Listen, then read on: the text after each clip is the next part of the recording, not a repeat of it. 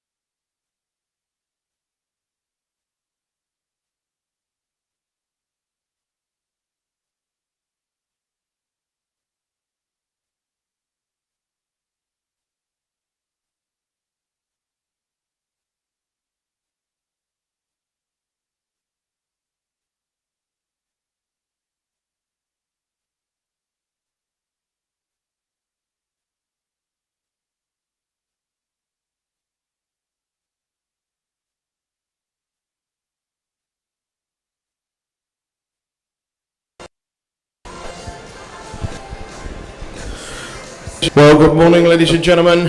A very warm welcome here to the UK Dairy Day, here at the Telford International Centre. Just about 10 minutes away, and we'll be commencing the first of our dairy classes this morning. So make your way ringside. Promises to be a great day ahead.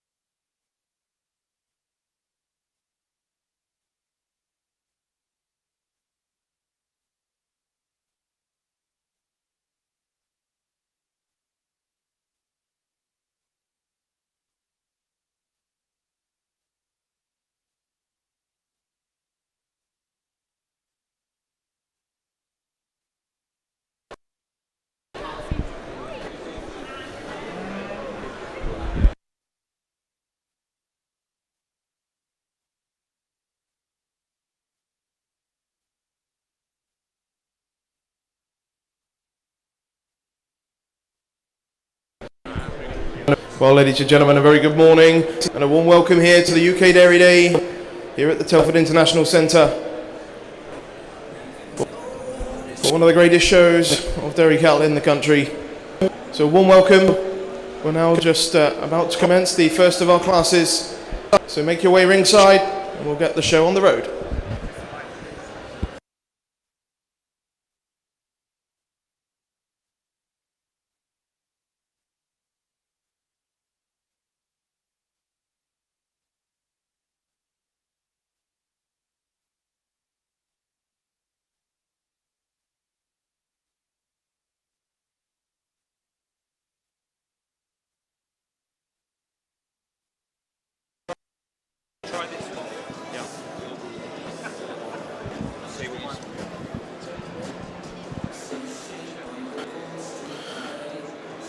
So it looks as though first in the ring will be the Dairy Shorthorn breed. We're delighted to welcome our judge for the Dairy Shorthorns, Mr. Gwyndaf James. A familiar face to many in the breed and the industry. His family have had many great successes with their Dairy Shorthorns. Won many breed championships, and Gwyndaf has already judged many shows up and down the country. So delighted to welcome here to judge our Dairy Shorthorns this morning.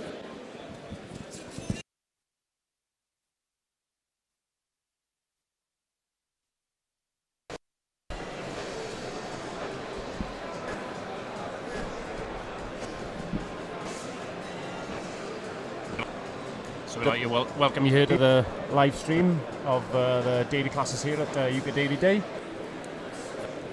with the Dairy Shorthorn and Jersey classes entering the ring at the moment. They'll also be joined by the Brown Swiss classes, each of these. So ladies and gentlemen, we also welcome in the Jersey breed for the first of the classes this morning. Delighted to welcome our judge, Mr. John Waller. Travel down from Kirby Lonsdale, home of Killington pedigree Jerseys and Holsteins. John farms at home with his wife Kate and daughters Sophie and Natalie. And the Jersey prefix has grown from strength to strength at the farm. So delighted to welcome John Waller here to judge our Jersey breed.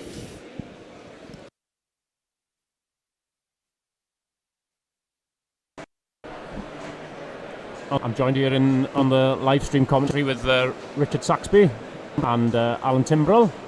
And we'll all try and talk you through the colour breed classes here this morning.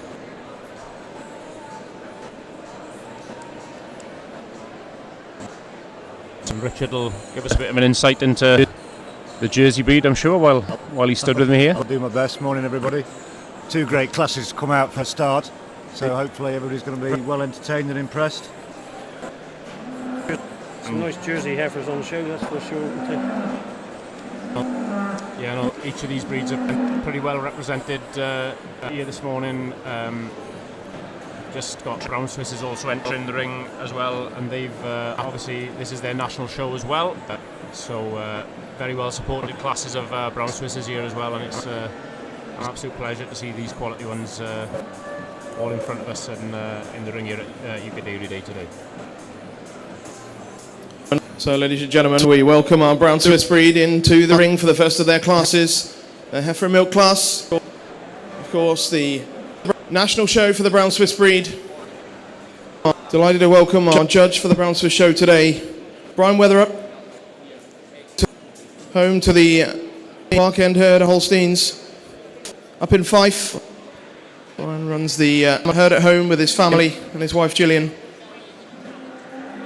With 220 cows milking at home. Huge focus on proven genetics. Brian has judged many major shows across UK and Ireland, and we're delighted to have him here judging our Brown Swiss show today. So ladies and gentlemen, the UK Dairy Day, the show is on the road. Make yourself ringside. We've got a great day ahead.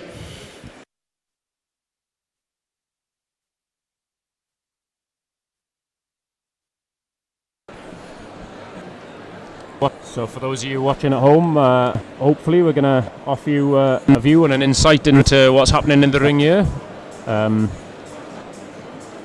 We'll hopefully be able to offer you as good a service as what the guys stood around the ring have got in terms of the action that you're going to see.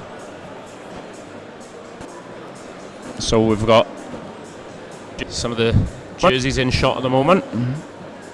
Panned across to some brown Swisses as well.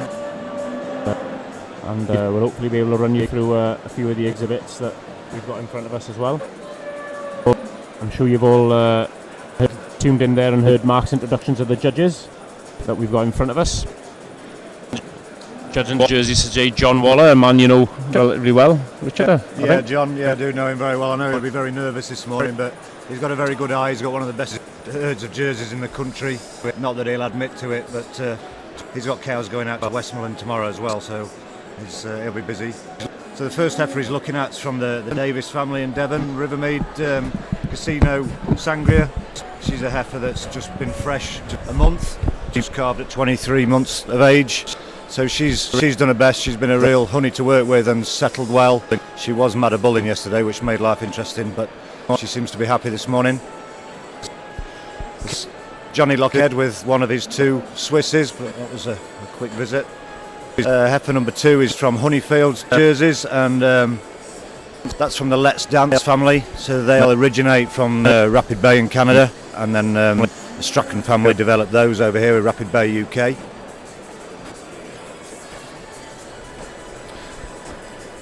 She's a chrome daughter, obviously exhibiting that extreme dariness that chromes can give you.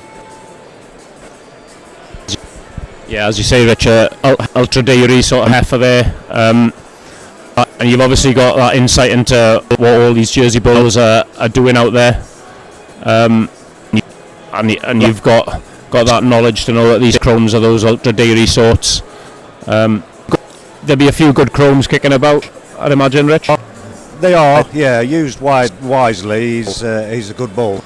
You've just got to watch that extreme dariness and try and blend that with something, a little bit of power. But yeah, you certainly get the milk with the chromes.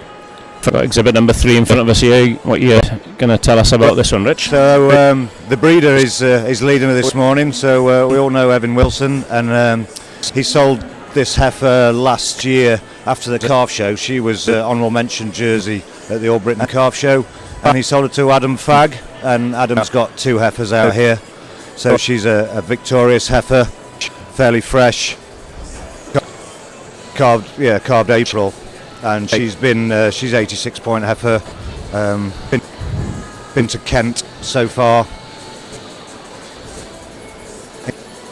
His other heifer is from the Veronica family. Yeah, I think unfortunately, Richard, I think his other heifer's actually not just made it to the ring this morning. I don't think he was quite happy with how she turned out this morning. I thought she could quite manage it, but he wasn't happy, so yeah. He's left her I was just told there just earlier as they were entering the ring that she's been withdrawn from the class. So we've only got the 5 exhibits here today in the ring, and obviously you've already mentioned 3 of them. We'll hopefully get numbers 4 and 5 in front of us at some point to have a little chat about them as well.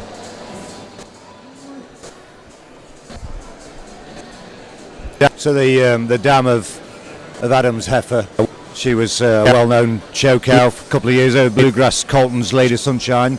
She was very successful for Heaven. Just got a couple of the short ones in shot here now. This is one from Collins's up in Yorkshire there, isn't it? Well-known Church Royd herd. Definitely. Right, we're back in the Jersey ring here. They're going to keep us on our toes this morning. As I said, it's going to be a bit frantic and a bit action-packed here this morning, just with the colour breeds, with three classes going on in the ring at the same time. John casting his eye over. Hopefully we'll pan out and get a good shot, from this one's the one come down from Wilson's up in Cumbria there, Jack Hailstone, Oliver P, Samantha Who. And that's a family that's been very, very successful for the Wilsons. I visited that herd a couple of years ago to do a herd competition, and that family stands out. That traces back from the Shellen herd with Tom Savage and Sheila Fleming, who restocked using the Delina herd. And a lot of those families will go back to Jersey Island originally. This one will go back to Vilbury herd on Jersey Island. Just a quick shot here of the back in the short-on ring. We've got Rob Kite in view there, and then nice white heifer, a little white heifer there. She was a late appearance in the shed yesterday. Yeah, I think she's actually a cotton all heifer as well. Then, to be honest, yes, sold her this spring, I believe. I think to Priest is up there.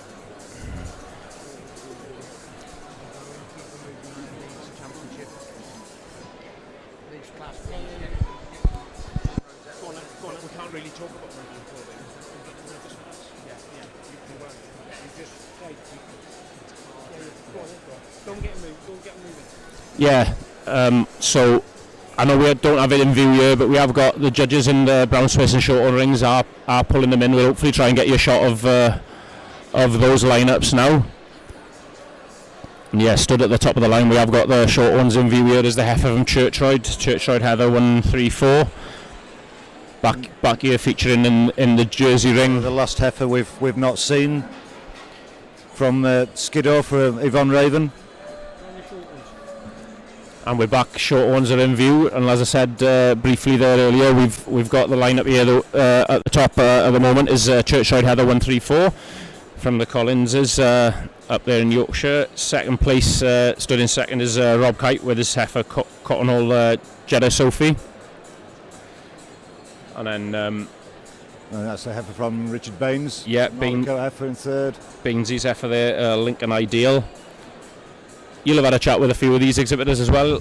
Yeah, and obviously know quite a lot of them. Been good friends with a lot of them for a long time. And the heifer from Churchroyd has developed really, really quickly. I saw her only a matter of weeks ago doing the herd competition for the Yorkshire herd comps. All right. It was only very, very fresh. And I was chatting to Wendy myself yesterday. Wendy Collins, Wendy Young, then yesterday, and she did say she's a very fresh heifer. Then, she's only a month's calf. Done very well to get you to the show as well. But a real cutie. She was a cutie, stood on the line there yesterday in the stall. So she's currently at the top. As long as there's no great changes of mind, we're just featuring the brown Swiss here as well now.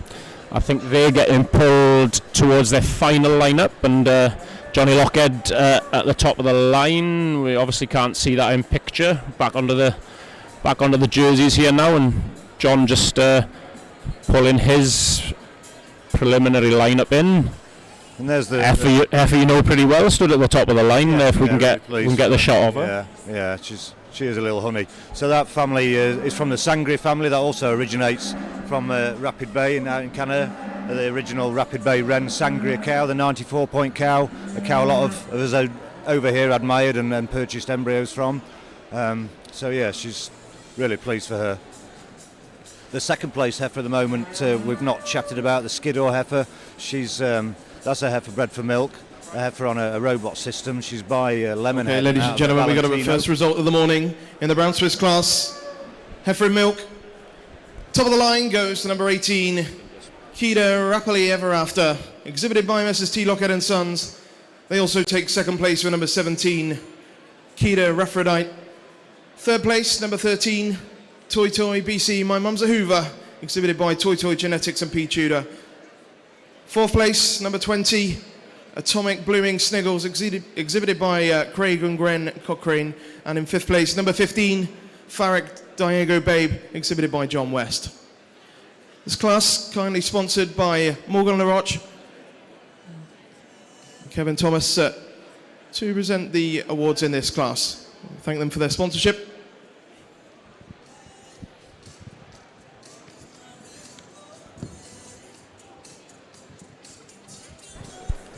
So that result there for Lockheads in the brown Swiss ring. We've just got those in shot here now. Ladies and gentlemen, let's hear from our judge on this class.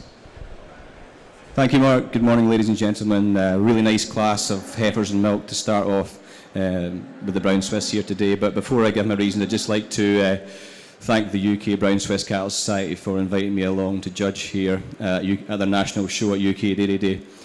But so fantastic heifer leading out the line here. pretty close placing between the first two heifers here, but I just felt that the teat quality and the centre ligament on the first place heifer gave her the advantage over the second place heifer. But this first place heifer leading out, look at that frame, she's so long, she's so dairy, she's so deep. She's got that cleanness of bone, again, which is a further advantage over the second place. But like I said, it's that quality of teat, position and direction and centre ligament that gives the advantage. Second over third, it's that long frame, that depth and spring of rib and style on parade that gives the advantage over this fantastic uddered heifer in third. Third over fourth, it's that extra fullness of milk, that extra quality in her fore-udder attachment, and that extra dairiness and cleanness of bone that gives this the advantage over this big, powerful heifer in fourth. Fourth over fifth, it's just her overall length and depth and power, and a little bit in the quality and on the way she tracks in her rear legs that gives the advantage over this really sweet heifer in fifth. But yeah, superb class of heifers to start the day. Looking forward to the next one. Thank you. Thank you, Brian. Congratulations to Johnny Luckhead and family. They win the first Brown Swiss class with Keita Rapidly Ever After. So we turn our attention to the Dairy Shorthorn class, kindly sponsored by Fairfield Supplies. Lawrence Gardner to present the prizes.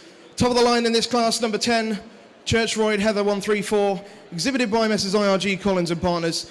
Second place, number 8, Cotton Hall Jedi Sophie, exhibited by Messrs RD Kite and Son. Third place, number 12, Marley Coat Lincoln Ideal, exhibited by Messrs GG Baines. And fourth place, number 9, Cotton Hall Jazz Meadow Queen, exhibited by Lorna Priest. So let's hear from our judge on this class. Well, ladies and gentlemen, thank you very much for the kind invitation to judge at UK Dairy Day. And what a tremendous sight it is. I've had a walk around this morning and yeah, it looks to be a great day. First of all, we've got the heifer and milk class in the Dairy Shorthorn section. I head this class off what I thought was a tremendous heifer, plenty of strength throughout, real hard top and a tremendous udder. And it was this dairy strength really that gave her the advantage over this clean dairy heifer in second. She's wider through the chest, stronger through the crops, and what an udder, tremendous udder. I give her the advantage today over the second in the tightness and snugness of fore-udder, and also of the levelness through the udder floor. Second over third, just give her the advantage in overall dairiness, sharpness over the shoulder, over this strong heifer in third position. She also has the advantage in strength of ligament of that mammary system, and also teats are placed more perpendicular under the udder floor. Third over fourth, just give her the advantage today in that strength of that front end, tremendous sweep and openness of rib, and also that udder full of milk, taking nothing away from this white heifer. Very clean, sweet heifer in fourth position. Thank you very much. Thank you, Grinduff. Congratulations to the Collins family. They win that class with Churchroyd Heather 134. She also takes best udder in the class. So, ladies and gentlemen, we turn our attention to the first of the Jersey classes, Jersey Heifer in Milk, kindly sponsored by PhD Male. Top of the line goes to number 1, Rivermead Casino Sangria, exhibited by the Davis family. Second place, number 5, Skinner Lemonhead Tilly, exhibited by Kerry Scott. Third place goes to number 2, Honeyfields Come Dancing, exhibited by Honeyfields Jerseys. Fourth place goes to number 4, Hailstone Oliver P. Samantha Who, exhibited by Messrs M&D Wilson. And in fifth place goes to Tregibi Victoria Sunshine, exhibited by Adam Fagg. So once again, we thank PhD Mel for their kind sponsorship of this class.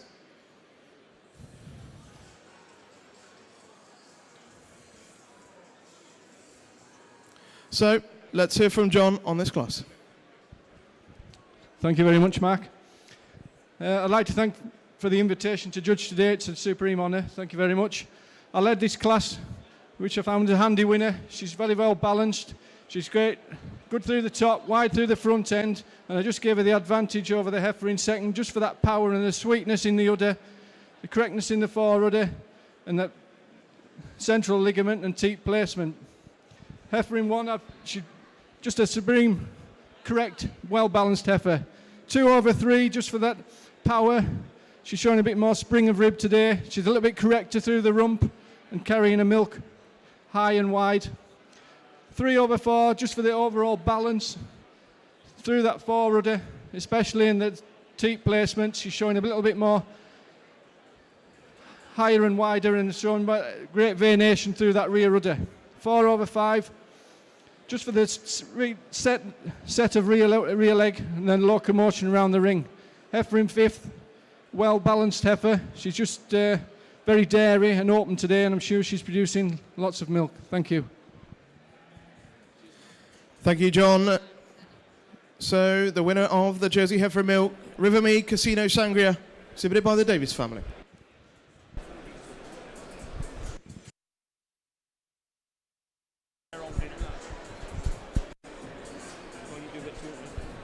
Well, that was a mad rush, wasn't it? It was just all action. But as I will warn you, it's going to be a bit all action. We've got 4 classes going to be going on here together. And as I said, we'll try and keep you up to date as best we can with what's happening in the 4 rings. But if you are specifically watching a breed, I can only apologise if they're not just featured enough for you. But we'll try and keep you up to date. Now, you'll have heard the winners from each of the classes from Mark there, ring commentator. And again, whenever the judges and the ring commentator are filling you in with any information, we'll try and keep quiet and let you have the comments of the judges as well. So, yeah, we just as well have a chat about a few of those placings from the last classes there, Rich. 3 exceptional winners in those classes, I wonder. Yeah, no, each of the winners real good in their own right. Yeah, really were. Yeah. Really 2 good matching heifers in the Swiss ring. They're actually 2 full sisters anyway, so it would be a toss-up which way he went. Yeah, and Short-horn heifer, it's fallen in love with that heifer. She's altered so much. To think she is only a month calved, isn't she? And it is just such a lovely, sweet, balanced little heifer that should go on and improve even more. No, that family as well. They're a lovely feminine family. Yeah. I know Wendy thinks a lot of those. And that's the first time out for that heifer as well. It won't be the last, will it? It won't be the last, but I know I chatted to Wendy yesterday about they're taking a team down to the southwest and they've another heifer to take there rather than this one. So, spreading their options a bit there as well. So, yeah, as you say, I don't think that'll be the last we'll see of that heifer, but I'm not sure she's going to see another one this year by the looks. So, hopefully for them, fingers crossed, the other heifer's just as good to get down at the southwest as well. She does like a trip down there in October. It sort of coincides with birthday celebrations, and we know Wendy, she's never one to shy away from it. Yeah, well, anybody that doesn't will tell you that she enjoys a party anyway. That's a guarantee. We've got a lovely wide shot here of the Jersey junior cows coming into the ring, the Short-horn junior cows coming to the bottom rings here as well.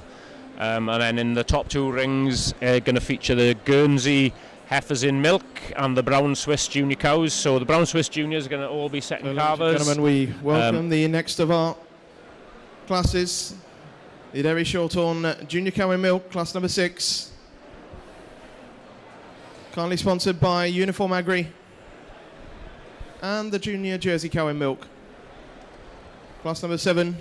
Class sponsored by Provita Animal Health. Yeah, we just got Jersey cow going out a shot there. I think that would have been Kevin Shanrickard's second carver. I think Casino Samsible. That's come straight off the island. Yes, it is. It's a cow then, strong rather. family on the island. Yeah, and well, I'm actually over at Jersey Island next week classifying, Richard, and Ansom's a herd that's come on a heck of a lot in it. Yes, yeah. I was really impressed the last time I went over there.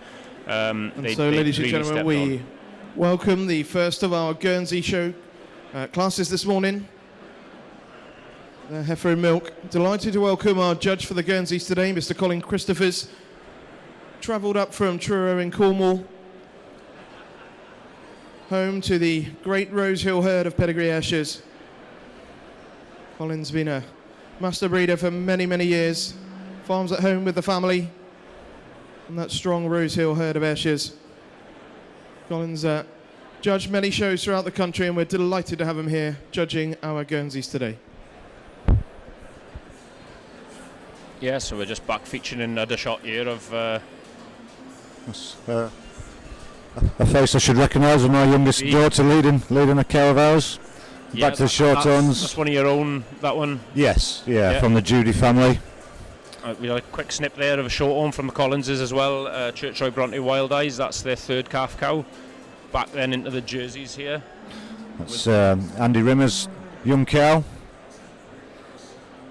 Andy, probably better known for his attachment to the Ayrshire breed, but he does like his jerseys. Yeah, he does have a few handy jerseys about there as well. He had this cow out at Expo earlier in the year. So a lovely rear udder on that cow.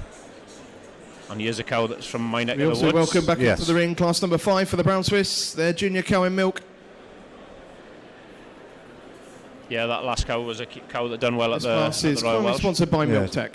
She won the intermediate cow, didn't she? And she stood an honourable grand in the end. She did, yeah, it certainly is. Cow bred further west with the Coxes, and it's been through a few hands before it got to Kevin Rickard. We got the first of our Guernsey heifers in milk in shot there. Well, back to the jerseys then. We've got cow from Edgar's, down in Kent, isn't it? It is, yeah. She's an 87-point governor. She's also out of an handsome cow, so it's had a strong influence. Yeah, it has. Just back featuring the Guernseys here. We've got the two. Just had the two heifers in shot. We'll try and talk about them just while we've been in the class. One from Michael Dawes at Edgehill, that's in shot now, and the heifer that we just saw briefly was a Kimco heifer from Thomas's up in Leicestershire. We're back to these nice other shots on the Jersey cows here as well. Recognise that one from the bag, Rich, or not? Yes, I think that's the Victorious cow, isn't it? Not? Is that Kerry's cow? Kerry's cow, the Leewood cow. Or is it? Actually, could be. Is it Kev's? No, that's actually Kev's. back to that Sam Sybil, the Casino Sam Sybil cow there. Camera boys keeping us guessing here, Rich, as to where they go in. But yeah, no, that'll be. She was really fresh at the Welsh, was she? She was quite a fresh second calver at the Welsh. A cow that, if I'm right, stood midway down the line somewhere at Welsh there. But as you say, really, really fresh. Stood there down at the Welsh there. We're back on that brasted cow there from Edgar's down in Kent there. That's a Griffin's Governor, as you said, from Ansem, back to Ansem on the island. What we got coming in shot, you know. It's quite a fitting year really. Kerry's having a great year with this cow. Leywood Divinely Victorious. She took on her grandparents' prefix, so those cows run with her auntie's Skiddaw herd. Unfortunately, they lost Grandpa this year. John Chester, who was a massive Jersey enthusiast, and I think it's quite fitting that Kerry's having a great year. We've just got the Brown Swiss in shot then, Richard. I think it's just the one in the class here in the junior cows, the second calvers. I just noticed the stewards popping the exhibitor bred and best udder ribbons on her there. That one's Kida, Carmen, Eileen from Johnny Lockhead and Jess up there. They've got a nice show of Swiss here. They've always. Yeah, he's a massive ambassador for the breed, isn't he? That's her first time out as well, is this junior cow. Dan won here and was honourable mention. This junior cow was 86 points as a 2-year-old. It looks like it'll probably go on and add to that score. Yeah, you'd like to think so at next visit now. It looks a very useful, handy cow, and just got all those things a Swiss. We got a nice shot there of the Swiss qualities about her, that width, the chest, that strength that they're looking for within the Swiss breed. But she's got that quality of udder to go with it as well, and she's so granted just the one forward, but you know, you'd like to think that she'll be there and abouts maybe later as well. Yes, yeah. And young Mickey Bennett from down our way, helping Johnny. He helped him in the Expo in March, and Johnny obviously thought a lot of him, so he's asked him to help him again. Brown Swiss class, and just one in this class, Kida, Carmen, Eileen. Let's hear from our judge. Thanks, Mark. Well, ladies and gentlemen, it's obviously a shame that we've only got one cow in this class, but let's not take anything away from this fantastic cow in the middle of the ring here. Just look at that style and balance that she's got. She's so dairy, she's so long, she's so deep and well sprung of her rib. She walks real well, and look at that udder. It's super attachment at the front, loads of venation, high and wide at the rear, great centre ligament, great teat placement. Just a fabulous, fabulous example of the brown Swiss breed, and looking forward to seeing her again in the championship. Thank you. Thank you, Brian. So congratulations to the Lockhead family. They win that junior cow in milk with Kida, Carmen, Eileen. Again, what's our thanks to Milk Tech for their kind sponsorship. So we've got a result in the Guernsey heifer in milk class. Top of the line goes to number 22, Kimcote Brogden Fragrant 8, exhibited by Messrs AD and RM Thomas. Second place, number 21, this is Edge Hill Coin Gift, exhibited by Michael Dawes. Our thanks to Rural Marketing Solutions for their kind sponsorship of this class. Let's hear from our judge, Colin Christophers. Thank you, ladies and gentlemen. Good morning. Just two Guernsey heifers in the ring this morning, but two really well-balanced heifers. And I've just led the heifer today with this first heifer. Real balance, a beautiful top line, real dairiness and cleanness throughout. But it's this mammary system as well that really gives her the advantage over a real sweet dairy milking heifer in second place.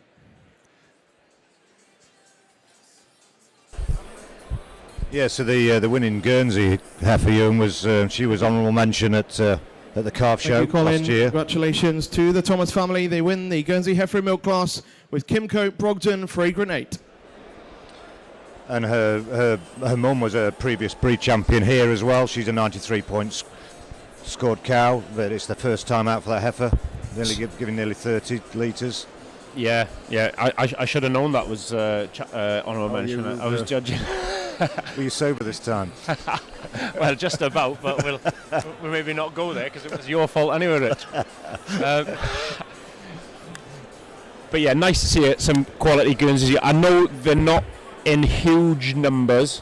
No, but I what's think here? the breed is represented really well here. There's a couple of real nice junior cows to come out later as well, so it'd be nice to see them out. The Shorthorn's just getting pulled in. Looks like another Church Road win.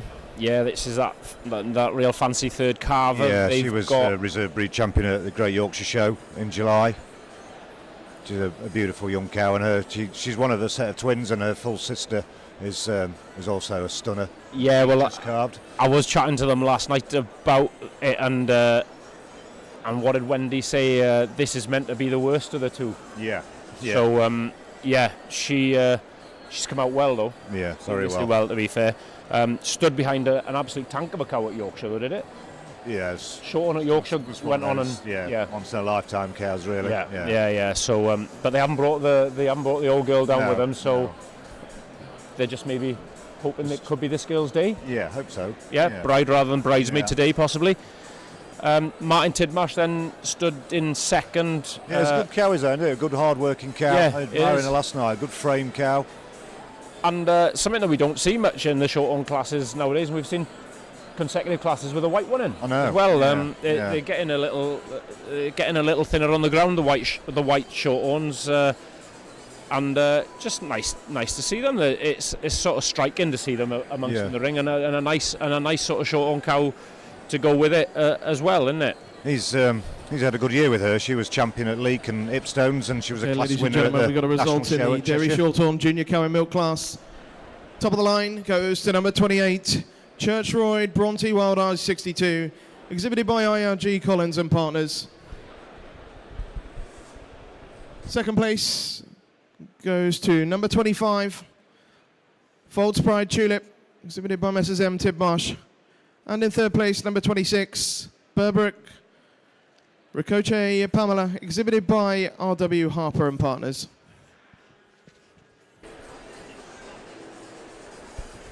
Yeah, going back to cow in second place. Her So, Dam. let's hear from our judge on this class.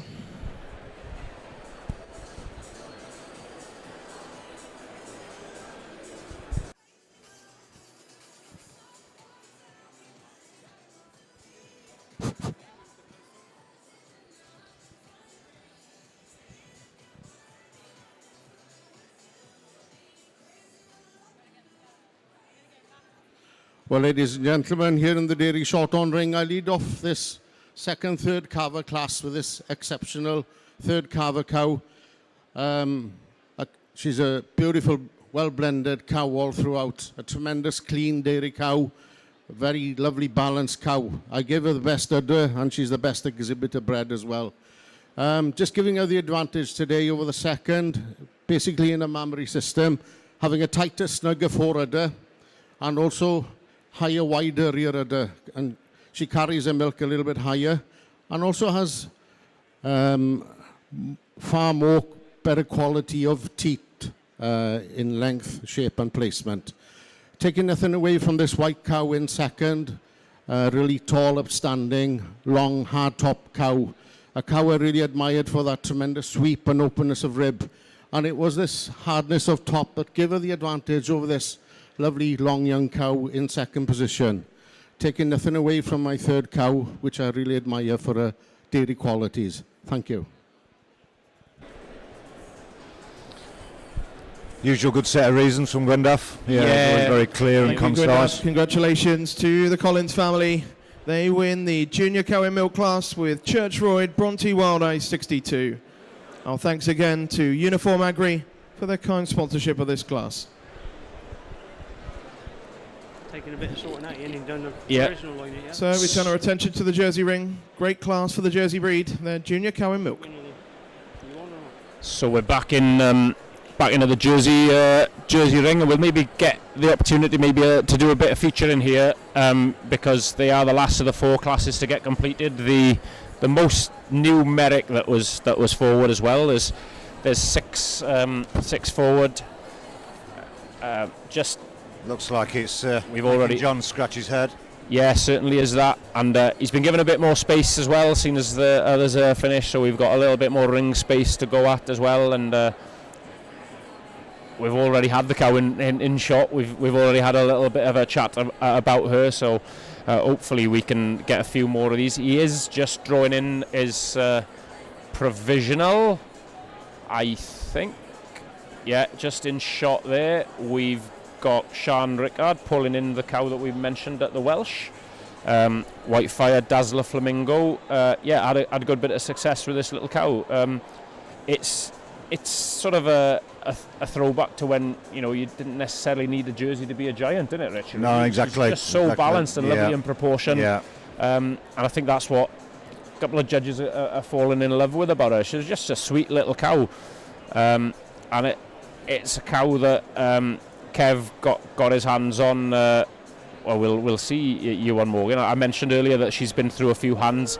It's a cow that Iwan Morgan would have bought out of Cox's dispersal sale, I think, as a youngster. And I think when Kev was looking for cows to get started in milk again, when they had the vending machines going down at Castle Farm shop there, Iwan sold him this cow. Right. So if he gutted, he didn't keep hold of it. He would, wouldn't he? Yeah.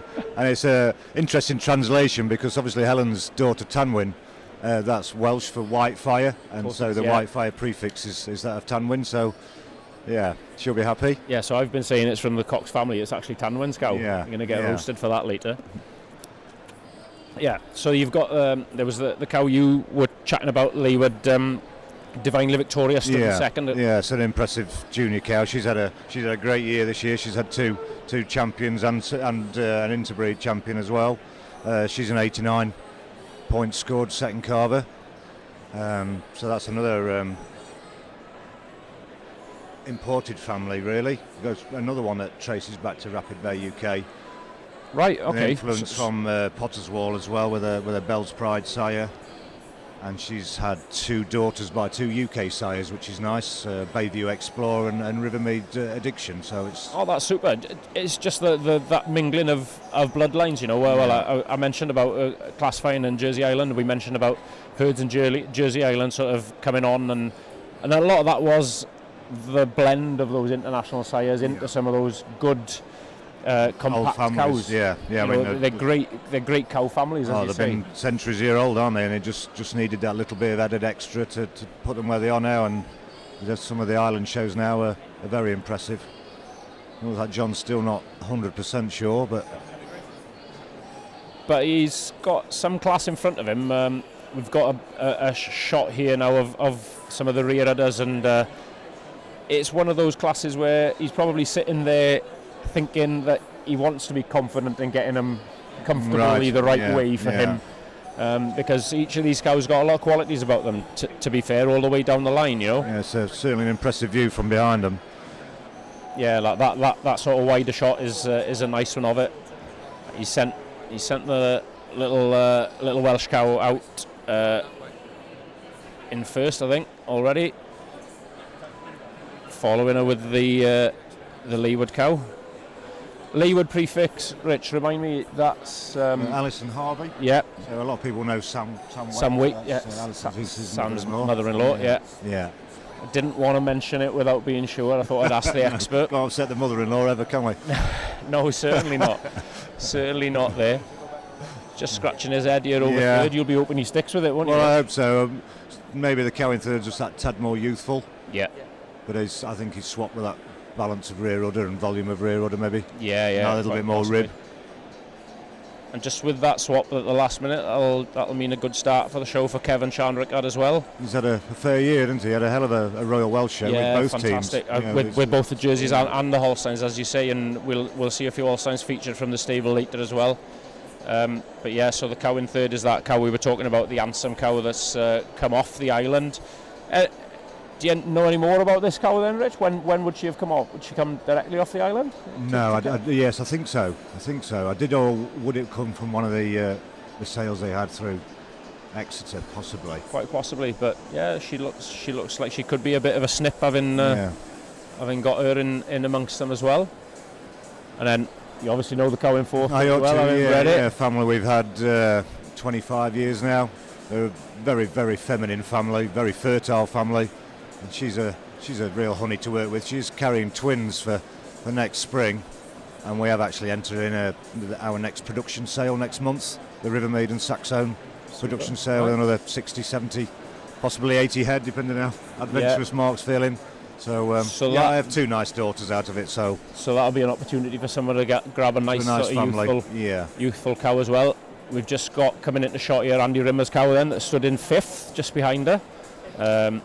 That interestingly goes back to a family attached to a herd I used to work for up in Lancashire, the Ribblesdale herd. And then when that was sold on, Andy was doing some work there with Cogent, and he spotted a cow he liked, and this is a daughter, I think, of it. Smashing, right? Maybe would it be maybe a granddaughter, Rich? Possibly. I think it carries his prefix on this one and the dam anyway. So probably looking at a granddaughter. Yeah, Doris. How time flies, go back to an on-time Doris. I think the original cow was. And then the cow in six. You've obviously mentioned this as well. The Brasted cow going back to the island as well through Ansem as well. Yeah, and interestingly, they milk about 120 cows, and all of that's processed into ice cream. So really, yeah, it's a lot of milk to process. Wow, it is. That's very interesting and that. So that means there's three cows in this line that are four, because the Rivermead cows will also be sort of directly marketed in a sense, isn't it? Yes. Okay, ladies and gentlemen, we got a result in on Jersey cow in milk class. Top of the line, number 34, Whitefire Dazzler Flamingo, exhibited by Sean and Kevin Rickard. She also takes best udder in this class. Second place, number 31, Leyward Divinely Victorious, exhibited by Kerry Scott. Third place, number 30, this is Ansem Casino Samsable, again exhibited by Sean and Kevin Rickard. Fourth place, number 32, Saxon Matt Judy 26, exhibited by the Saxby family. She also takes exhibitor bred in this class. Fifth place, number 33, Ashfold Crazy Doris, exhibited by A&L Rimmer. And in sixth place, number 29, Brasted Governor Revenant, exhibited by Messrs. G.R. Edgar and Son. Our thanks to Pravita Animal Health for their kind sponsorship of this class.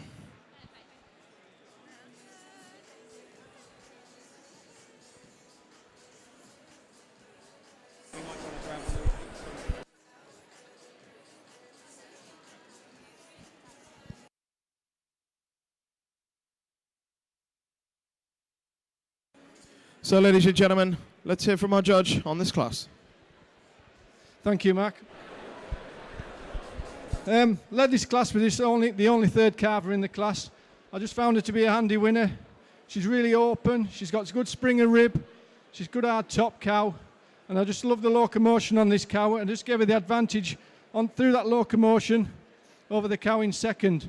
I gave best udder to the cow in first. She's just holding her udder.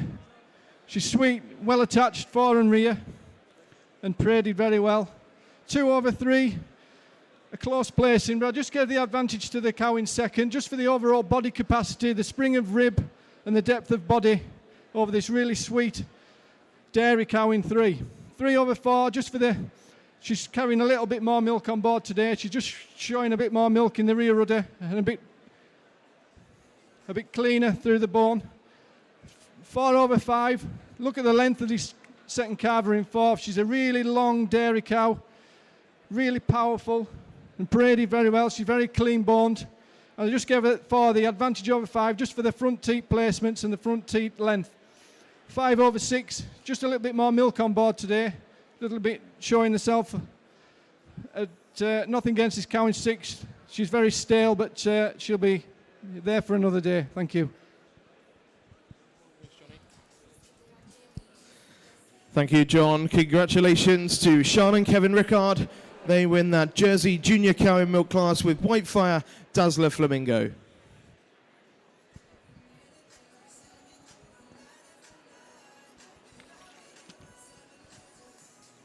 So we welcome in the next class for our Guernsey breed. Their Junior Cow in Milk class, class number 8. This class kindly sponsored by LLM Farm Vets. We also welcome the Dairy Short-On Senior Cow in Milk class, class number 10. Cow having had 4 or more calves. This class kindly sponsored by the Cattle Information Service. So yeah, wide shot. Nice to see the wide shot of the ring. I know we've half of it empty, but we've got a full ring on this side, Rich. We're just going straight into the... down there. Yeah, panning into these Guernseys now. Junior cows in milk now. Cows. Yeah. And then we've got the short horns, the senior cows in milk, 4 calves or more. We've got the full 4 forward here. And then we're just back here and into the Guernseys, where we've also got the 4 junior cows in milk. So, just in shot there is Emma Greenslade. Yeah, from not far away from where I now live. Yeah. Dandy Dal Dolly Star. This was breed champion at Devon County Show last year as a heifer in milk. Went on and won the heifers as well at the National Guernsey Show tail end of last year. Now we're just featuring what is a new class here. We welcome into today the first of our Holstein classes for the National Holstein Show here today at the UK Dairy Day. Delighted to welcome our judge for the Holsteins today, Mr. Iwan Morgan. Home to the area 150 Holsteins and 30 Jerseys. Based near Carmarthenshire. Ewan, a very familiar face in the judging ring. He's a master breeder. Farms at home with his father Edward. So yeah, I mentioned there about the this Holstein class that we're just seen in shot. UK Master Breeder Award and over 20 just a written awards. And we're also going to be joined now by Ben Yates as well. 3 times at the Royal Welsh Show. And Ewan has judged many shows up and down the country. So a very warm welcome to our judge, Ewan Morgan, for the National Holstein Show here at the UK Dairy Day. Well, morning, Ewan. Yeah, good to be back up in the commentary box, and I've got Alan as well with me here today. We'll talk through the Holsteins a little bit. As Ewan's already touched on, new class for this year. We've gone with our senior yearling.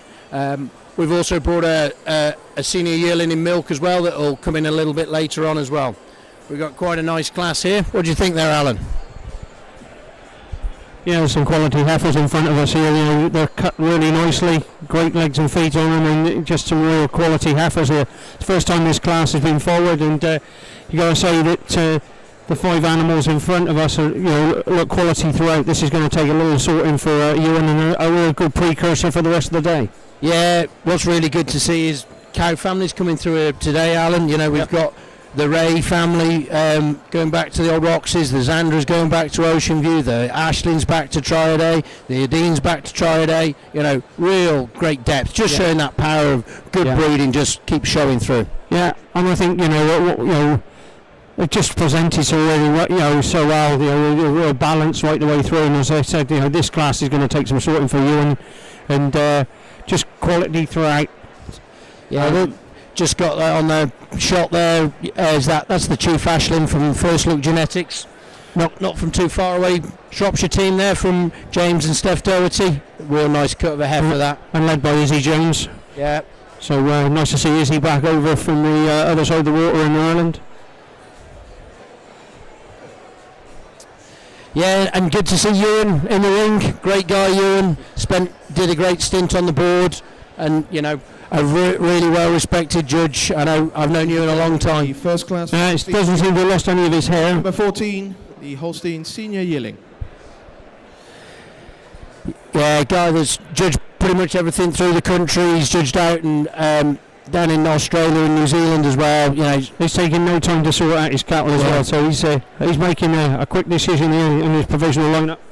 Yeah, it's looking like nice. Could be a nice little result for that great team down from South Wales. Sean and Kev Rickard being pulled out first with Scarlet Ray going back to out of a cow they bought from Bill Maiden at Sterndale there. The Rays there. Yeah, they got a really nice tidy lineup. Kevin and Sean and family. They got a really nice lineup there in the stalls to come out. So, and as you said, the Jersey first was a real quality animal as well. You probably can't see on the camera, but there's a young lad in a red hoodie in the archway there, Archie, Kevin Sean's son, who's managed to get the day off school to come and see it, and great to see it. I see they just won the Jersey class as well, so great to see it, and great to see that bit of youth coming through. That business they set up through COVID in there was really good. So, and then you've got from Andrew and Debbie McKellar, a Zandram. One I know quite a bit about there. I bred the mother, a Dorman, when I was up at Wynford. Yep. The Dorman Zandram, she went 96 this time. Yeah, so you can see there's some quality heifers there, and that Zandra family just keeps breeding and breeding, doesn't it? Yeah, and then we've got the First Look heifer in third. And then we got one from Richard Bown. Good old Richard. Great to see him up here. The Adine family, he'll be going back to... He's got a big string in there to come out later in the milking classes, and some real quality down through in that line and that string as well. So really interesting for Ewan to cut his teeth in these classes already, and he's taking no time to make his decisions on this class. And it looks like he's staying with the Starlet heifer to lead off the class as the winner. Yeah, a real nice heifer that is. Cut the right way, that lovely open rib to it, and yeah, great body. And then I see Peter Cotton coming out in second on Andrew and Debbie's heifer, and then the First Look, yeah. And then we go to the Adine. The Adine, there's a bit of pedigree into that one, isn't there? I would have said somewhere back in that pedigree will be the cow that he had reserve champion with up at Expo. Yeah, I would have definitely thought so. Yeah, and then you've got the... That goes back to my old mate Graham Kirby, sort of like quite a bit to do with the Adines, like so. Yeah, and it probably goes back to the Lavenham one that Nutty won up at Expo with. Yep. Yeah, back in 2013. Yeah. Well, he purchased that of Graham Kirby, didn't he? Yes. Yeah, that was it. Yeah. So and that Adine family did well at Derry Expo earlier on in the year, and they just breed true type. Nowadays, you get these really good families. They seem to breed true to type, and so a lot of we only just got to go and mention that one of the biggest sales going to come off in this. Dairy One Senior Cow and Milk class number 10, kindly sponsored by the Cattle Information Service. Top of the line, number 41, Church Royd Bronte Wild Eyes 54, exhibited by IRG Collins and Partners. Second place goes to number 39, Cotton Hall Rio Sapphire, exhibited here by RD Kite and Son. Third place, number 42, also from the Kites with Cotton Hall Butternut Sapphire. And in fourth place, number 40, Driscoll Belladonna 349, exhibited by RW Harper and Partners. So yeah, that's a result in that senior cow and class, senior cow and milk daily short on classes there. Church Royd making it a clean sweep. So yeah, beautiful cow, 5 calves as well. Two 92-point cows there in a pedigree. She was third at Harrogate this year, first senior cow at the Southwest last year, and then a dam and daughter combo from Mr. Kite. Yeah, 2 great cows there as a dam and daughter. Yeah, 4th carver and a 6th carver. And to be fair, Rob having a good show, even though he's just stood right just behind there or them, thereabouts. but a lovely team of cows again. Very consistent. You always know what sort of cow he's going to bring out. Yeah, he has a lovely type of cow, doesn't he? Every cow that Rob brings out is always of the same stamp. Yeah, you know it's a cotton all cow. There's certainly that. And then the old cow, that's the mature cow, the old Driscoll cow, stood in fourth. Yeah, we've just got the Holstein's senior heifer, senior yearling in view there that we had. Well, we're back on the short ones for the minute. Nice cow there, Ewan. Yeah, it's a storming cow. We've just chatting with Rich there about the fact that it's a clean sweep for him, but a great senior cow, done a little bit of winning in the past as well, and a real deserving winner here. Yeah, clean sweep so far. 3 classes, 3 wins for the Collinses there. Did she get that handler sorted? I saw that post on Facebook last week. No, Wendy. we're still up for candidates. We're looking for an under 30-year-old that has got sense of humour, wasn't it? Athletic. But she does supply the alcohol, which we knew Wendy would. Yeah. Plentiful supply It's a as good well. job I'm 58 and don't qualify. Just while we're waiting for the Derry Shorthorn, we've got a result in the Holstein Senior Yearling class. Top of the line, number 56, Starlet Ray, exhibited by Sean and Kevin Rickard. Second place, number 57, Jointon Artist Zandra, exhibited by A&D McCullough. Third place, number 58, First Look Chief Ashlyn, exhibited here by First Look Genetics. And in fourth place, number 60, Rich Haven Royal Adine, exhibited by Richard Bown. Yeah, nice Holstein. Results in the Derry Shorthorn class, Gwyndaf James. Some nice heifers there, Ewan, isn't there? Ladies and gentlemen, here we have the senior cow and milk class, and what a class it is. In the middle, I've got 2 cows, which are mother and daughter. I had the class, which what I thought was the far superior cow in the class, a real handy winner, a clean dairy type of cow. I gave her the advantage today and gave her the best udder award. I just give her the advantage over the second in a tightness and snugness of forudder and the strength of that median suspensory ligament, and also the quality of teat and positioning. The second cow I really admire over the third, just giving her the advantage today for her overall dairiness, being cleaner through the front end, sharper through the withers, and I give her the advantage in the udder, in carrying her udder higher above the hock than this tremendous 6 carver in third position. A cow you have to admire for her overall body balance and power and length throughout, and it was this length and power through that front end and sweep and openness of rib that gave her the advantage over this other 6 carver in fourth position. Taking nothing away from this fourth cow, I just give her I just really admire this cow today, really, for her overall dairiness and quality of teat positioning. Thank you very much. Thank you, Gwyndaf. Congratulations to the Collins family. They win the senior cow and milk class with Church Royd, Bronte Wild Eyes 54. So we turn our attention to the Holstein Ring, the senior yearling class. Let's hear from our judge, Ewan Morgan.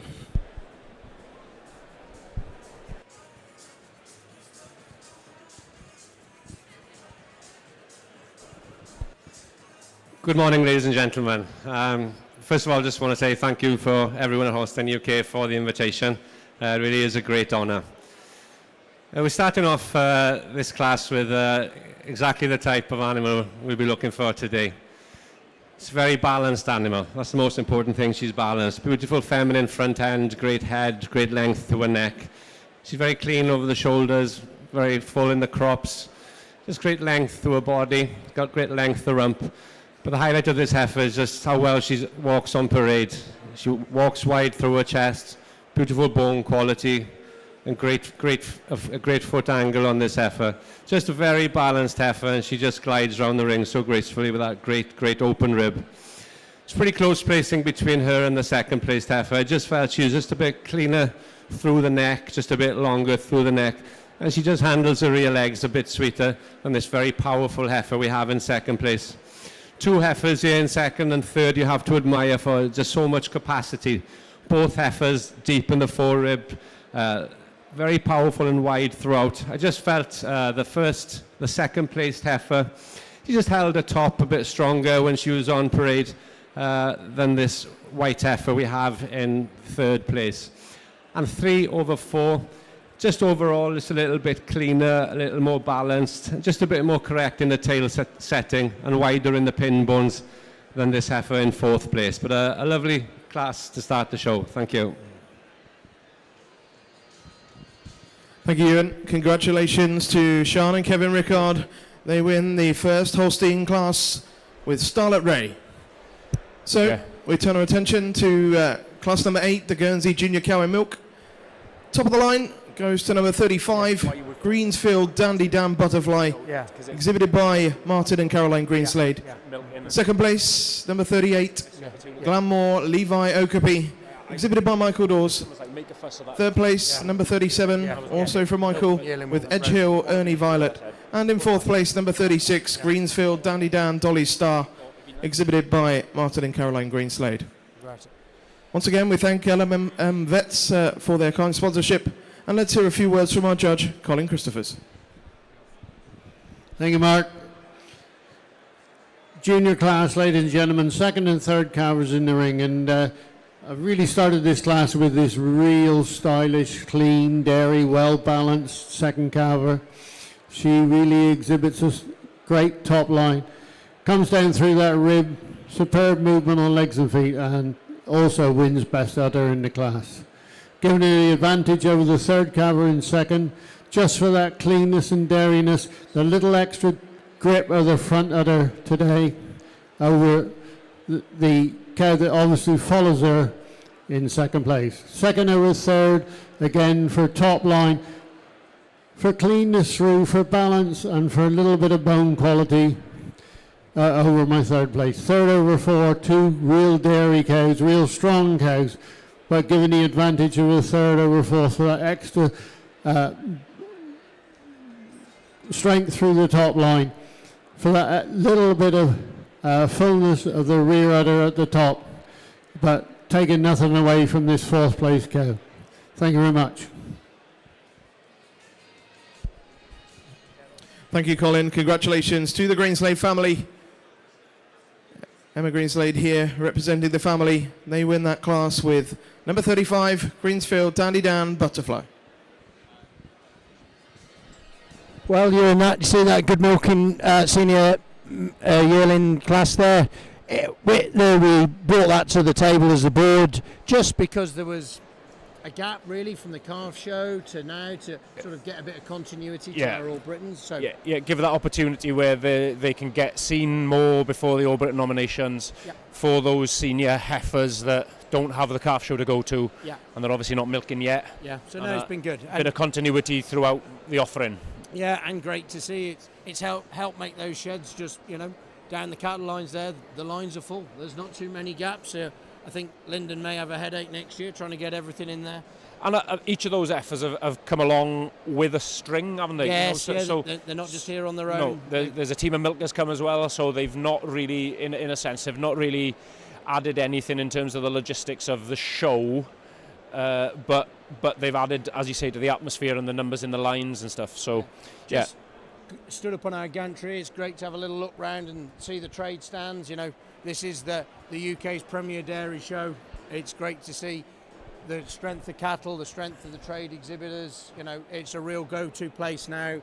It's that date in everybody's calendar, isn't it? And I think you're right, Ben. I think that's what the one thing. We've got a live feed here that we're talking about of the cattle show, but those at home, there's a heck of a lot more going on here than just what we're showing you on this live feed. That's probably the only thing that we can't give you a taste of, isn't it? Is what's going on in terms of the trades, the stands, and everything that we've got here. Absolutely. And what always astounds me that when we take over this on Saturday morning, there's nothing in here, and now we've got one of the best shows in the UK. There's dairy cattle. It's the great facility that this brings here. We've got a great exhibition facility that. What it brings to Telford, last night you go up to the restaurants, you're seeing people networking with. So, ladies and gentlemen, we welcome the final class of jerseys, the Senior Cow and Milk, class number 11. Class kindly sponsored by NBDC. This is cow having had 4 or more calves.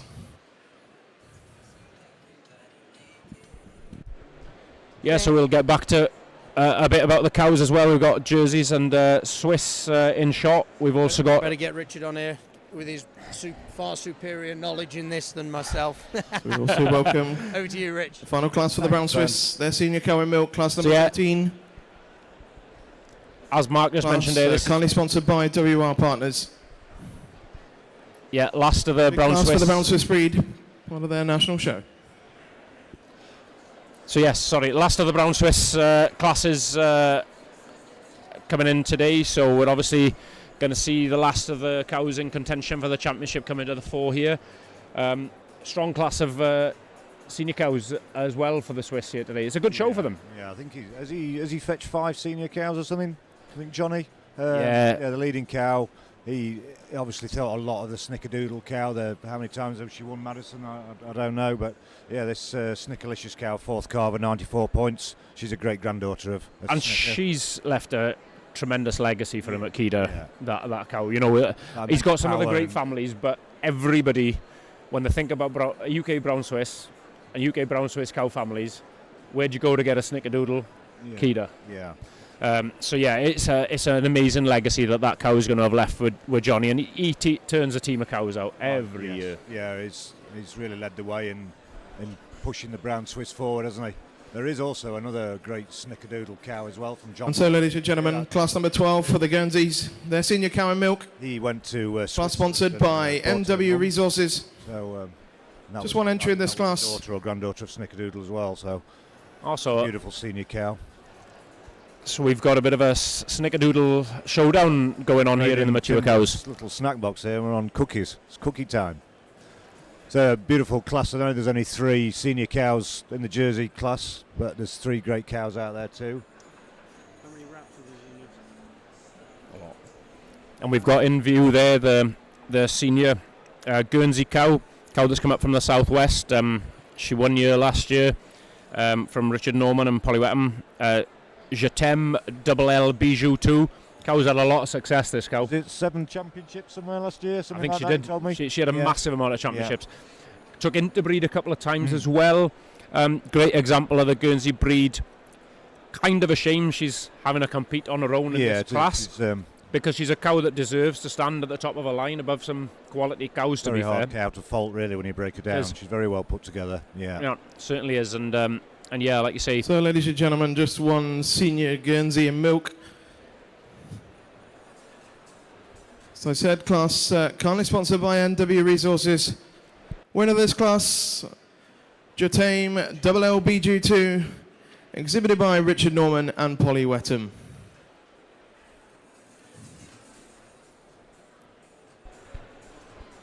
yeah, and as we were talking about, Got nearly a smile on Rich Norman's face there.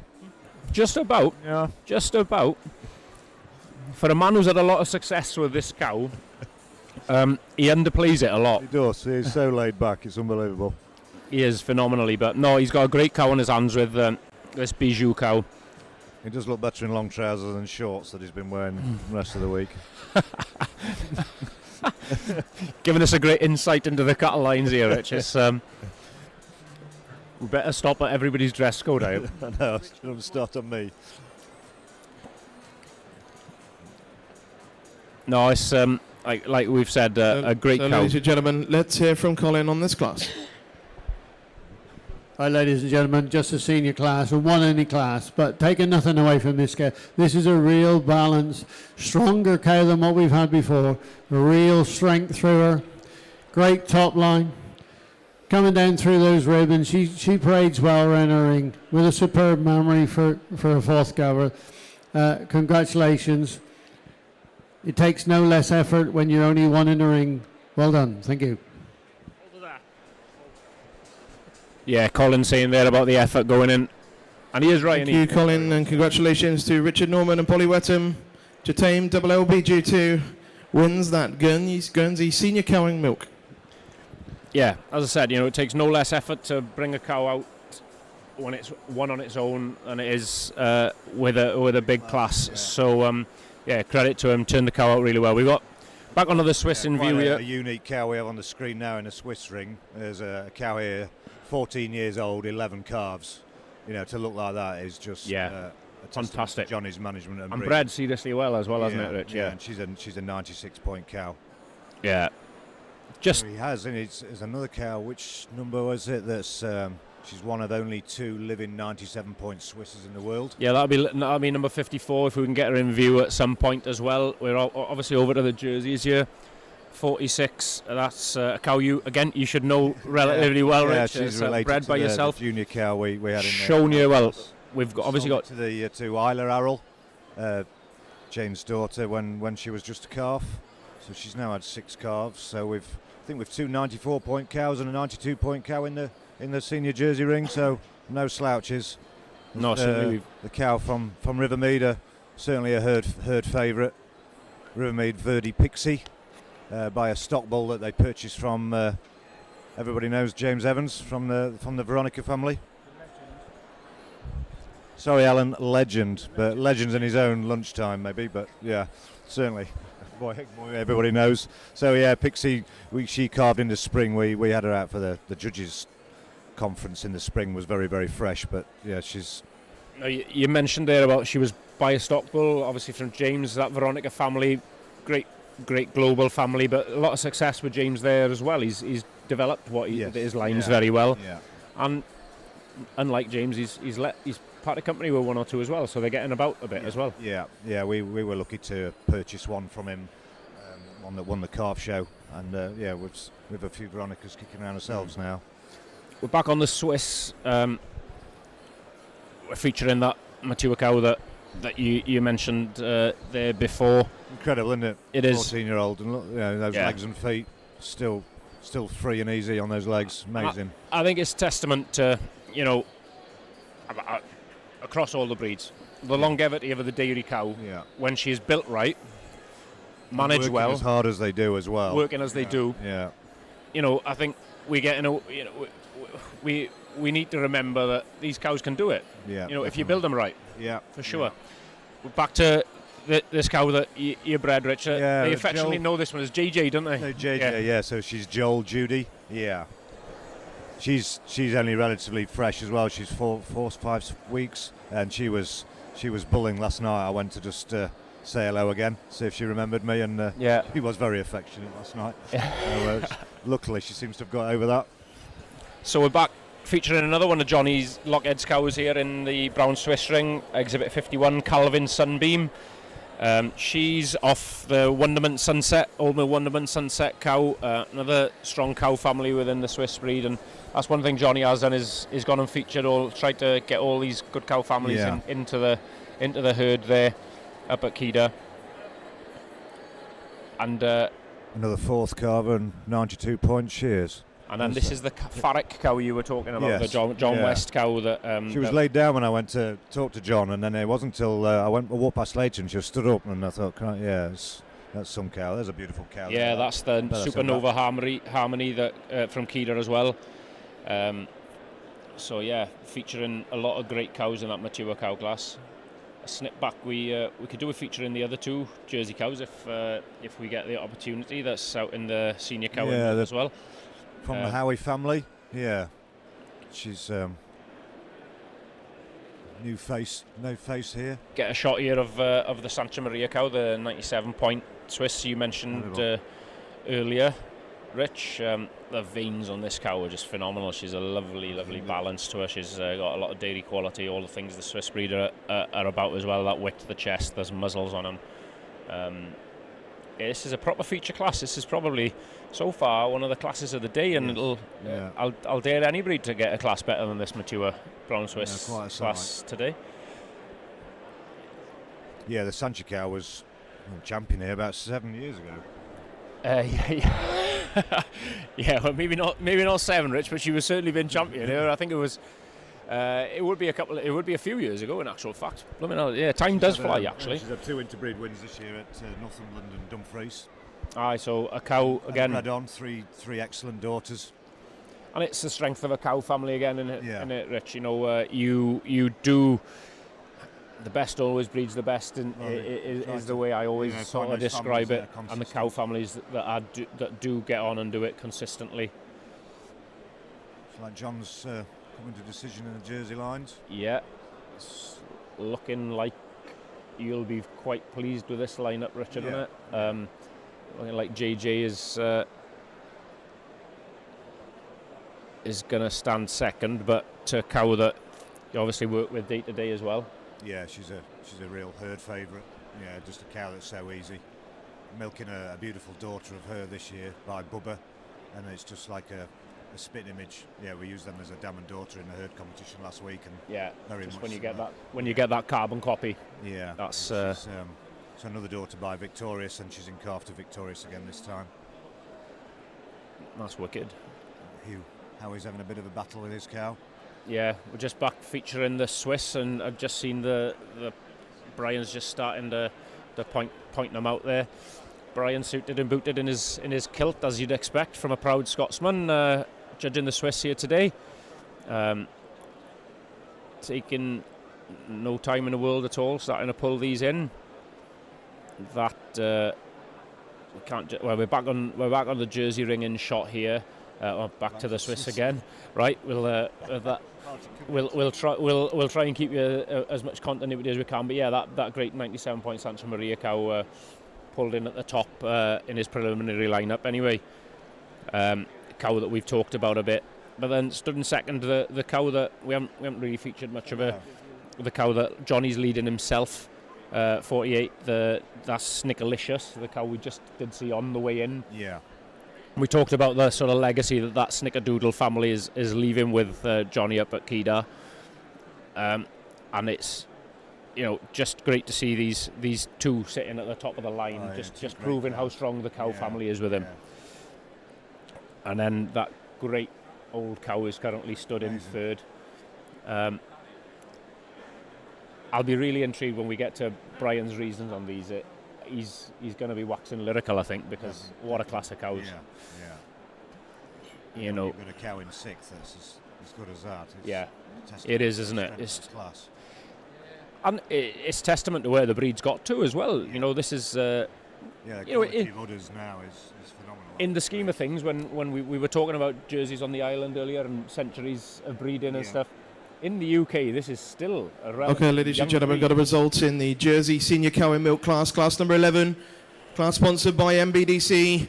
Top of the line goes to number 44, Rivermead Verdi Pixie, exhibited by the Davis family. She also takes exhibitor bred and best udder in this class. Second place, number 46, Saxone Joel Judy 21, exhibited by Isla Arrell. And in third place, number 45, Wellhouse Colton Emerald, exhibited by Wellhouse Jerseys.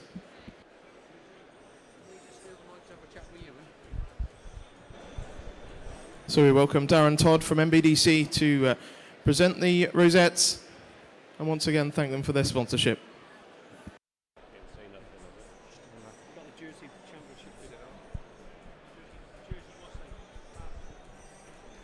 Well, I've joined up here with our Holstein judge today, Iwan Morgan from down in Wales. Well, Iwan, great to see you out there. Nice first class for you to warm up into. Yeah, thank you, Ben. Yeah, it was a good class, a few different types, but we found the type that we're looking for the rest of the day. Yeah, it's great to see, and for me as up here looking, it's great to see a guy who farms at home, milks cows every day, probably realising his dream today in judging the Dairy Day show. Yeah, it is really. It's once you think of the people who've judged it before, and that means a lot then to be asked, and the way you get chosen by your exhibitors, that means a lot as well. So, and I've been here since I was a child, to be honest, and I've seen all the Canadian and American judges I used to look up to, and yeah, it's a bit of a shock to be doing it now. Yeah, but you've more than got the credentials to do it, Ewan. Now it's great to see, and it's great to see you got the boys and all your children up with you today. Real family affair. That's great to see that, important to them that they see it, and it's good. So, ladies and gentlemen, let's hear from John on this class. Thank you, Mark. 3 beautiful cows, and I just led this class with which I thought was a difficulty choosing, but I just went with the first cow. She's just a little bit correcter in the udder. She's hanging a little bit sweeter in the rear udder, but take nothing away from this first cow. She's well balanced. She parades very well. She's got style and she knows it. She's wide through that front end. She's open ribbed, and I just loved her throughout.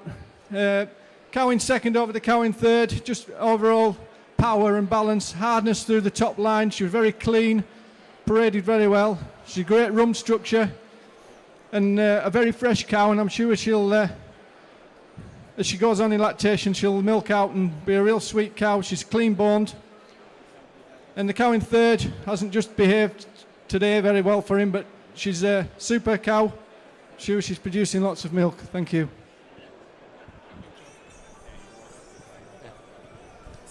Well, Ewan, Thank you, John. So congratulations to the Davis family. They win the senior cow in milk with Rivermead Verdi Pixie. So, ladies and gentlemen, we turn our attention to this big class of senior cows for the Brown Swiss. Their national show. Top of the line, number 54, Kida Calvin Sancha Maria, exhibited by Messrs. T. Lockhead and Sons. She takes Best Exhibitor Bred and Best Udder in the class. Second place, number 48, Kida Nescados Nicolicious, exhibited by the Lockhead family again. Third place, number 55, also from Kida Vigor Hiki. Fourth place, number 51, again from Kida with Calvin Sunbeam. Fifth place, number 53, Kida Supernova Harmony, exhibited by Ron Miller. And in sixth place, number 52, Farrick Bloom Sparky, exhibited by John West. What a great class for the Brown Swiss breed. Let's hear from our judge, Brian Weatherup. Thank you, Mark. Before I give my reasons on this wonderful class of senior cows in the Brown Swiss here, I'd just like to ask everyone round the ring to give them a massive round of applause, because you will not see a better class of Brown Swiss cows anywhere in the world. In saying that, I was able to find my winner fairly easily in the class, because this seventh calf, this cow has had 7 calves. Look how full she is, look how fit she is of her milk. She's so high and wide of that rear udder. But just look at her as she parades round here. She's got so much style and balance. She's long and strong and dairy and deep, well sprung of her rib. She walks incredibly well for a cow that's had 7 calves, and she's got a fabulous, fabulous udder. And it's just that extra maturity, that extra length and depth and spring of rib, a little bit more in the quality and levelness of her rear quarters that gives the advantage over this 4th calf cow in second place. Now, second over third, I had a little bit of a dilemma here, because what you've got is a 4th calf cow, and I'm going to ask for another round of applause, please, for the 3rd place cow, who is a month fresh in her 11th lactation. So if you give that cow a big round of applause too, that would be great.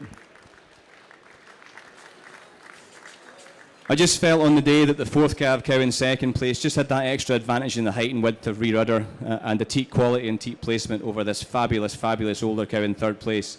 Taking nothing away from this cow. She's so clean and dairy. She's got a beautiful, beautiful dairy frame, and she walks like a teenager. She's 11 calves. You know, she's absolutely fabulous. And it's this extra maturity and you know, the production that she's done already in her life that gives her the advantage over this cow in 4th. 4th over 5th, it's just that extra fitness and fullness in her rear udder that gives her the advantage over this beautifully framed cow in 5th place. And 5th over 6th, it's just that length and depth and spring of rib, that cleanness of bone, and the forudder attachment that gives her the advantage over this super cow in 6th place. But that is 6 of the best brown Swiss cows you'll see anywhere in the world, and thank you very much for giving me the opportunity to judge them. Thank you. Well, Ewan, we're back on it, Ewan, so we'll probably leave it because we're going to a little chat. Thank you, Brian. Well, what a great class for the Brown Swiss breed. Their senior cow in milk was won by number 54, Kida Calvin Sancha Maria. We're going into some championships, so I'm going to say good luck today, and I look forward to seeing who's going to get that handshake at the end of the day and the big cheer. And yeah, I've got some great classes, and good luck today. Thanks, Ben. Thank you very much.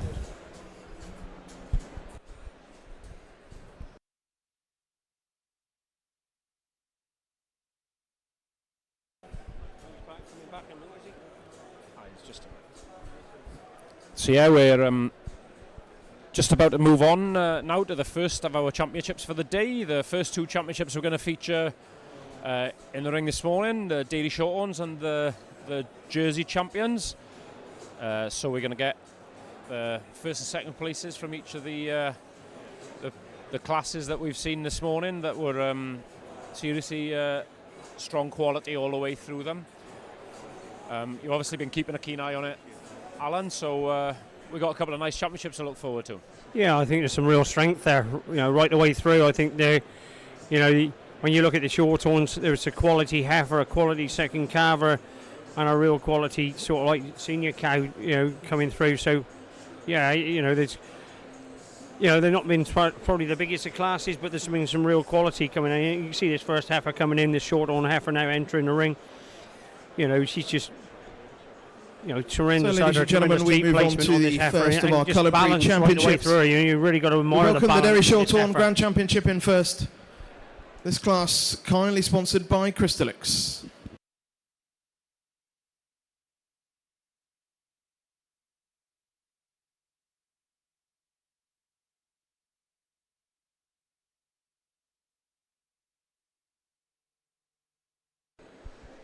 Yeah, as you said there, Alan, we've got some quality coming through. We'll hopefully get to stay on these entering.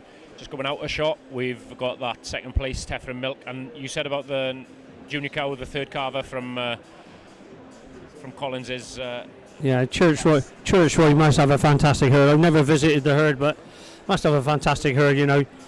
I've had the pleasure of judging their cows in interbreed championships before, and the Great Yorkshire Show 2 years ago, I put their big cow to win the Great Yorkshire, and this year she came back and won again. And yeah, well, you mentioned that big cow, and I think that was the only cow that got past this at Yorkshire. Yeah.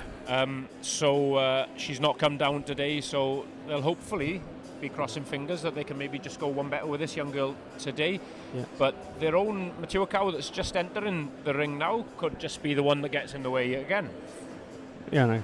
I think Gwyndaff goes for a quality balanced cow, and he's got some balance, he's got some quality out there in front of him, and I'm sure he's excited. I've worked alongside Gwyndaff at Alta Genetics, and Gwyndaff's got a good eye for cows. He's a good steady judge, and he did the actual Shorthorn World Conference. Ladies and gentlemen, you're Derry Shorthorn in Yorkshire, and led in the ring with the milk heifers, led by the winner of that class, Churchroyd Heather 134. Second to her, number 8, Cotton Hall Jedi Sophie. Then the junior cows, led by number 28, Churchroyd Bronte Wild Eyes 62. Second to her was number 25, Fold's Pride Tulip. And finally the senior cows, led by number 41, Churchroyd Bronte Wild Eyes 54. And second to her, Cotton Hall Rio Sapphire. Ladies and gentlemen, your Derry Shorthorn Breed Championship, sponsored by Crystalix. Your judge, Gwyndaff James.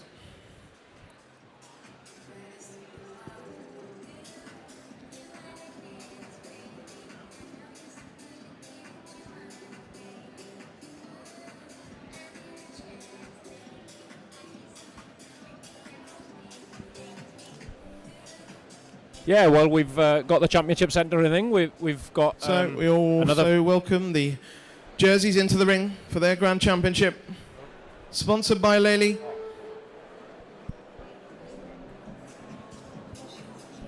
So yeah, I was just briefly this mentioning. This class is led by the heifer in milk, Rivermead Casino Sangria. Second to her was number 5, Skiddaw Lemonhead Tilly. Then the junior cows, led by number 34, Whitefire Dazzler Flamingo. Second to her, number 31, Leywood Divinely Victorious. And finally, the senior cows, led by number 44, Rivermead Verdi Pixie. Second to her, number 46, Saxone Joel Judy 21. Ladies and gentlemen, your Jersey Grand Championship. Under the judge, John Waller. So yeah, as I just started mentioning there before Mark just ran us through the Jersey Championship, I'm being joined now by Mark Logan, and he's a familiar man within the Jersey ring. And what are you thinking of the championship that we've got in front of us, Mark?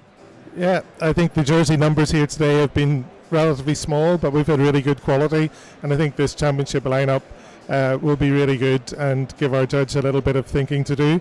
I think he's had not the easiest of jobs today. The classes have been just tight enough to sort out, but he's done a really good job, and I'm sure before long we'll have a really good champion for the breed.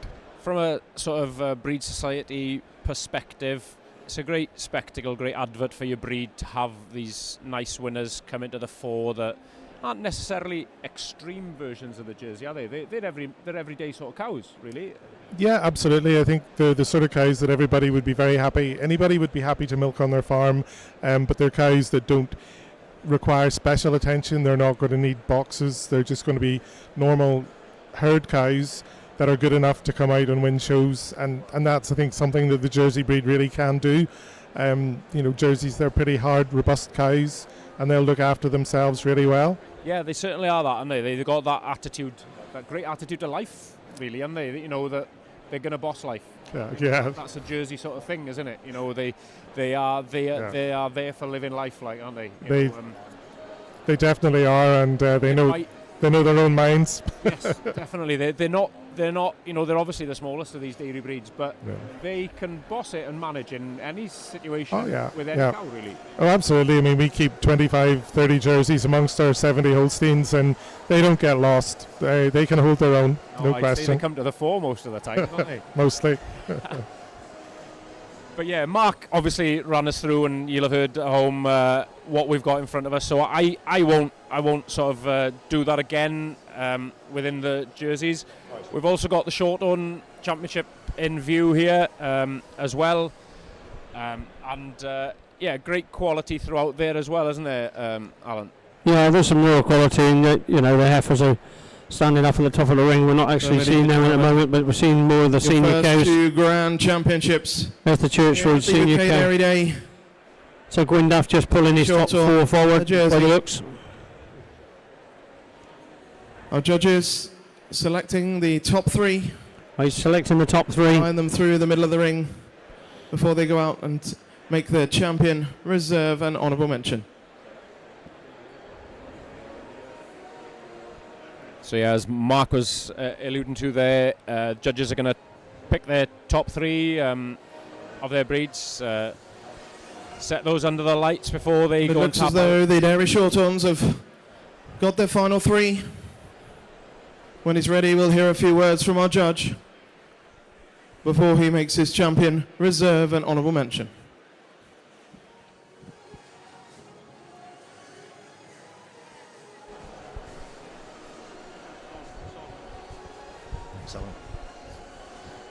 So yeah, I'm rejoined with Richard Saxby here. We've obviously Let's got hear the from final Gwyndaff three on in this the short class. ones. We'll hear Gwyndaf's comments on them. Well, ladies and gentlemen, first of all, I'd like to thank the UK Dairy Day for the kind invitation of judging here today. It's been an honour and a privilege.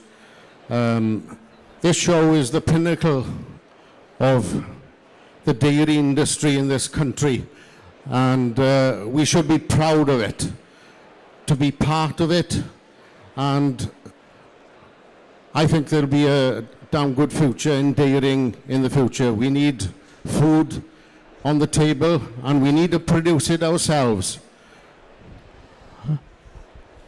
I'd also like to thank my steward, Mick Gould, here today, and all the other stewards involved in organising today, Holstein UK.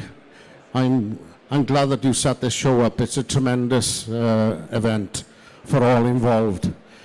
Also, may I thank the competitors today for turning out such quality cattle in front of me. It just makes life easier to have quality animals in front. I've drawn a short list of cows for the championship. First of all, the heifer in milk winner. A heifer you really have to admire for that chest width and overall strength, the hardness of the top, and the tremendous udder on her and venation.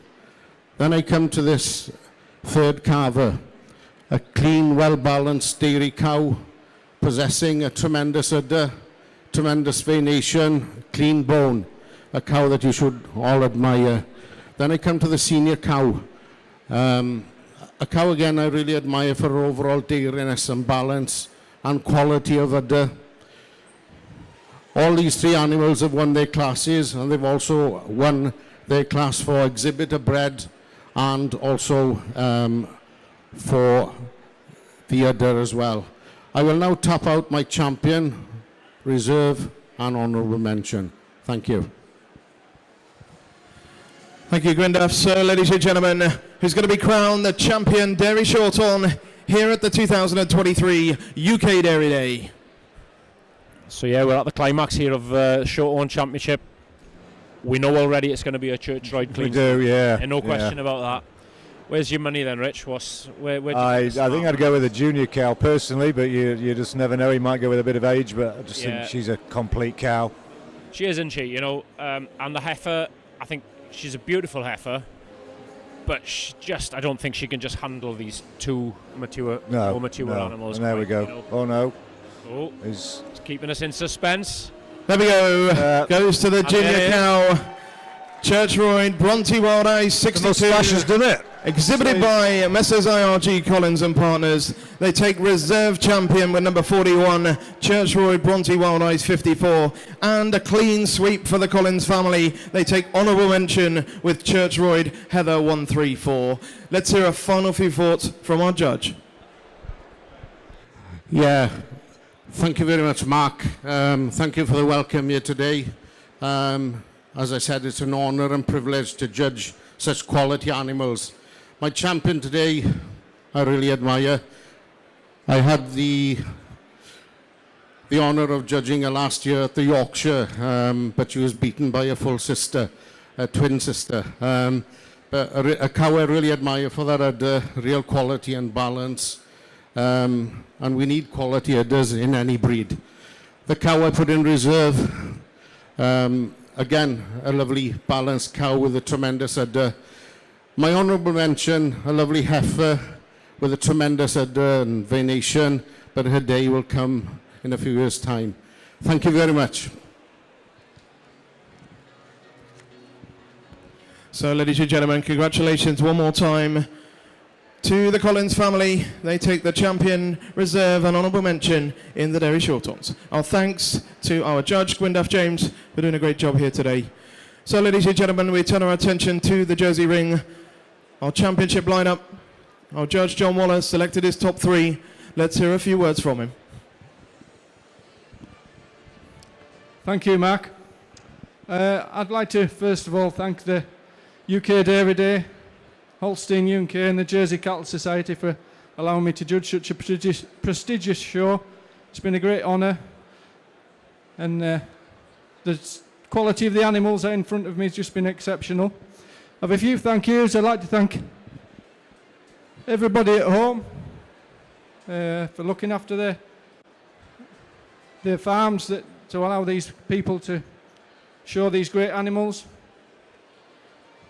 I'd like to also thank my wife, Kate, 2 kids, and the family back at home for supporting me in every way.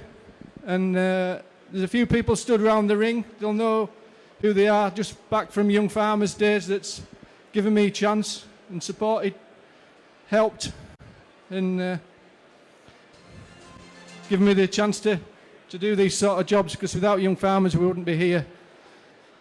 At the top of the class I've got the Jersey heifer, a supreme, well-balanced heifer, super udder, clean-boned, great body, wide through that front end, great clean legs, and just an exceptional Jersey animal, which anybody would be proud to have. Then with the third carver in the junior cow class, a real handy winner. I just love the udder on this cow. I love the front end. She's wide, she's powerful, and she's holding great body capacity, great rump structure through the cow. And then this end, we've got the senior cow, 4 calves, looking exceptionally well, great balance throughout, great spring of ribs, strong through that top, strong through the loin, good through the rump, and handles herself really well. I'll now tap out my champion reserve and honourable mention. Thank you. Thank you, John. So, ladies and gentlemen, he's going to be crowned the champion Jersey here at the UK Dairy Day. We were just chatting there, Rich, while John was talking a few words. Lovely lineup, isn't it? Very, very much a John Waller sort of cow. He's very particular that sort of jersey he keeps, and Yeah, you can see all the way through, can't you? They are full of breed character. Exactly. There we go. Goes to the senior cow. Rivermead Verdi Pixie. Bless her. Exhibited by the Davis family. Reserve champion Whitefire Dazzler Flamingo. Exhibited by Sean and Kevin Rickard. An honourable mention to the milk heifer Rivermead Casino Sangria. Exhibited by the Davis family. Our thanks one more time to Lely for their kind sponsorship of this class. Let's hear a final few words from our judge. Thank you, Mark. Tough decision for me, but I'll just give the advantage to the senior cow. She's just a bit more power throughout, a bit longer and cleaner throughout the body than this excellent third carver I've got runner-up. And and the heifer, well, her day will come, I'm sure, that with that udder nailed on fore and rear. But thank you very much for giving me the opportunity. Thank you. Yeah, that was a tight one, I think, don't you think, Ewan? Yeah, do you go? There was that real banging udder in second. And thank you, John. The senior cow is so youthful. I'd like to take and she's so this opportunity to thank John Waller for judging really the jerseys here today. And congratulations to all of our and jersey neck. exhibitors. So, yeah, worth the trip from Denver. One more time, the Jersey Breed champion, Rivermead Verdi Pixie. Yes, well. Exhibited by the Davis family. What you've got to love about the championship more than anything, though, is that it represents the breed so well. And everything that's good about the breed, yes. Yeah, very much so. We've still got to retain that breed character, even though these cows are very modern these days and, giving heaps more milk than we ever used to get. We've still got these feminine breed characters through the head and neck. You've got to have that bone for that jersey, that lovely cut, that shape, those tremendous legs. Yes. And that's what the three of these, the move, they've got great welded on udders. As you say, that junior cow is just banging in the air. Yes, yeah, amazing. It is. But yeah, they're like Russian dolls, the three of them, aren't they? Yeah. They are the spit of each much. other. Yeah, great top three, as were the Shorthorns. You can't. We didn't get a lot of chance to chat about those, but you could. I go as far as saying we've had two championships, and they have displayed two judges looking for the character of their breed and cows that match for their championship. Very much so. And it's a great advert for So, judging. ladies and gentlemen, we welcome the Guernsey Breed in for their how many miles they do Grand Championship. Showing cows. Welcome our judge, Colin Christophers, back into the ring. And another great This championship coming in now. Partly sponsored by NWF Agriculture. We've not really spent much time on So the Guernseys, championship but led by the milk heifer Kim Coat, Brogden Fragrant 8. Second to her was Edge Hill Coin Gift. The junior cow in milk class was led by Greensfield Dandy Dan Butterfly. Second to her, Glanmore Levi Okapi. And finally the senior cow led by Jutame Double L Biju, exhibited by Richard Norman.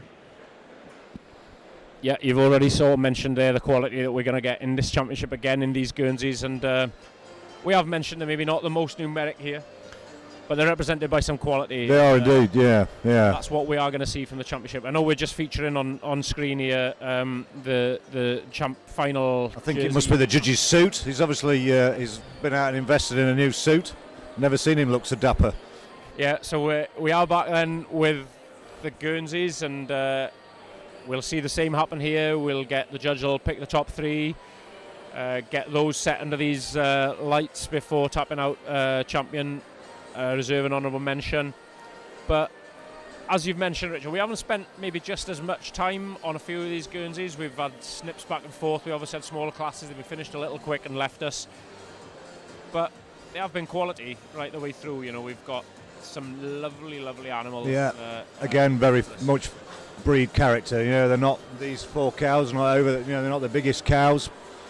And as Channel Island breeds weren't. So they're just very balanced cows, very feminine cows, I think silky uddered. This is a great word you just used there, Rich, isn't it? Balance, and I think we can never get away from it. No. Whatever dairy breed you've got, balance is important to you. Very much so. You've got to just have that proportion right in them, and they do serve you well when you get them built right. Yeah, it just makes life easier to manage them, doesn't it? And as you said, these Channel Island breeds, we've obviously already featured the jerseys, and we're on the Guernseys there.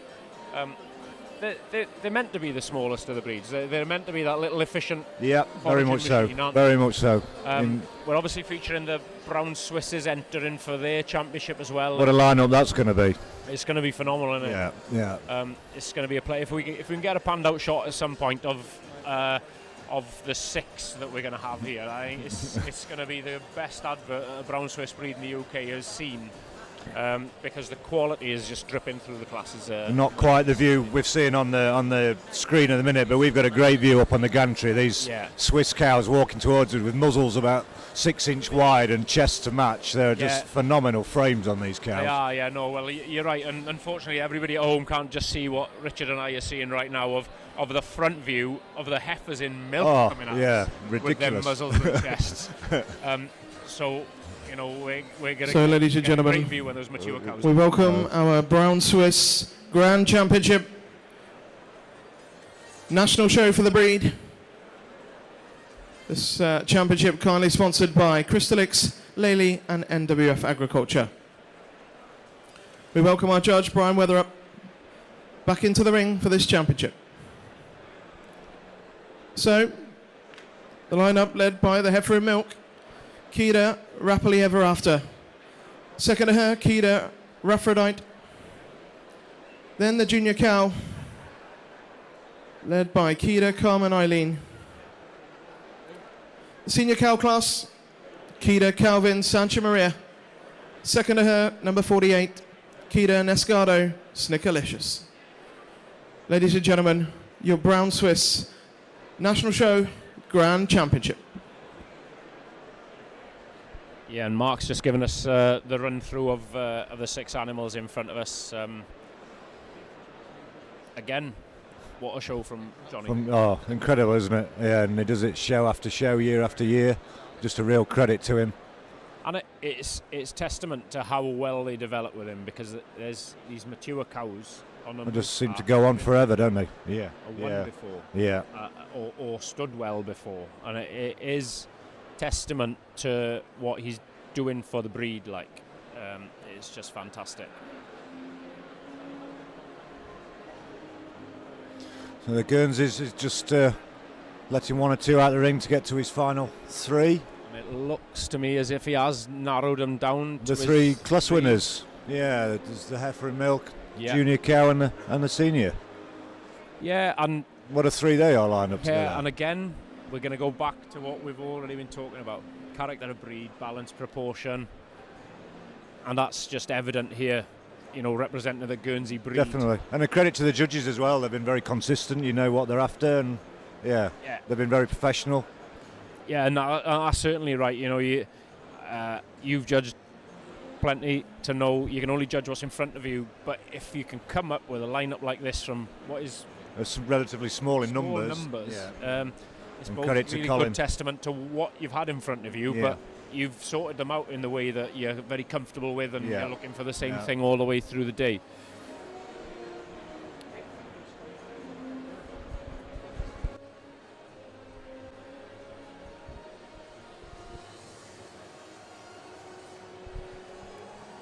So we're just back in focus. We've got the Swiss cows, and that's that phenomenal mature cow, and going straight across to the senior cow from the Guernseys as well. So just a great advertisement for both breeds in a way. Well, ladies and gentlemen, it looks like the Guernsey Breed Championship. We've got our final 3. When he's ready, we'll hear a few words from our judge before he makes his champion reserve an honourable mention.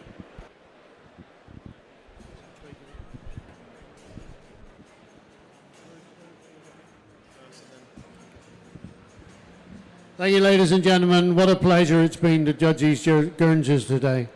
We really have had 3 classes with exceptional quality, and the quality at the top of the class has been outstanding. I led the first class with this heifer. So good a heifer as we've seen in the Guernsey breed for a long time. This cleanness and dairiness and this balance throughout, combined with this superb mammary system. All 3 of these animals were best mammary in the classes, and then my second calver, again an animal to match the first class, 2 similar animals, and what again, superb balance, super top line, depth of rib to this cow, mobility on parade, and a fantastic mammary system. That grip and tightness of the foreudder and the width and cleanness of the rear udder. Then we came to the senior cow, and then we changed up to the power cows, and this is a real power cow today. When Richard gets her straight in line, we'll see her. Power and length throughout, really has that strength, that cleanness. Again, a balanced cow, again a cow that can walk nicely, and with a superb mammary for a fourth calver. So, ladies and gentlemen, I'll now move forward and I'll tap out my champion, my reserve champion, and my honorary mention. Thank you, Colin. So, ladies and gentlemen, your Guernsey Breed Championship. Who's going to take that champion title here at the UK Dairy Day?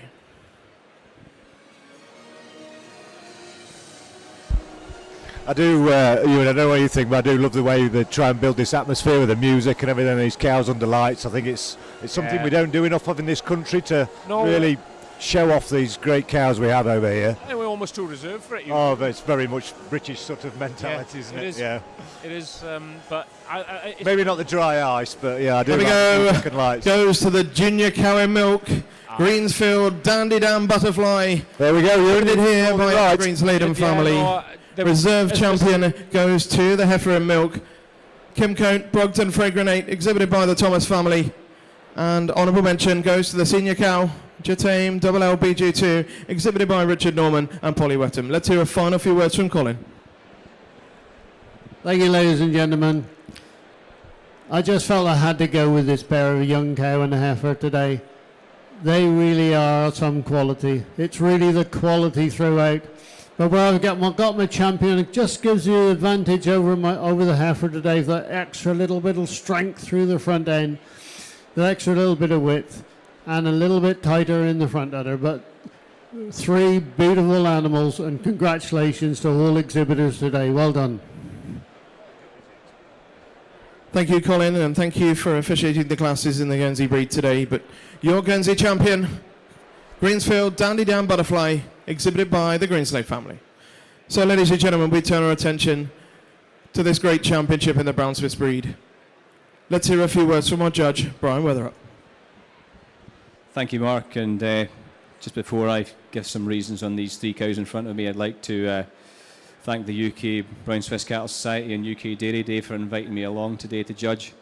I'd like to thank all the ring stewards, all the stewards out in the barn out there, Mark on the commentary, all the team here, all the exhibitors, everyone who's made this show possible. It's been an absolutely fabulous show of Brown Swiss cows. Really topping off with that senior cow class there a few minutes ago. And so without further reasons, I'll go out there and tap out my champion reserve and honourable mention, and I'll explain my reasons just after. Thank you. Thank you, Brian. Well, ladies and gentlemen, who's going to take that champion title for the 2023 National Brown Swiss Show here at UK Dairy Day?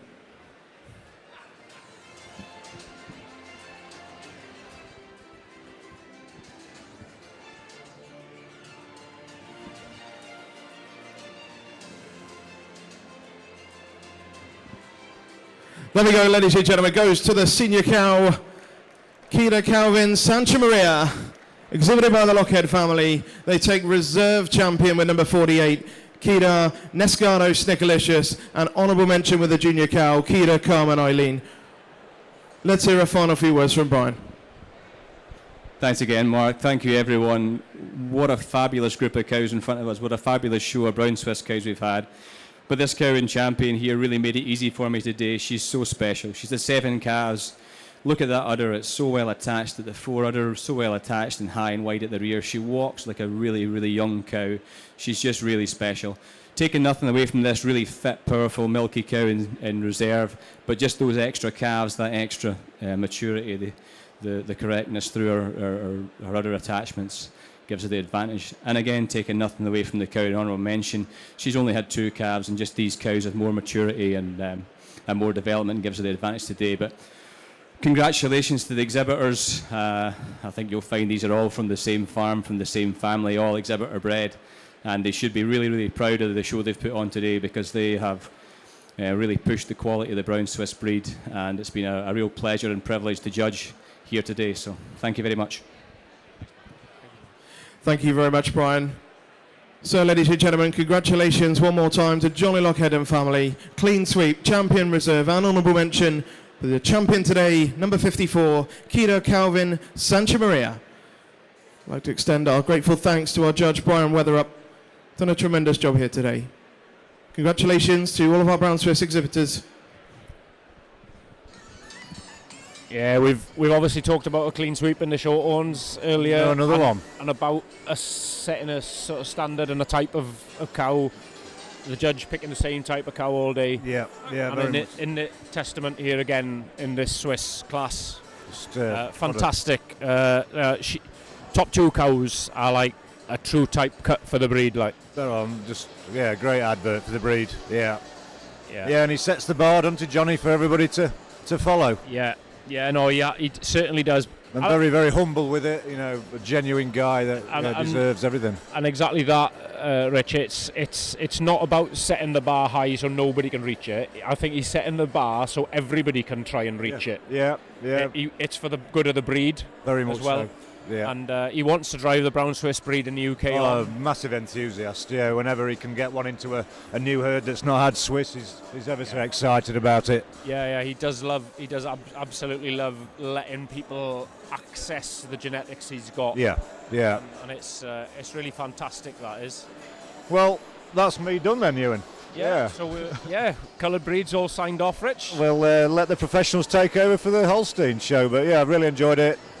Thanks for the opportunity. Thank you, Richard. No, it's been great to have your insight and knowledge, and a great bit of homework done as well. You've gone and gathered a lot of information about these cows. Wish I could read my own writing at times, but yeah. We've managed to get through the writing pretty well this morning, but no, it's been an absolute pleasure to have you with me this morning, Rich. And as I said, your insight into not just the jerseys, like I know you're renowned within the jerseys, but your knowledge throughout each of these breeds, just because of the people you know and stuff, is just fantastic. So no, it's been an absolute pleasure to have you here. Right, well, enjoy the rest of the show, everyone. We're in for a real treat now. These Holstein classes are mind-blowing, and I'm sure the Ayrshires will be just as impressive. So have a good afternoon. So yeah, I know we've got in focus at the moment, we've got that Brown Swiss Championship lineup, but what we've got entering the ring as well that is not in view for you guys at home is the first of our Milking Holstein classes. It's another new class for this year. It's our Milking Yearling class, so both just the two in this first year, but look at the dates of birth on these heifers, they're not due till October. We move on with the next of our classes. We welcome Ewan Morgan back into the ring. We move on with the National Holstein Show. This is class number 14A. It's the Holstein Milking Yearling. This class kindly sponsored by the Approved Registered Cattle. So yeah, Ben, we've touched on the fact this is a Milking Yearling class, and I know there's been the Milking Yearling tag put on a few classes before, but this is the first time in the UK we've got a true Milking Yearling class. Yeah, the animals are actually under 2 years old on the day of the show. It is, and and they're not just under 2; they're a month under 2. These are 1 year 11. We've got 2 real nice heifers there. And 2 that are settled and fit to show at 1 year's 11. So, these are very young heifers calved. Absolutely. It's testament to where we're moving with the industry in that we get these growth rates on these heifers to get them calved this young, settled in, producing in lactation so soon. 100%, real important fact, we all know the cost of our rearing, some big costs get put into that. So we're all moving to try and get better growth rates, do our young stock properly to make sure they're calving in at that age, and it's something the Holstein breed is really pushing the way forward with. So it is excellent to see kind of thing. And these 2 heifers, I see we got a King Doc heifer in here and a Sidekick heifer, 2 real nice sorts of heifer. And in shot now is that the King Doc heifer you were mentioning, that the Thomases at Kimcote. The Kimcote is there. Guernsey prefix, they've already had a bit of success in the Guernsey ring this morning already, but George on the halter of the King Doc heifer that they've purchased from Willsborough here. They've supported the show really well, and coming down today with the Milking Yearling as well.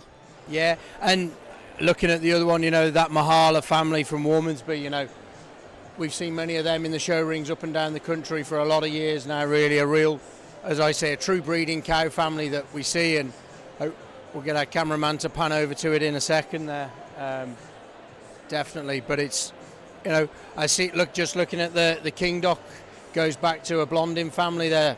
Alan, have you got a bit of knowledge on that success cow? Not a lot of knowledge on that one, to be totally honest, Ben. But I do know that they've had quite a bit of success. Excuse the pun, through the years. Yeah. But there's an 88.8 generations VG and excellent. The Blondin Sublime.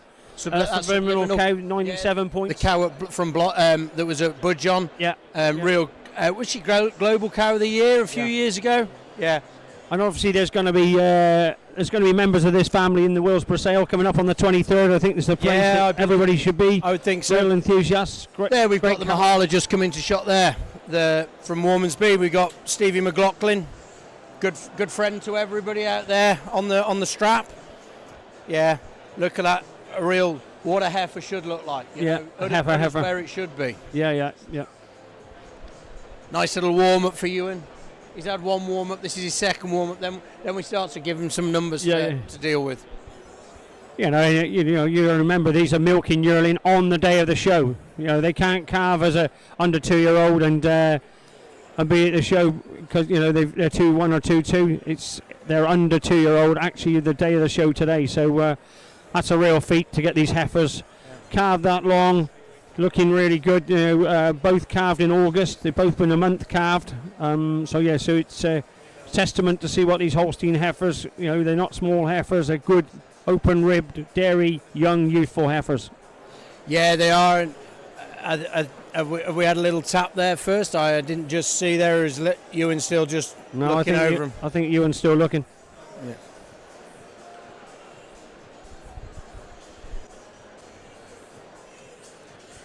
Well, ladies and gentlemen, we welcome the first of our Ayrshire classes this morning.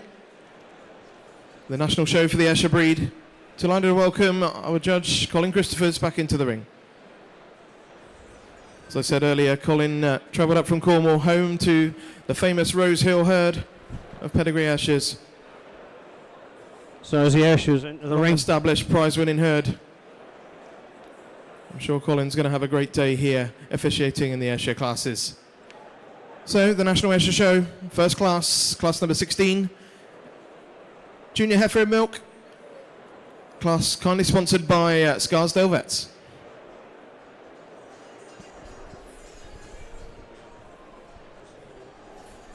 So the Ayrshire Junior Heifer class is just entering the ring, and it's a really good turnout in these junior heifers. I think there's 8 or 9 forward. Just a really good lot of heifers forward. On your screen is number 67, which is Longwood Willow Sandy Rose. Goes back to the bar. Sandy Rose is from Alec Kilpatrick in Scotland. Well-known family within the Ayrshire world, and a real prolific, good tidy animals right the way through. Next one in the line is number 68. That's Harperfield Sandy Rose, again from the same family, the bar Sandy Roses. I told you they were a prolific family. There's 2 great examples of them come through there.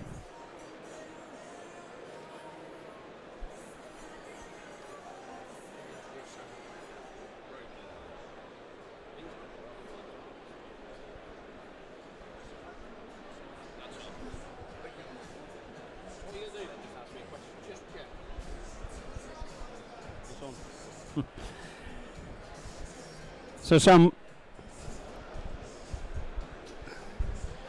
we're back in provisional lineup of the Holstein milking yearling class. Yeah, it's looking like it could be a nice start here for Warmansby and the Hodgsons.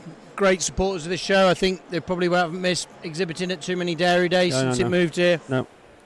Real good breeders, and usually they've got a Mahala in the string. Yeah. Just a real nice heifer.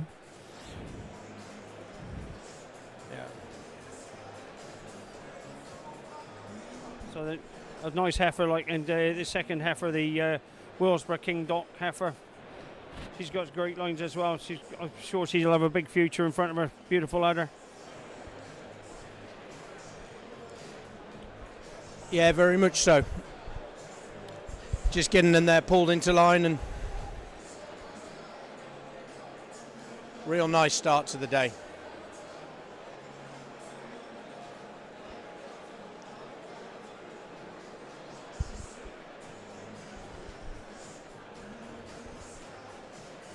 Okay, ladies and gentlemen, we've got the results in class number 14A, the Holstein Milking Yearling. Top of the line goes to number 62, Warmanby Sidekick Mahala 4, exhibited by Warmanby Farms. Second place, number 61, Willsborough King Doc Success, exhibited by AD and RM Thomas. Once again, we thank ARC for their kind sponsorship of this class. And the first heifer wins the exhibitor bred and the best udder in the class.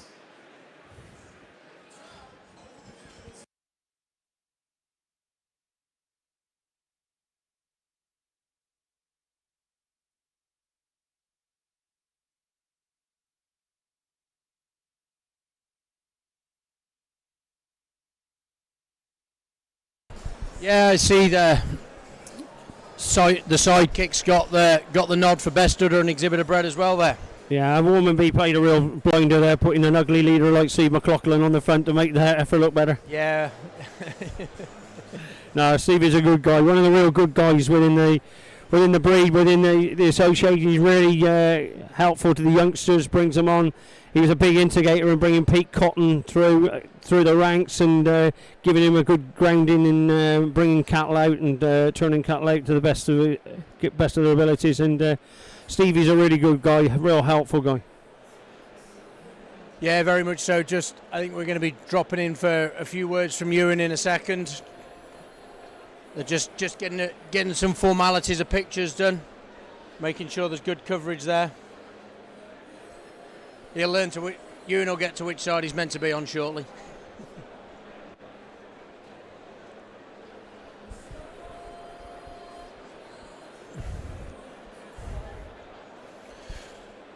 They're joined in there just on our second place there, heifer, the King Doc. It looks like he's just going up to the mic now. Taking the mic off Mark.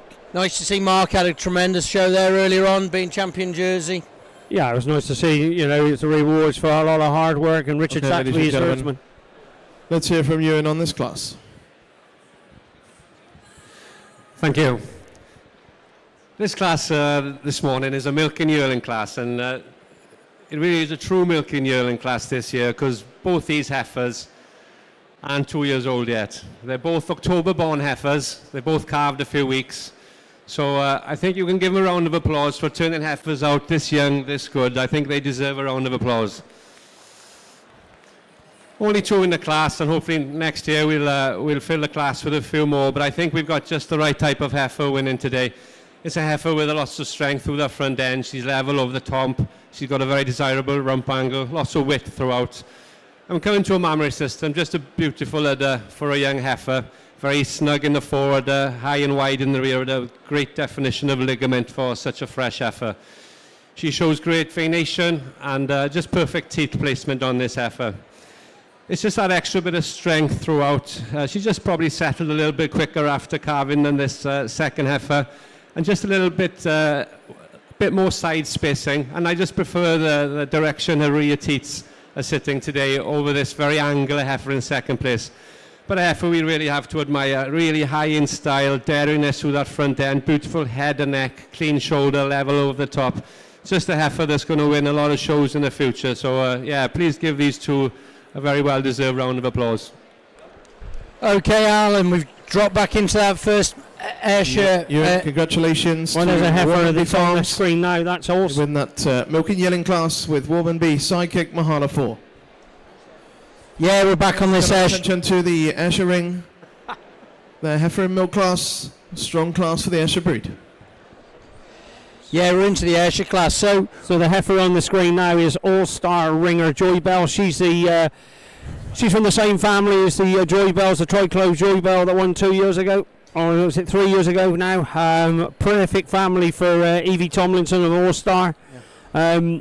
This is one of the first milking ringer daughters I've seen in the UK. I must say I've really been impressed with this daughter. She's got great legs and feet, beautiful mammary system, and she really does track, and she's beautiful quality through. Well, Alan, I'm going to have to bow down to ring class number 15. This is the junior red and white heifer and milk.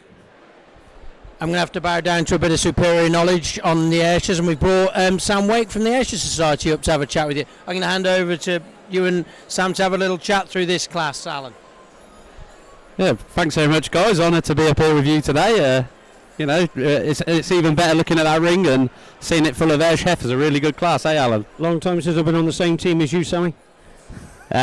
Teammates, they never split up, do they? So I know, it's a good lot of heifers. Nine heifers forward, real quality right the way through. Nice to see some white willows coming through. You know, that's early white willows carved out. There's some other great ones. You know, nice to see Wigborowick all the way over from Essex showing here. yeah, some really good Hawaiians from Wigborowick. Yeah. Hamer's Hawaiian, a bull we marketed through the society, and he's done a really good job everywhere. And it's nice to see Cuttle Towers coming all the way down from from the above Edinburgh, like. So there's good heifers all the way through. Some great cow families, as I mentioned already. There's 2 Sandy Roses out there. There's a couple of Margos. There's a Jinx from Holmeyer out there as well, and well-known cow families that are within the Ayrshire breed. And for this junior heifer class, 9 in the junior heifer class just shows the strength, what the breed's trying to do. Yeah, definitely, Alan. And I think another thing as well, we're looking at these heifers, how well presented they are today, and also the young members have a big, say in this. They have a programme here where the young members come, you send your cattle and they present them, and they've done a great job, I think, Alan, haven't they, again?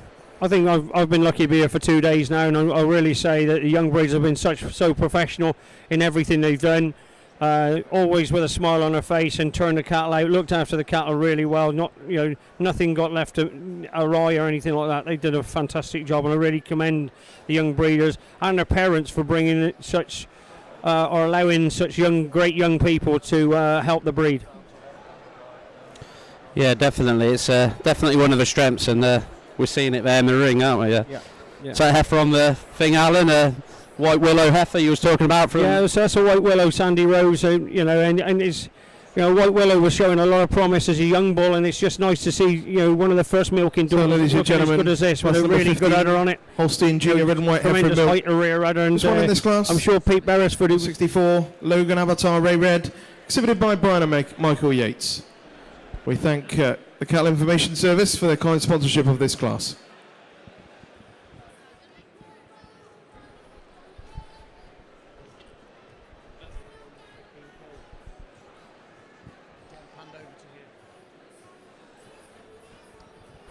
Yeah, and as Mark mentioned there, we got a winner in the first of our red and white Holstein classes for the day, the junior red and white heifer in milk.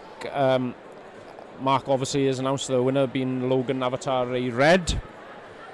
Also takes the best udder and exhibitor bred, obviously. Yeah, nice heifer all the way down from Scotland. The Yates boys. Yeah, brought a nice team of cows down. Yeah, real nice team of cows. Father and son partnership, Brian and Michael. Yeah, we'll be seeing a good few more from them during the day again, Ben, won't we? They've travelled in force. Good support down from Scotland as well, though, isn't it? Absolutely.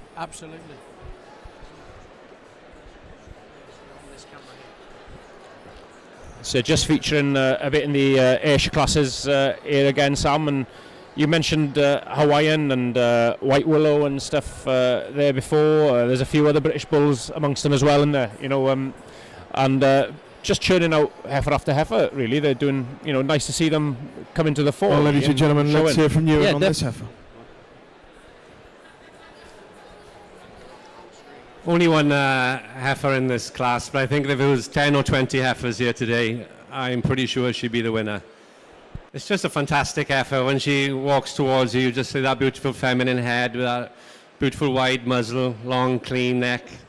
Great spine on this heifer. She shows so much width over the rump, great width. Yeah, there's our winning white from... it's just that capacity she has throughout, which really does take the eye. That spring and openness of rib, the depth of body, depth of forerib. She moves exceptionally well. And coming to the udder, what an udder on a heifer. It's high, it's exceptionally wide. And just that blending of the forudder into the body just makes this heifer a very special heifer. So please give her a round of applause. Yeah, tremendous heifer there, Ewan, isn't it? Yeah, fantastic. And as Ewan mentioned, congratulations to Brian and Michael Yates with Logan Avatar Ray Red. Yeah, I think he's well taken with the heifer. As he said, if there was more than there was 20 in the class, he said she'd have been coming to the 4. So it's obviously testament to what he thinks of the effort, even though she's the only one forward, isn't it? Absolutely. I see there we're panning back to the Ayrshires. I'll hand back to the superior knowledge on this.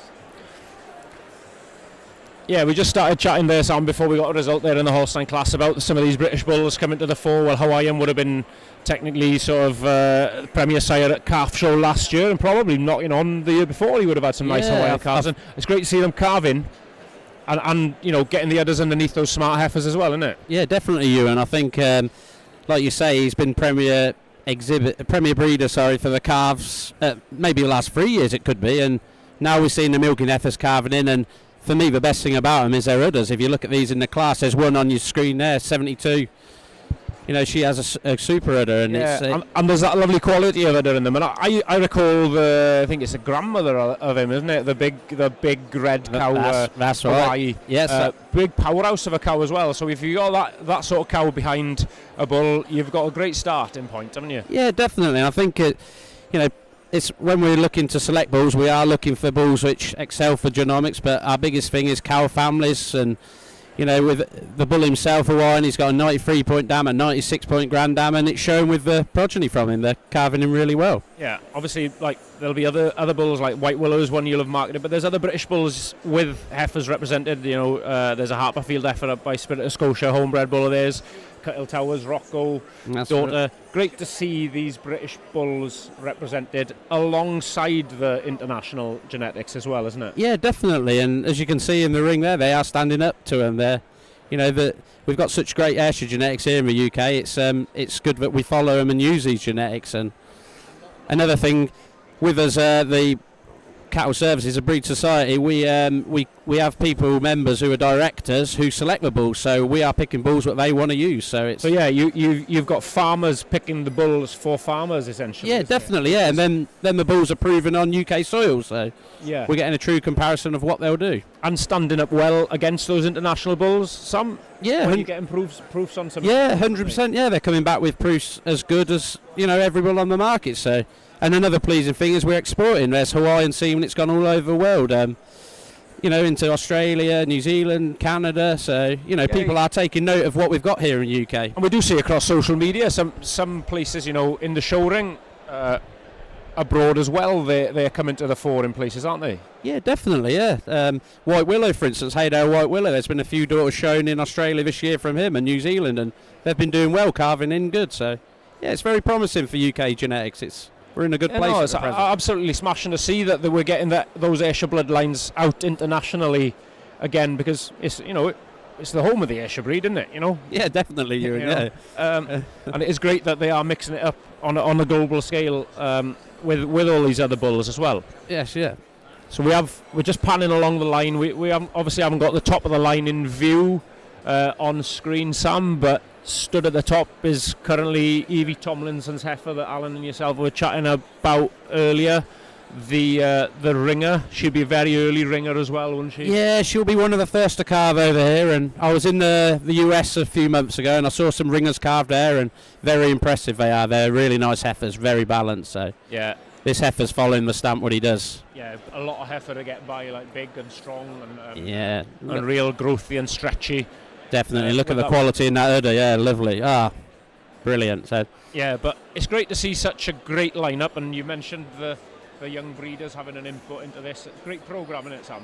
Where they get the opportunity to work alongside some cows that are sent here, but also then on the flip side, the opportunity for people to send cows that maybe wouldn't normally be at the show. Yeah, exactly. We all know showing cows is a massive commitment, and it gives the opportunity for breeders to put a cow on a wagon and come on show day and see her ready for the ring, and they do such a great job of it. And also it's for these young members, we all learned somewhere, we all started not knowing what we were doing with showing, and it gives them a good guide of how to do it correctly. So, and if there's any breeders at home, Sam, just sort of watching, thinking I've got a nice cow at home, I would have loved to send it to the show, what do they need? What's the commitment that you're asking from the breeder before they're getting sent up here? Well, basically, we want the cows quiet, halter broken, you know, they don't have to come up clipped because the young breeders will do that. The young breeders will wash them. If you can halter break them, deliver them to the show, pick them up, then the rest is done for you. And it's a fantastic project in that sense, isn't it? It's brilliant. It's such a time-consuming thing showing cows. So yeah, when you can get someone else to do it for you and enjoy the fruits, it's worth doing. And I've you know, in the past I've sent a cow up myself for the young breeders to look after, and yeah, it is absolutely great project for both sides, because as you said, the young breeders are getting the opportunity, because there's obviously senior guys there helping them, holding their hand along the way, teaching them things, and it is great learning experience for them. And then obviously those ones that are first timers this year are obviously returning the next year, getting more experience under their belt. Yeah, definitely, yeah, and then they'll go on and be team leaders for it in future years, and it's just a nice natural progression, and it's great to see. So, just panning down the line here alongside Colin, he's got a great depth of class to be getting through. He's obviously still got a little bit in his mind where he's just making sure he's feeling comfortable about where he's at. Yeah, definitely. He's got a tough job on there. Some nice heifers down the bottom of the line there, which there is. You know, yeah, definitely. You wouldn't mind milking those every morning? No, not at all. There's some beautiful mammary systems towards the tail of the line as well, and testament to where the qualities of the Ayrshire breed lie as well, isn't it? Yeah, definitely. I think, you know, the breed's been built on great udders and great feet and legs, and I think when you scan down that lineup, you know, there's heifers there exhibiting that. Heifers what are going to make old cows. So yeah, that durability. That's another thing about the Ayrshire breed, isn't it? It's just it does. They do last and wear and go on and on and on. They've got a hardiness about them too, haven't they? Yeah, definitely. Yeah, they are tough cookies to crack. So yeah. Well, certainly, having worked with a breed myself, like I always describe them as a tough cow to kill. Yeah. You know, they are. Yeah. They are real tough cookies. Yeah.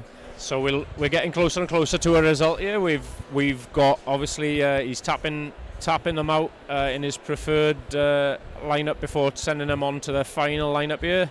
That ringer heifer still coming to the fore, and the White Willow then standing in second. So yeah, that's right. The White Willow, she's already had a good show season. She was champion at the Royal Norfolk as a milking heifer. So that's fantastic. One from a Crawford family, real good supporters of the breed. And I know this heifer now. I saw her on farm a few weeks ago. She's at John Smith's farm at Wigberwick, and testament to those guys for getting her out looking so well. Fair play to them. And then another great supporter of the breed coming into third place, Beresfords with an ovoid, a well-known family within the breed as well, isn't it? Yeah, one of the best families. It's a family that's gone on to a lot of farms and does such a great job. So, and well, we're looking down the line and we're talking about supporters of a breed, and then you get Cuttle Towers coming in, towing in fourth as well, and these are all guys that bring a team to the show year on year, support the breed, do a great job of it, isn't it? Yeah, definitely, such great supporters. And you know, James, he's come down here 7 hours in a lorry, but he's got a really nice team of cows today. So, testament to those guys, real good supporters of the breed.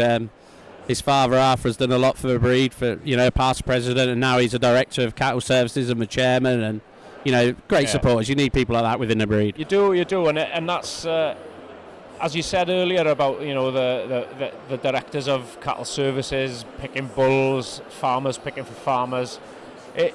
It's great when you see that support following all the way through a breed society, isn't it? Then. Yeah, definitely, Ewan. Yeah, it's you know, rather than say a commercial company picking what cow should suit, the breeders are picking it for themselves, and you know. Yeah. They're doing a good job looking at this ring today. Certainly, that's exactly what I was going to say, Sam. You know, we're seeing things coming, you know, well up the line that are obviously coming from that source, really. And like you say, we're just seeing like effort that stood at the bottom of the line here. Just a sweet farmer's effort with a snug little udder. A real cow maker, that heifer, isn't she? Yeah, coming into line, yeah. And that's what we've got stood at the bottom. Okay, ladies and gentlemen, the results in class number 16, the Ayrshire Junior Heifer in Milk, sponsored by Scarsdale Vets. Top of the line goes to number 70, All-Star Ringer Joy Bell, exhibited by Messrs. T. Tomlinson. Second place goes to number 67, this is Longwood Willow Sandy Rose, exhibited by Robert Crawford. Third place, number 75, Haydale Ovoid 436, exhibited by D.W. Beresford and Son. Fourth place, number 71, Cut Hill Towers, Rocco Senga, exhibited by A&S Lorry. Fifth place, number 66, Longwood Hawaiian Barbara, again exhibited by Robert Crawford. And in 6th place, number 73, Beeline Remsburg Rebecca, exhibited by Messrs SM Bailey and Partners. Our thanks one more time to Scarsdale Vets for their sponsorship. We invite Caroline Bagley to present the rosettes.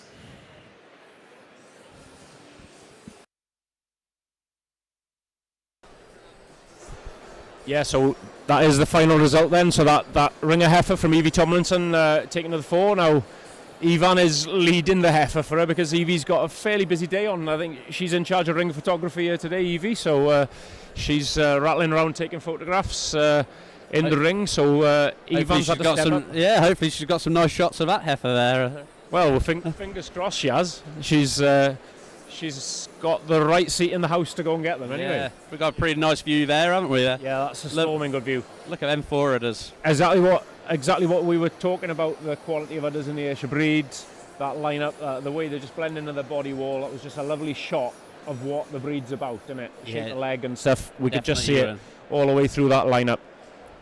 And yeah, just a lovely. You know, we've got the top 4 left here for Colin to give his reasons on, and lovely advert, lovely lineup of just quality Ayrshire breed character heifers. And I'm talking with Richard Saxby this morning about the championships in the other breeds, about things coming to the fore that have got that character of breed about them, that balance and proportion. And it, you know, this is. Well, ladies and gentlemen, let's hear from our judge on this class. Thank you, ladies and gentlemen. What a class to start the Ayrshire show today. These heifers in milk, and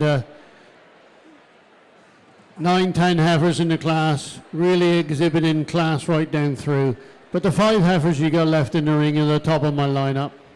I've led this class with this brown heifer. This heifer has everything, ladies and gentlemen. Power, strength, length, great depth of body, superb mobility on her legs and feet, and a super memory. A heifer that really has a future in front of her. She just has the advantage today for that cleanness and dairiness over my 2nd place heifer. Again, a real strong heifer with great balance and a superb memory system.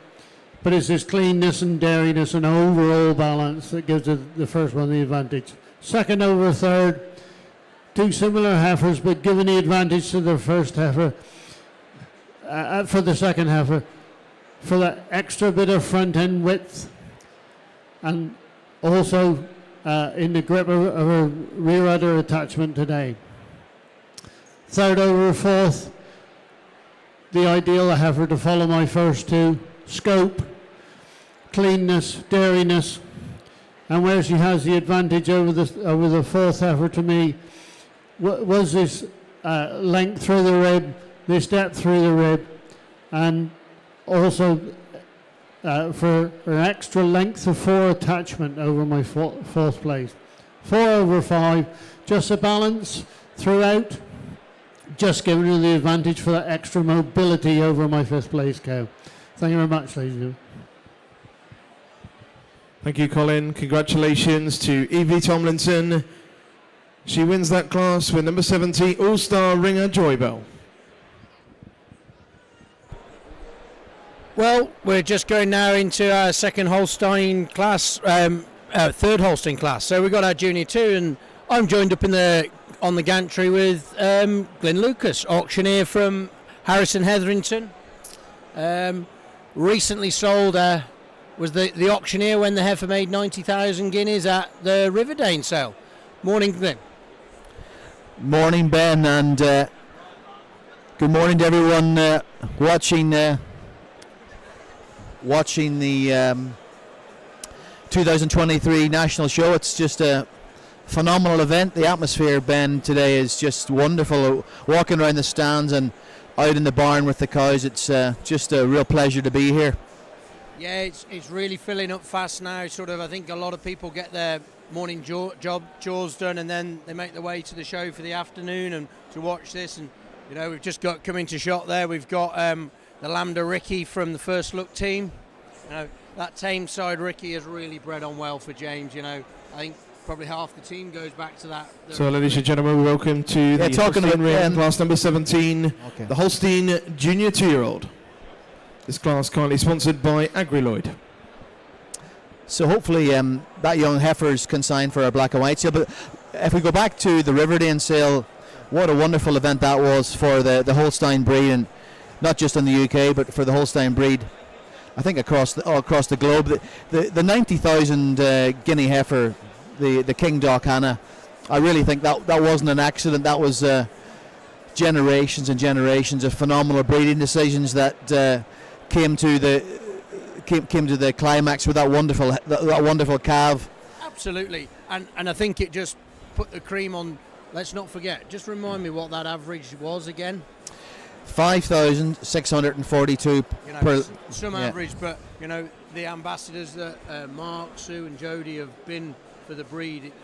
It paid dividends to them that day, and we've got to congratulate them. It's great to see. Just drop onto a few heifers in the ring there. We just see on the World Tour Chief Attlee heifer, a heifer that I know a little bit about there. The Danby and the Dorman heifer that I bred up at Wynford. That's right. Yeah, David bought in the sale, and she was champion heifer here. So she's done extremely well for those for the World Tour guys. Then the speckled heifer in behind us, the Chief Melody that Pete Pryor bought off down at the Welsh Sensation sale. And then the heifer behind that is the Bad Habits heifer. The Bad Habits with Mr. Gray on it. I hope he's got his good habits in today. Well, I very much doubt that, but she was your winning winter yearling up at Expo in the springtime. We sold her in the Global Connection sale just the morning prior to the sale, and it's nice to see her calving in, and I think she's now 87 2-year-old. Yeah, I believe so. And just a wonderful prospect for the future, that young 2-year-old. Yeah, no, she's real quality bunch of junior twos in here, and just make sure there is just a 3-month split in this class, so they are proper junior 2-year-olds kind of thing. So yeah, take nothing away. There's the Bad Habits heifer on your screen there, and an amazing side profile on that young 2-year-old from the Droyton and Grey Ridge. I forget the others. Jake Manning. And Jake Manning. I know there was three. I know there was three partners in that deal. Yeah, the Bad Habits going back to Blexy. 97-point cow. World Cow of the Year. A few years back there, and the Raptor that was intermediate champion here last year, was she not? Yeah. The Raptor was yes. Yeah. One as a 2-year-old, one as a 3-year-old. Yeah, 2 times All Britain. So, no, but I have a lot of time for that. But I think the quality in this class is really quite high. Yeah, definitely. Our cameraman's just in there on one from Molly Westwood. Molly down in Devon there with the pure gold. Great Gold, Otto B. Great Gold. There's Izzy Whitaker on the Lambda Ricky. Yeah, so we just consigned this heifer to the black and white sale in December. I think another couple of months. She's quite an exciting prospect. Yeah, because she is a real nice heifer, made the right way. And anybody knows that family, of course. There's incredible cows back in her pedigree. That Lambda heifer. Out of a Bolton, I believe. Yes. Isn't it? Yeah. Great Bolton cow. Did she end up 95 points? With massive lifetime production, the Bolton cow has. She's still on the farm. Is she really? She's still on the farm. Yeah. Well, testimony to James, great stockman, James Doherty. Him and Steph. Take my hat off, making a great job of setting up farming in their own rights.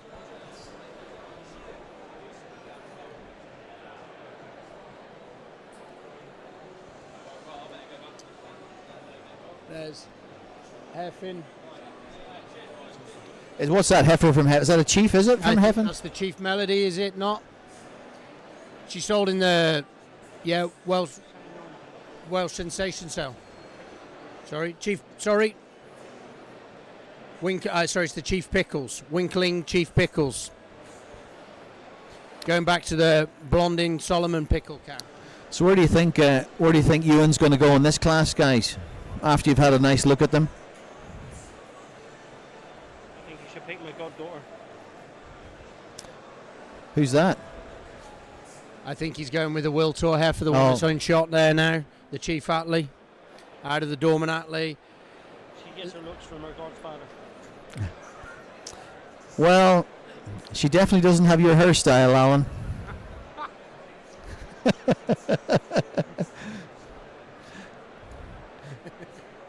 Yeah, she is. She's on form, isn't she? Yeah, real nice balanced heifer. Yeah. We can see Dave just in the camera shot there, making sure he's got a picture on the phone ready to show everybody. This is the Chief Melody. Yeah, that's the heifer that sold in the Welsh Sensation sale. Yeah, 15,000 guineas. Real nice heifer there. She was only 3 weeks calved, 3 weeks fresh that day. Pete Pryor. And there's Mr. Gray with his bad habits. She's looking quite nice. I think the Wiltshire heifer's had the pull. Yeah, she's been coming in. Yeah. And then the bad habits in second. And then the third place is the Winkley Chief Pickles. And fourth will be your other chief that Pete Pryor purchased. Again, making some nice, look at this. We got 4 heifers pulled in here and 3 are chiefs. But yeah, look at the width of the rear udder and the Atlee heifer. That's just to me, they're proper heifers. Their heifers should be. Their udders are high and wide. They're proper junior heifers with junior heifer udders.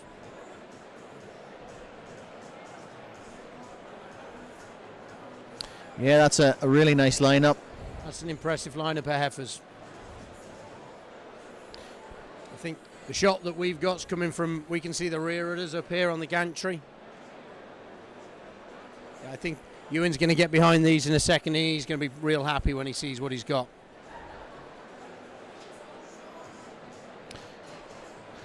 So impressive, the development in these young heifers. They're just babies, but they're incredible width when you see them from this angle, from the rear shots, aren't they? And what's really good is we started off with a milking yearling with the 2, and we've just got that little bit more development now. We've come to our junior 2, where we want these heifers to be. We carve them young. People are carving them young now, and they're growing on, kind of thing. It's making sure their development. The Mahala heifer that won the opening class. Wow. Yes. For such wow. a heifer, I think she calved at 1 year 9 months old. Did she really? I just looked at her coming out from her front angle. That her chest width and power through her heart was just an incredible young cow.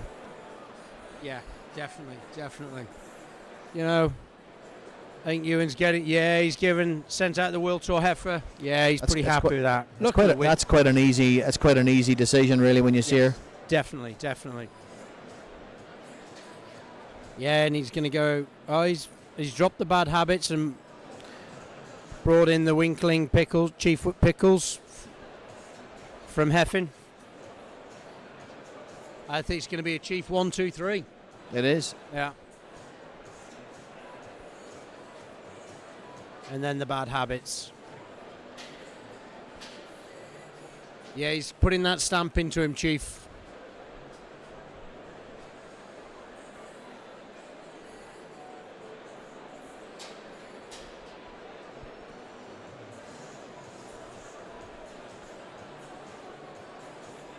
Our cameraman's just panning round there as drops them into order. Come back. There's the Atlee heifer. I think she won down at the Royal Welsh, if I'm not mistaken. There, champion interbreed champion heifer. So heifer that's had a good run. When you start and go well, she was only born in June and she was a champion heifer in July and back here winning. Great to see. There was 2 nice white heifers at the Royal Welsh. There was the one that was second in that class at the Royal Welsh was a King Doc going back to Shakira. I think, yeah. So we sell a daughter out of the King Doc in the black and white sale going back to Shakira. Okay, so the Chief Melody was third at the Royal Welsh. Yeah. Okay. Yeah. Consistent theme, three Welsh leaders, 3 Welsh, yeah. All at the top. How it's done? Boss, yeah. Heffin just saying. Yeah. Yeah, but they still lost to South Africa.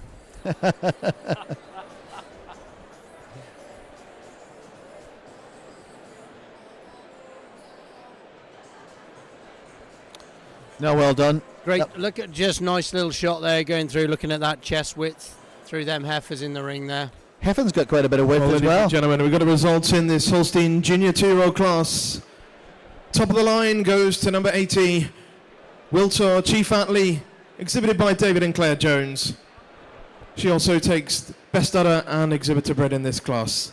Second place goes to number 79, Winkley Chief Pickles, exhibited by Messrs A.H. Wilson and Peter Pryor. Third place, number 82, Tregibi Chief Melody, also exhibited by Messrs A.H. Wilson and Peter Pryor. Fourth place, number 83, TLC MHH Bad Habits, exhibited by Messrs D. Gray, J. Manning, and Messrs A and D. McCullough. Fifth place, number 77, First Look Lambda Ricky, exhibited by First Look Genetics. And in sixth place, number 78, Panda Otto B. Great Gold, exhibited by Panda Holsteins. Our thanks to Agriloid for their kind sponsorship of this class.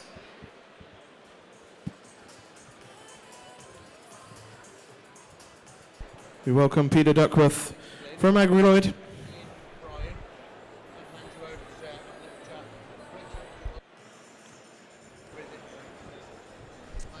Yeah, we're on. Yeah, Glenn. Agriloid, manufacturers and suppliers of premium quality ruminant health and nutritional products. Well, Glenn, thank you for joining us up in the commentary box. Been great to see it, and good luck at your black and white. And yeah, we'll catch up later. Thanks very much, Ben. Enjoy the rest of the show, guys. Okay. Well, up in the commentary box, we'll be going to some reasons in a minute, and after that, we've been joined by our Brown Swiss judge, Brian Weatherup. Morning, afternoon, morning. We're still at morning. Morning, Brian. Yeah, morning, Ben. Yep, good to be here. Yeah, great. And hey, what a show you had in the Brown Swiss world.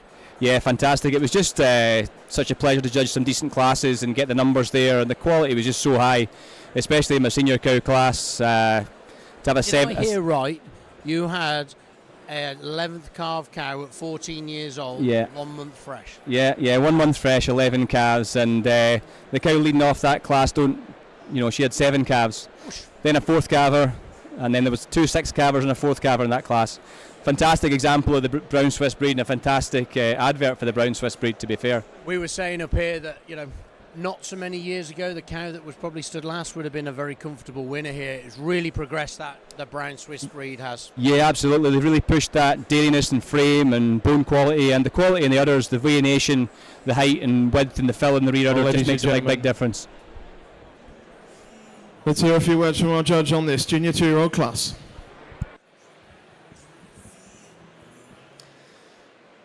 It's another really good class we have here, but I think we start off with a very comfortable winner.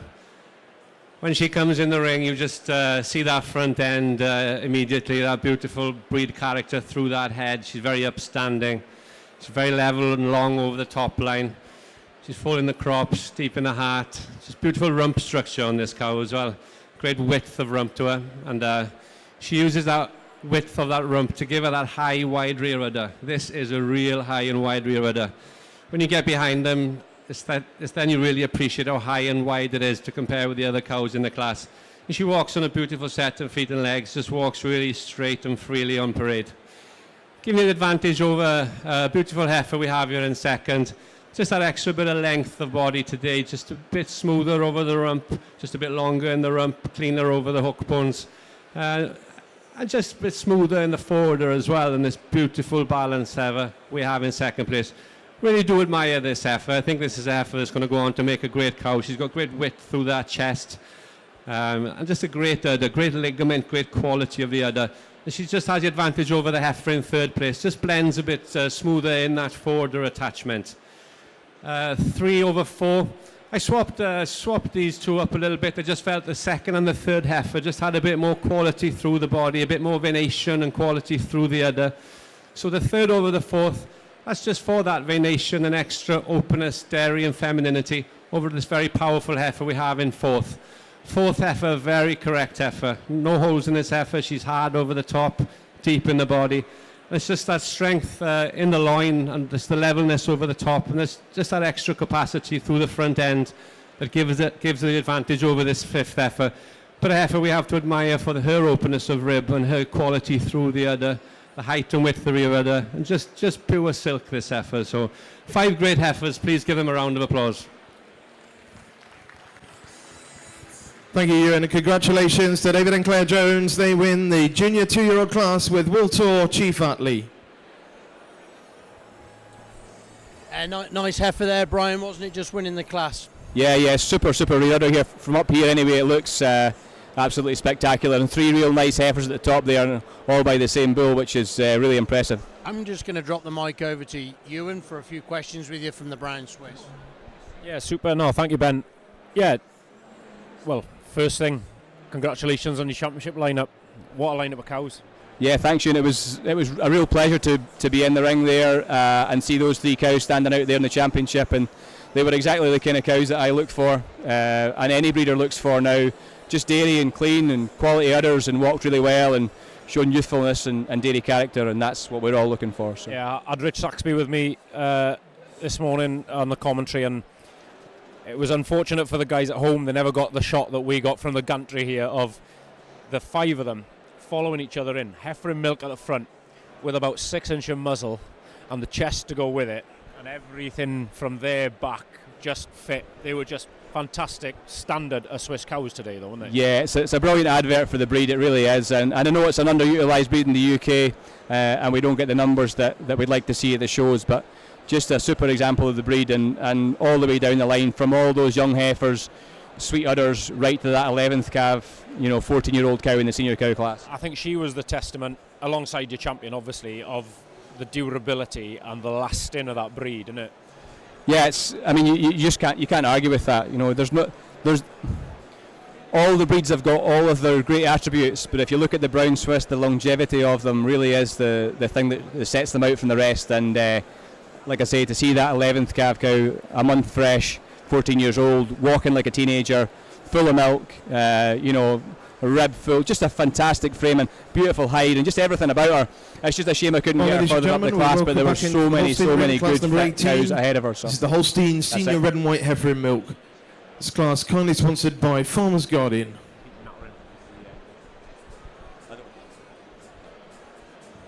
Yeah, you've probably the Escher Ring, we welcome back class number 19, a Senior Heifer in Milk, and this class is kindly sponsored by Agriloid.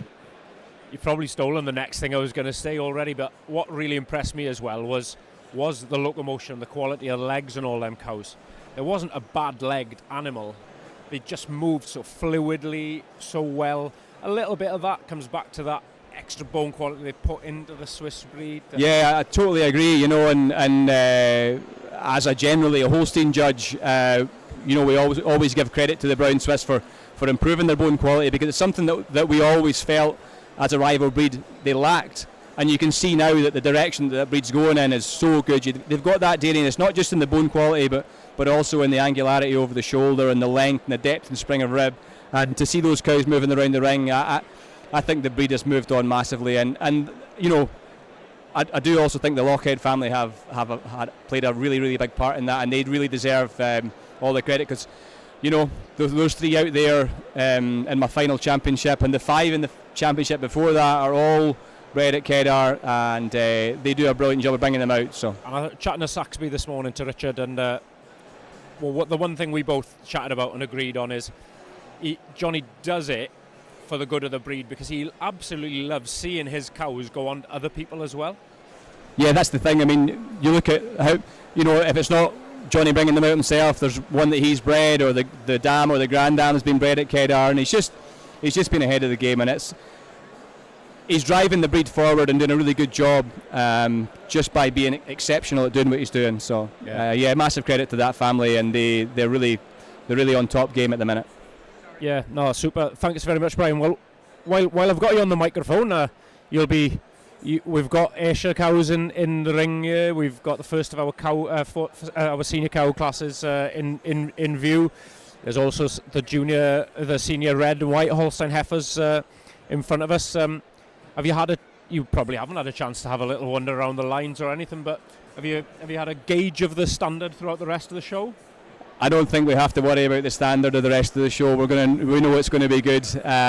Just these first classes are just a snapshot of what's to come, I'm sure. I'm looking forward to get a little walk down the cattle lines now and see what's still to come. But you see both classes here in front of you in the ring. You can see we're all looking for the same kind of thing these days. Super dairy animals, great udders, great feet and legs, great locomotion, and that's what all these cows at the top of the line have. And it's been a great pleasure and privilege to judge here today, and I look forward to seeing the rest of the show. No, spot on. Thank you very much, Brian. It's been a pleasure to have you up here with us on the commentary box, and I hope you enjoy the rest of the show. Yeah, pleasure to be here. Thanks, Ewan. Thank you, everyone. Much, cheers. Brian. So yeah, I'm going to rejoin now with Alan Timbrell, and we've just got in view, we've got the senior red heifers in the Holstein classes. The heifer from Pfizer here that's had a lot of success, come to the fore at Great Yorkshire Show this year already. It's one of those sort of red heifers that breaks the mould. And then we've also got this one from Panda as well, the Ambrosia O Custard. She's an Amaretto Red daughter. Like I say, there's just the two forward here, but real quality sort of class here in the red and whites. Yeah, two real quality heifers and with quality udders too. You can't take nothing away from the heifer that's in first place, the Moran P daughter. She won at the Yorkshire. She was interbreed champion heifer at the Yorkshire Show. She won the red and whites at Expo this year. Just a truly, great heifer. And what an udder on that heifer. It is certainly that, and yeah, Ewan gone and tapped that one forward, but we've just got our focus at the moment on the Ayrshire classes. But just for the second, but we are back now with the Holstein lineup, and yeah, Ewan tapped out the Pfizer heifer in first, and then the Panda heifer then following in second. Molly Westwood, a great supporter of the red classes here at Daily Day. Well, anyway. Yeah. She's a big supporter. Red and white classes, especially, and across. Molly's a very passionate person within the dairy industry, and heading up Blondin Sires in the UK, and she does a fantastic job of really promoting the UK breeding stock, and very supportive to a lot of the shows. So the Moran P heifers. We're back onto the Ayrshires. Well, we are back on the Moran P heifer again. On the Moran P heifer now. Yeah, she's got a sort of a right presence about her, isn't she? Yeah. Just what a great udder on that. Veination and beautiful fore udder and rear udder attachments. Just really great udder. A beautiful heifer right the way through. So yeah, we are now back in the Ayrshires. So the heifer in front of you is the heifer that won the Ayrshires at Expo. She's a Hawaiian daughter from Michael Howie and partners up in Northumberland. But now owned by G.G. Baines and Son. Yeah. She, as you said, she was the grand champion at Yeah. Expo, wasn't she? Earlier in the year. Yeah. And I think Baines Okay, has had ladies a and bit of gentlemen, we've got a result in the senior red and white heifer milk class. Class number 18, sponsored by Farmers Guardian. Top of the line, number 86, Pfizer Miranda Candy Red, exhibited by Messrs. WA and A Booth. Second place, number 84, Panda Ambrosia O Custard Red, exhibited by Panda Holsteins. We welcome Farmers Guardian to present the rosettes in this class. Steph Ryder.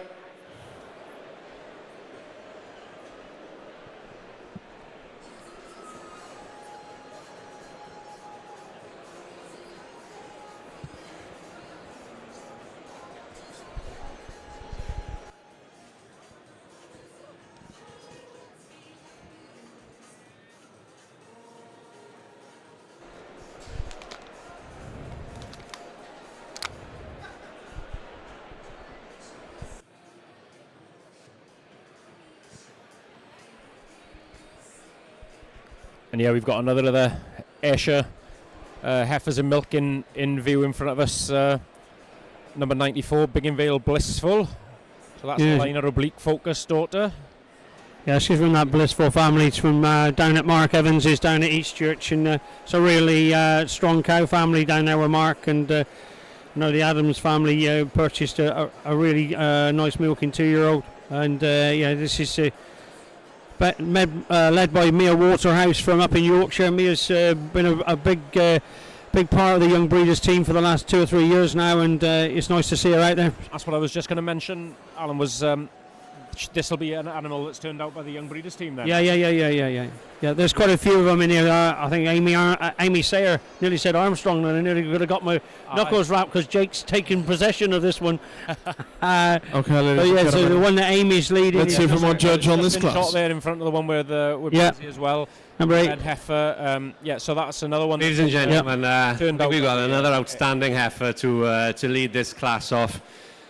Very similar in mould to the heifer that won the previous class. Just a great front end on this heifer again. She's wide in the chest, very angular through the shoulder. Really good top line on this heifer. She's long and wide over the top with a very desirable rump angle on this heifer. She walks in a great feet and legs. Very mobile. She walks straight through her udder. Lots of flex through that hock. And coming to the mammary system, that is the highlight of this heifer. She's really high and wide in that rear udder, especially snug in the forudder, and she still shows so much texture and quality in the udder. This heifer's calved since December, and just exceptional quality and freshness in the udder. Just giving it advantage over the heifer in second. Just a few things here and there, just a bit more width through the chest, just a bit more level over the top, especially on parades. Just a bit freer in her movement through the hock. Just that extra bit of height then and width the rear udder, and a slight more definition of crease. I do love this heifer in second place. She's very open ribbed, she's very dairy, great depth of body and great snugness of the udder. So 2 great heifers. Please give them a round of applause. So we just heard Iwan's reasons there on. Thank you, Ewan. Congratulations to the Booth family. They win that senior red-white class with Pfizer Morand A Candy Red. So we just heard Iwan's reasons there on. So we turn our attention to the Esher Ring, the Esher National Show, senior heifer in milk. And as Mark has just said there, we're just joining the judging in the Esher heifer in milk, senior Esher heifer in milk class. So he's just doing his first pull. Not quite sure who he's gone with first at the moment. All I can tell you, Alan, is I'm pretty sure it's a Pamez Hawaiian.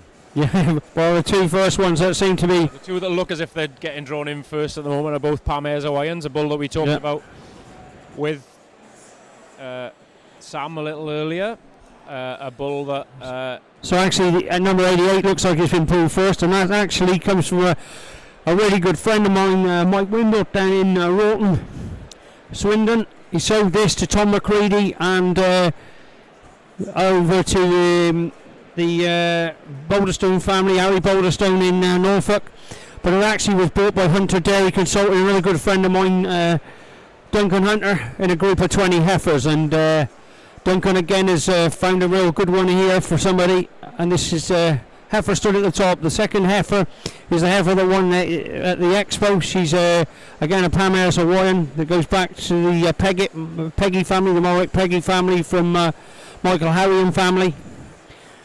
Still in third at the moment is number 80, number 89, is it? Brightside Nectar Judah. That's one of Jake and Amy Sayer's own animals they purchased at the Brightside sale.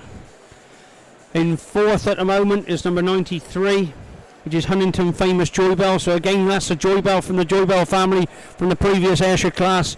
That was a Joybell that goes back to Huntington. So prolific cow family. Yeah, there is a very prolific cow family. Time. And the heifer in fifth place. The blissful heifer that we featured there. From Adams's.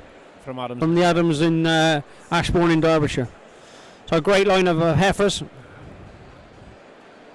Yeah, there's a great advert for that, for the Ayrshire breed, really, and especially for UK Ayrshire breeding. Because in fact, we've got UK bulls featuring strongly throughout them.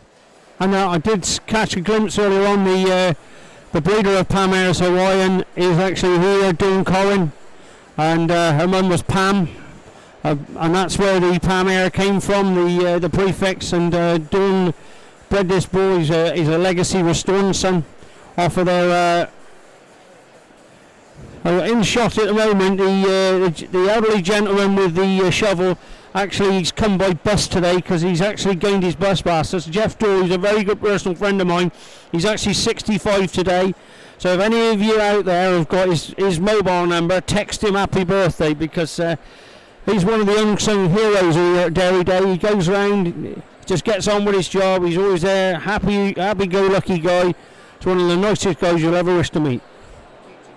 Yeah, certainly. And he's tickety-boo. A great guy in the ring, gets about his job, as you said, Alan. But what is great, he is so good with everybody.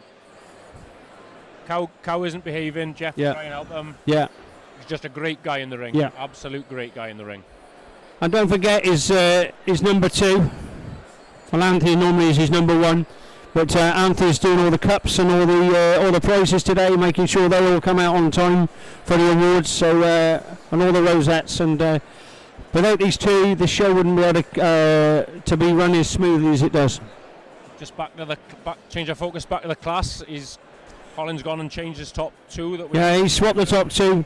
He's gone for the heifer. He's gone with the Morrick Peggy heifer. She's a little longer calved than the other heifer, the red heifer. Morrick Peggy was calved back in January, and the Rawton Nina cow heifer is just calved about 5 weeks.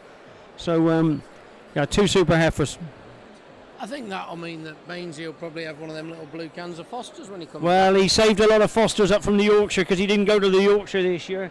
I think the idea of not going to the Yorkshire this year was to save this heifer for Dairy Day for the National. Okay. He didn't want to take her out too many times. I actually was on the farm judging an on-farm competition last week, and I saw the heifer. I thought she was looking really well, and he said he didn't really want to bag her for me.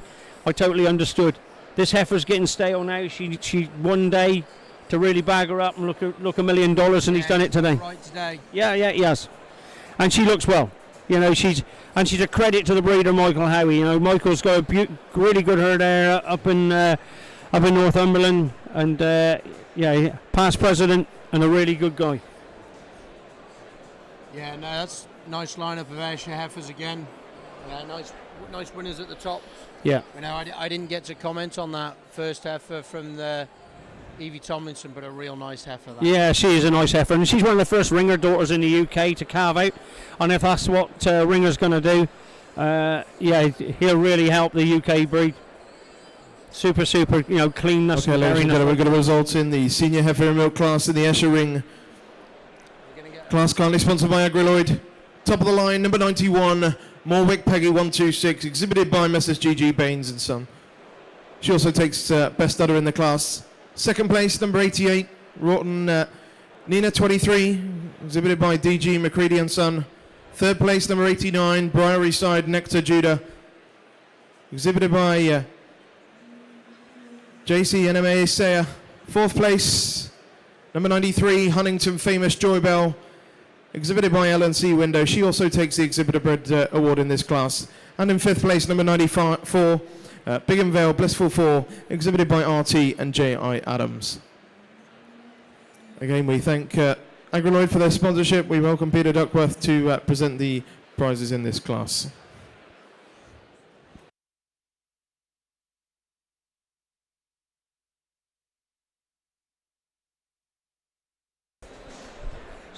So anybody... Quality line up there when you see that rear of the shots there. I don't think whether it's been covered before, but just a point on the ribbons. The red ribbons are actually for best udder, and the green ribbons are for exhibitor bred. So if you see in this class, the animal in fourth place is the highest exhibitor bred. The other three have been purchased from other herds, and so that's really good for young Chris Window, who's come out from Huntington. His auntie Lisa running the farm while he's away, and Chris about to get married, just got engaged, going to get married next June. So we wish him all the best as well.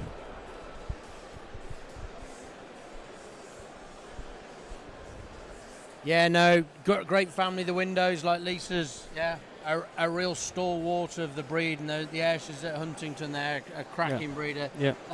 Is it Fraggy cow family Yeah, you yeah. have down there? Tremendous family. The Fraggy family and the Joy Bells have just, are two of the strongest cow families within the breed. And just goes to show that, in the previous class of Joy Bell, and then 2-3 years ago, Triclo Joy Bell was here and won. That Joy Bell family just churns them out one after another. Just really good, and good production on them as well. They're not just here for the looks; they're good production animals as well. But it's really, really good to see this brown heifer that's on screen now, the Rawton Nina heifer. Mike runs 120 cows down in Swindon. And last few years he's had animals here himself, and I'm sure he probably didn't even know this heifer was coming. So anybody out there, give Mike a ring and get him onto live stream, get him to watch this, because this heifer's going to be back in the championship in a minute, and he's got a good chance of being up there in the top three. Heifers that I really admire, and you see from my provisional to my final I changed my order. I've started this class with this white heifer. A heifer that calved in January, ladies and gentlemen. And a heifer that oozes dairiness. She's got tremendous scope, tremendous depth of rib. A mammary system, I've given her best mammary in the class as well. This was a decision that I was pondering again, because my second heifer, originally I thought I would give her best heifer, but it was that extra crease to my first heifer and the extra venation through the mammary that gave her the advantage over this real dairy heifer in second place. So the first heifer, for her power, for her strength, for her mammary, for her venation in her udder, over my first over my second, for that extra lift, for that extra dairiness, for that length throughout, through that tightness and grip of a rear udder, but taking nothing away from this really sweet dairy heifer in third place. Heifer in third over the heifer in fourth. Again, this is a real sweet dairy heifer, real clean bone right throughout. But where I give her the advantage is through the grip of her forudder over my heifer in fourth.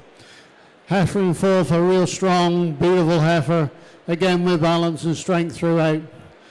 And it's a cleanness and balance and fullness of her mammary that just gives the advantage over that animal in fifth today.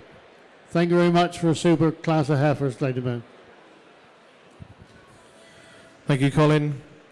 Well, congratulations to the Baines family. They win that class with number 91, Morwick Peggy 126.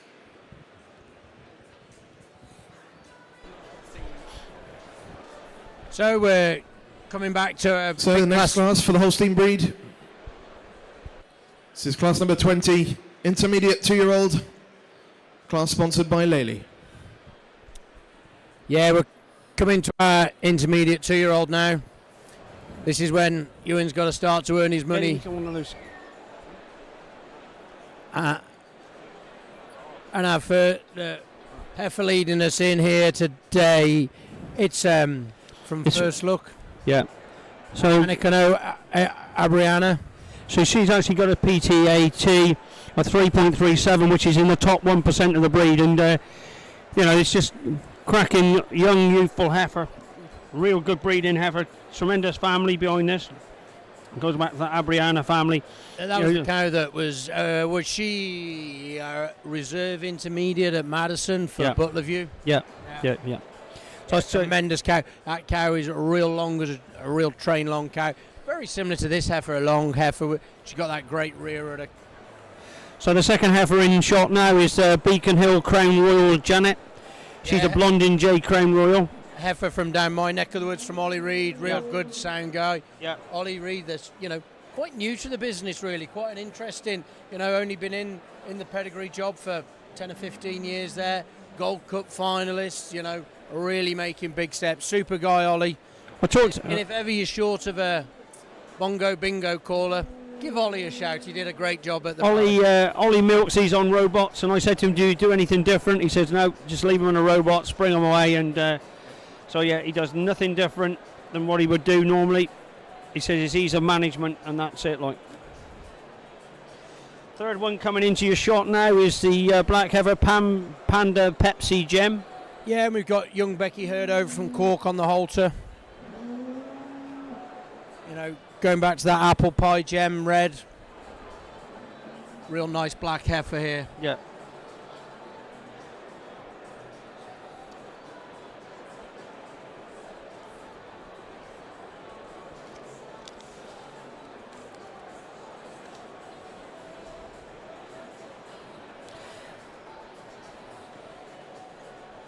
Then we move on to this speckled heifer here, the 99, the Emily Davis, Mark's sister there with the Willsborough Tropic Rihanna. Yeah. So she's a peak tropic. She goes back to she's out of an 87.2-year-old. She's been calved about 3 months. 85.2-year-old. Real nice balanced heifer. Yeah, real nice. A real nice heifer just coming into shot. You can just see there that 101 heifer. We're going to see her in a minute. And this is a heifer that's probably had the biggest journey here. She's come all the way from the Innes family up in right up north of the Inverness. Yeah, the Inverness. Inverness. So this is the Chief Sue, the Wolfer Chief Sue heifer. Yeah, it's good. Am I right? She was champion heifer at the Highlands. Yeah, so she was first heifer and champion heifer at the Royal Highland Show 23. She was also first spring calf at Expo 22 in Reserve All Britain that year in her class. And also she's in calf to bullseye due in January. So she actually calved in March this year, early March, and she's back to calve in January. So they brought her back so they can take her to Expo hopefully later on this year. Yeah, real tremendous young cow.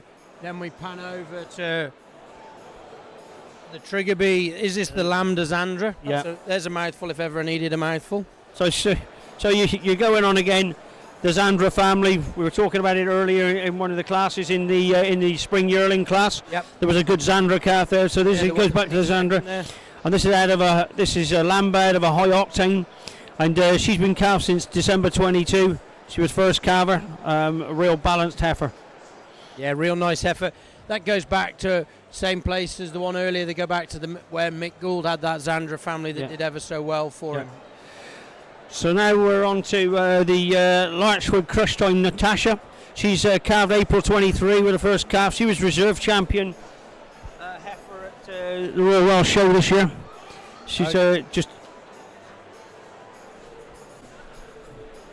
She was reserve champion at Royal Welsh. Just a really nicely put together heifer from the Jones, the other part of the Jones family. It's not Jones Wiltor, it's Jones Larchwood, and that's Jeff and Sean Jones, Keris and Ben. So Keris and Dan, sorry. So it's great to see them here again. And Dan's come up for the day, and when Keris has done all the work, that's what I was told to say. Then we come to the Toy, the Riverdane Tattoo Raven. Yeah, real nice sort of a heifer. Yes, saw this sold at the sale, and it was a standout heifer that day, and she's just improved. She's just bodied down a little more since the sale, and she looks like got a great future. She's calved from May 23, first time out. So it's nice to see these first time out heifers and see how they go, and looking every bit worthy of her money. Then we come on to a real nice heifer there. Yeah. Walston Mogul Diamond. She's moving on to this. Just waiting to Walston Just Mogul. take a look at that mammary system on that Mogul heifer there. What a tremendous mammary system this Mogul Diamond's got. Goes back to the Knowlesmere Diamonds. Yeah, and this comes from the Thomas family there in Leicestershire. It's great to see them. They showed Guernseys earlier on in the day, and it's just lovely to see these guys. They've got Holsteins as well, and it's great They to see. won that intermediate heifer here last year. Sorry, Junior 2. Yeah. Junior 2. Yeah, real nice black So, heifer. it's great to see them out and about. Then we come to the Dalesbank Dalliant Roxy from Tim and Michael Rees up on the Shropshire-Cheshire border there. Real nice guy, real nice. Very keen here, great supporters of Roxy. We can always rely on her. She was Cheshire champion, Cheshire Interbreed champion heifer, and she was overall champion at Anglesey this year in 2023. Yeah, she's a super heifer. I saw her in the lines last night. Such balance, and great young man there who owns her, leading this heifer. Just a super young man, really sort of like on his game, and fantastic. Yeah, real nice heifer.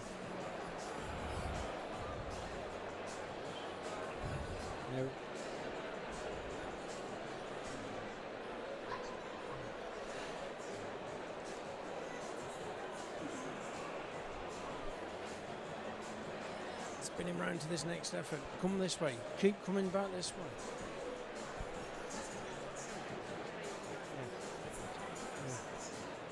Yeah, just panning round, showing you a few of these heifers as they get round. We'll talk you back through. There's the Chief Sue again. Quality heifer, that Chief Sue.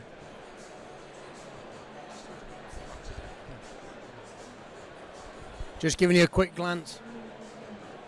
So we drop back in there, going back into a bit of order. We got the Victor Shadow there from Dav Lee with Max on the halter. So this is she's a Victor. She's a calf July 23. She's her first time out and actually the show, and Max wasn't quite sure how she'd handle herself right in the ring, but at the moment I would say she's handling herself impeccably. Got a good tight hold on her anyway. Yeah. If Max could only smile. Max could only smile. It would be something, but Max no. is smiling. Come on, be careful. Yeah. He's a good lad. Yeah.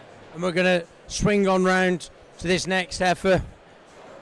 There's a good heifer coming up. Yeah. Real nice heifer here. The evening sidekick Farah. I hope Isaacs does his brother proud here. Luke busy working away up at New Berkles while Wayne and Susie are off in Turkey. We don't know whether it's honeymoon or Wayne having a hair transplant. Well, I think Luke's a glory hunter. What's the name? Isaac's a glory hunter. Was this reserve champion heifer up at the Great Yorkshire Show? She was, and her granny, is she not the cow that was Agriscott champion the evening? Yeah. That Dennis Luke. She's actually a granddaughter of the Stanley Cup. Stanley Cup cow. She's out of a Mardi Gras. Mardi Gras was a fantastic bully. Came from Jetstream. I'm not giving any sort of like. Jetstream? Where's Jetstream? Yeah, I'm not giving myself any puns. Yeah. Then we move on to this heifer here, which is the good young lad here, Mark Whitehurst. Yeah. Just taking on the farm. He farms on Rob Clare's old farm. Yep. Doing a great So job. this is a top farm fit store out of a Seaver, out of an 87-point Seaver. She was Holstein champion of staffs, and she was also interbreed champion heifer at Staffordshire as well. So Mark's a really nice lad. Really nice lad. We've got a few heifers in this class that know where to stand first. I'll tell you, there's one going to get to do it today. There's a lot of quality heifers. If you just joined us in the ring, on to the Chief Sue. Class number 20. Yeah. The National Holstein Show, intermediate 2-year-old class. Yeah. Sponsored by Lely. Yeah. Where's?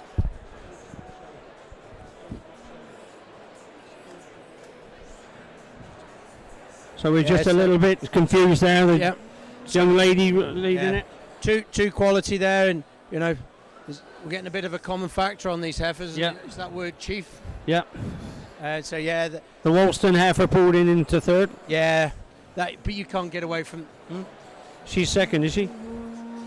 That mammary system. Just look at that mammary system on that mogul. Yeah. We'll get our cameraman a little bit closer to him in a second for you. So it's we're going with the Chief Sue, the Woolston heifer, the Farah heifer, then the Folds Mill from Mark Whitehurst, and then the first look Hanako in fifth.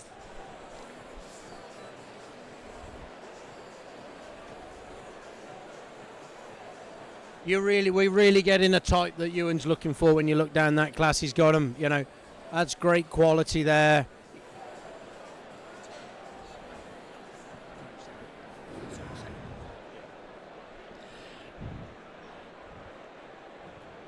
There we go. We can just get some rear udder shots there. Come on, Isaac. Concentrate on it. Luke's watching. Isaac's got his game face on. We've got to mention the two stewards in the Holstein ring. Mick Gould from Woodmarsh doing a sterling job. And we got Eddie Griffiths out here somewhere. Can't see Eddie. He's paled into the background a little bit. He's to our left. You're not actually seeing him in shot at the moment, but Eddie's from Crossgate. There you go. Just looking down this other line, you've got the Stanley Cup there, and then you've got the Fitz from Mark Whitehurst. Then we drop into the Hanako heifer, and then the Lambda Zandra. And then the crush time. Saying that after a few pints. No. And then the crush time from Larchwood. And then we come into the Roxy from the Reese family. And then the Raven that was sold up at Riverdane. Yeah. They're going to be pretty tight on the edge here, where they've left a lot of room at the front end. They're going to get a bit tight to get the other ones past them in a minute. Yeah, they'll squeeze them in there.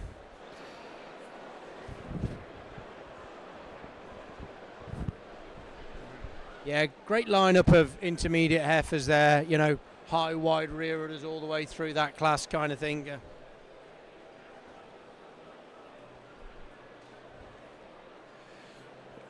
You know, our position is right up behind these cows, looking down on them, so we're getting the full shot to where we're just panning across with our cameraman. Just what a great, you know, a great lot of heifers, and you know, if you own the heifer stood right at the end of the class, you'd probably be disappointed because there's some great heifers down there. Quality of heifers now. Yeah, that's when you roll into the national show, it just gets so strong.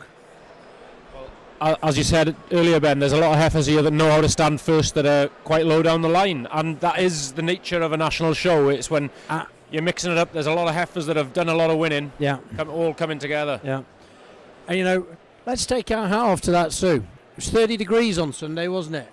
Yeah. He gets in a truck and comes all the way from Inverness, probably 8 to 9 hours, I would think. Would it be? Potentially, could even be more on a lorry, is it? I'm Maybe getting 10 or 12. 10 or 12. So take nothing away. That heifer, she's done really good. You know, Stephen's daughter there on the halter of it, and I was talking to her last night, and you know, she was real keen to it. And Stephen said, "This is how we've got to get." You know, they milk a lot of cows up there, and he says, bringing them into the business and seeing what it is, and you know, this link to showing gives people an eye to looking after cattle and knowing how to look after cattle to come into businesses, so they've got an understanding. So great to see. Look at that heifer peeling out there now. She's quality. So Stephen's daughter and his wife actually do all the AI on the herd. They don't have any outside assistant for AI work done on the farm. 1,200 cows, am I right? Yeah. And so the daughter actually, you know, she's not just here to show cows. She does a lot of the work at home and a lot of sort of like the hard tasking work. So yeah, so it's yeah. The steward's not quite explaining what's going on at the moment, so I think we're back on track again now. Back on track, yeah. She just goes past our cameraman there. There's Isaac. He's got his game face on. Gives a smile, Isaac. Come on. I think Luke, you'll be very happy because this is some class. I still think they're Isaac's his own teeth. They're his own? I don't think they're false ones yet. They're not false yet. Okay.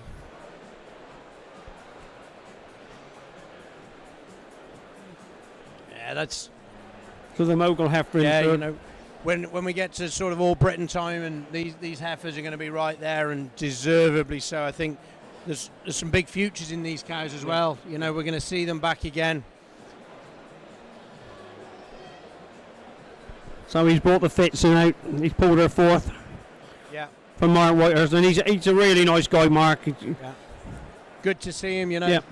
I think he's only been farming up at Rob's for 3 to 4 years. Yeah. Just after the Hawksmoor herd dispersed, Mark he rents the farm off Rob, and yeah, great to see. Great to see. Herdsman there. Yeah, Mark was herdsman there, and Rob gave him the chance to take it on, and really sort of like a big pat on the back for Rob, giving a young man a chance to go into dairying, and he's taking it with both hands. Like he's yeah, absolutely super cows.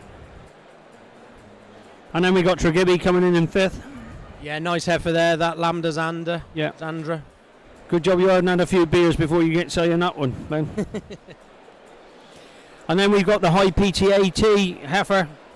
Number 95 is the Hanaco. Yeah, there's the Hanaco. First nice look, heifer from first look. Brianna. Yeah.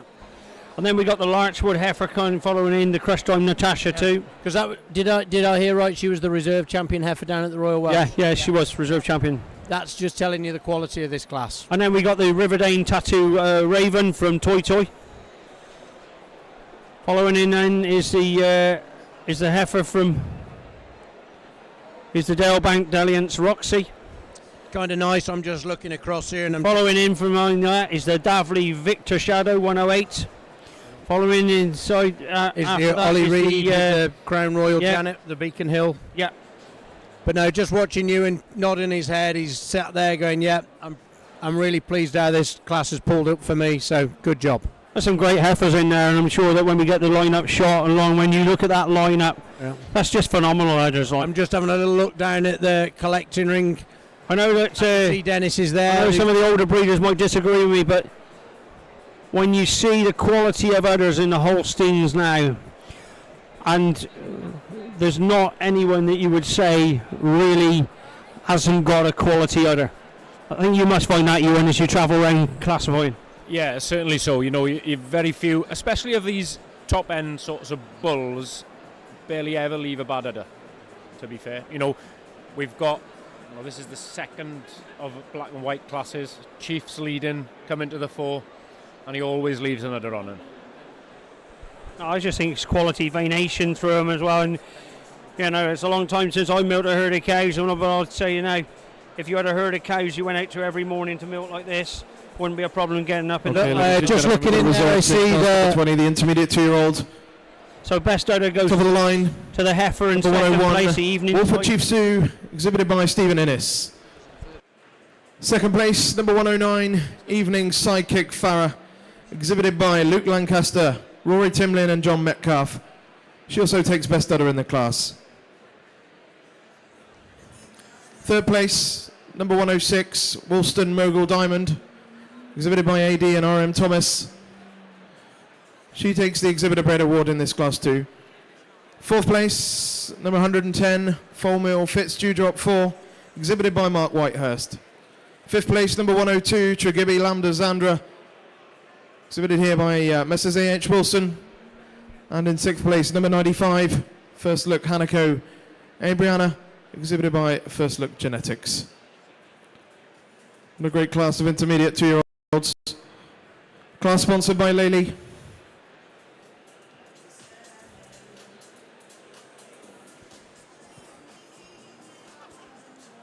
So we're just looking across the heifer there, the class there, and I think we maybe haven't got it in our notes, but I believe that Crossfeld and Rory Timlin have bought into the second place heifer.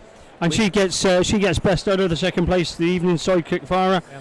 And then in third place, the Woolston Mogul heifer. From the Thomas boys, well done, the Thomas guys. boys, and she gets exhibitor bred. So excellent that's, yeah. you know, it's great when you can come out with your own animal and, and show it and do it consistently well. Last year they did really well, and this year they've come out and they've done equally as well. So that's great.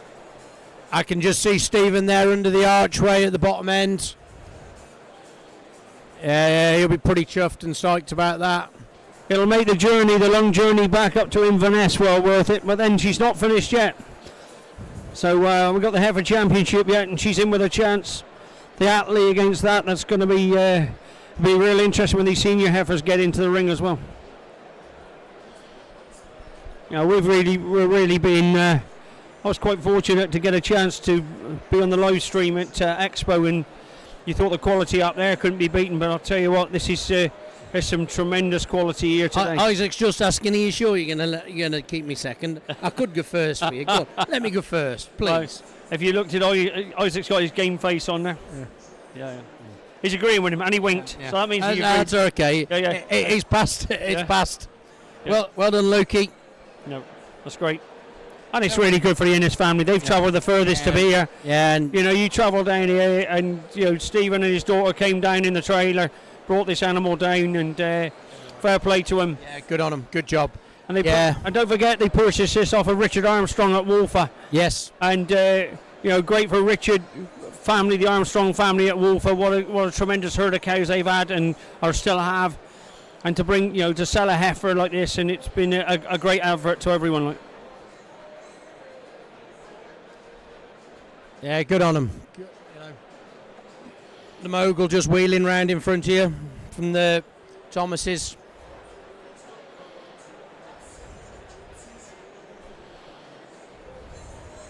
We're getting quite a lot of white heifers out there this year.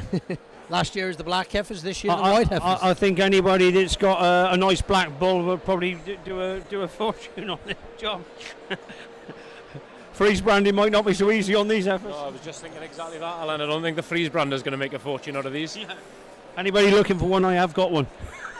What? Freeze brand? No, a black bull. Well, ladies and gentlemen, let's hear from you on this class. Trying to get an advert out here. Okay, ladies and gentlemen, that's a really, really good class of heifers all the way down the line. It's a big class in quality from top to bottom. It's a bit of a tricky top end to this class. We've got different styles of heifers. We've obviously got this first heifer you really have to admire for just that strength of the front end. She is so level and correct over the top. Exceptional width throughout. She walks on an impeccable set of feet and legs. And a superb udder in this heifer. She's calved quite a long time, but still a lot of bloom in the udder, and that fore attachment blends exceptionally well, and she's got great width for that rear udder. She just has the advantage over these next two heifers then, just for that overall power and capacity and width today. Just a bit more quality through the leg as well. But this is a close placing. I really did admire these next two heifers. This heifer in second place, I made her the best udder in the class today. Such a correct heifer. We can dream of a few years ahead, but you know this heifer is going to come out again and be a beautiful senior cow. I just gave the advantage over the third heifer. I switched them around. I just felt that the second heifer just a bit longer in that fore udder, just a bit nicer in the front teeth placement than this wonderful heifer we have in third place. A heifer with a great big wide rump on a high and wide, really high and wide rear udder, and great venation, as you can all see. Just has the advantage then, takes her over the heifer in fourth place, just that extra bit of quality and openness and dairyness throughout. But the heifer in fourth, the heifer we really have to admire. There's no holes in this heifer, really hard top, deep bodied again, very snug forudder. These snug forudders always go on to make good old cows.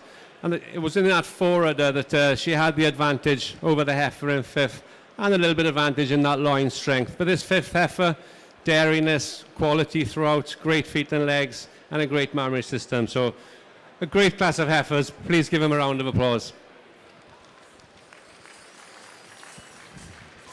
Thank you, Ewan. Congratulations to Stephen Ennis, who wins this intermediate 2-year-old class with Wolfer Chief Sue.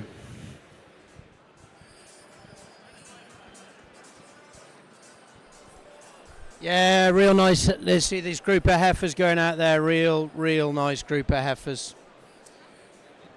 You know, I think we're dropping into now the senior 2-year-olds.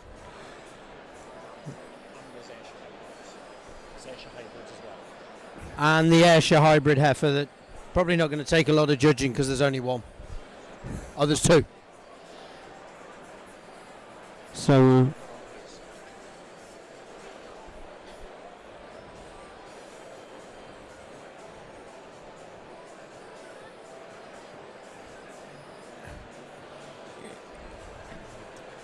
yeah, there we go. We're just starting to see him coming under the archway there, the Larchwood heifer. So the Larchwood heifer is a Crush Time Rhapsody. Goes back to the Rhapsody family from Pinehurst. Always turn them out really well. His Rhapsody, she's an 87.2-year-old. Calved since February, and she was second at the Royal Welsh in the senior heifer and milk class. Second, we'll just wait till we get our cameraman in a little bit tighter before we talk too much else, so we can keep you well updated. It's about him getting set up and then switching to it. Yeah, I think we're going to. Cameraman's just getting himself set there, and we'll drop into these heifers as they come in.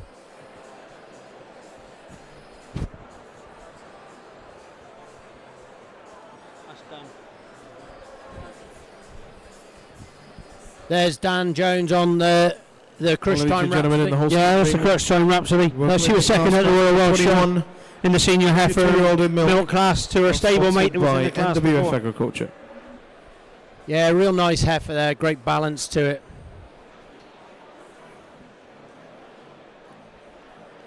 We also welcome class number 22 in the Ayrshire Ring, the Ayrshire Hybrid Red and White Heifer and Milk.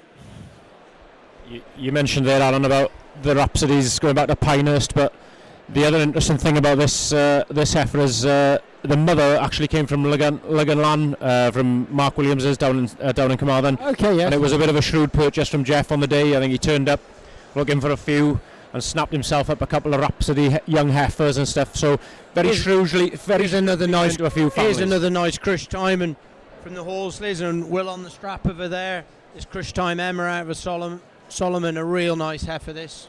I actually was at the farm at Woodcat about 5-6 weeks ago and saw this. Are you ever home, man? No, just travelling around a bit. Actually went to Woodcat and saw this in the shed and said to him, "Are you taking that to Dairy Day?" I said, "I might go to Westmoreland." I said, "Well, if it was mine, I'll be taking it to Dairy Day." So I'm hoping he's going to do well, because if he doesn't do well, he probably thought he should have gone to Westmoreland. I tell you what, then we've just dropped on to the gold winner Dean from Evening Hill there, from the Wilsons. You know, kind of nice to see a gold win back in the ring. We slipped over here now to the Crush Time Ricky. Going back to that Ricky family at first look, James Doherty on the halter. Phillipson's bought this earlier on in the year. Real nice heifer this. She was interbreed champion heifer at Oswald Street this year. She, no, it's real nice heifer. And then we got Mr. Gray. He's coming in on the Willsborough Tropic Sharon from the Micklefirth and Archie Mere. The Sharon family. So there's got Shottle's family, I believe. Yep. And she's a long time calf. She calved in last October 2022, so she's a long time calf and still looking as good as that. Yeah, looks well for that long calved. And I think we're panning over to one of her Richard Bounds. So that's Rich Avon Victor Squall too. She calved in November 22. She's the first time out. She's a legend maker Victor off of the Squall family. It's really synonymous with the She's got plenty of strength. That's what the Squall family give you. They have plenty of grunt, plenty of strength in that family. That was a really shrewd purchase, the original Squall that... Seven Vales, wasn't it? Yeah, Vales, that's it. Yeah. Going back to that family that Alan Swale, like Alan Swale, you know. Yeah. Chief, Donnerdale Sky Chief. Now there was a bull that could put some others on him. Yeah. No. And we drop into 117 here, which is the Riverdane, the Tattoo Ambrosia. Yeah. And Oliver Greenhalgh on the strap of it there. Calved April 23. Not been shown before. VG87 2-year-old. Real nice udder on this. Cracking heifer. And she was a good cow, that Sanchez Ambrosia, the Sahara cow that Mark showed. Yep. Champion up at the Agriscott. Yeah. And maybe Expo. Yeah. Yeah. There's the money shot of her on the rear. So one just coming in the shot is 118. That's Peak Unstoppable Rhapsody from Jack Wilson. Again, one of those Rhapsodies again. Going back to the tank, I believe, that one with the Peak prefix on it. Yep. Yasmin. Great breeder there, Yasmin. Yasmin and Bill. Yep. Yeah, real nice sort of heifer there. And then we come back to... And then we got the last in the class, the 119 Davley Bradnick pledged to 3. She's actually, again, calved in January 23. Due back in again in December, I think. Yep. Max is staying up on Christmas Day. And this is her first time in the show ring, so Max has got a lot of first time out. This is his actual first show of the year. He's been really busy with gentlemen, we've got farm work and class number 22, the Ayrshire Hybrid Red and White Heifer and Milk class. Class sponsored by Cattle Services Air. Top of the line, number 120, Cut Hill Towers, Rager Miss Blondie, exhibited on Messrs A&S Lorry. She wins the best udder in the class and exhibitor bred. Second place to her, number 74, Jinx 615, exhibited by Keith Davidson. So the winner there, the Rager Miss Blondie, come down with James Lorry with the Lorry family from Cuttle Towers there in Scotland, and then the second one is a Halmeyer heifer, Sam Wake from Melody Services, side Biswis Bot. So just to make everybody at home aware, if you're not sure what this class is, it's obviously part of the Ayrshire breed section, but there is a hybrid, so these would be less than or 50% Ayrshire and less. So it'll be less than 51% Ayrshire, so anything is 50% and less. Yeah, you're right.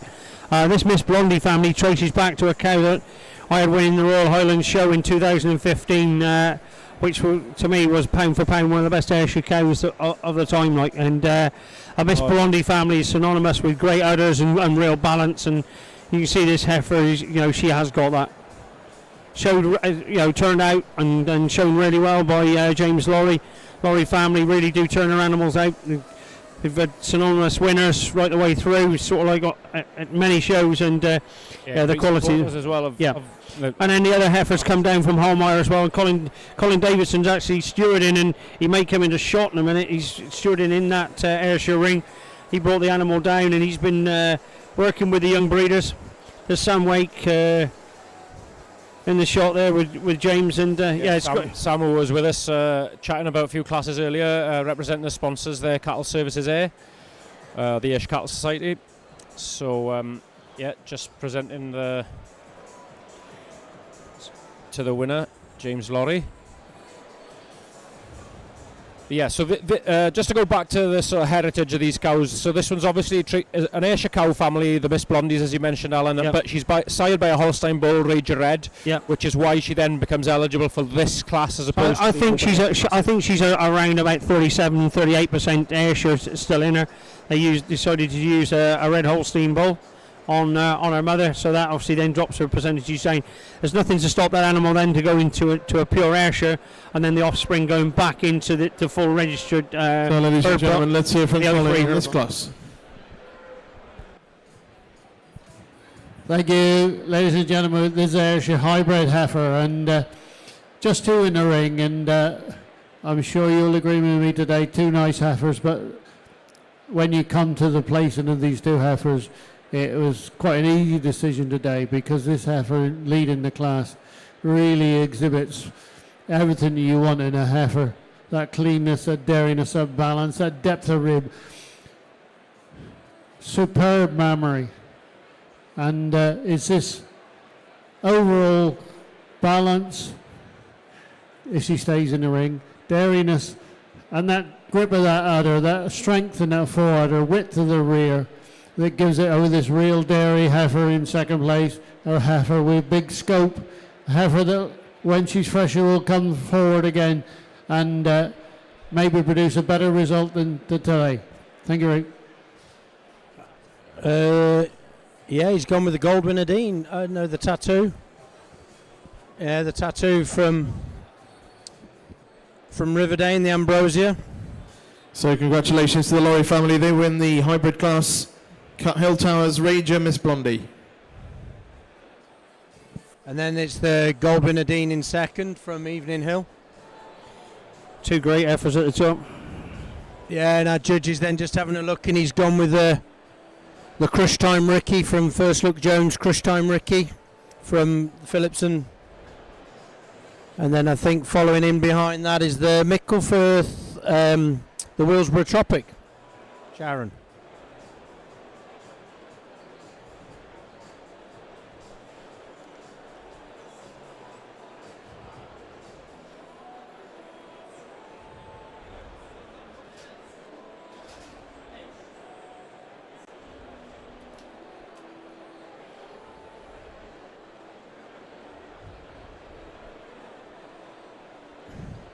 Just panning away there. Now we're back in, and that's the Richhaven cow, the Richhaven Victor Squall. He's pulled Max into fifth with the pledge, into sixth. The Woodchat cow's gone in fifth, and Woodcat's top path, so that's good. Yeah, it's good class. Good class. Yeah. Whoever gets to stand in last position in this class is going to feel a little bit annoyed, because there's some great heifers out there. Great heifers. I think that's been all the way through on this heifer show today for us, these heifers in milk. The quality of udders are just outstanding. And high, wide, great teat placement. Yeah, real good bunch of heifers. But take nothing away from this Ambrosia, the tattoo, because and I'm going to say it's half sisters out there. On the sold in the sale for 25,000 to the Kev Rickard, Arwin, and we're still seeing that to come.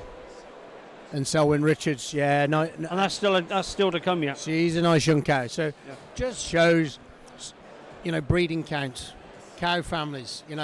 What we're talking about all day long. We're talking with Rhapsodies, Adines, Rickies. Yeah, I chatted with Rich Saxby about this morning, about cow families, and the best always breed the best, and the deeper the cow family, the better they breed.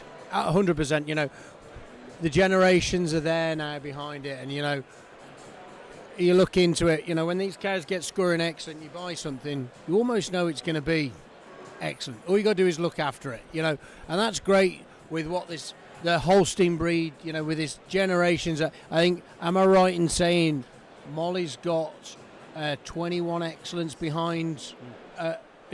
Which, don't underestimate that achievement. That is just incredible. So when I went to Canada in 1993 to purchase some Holstein calves to set a Holstein herd up, you were looking there, and in Canada probably 4 and 5 generations of VGN Excellent, and nowadays when you're looking around, as Molly, 20 generations of VGN Excellent. It's just unbelievable the quality now that we have right the way through in the deep pedigree cow families. Yeah. And don't say that they all come from the other side of the waters or whatever. We're not saying they all come from North America or from Canada. But I think a lot of maybe some of them families when there were 4 and 5 generations came across. Yeah. But now we've got people with 12 generations of them. Yeah. And I think, a real interesting one. I always think, we look at a lot of our shows over here, and there's a lot of well-bred cattle. Yeah. There's not too many turn up out the woodwork. They've all got generations of big, strong breeding behind them. Great knowledge of breeding, great breeders, kind of thing. You look at the quality of the 3 winners. Like we obviously got the Tattoo just winning this class now, and then you go back to the 2 Chiefs winning the 2 previous classes. This heifer championship is going to be something really extraordinary. And just don't forget about that milking yearling. Yeah. Don't forget about that milking yearling. Yeah. When you bring a little young heifer in like that, it's going to be a great. When we get them first and seconds, it's like we're going to be pretty privileged. We're going to be able to see the whole shot of it, aren't we, Alan? Yeah. I think anybody thinking about perhaps going to have their lunch, you better just hang on a little bit longer and watch this heifer championship. Yeah, we wouldn't be wanting to go too far. We've got a nice headshot there. Old Oliver he's just making sure his cow's set up there.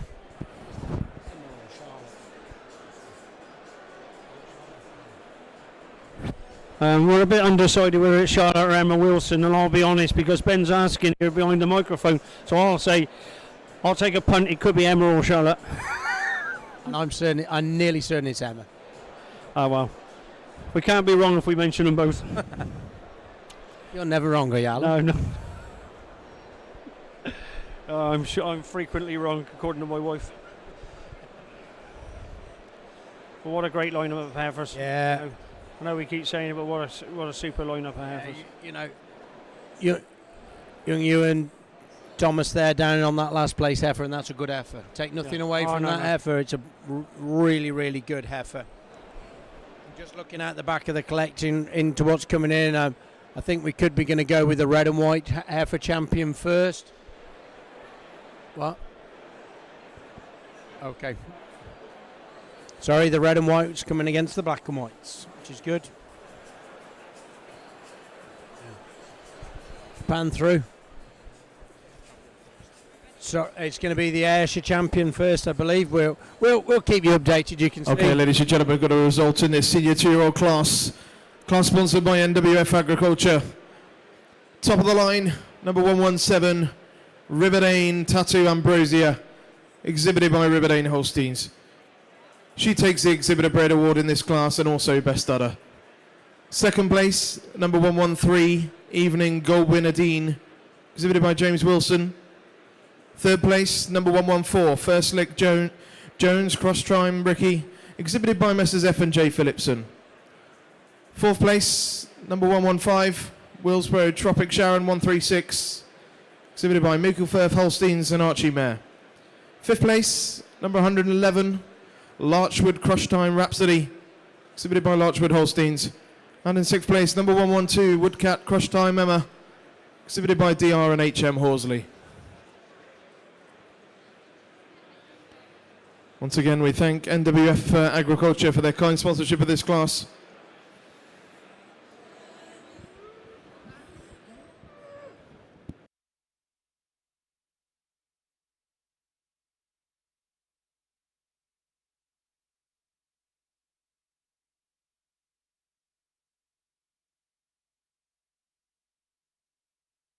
Just a little comment I just made to my co-competitors there. Evening Hill, they've bred their second place intermediate 2-year-old and the second place senior 2-year-old. Congratulations to all those guys up at Evening Hill. Yeah, well done.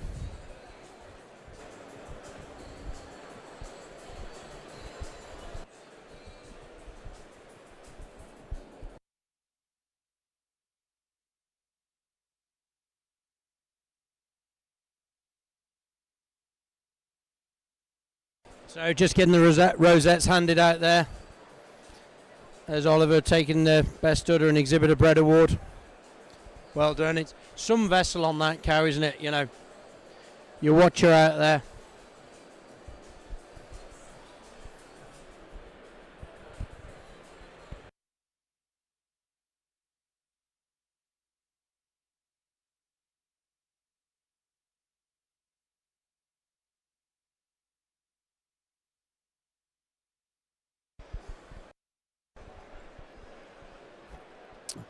Yeah, pulling them round in.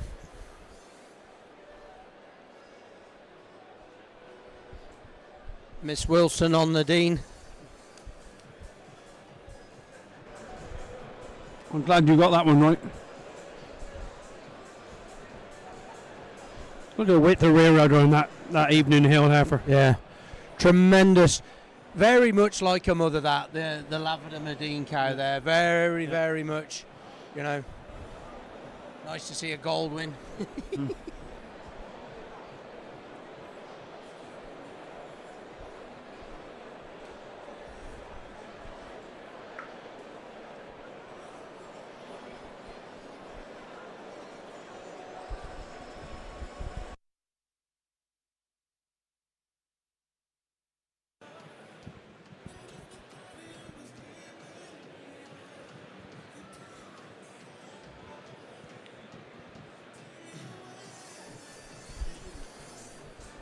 Yeah, you can see him pulling these first top 4 heifers, Well, top ladies 5. and gentlemen, your top 5 heifers. Let's hear a few words from our judge.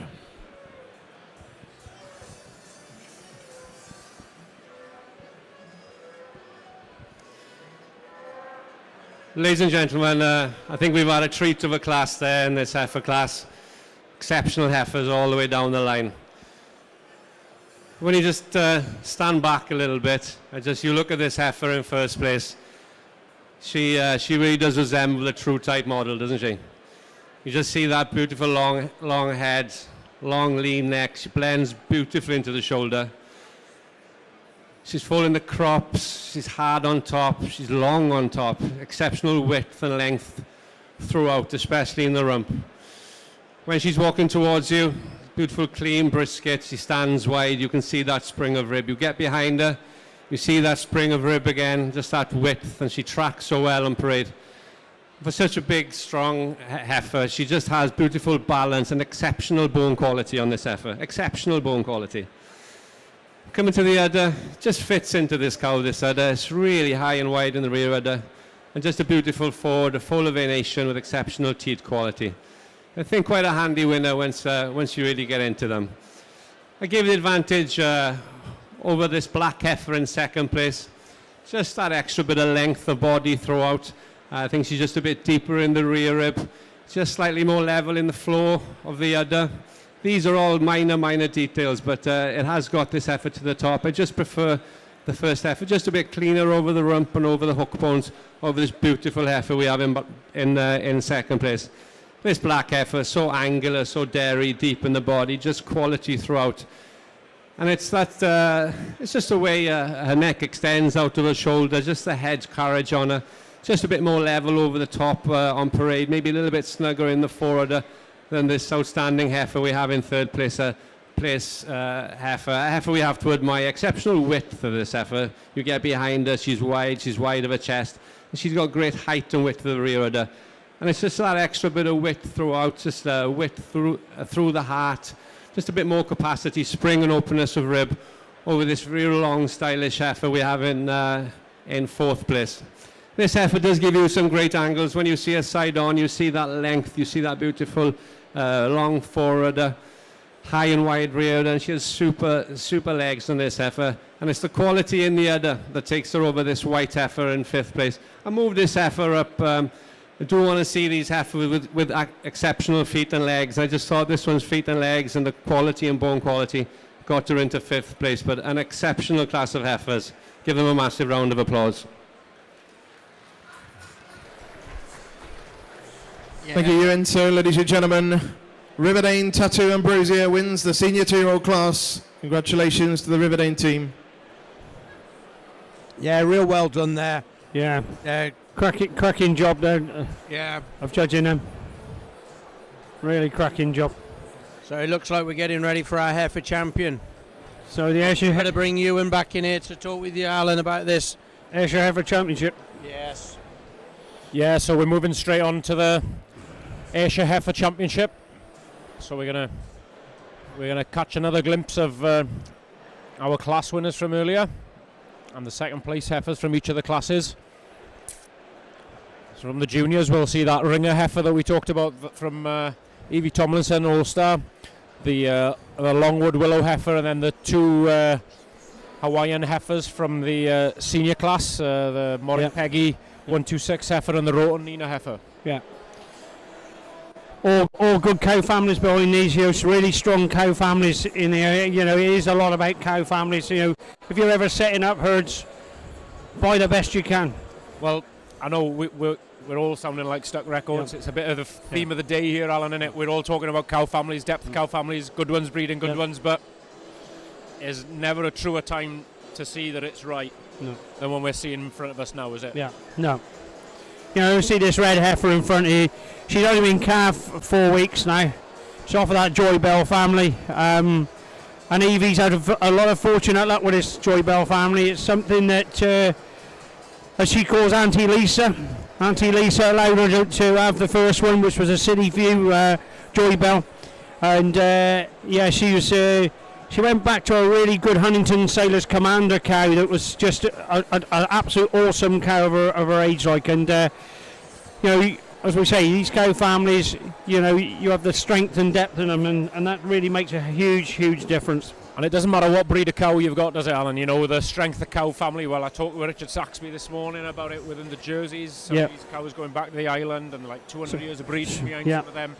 And so we've got this Sandy Rose coming to the heyday of White Willow. This is the first White Willow I've seen actually calved, and I've got to say I'm really impressed with it. The length, the dairiness of it, the super udder, and this is a Sandy Rose, and that goes back to Alec Kilpatrick at the bar, who was a master breeder before he dispersed his herd. But this Sandy Rose family has gone everywhere around the UK, and wherever it's gone, it's done really well. And actually got Richard Baines coming into shot now with the Morit Peggy heifer.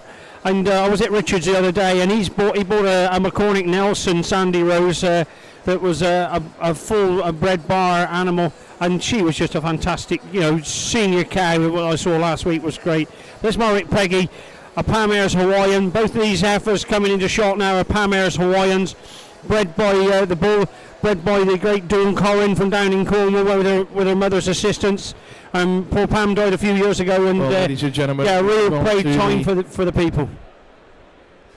Ayrshire Heifer Championship, sponsored by Cogent.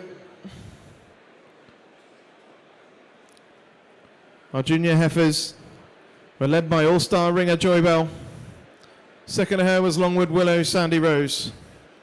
The senior heifers led by Morit Peggy 126, and second to her was number 88 Roton Nina 23.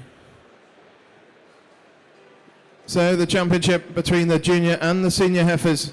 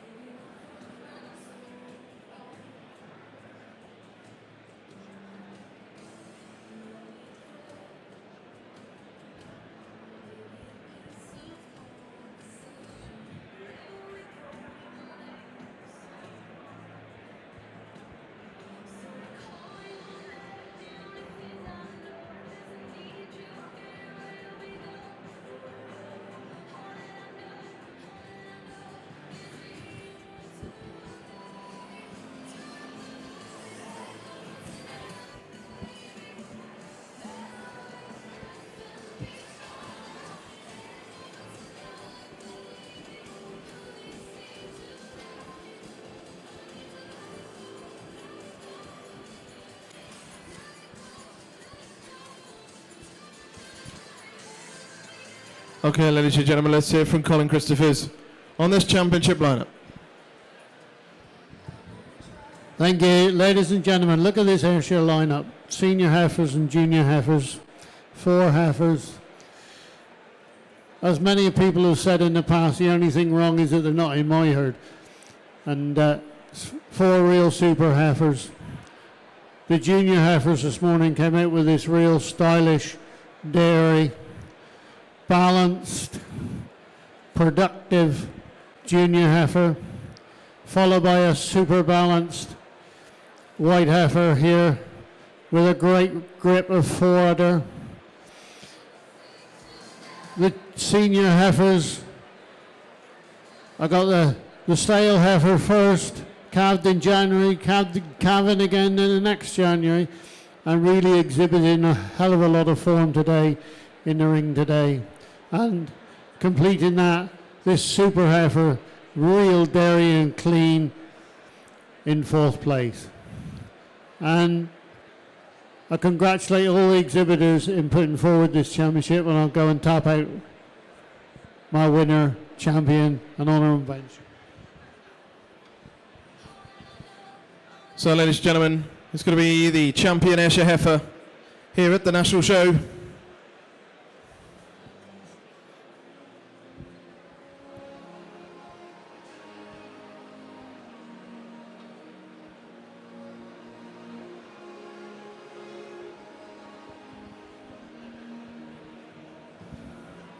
There we go, it's the junior heifer, all-star ringer Joy Bell. Congratulations to Evie Tomlinson. Reserve champion goes to number 67, Longwood Willow Sandy Rose, exhibited by Robert Crawford. An honourable mention to the senior heifer, number 91, Morwick Peggy 126, exhibited by Messrs. G.G. Baines. Let's hear a final few words from Colin. Thank you very much. I find that a real heifer that I admire to take this championship. This heifer is really clean, really dairy, and she exhibits everything that we need in the Ayrshire breed. As to all the other 4 animals in the ring, but she really is a perfect example to me today, and I really admire this heifer. My second heifer to follow her, again a junior heifer coming ahead of the senior heifer. Admiring both of these heifers, but just giving the advantage to the fresher heifer today over the senior heifer, just a bit further in her lactation. 3 super heifers and taking nothing away from the heifer that's just leaving the ring. That is a real clean dairy heifer with a lot of future. Thank you, ladies and gentlemen. Thank you, Colin. Congratulations to Evie Tomlinson, champion Ayrshire heifer in milk, all-star ringer Joy Bell. Well, ladies and gentlemen, what a super job Colin's done of judging these heifers. Could follow him right the way through the classes. I thought he did a super job right the way through the heifer classes. Just whets your appetite for the cow classes now. And this heifer, for me, pound for pound, is probably one of the best heifers I've seen for a few years. Yeah, I'd certainly agree with Alan on both counts. I think Colin's done a great job, similar to the judges this morning. Well, and he was obviously judging the Guernseys this morning, setting a standard. Yeah. Type. So what's really interesting in this, and it's just come to my mind that the granny of this heifer actually won here as a heifer and went on to be Supreme Champion Ayrshire.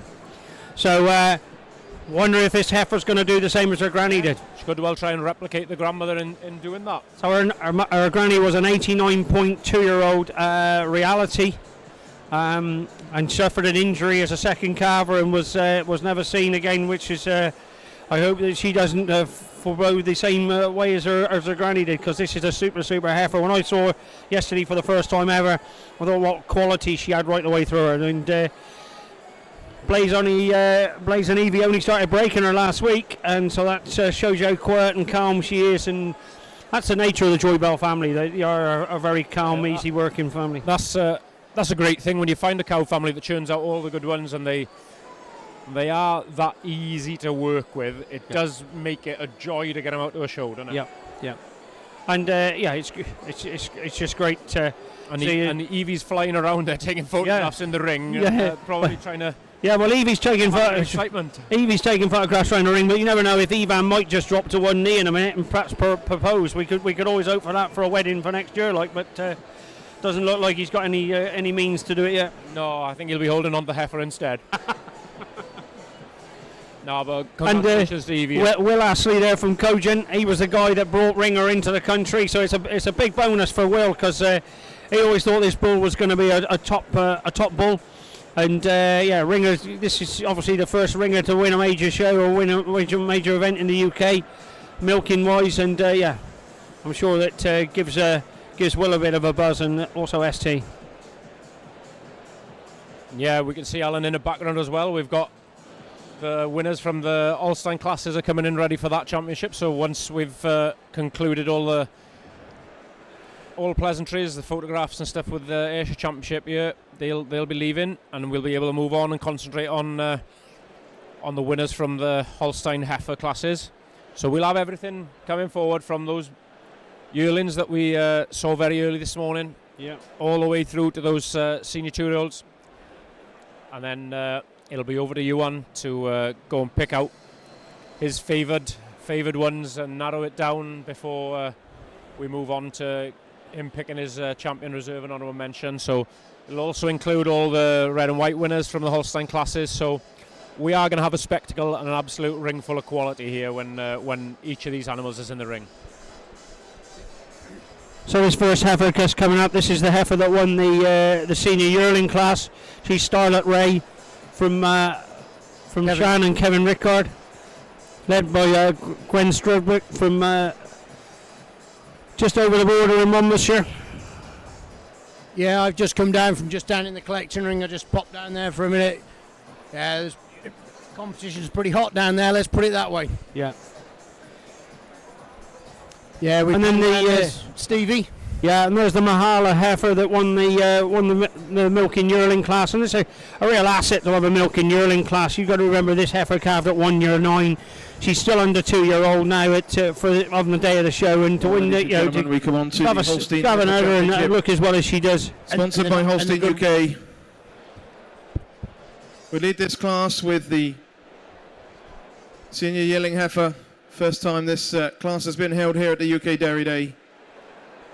This class was won by number 56, Starlet Ray, exhibited by Sean and Kevin Rickard.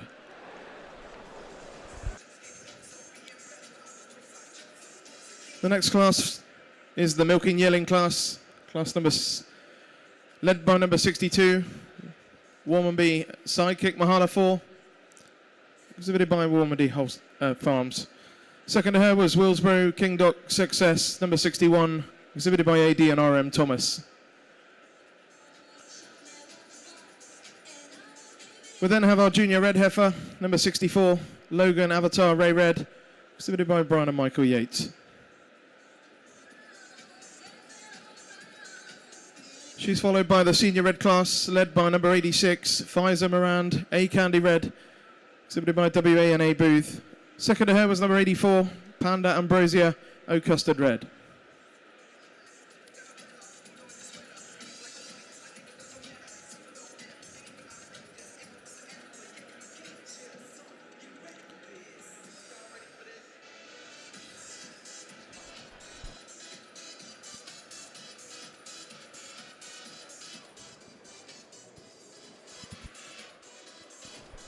Got that red and white heifer there just in shot of Molly's. Made the trip up from Devon, second place. Then we come to the Attlee heifer from Wiltor, Chief Attlee. Not quite as white as her mother was, I think. Next up is the junior 2-year-old, number 80, Wiltor Chief Attlee, exhibited David and Claire Jones. Second to her, number 79, Winkley Chief Pickles, exhibited by A.H. Wilson and Peter Pryor. The intermediate class was led by number 101, Walther Chief Stu, exhibited by Stephen Innes. Second to her was number 109, Evening Sidekick Farah, exhibited by Luke Lancaster, Rory Timlin and John Metcalf. And finally, our senior heifer class, led by number 117, Riverdane Tattoo Ambrosia, exhibited by Riverdane Holsteins. Second to her was number 113, Evening Golwynadine, exhibited by James Wilson. So there, ladies and gentlemen, is your Holstein Heifer Championship.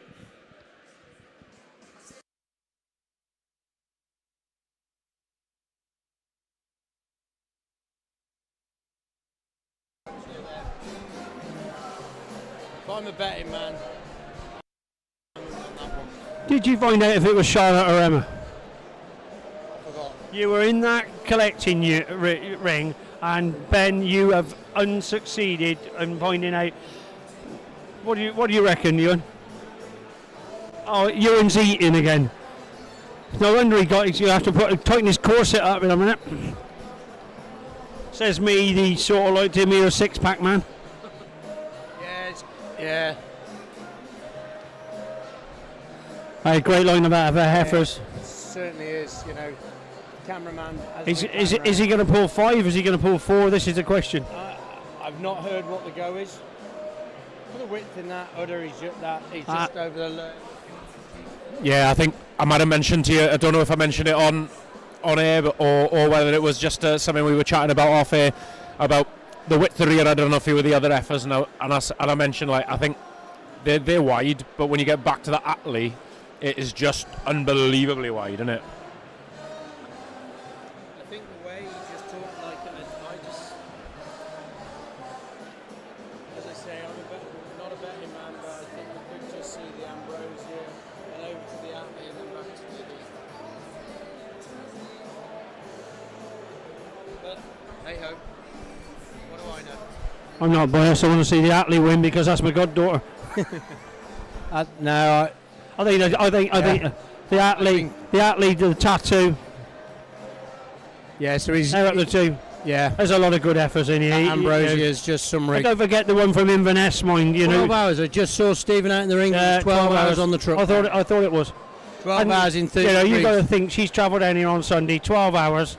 The rest of them might have travelled 3, 4, 5, 6 hours. Yeah. That's travelled 12 hours. That's a long way. That's the Winkelink heifer, isn't it? Which Heffin's on, yeah. Eddie, Ewan and Eddie are just having a discussion there in the middle. You can't see on camera. What we're going to do here? I want him here. I want him straight up that middle, he says.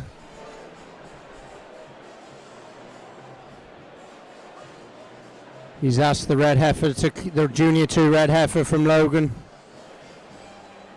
Brian and Michael. Sticking him up the middle. He's pulled the Pfizer heifer as well. Yeah, and he's bought the Atlee. Pulled the Atlee. He's bought the Sioux heifer. He's pulled the Sioux heifer from Innes's up in Inverness. He just said thank you very much to Isaac. He's pulled the tattoo Ambrosia as well.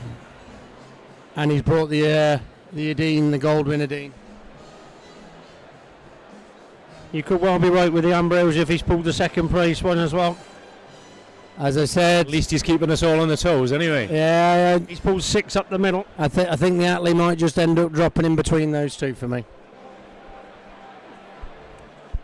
I don't think wherever he goes anybody's going to have to.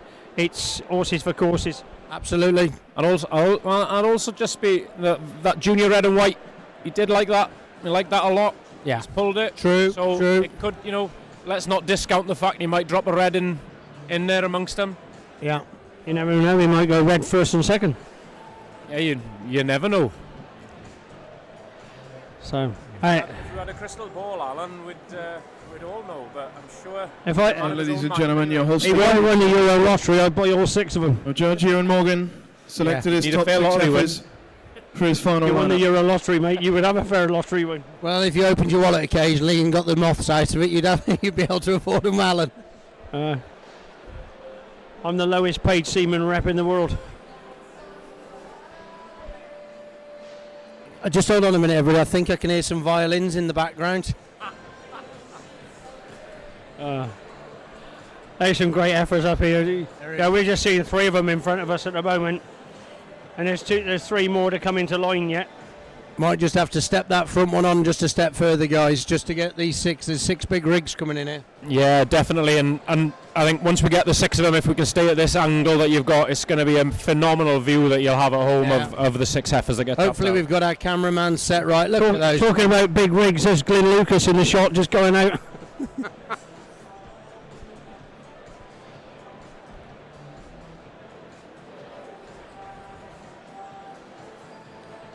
I think the Sioux heifer's just getting a little tired there, thinking, geez, I've got to get on that truck for 12 hours in a bit.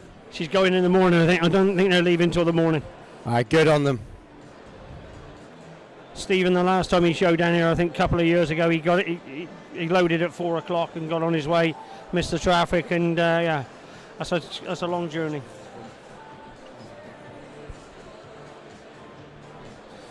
On the way home that year, I know that I helped them load at 4 o'clock in the morning, and they got sideswiped by a lorry going up through Cumbria and actually rolled the trailer. Just look at that span through there, guys. They're just boom. That is phenomenal heifers. Phenomenal heifers right the way through them. It's always nice when you're judging, you just walk down through your championship lineup. It's always good judging good stock. It is certainly that, and we've talked about the other classes this morning and all the way through the beginning of this afternoon about picking a stamp and a type, and I think we can certainly see from this lineup of 6 what he's been looking for all day. He wants femininity, he's wanting width, he's wanting capacity, he's wanting well-attached fore and rear udders, and he's wanting width throughout and walking on great sets of feet and legs. Yeah, but Ewan's just been so consistent in he's not been slow judging, he's had big classes to judge, and he's been very consistent. You've got to take your But we hat all off knew him. this is a guy that knows what he's doing. Yeah. He makes his decisions. He looks at a cow, he evaluates her really well, and yeah. Some great animals out there. Yeah. No, real great. He's just having one last deliberation, I would think. And I'd say I can see Mark Davis sliding over to have a word with him. Ladies and gentlemen, there's your final lineup for the Holstein Championship.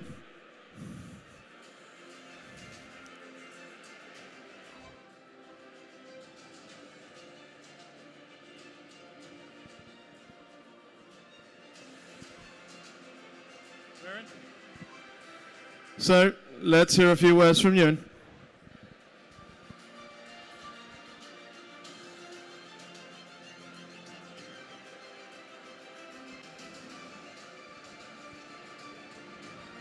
Okay, ladies and gentlemen,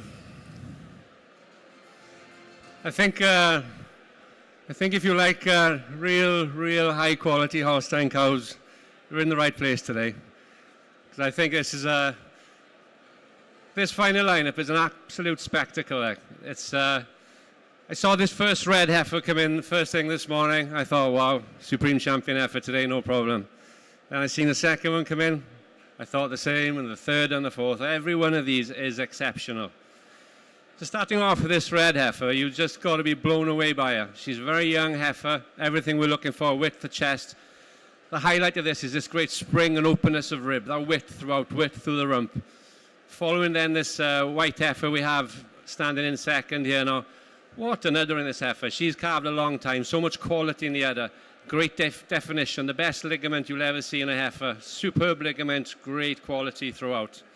Here we come to this white heifer in the next class. High style heifer, beautiful front end, great top, and just an amazing rear udder. Great width the rear udder, exceptional bone quality through the leg. Following her then, just a powerful balanced heifer. She's really powerful, she's strong throughout. Exceptional top on this heifer, great rump. Just so much width throughout, and yet again, great quality through the leg and a beautiful forwarder. And then we come to the senior heifers, just 2 superb heifers again. Just length, dairiness, openness, bone quality, height and width the rear udder. They've just got it all. So just please give them all a massive round of applause.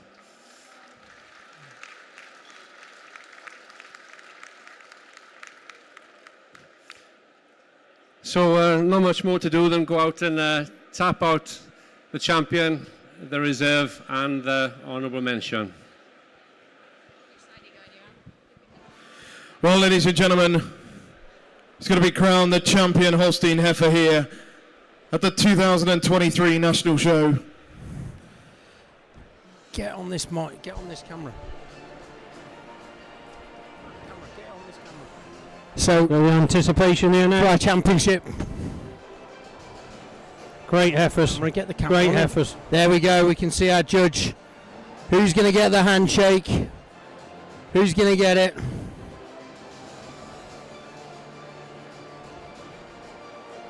Yeah. There we go. Goes to the senior heifer. On the Riverdale. Tattoo Ambrosia. Where's he going for his reserve heifer? Champion Holstein heifer. Going to Wales to Wiltor. Reserve champion. To the Attlee. To Wiltor, Chief Attlee. No. David and Claire Jones. He's gone to Boones for Pfizer for the reserve for the honorary senior red heifer. Pfizer Morand, A Candy Red. Exhibited by this Tattoo Ambrosia heifers and really. Let's hear a final few words from Ewan.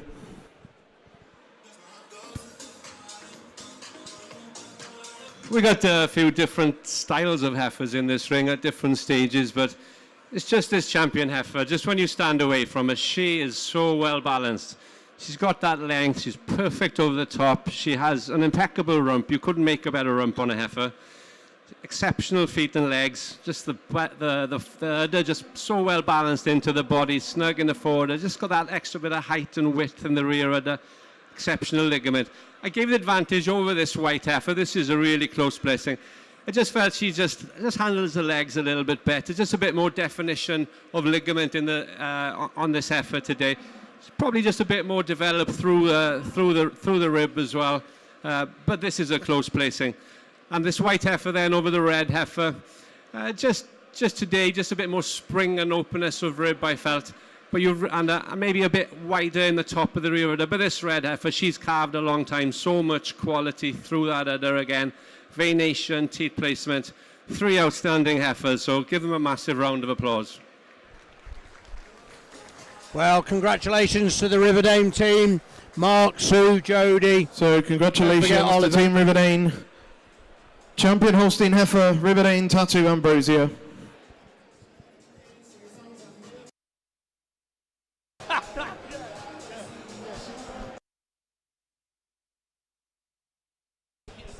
No, just going back. Congratulations to Oliver Greenhouse. You know, we talk about pedigrees and we talk about pedigrees of cows, but there's also pedigrees of people, you know. He's a super young man, a really real asset at Riverdale, and I know Mark and Sue really know that. He's a hard-working lad, but such a conscientious, nice, rounded person. Yeah, anybody want him to be their son? Yeah, and Aubrey will be pretty chuffed. He's a good lad and spent a lot of time with his granddad there. But then, congratulations to the team down at World Tour, the Joneses, with their reserve champion with the Attlee. Not too many sons and daughters have been champion heifer and reserve champion heifer every day. So poor old Matt had to go home yesterday. He's been suffering from an illness, and so I think Lucy wasn't due to come to help, and so Lucy jetted in this morning, I think, to do some leading. I think Claire might be looking after the little one. So great team spirit down there at World Tour with the Jones family. Yeah, and well done to Will Booth there, just putting some moves into Lucy there, just having a little chat. Yeah, David up here or down here as well, watching on. Will's done a really good job with this heifer all summer. Like, you know, he showed her an expo in the spring, like, and to bring her back out of Great Yorkshire. Yeah. She looked a picture of 2 days on the trot. He did a great job there. And it's testament to the quality of the heifer to have been able to do it at expo. You know, we're talking March through to September, 6 months, and this heifer's still banging out. Absolutely. It's nice to see Will still a little straighter than he was at Yorkshire. Yeah, no, real good. You know, we're stood here. We're up behind you, and there you go. You can just see him coming into shot there. Sat down. We're getting to see the business end of it. But well done to those guys, and lovely set of reasons there from Ewan, keeping us all exactly why he's done what he's done, and we can all see what he's done. Yeah, well, credit to him. He's a master of the art, isn't he? I should have put the bet on, but I shouldn't have had it as an accumulator, should I? Because I'd have just lost. I did say we'd put a red in the middle, though. Yeah. I maybe back the wrong red. It's an easy mistake to make when you had 6 heifers across that ring, all banging on the door. And I think you could have gone round the ring on the outside of the ring here today. I knew there would have been a lot of different variations of how they would have. I don't think necessarily on the winner. I think the winner was a nice tidy winner. That completes I think when you went down the orders and what you're bringing in reserve and on we're going to do the 2023 Master Breeder Awards.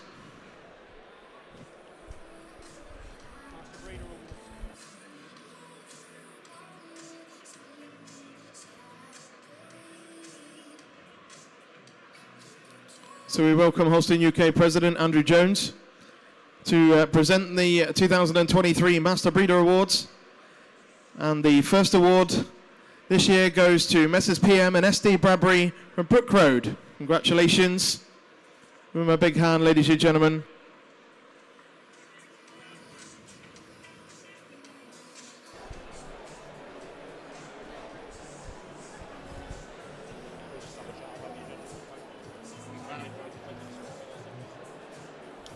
And the second 2023 Holstein UK Master Breeder Award goes to Ian and Max Davis of Davley. Congratulations, Max.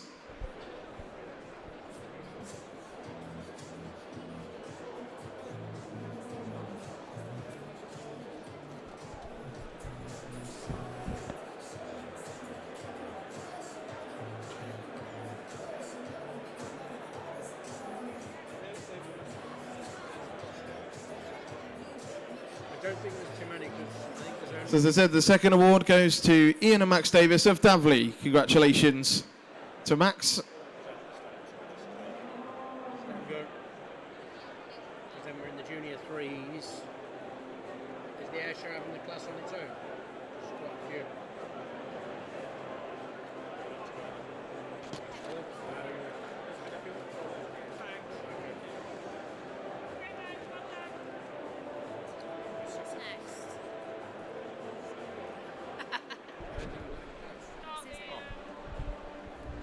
So yeah, I'm being joined now by our Jersey judge from this morning, John Waller, and welcome to the live feed here. And I know we got no cows to dwell over in the ring here, but just thought we'd get you up here and have a chat about the judging this morning, just see how well you enjoyed it, and yeah, just have your thoughts on it.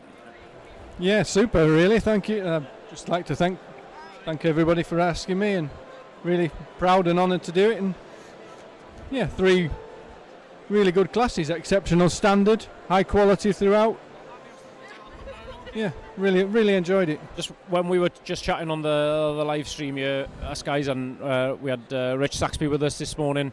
The thing that we noticed was that your final lineup followed a Jersey type with a great breed quality about them. They really all had breed character, and you could just tell from that's what you were looking for. You were looking for cows that were true Jerseys, that were well put together, really well balanced, and it was just testament to what you had at the end in there, really. And yeah, just congratulate you on that, really. Yeah, fine. Yeah, thank you. I'm just looking good cows, good feet and legs, good hard tops, great rumps, super mammary systems, and cows that everybody would really like to own. Yeah, I think the comment we were chatting about then was that you could take each of them away, and Mark Logan popped in for a while, and we were chatting about the fact that they what you had in your championship, but the Jersey breed in general is really one of those cows that you can just throw into a system, innit? They're a durable, wearable cow that will just do the job really well, whatever you throw at them, aren't they? And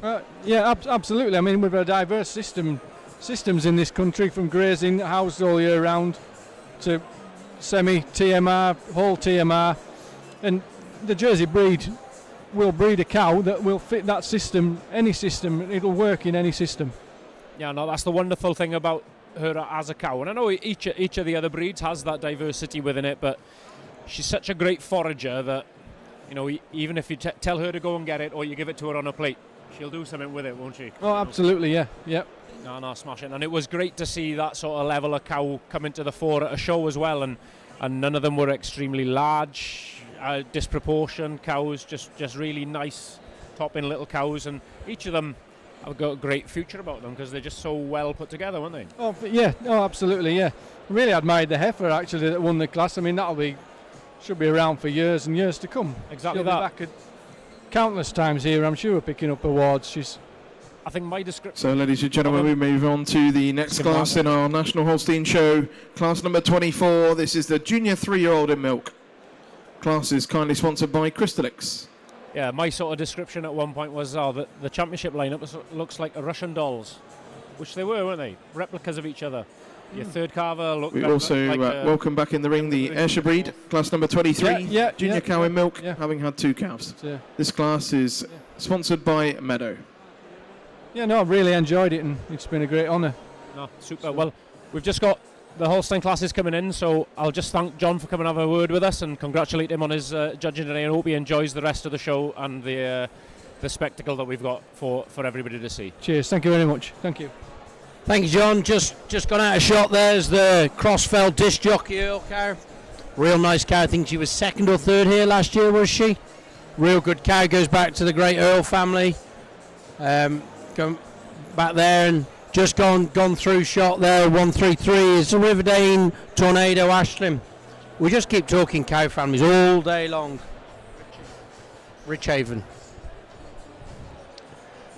And then coming into shot, Alberto on Halland's. Great to see the Tudors. Real local herd, probably one of our local herds to here in Bridge North. Pip doing a fantastic job there, and yes, their first time showing here. Yeah, we've talked a little bit about keen young breeders having a crack and having a go, and that's exactly what Pip is, isn't it? She's so interested, so keen. Absolutely. And to drive that herd on. With the father James, great partnership, and her siblings there as well. It's lovely people. Lovely herd of cows that actually made it into the final of the Premier Herd competition a couple of years ago. Yes, yeah. And now they're making that extra step of getting into the show ring as well. Get him onto this ring. Go and tell them, turn him over.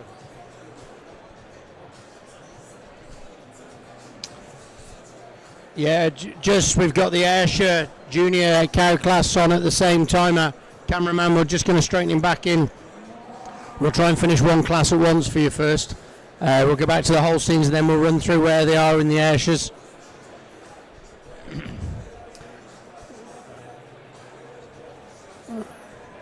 Yeah, he's just turned back over, and that comes on to the Beacon Hill sidekick Ray family. There's Ollie. Stay with her, Ollie.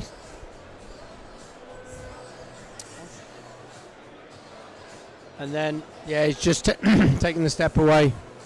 Just going to let it will drop onto the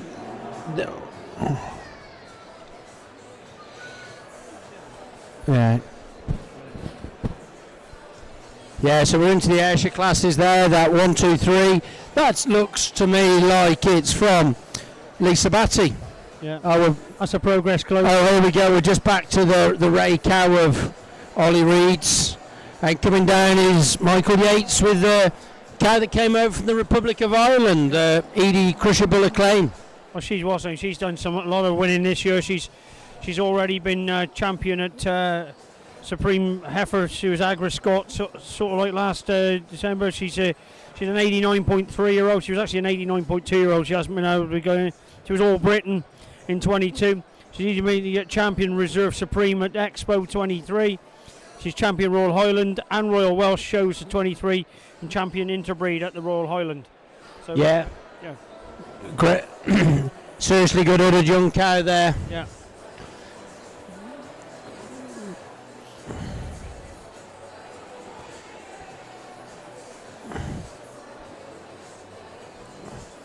I think it's a real nice class of cows for him to get stuck into these. Yeah, you look round. We're probably going to get a little bit more of a pan round there. That's the side kick. It looks like the cameraman does like this side kick cow. I think Michael Yates has told him to follow him. Yeah.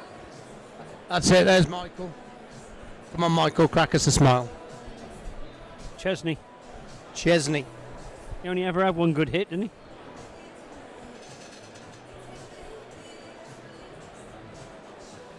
So we're going to get our first glimpse of 132. That's the Crossfell cow. That's that disc jockey.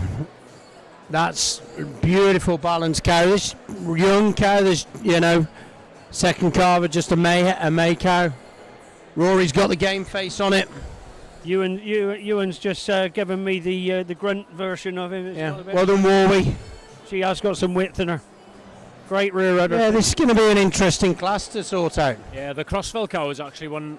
She was here last year, and I think she was second. Yeah, she was, and it was a cow I really like, a young Yeah. then I remember last year. And Yeah, she's had the two nod. The Crossfell set cow. Yeah. Looks like he's gone Beacon Hill third. I told you, not just the cameraman that liked it, Ewan did. Yeah. And then the Hallen cow. Hallen cow in fourth.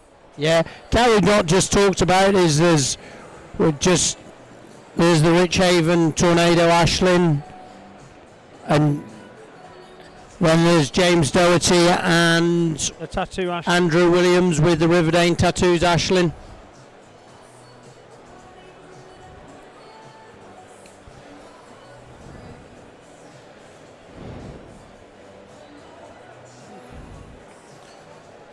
Three serious herders up. Some serious herders up there. Yeah, some serious cows. Yeah, real nice. Just cameraman panning up from 7th, 6th up to first. She goes behind that Edie cow. She's got tremendous width and that, hasn't she? You know, and the height she carries it. Yeah. Ollie, just get that side.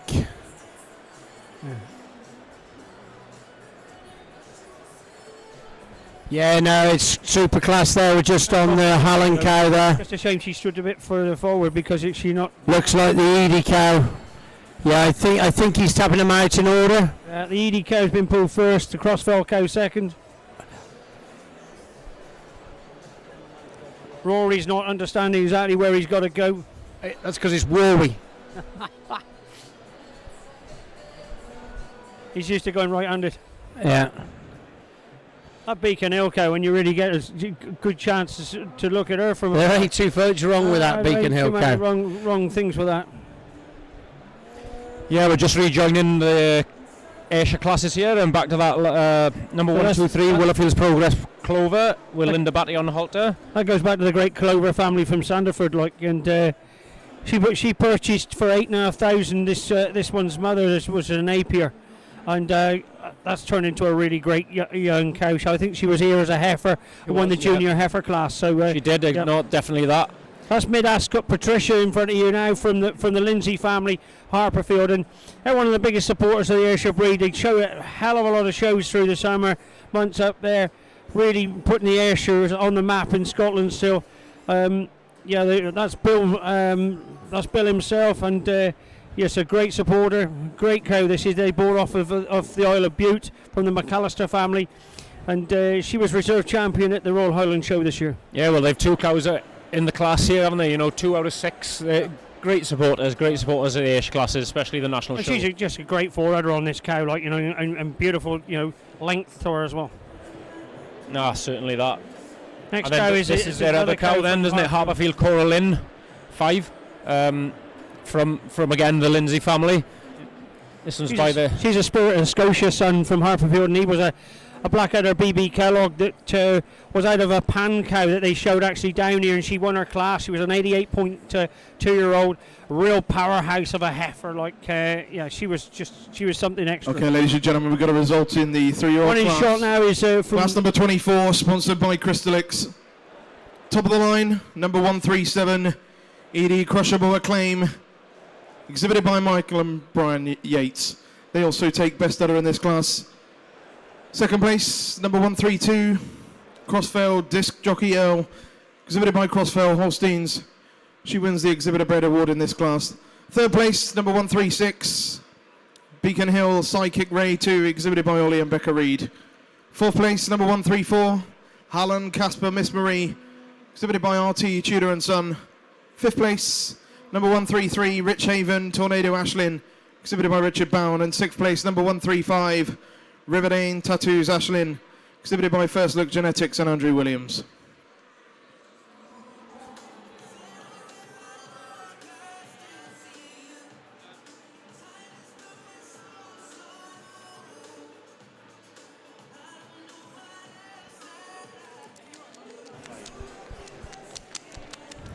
So yeah, we've got the final lineup there from the Holstein class in shot. And I'm sure that once Iwan's finished talking to them, we'll get these under the lights, and he'll give us his few words of wisdom on his place in. Oh, great lineup of animals. Great up. Chesney smiling there. No, and we've got the wider shot. We can still see the Ayrshire classes going on there. Great cows in this class. Now the Ayrshire class, it's some really good animals. Yeah, we'll hopefully get a little closer and get a few more of them featured. But yeah, 6 forward there in the class. 122 just coming around the bottom corner here in the shot is Haydale Progress Elaine from Beresfords. 124 that we're seeing there is Ringside Magic Patsy. That's one that Jake and Amy bought at the sale. New wife Amy bought at the sale. At Ringside. I think it's a young cow that Jake thought a lot of when he was working there, and wanted to. Great venation in that udder, like in a young cow that's going to go on and develop. You can see there's a young cow there, still quite youthful. There's a heifer, the cow from Wales. Yeah. Bred in the Ross herd of Phil and Lorenzo Reed. Sold at their sale as a young heifer, bought by Heaven Wilson, resold in his sale. In his sale, yeah, to Ken Marshall, and so that she was 8,800, if I'm right, Alan, on it, at the sale. There's the Mid-Ascot cow just coming to the picture there. That's the Mid-Ascot Patricia cow from the Isle of Bute, from the Lindsay family at Harperfield. Well, ladies and gentlemen, let's hear from Iwan on this class.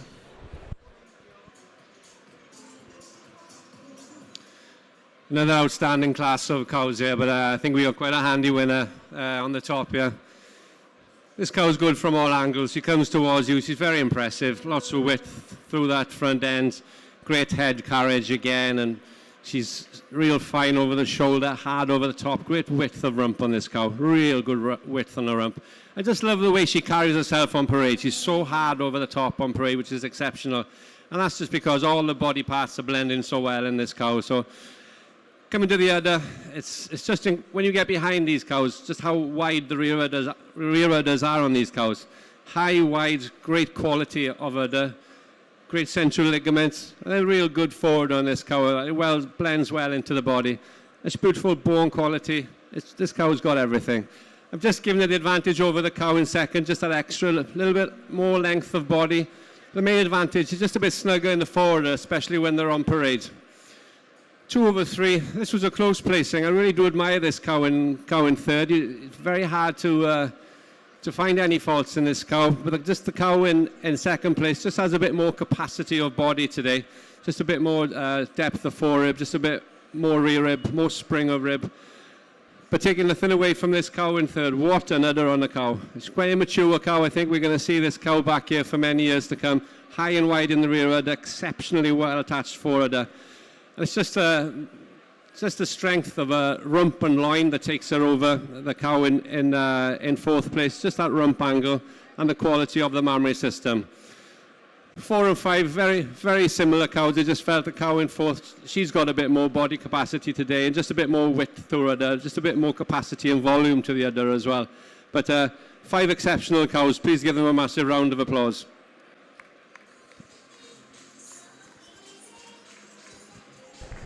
Well done to Brian and Michael Yates. Congratulations to Brian and Michael Yates. They win that 3-year-old class with ED crushable acclaim. Well done, Brian and Michael. I see Brian is just at the edge of the ring there. Tremendous job. Cow's had a great year. Unbeaten in class. I think, is that a fourth class win? Fourth class win. As you call it, the animal come up from Southern Ireland, from the from Jason Helen, real good lad. Cracking family. Yeah, real well done to them for breeding such a good one. We're just getting our cameraman now to move back to the Ayrshire ring. I'll drop. They're just pulling in the animals in the provisional lineup. At the top of the class, standing is the Mid-Ascot Patricia from the Harperfield team. Second in the provisional lineup is Heaven Wilson with the Ross cow. Yeah, the lottery majority cow. Yeah. Then we got Jake Sayer in there with a brewery side animal that he purchased at his sale. In fourth we got Haydale. Fifth we got Harperfield, and in sixth we got Willowfields at the moment in the provisional lineup. Yeah, but again, like quality all the way down the line, innit? Yeah.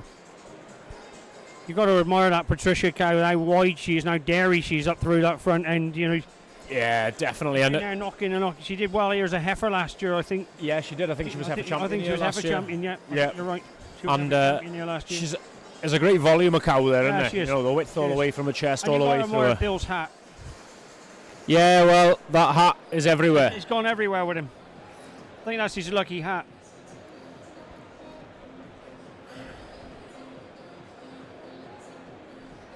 And Colin just walking down the lines and just seeing. Yeah, and I think he'll be in the fortunate situation. He's got the whole ring now to go out when they come back out. So when he gets his final lineup, they're probably going to end up under the lights for their reasons. Yeah.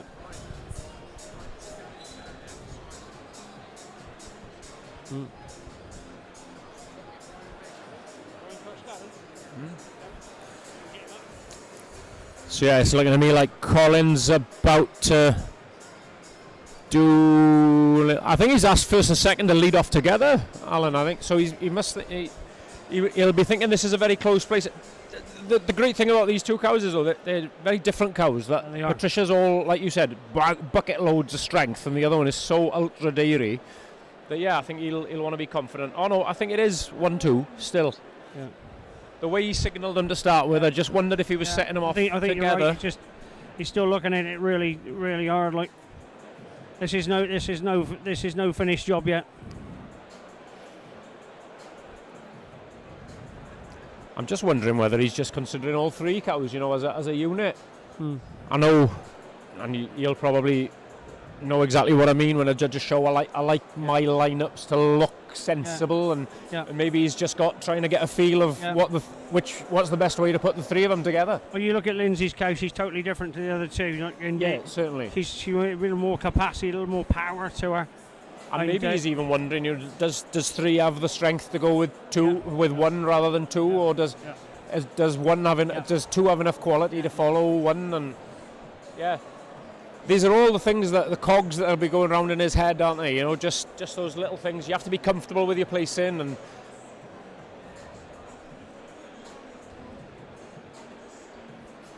he's going to take him back up to the top, I think. Right, so he's gradually. Taking his time. It's worth taking his time on this because this may end up being his championship lineup. Certainly that, Alan. You know, just needs to make sure that he's got him right. When you get to the crux of the tail end of place in these classes, that's what you've got to think about as well, isn't it? Is the fact that when your championship lineup comes, it's too late to make. He's still giving Jake a good mind. looking at, and just a pity Jake can't smile a bit when he's handling. He's a good lad, hard working lad. He is a good lad, but not many smiles. No, he's got his game face on.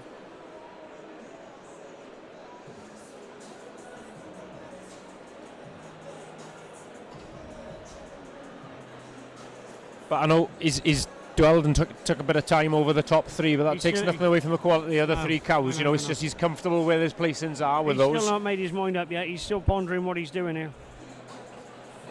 Still pondering.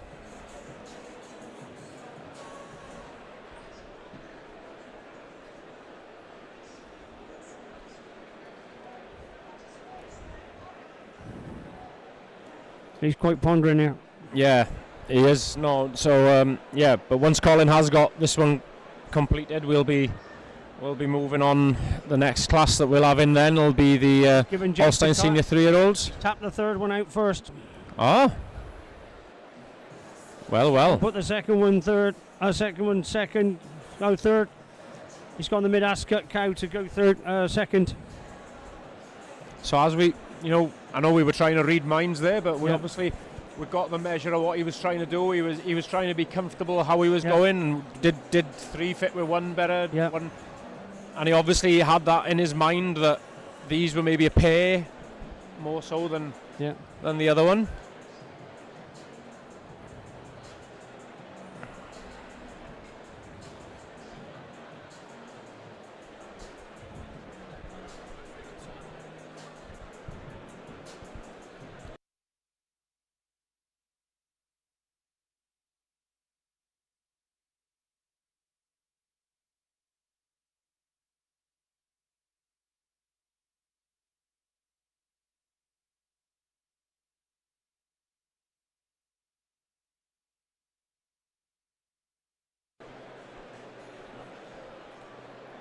So we'll just have to wait and see whether this is his final judgment.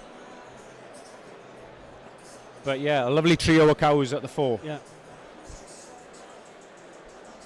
We could do with a rear shot of all of the rear udders, really.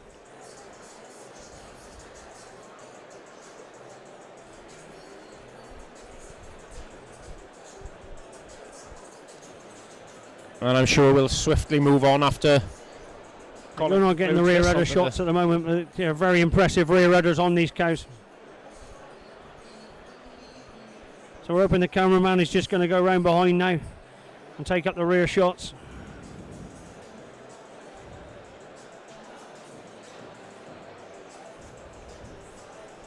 Yeah, and some quality to those rear udders at the top of the line in there.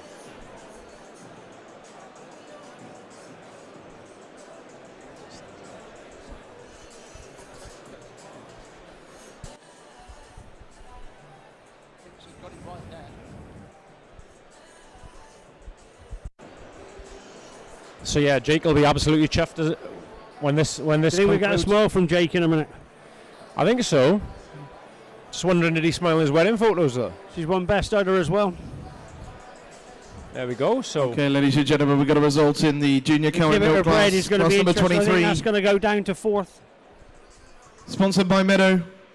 Top of the line goes to number 124, Ringside Magic Patsy, exhibited by Jake and Amy Sayre. She also takes best udder in the class. Second place, number 126, Mid Ascog, Patricia 3, exhibited by the firm of DM Lindsay. Third place, number 125, Ross Lottery Majority, exhibited by Evie Tomlinson. Fourth place, number 122, Haydale Progress Lane, exhibited by DW Beresford and Son. She also takes the Exhibitor Bread Award in this class. Fifth place, number 130, Harperfield Cora Lynn 5, exhibited by the firm of DN Lindsay.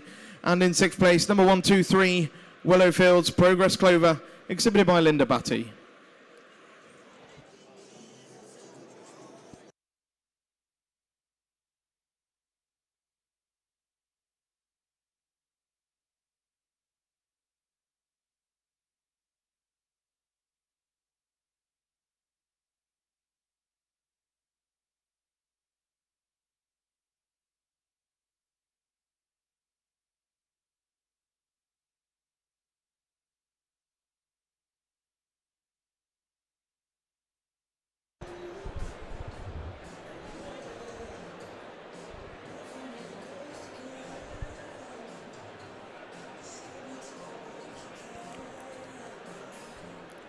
So yeah, we'll get all the official photographs sorted here, and then obviously we'll get Colin will be giving his reasons, and I'll briefly mention before we're moving on then to the next, the Ulstein classes, the senior 3-year-olds.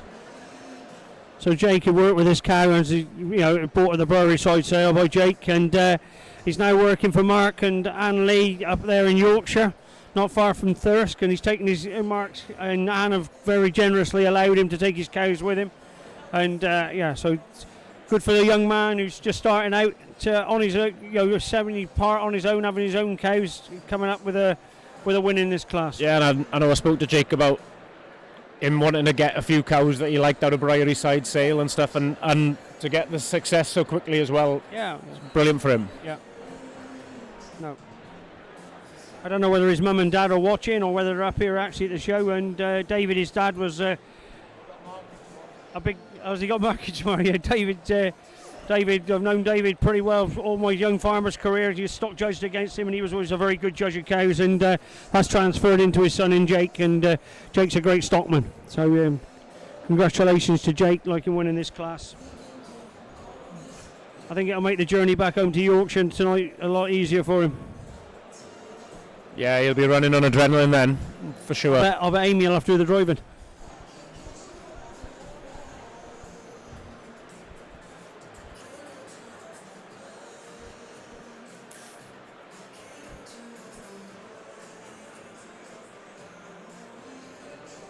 So, ladies and gentlemen, let's hear from Colin on this class. Thank you very much. As you've seen, ladies and gentlemen, difficult class for me. Changed my provisional order, got them out of rain again, and put them out again. And I've led this class with this white cow. When it came to provisional lineup, I'm an Ayrshire man, I'm an udder man, and this was going to be my best udder in the class, and it was the decision where she was going to go.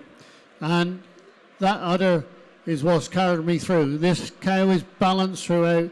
She's super, but really in this mammary system, really tight grip of it.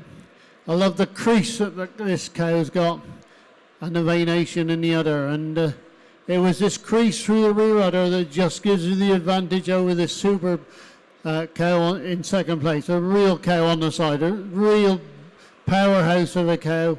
Balance, great forudder, and difficult decision between the two.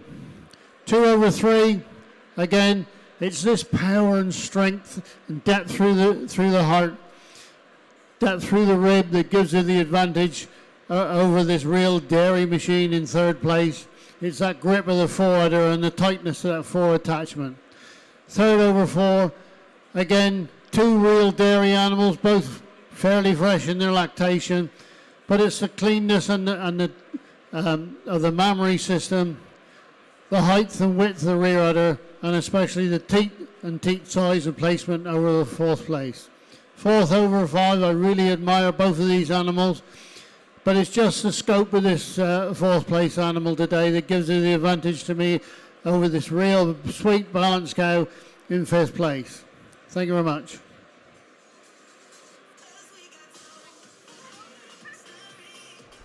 Super Thank class you, there. Colin. Congratulations to Jake and Amy Sayer. They win that class with Briery Side Magic Patsy.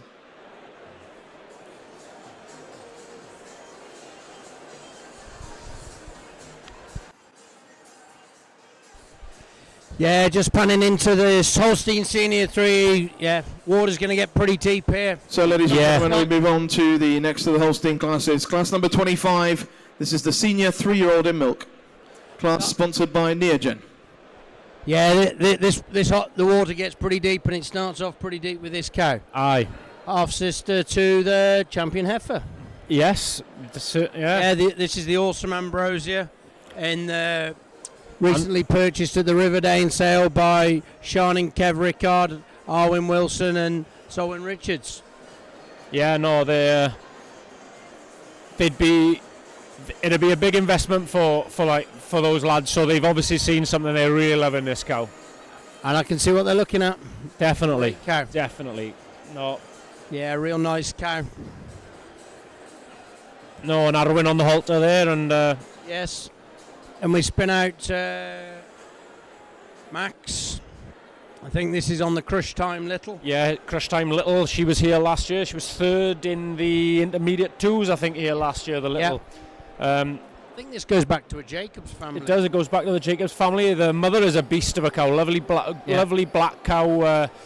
Bags of power about her, veins all over her. And if I'm not mistaken, she's sister to the Authority cow that won at Madison. You're probably right. I think you're 100% right then. Yeah. She is certainly of Authority. Yeah. And yeah, this is a very nice quality young cow. That's beautiful mammary system on her as she goes on past. Yeah, it is, and it's a cow that's settled and changed a lot. We saw that. You would have seen it as well, Ben, wouldn't you? We had the stock. Yeah, she's really filled on a little bit more. A hell of a lot from there. And this was actually here last year as well. This Lulu cow. She's had the addition of a bit of jewellery since last year. I pretty well know why, because she was pretty keen here last year. Yeah, she was keen. I'm sure she would have been in the same class as the Little then. A couple below the Little cow, Little heifer here last year, but really grown out well. This some strength and volume of cow. Classic cow. Yeah, really nice. And again, we talked about the Authority being the sire of the dam of the Little heifer, the Little cow just before, and this one's of a Authority, but obviously a Lulu. So obviously another strong cow family. And then we come to that extra lot, which is 142A, which is the Crush Time Atlee that was purchased for $32,000 at the Riverdane sale.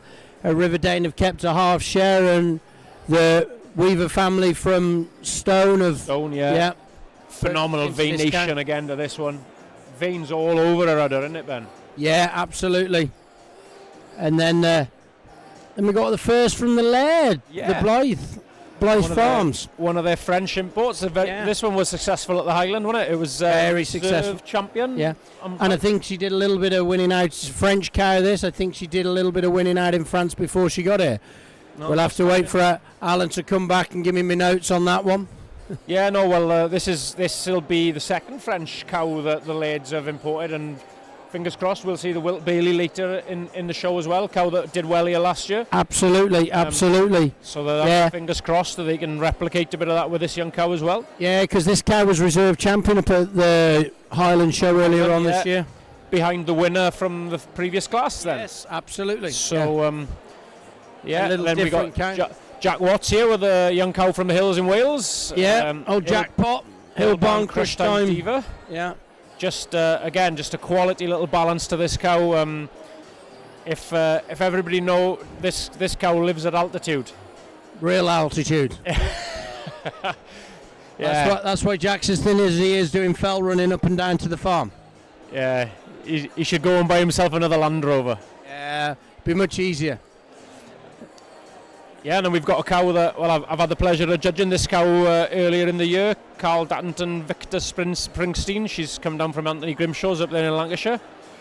Now, she'd be a relation to the Springsteen, the absolute Springsteen that won here a couple of years ago. Okay, we're going to see that cow later on, maybe. If I'm right, the mother of this is a sister to the mother of the absolute. Okay. So we'll see her later on in the day as well. But Legend Maker Victor come down there from Grimshaw's up in Bolton. Yeah, Bolton, Lancashire there. Was she at the Royal Lancs? Was that? She was reserve champion at Royal Lancs under myself. Good.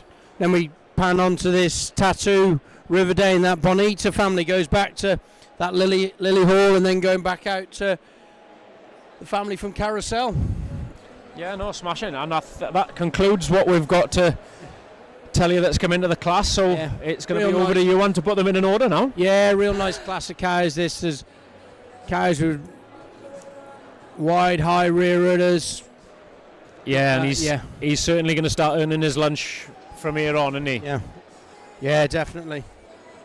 You know, just looking over the balcony here at this French cow, the Mag Pandor.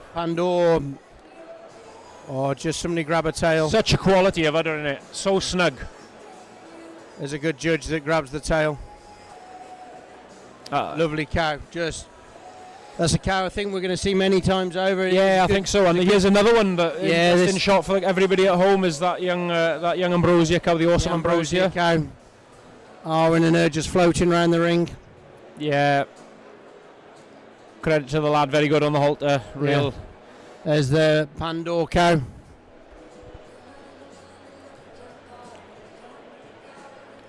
And just back to that Bonita cow. Yeah. The Crushable. No, that was the Crushable, sorry. Yeah, then Stevie up on the Crush Time. On the Classic Lulu. Classic Lulu, yeah. Dave Lee cow. A lot of cow there in those cows, and that Crush Time little. Yeah, he's a bull that puts that bit of breed character to him, that bit of quality of head and neck, doesn't he? Absolutely, and that nice refinery, and really nicely balanced cows. And he's well represented. Like he's got three daughters here in the senior 3-year-olds Crush Time, you know. So he's obviously a bull that's delivering fairly well. Absolutely, yeah.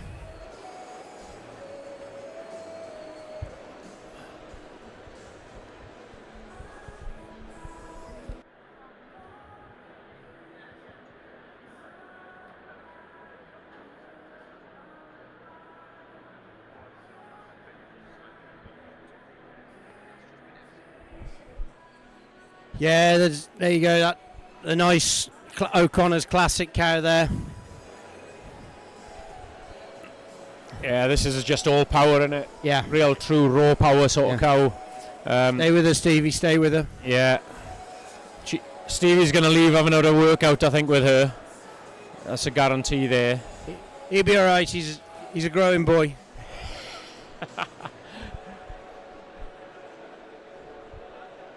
It's another one of those Crush Times that we've got. Yeah. Yeah, that's the Atlee. The Atlee, the cow that sold for 32,000. Yeah.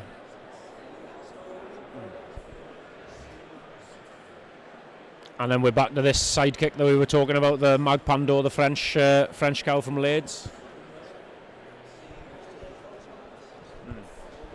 Yeah, quality cow just stood there.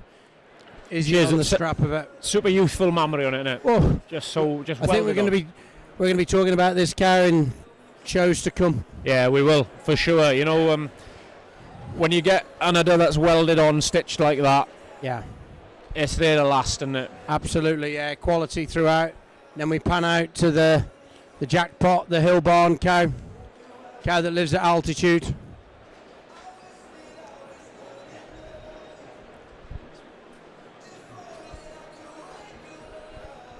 Our Victor Springsteen cow. Yeah. She's a long time calved as well, this cow. I think she's calved since turn of the year somewhere. Right. I think she's put the miles on the clock anyway, and I'm pretty sure she's put the juice in the tank as well. Fair play to her. Yeah. But no fair play to them. Isaac keeps bringing her out on form for Grimshaw's there. Keep Isaac out of trouble showing cows. Good guy though. Yeah. Yeah, the Magor cow, and then he's gone to cow that lives at altitude. Yeah. And you know, we're Ambrosia in third, I believe. We're certainly seeing he wants balance and a nice overall well proportioned cow, doesn't he? 100%. And to be the cow at altitude, I had the pleasure of seeing that relatively fresh. Right. And it's a cow that's come on leaps and bounds in the last couple of months with Jack. Yeah. And the Ambrosia coming in third, I believe.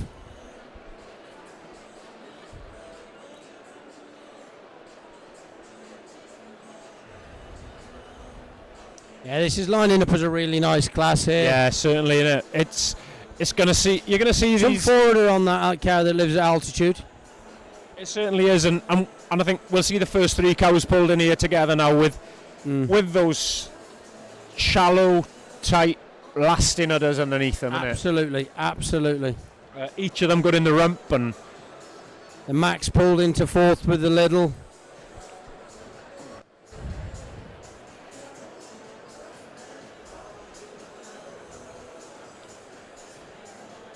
Yeah.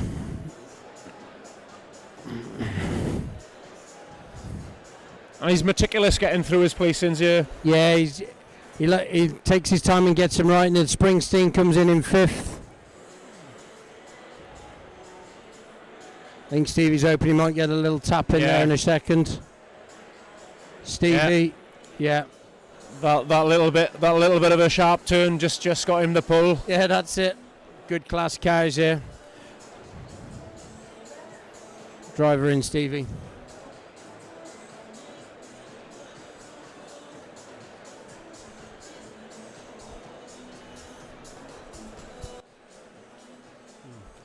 Yeah.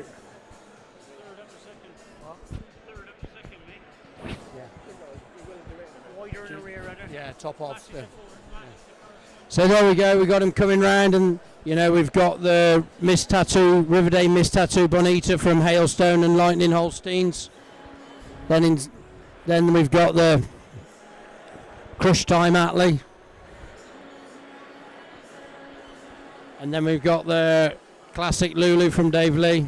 And it's just one of those opportunities where you guys watching at home have got a similar sort of view to us, because we've got the pleasure of just being a couple of feet higher than that, looking over these wonderful rear udders from the gantry, and absolutely, it's just nice for everybody else to see it as well. And I tell you what, hopefully you'll pan across in a minute, and you'll see the Magor cow, just that beautiful cage that she has that hangs, that beautiful rib.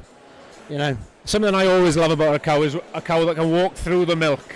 Yes, and she can do that so well as well. I think, to be fair, the top three cows are doing that so well. They're an easy top three. Yeah, they just walk through the milk so easily, don't they? And the Magor cow gets Pandora gets the tap. Stay with the jackpot.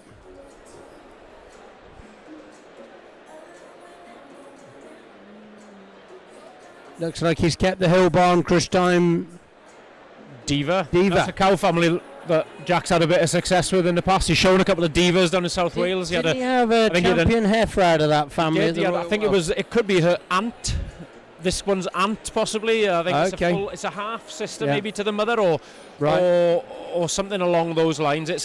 Or it may well have been another goldfish from a slightly different line or something. Goldfish, that's what. This is out of a goldfish, but I don't think that is the one that was winning as the heifer. I think it could be they're either sisters, some consecutive years, or close relations. Anyway.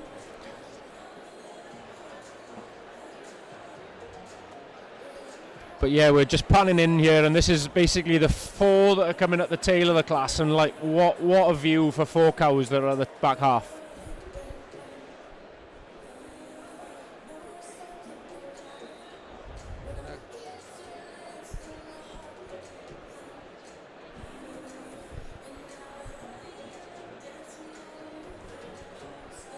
Yeah, just a quality there. Look at that beautiful structure. Walking so well. Yeah, when we look at balance and the proportions of a cow being right, we can look at this young cow and know that it's going to make a great aged animal.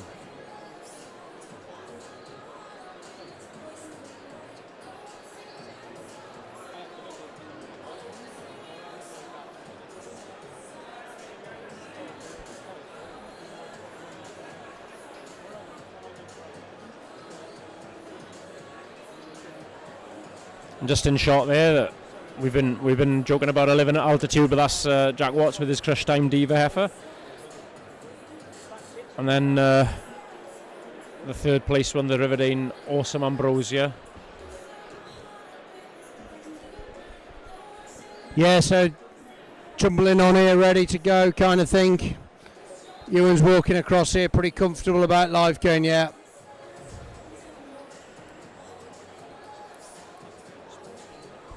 Yeah. Yeah. Yeah, the camera's coming across. Fantastic rear rudder on that side kick. Yeah. As we said, like a wonderful top 3 that fit together so well, move through their milk well, nice quality udders on them.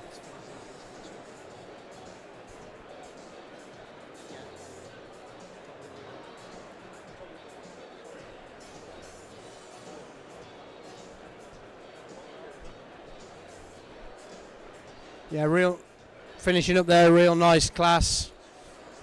I think we'll be handing over to Mr. Davis in a minute for the official announcements. Yeah, there's a handshake there. Yeah, there's a handshake, so. Job's good.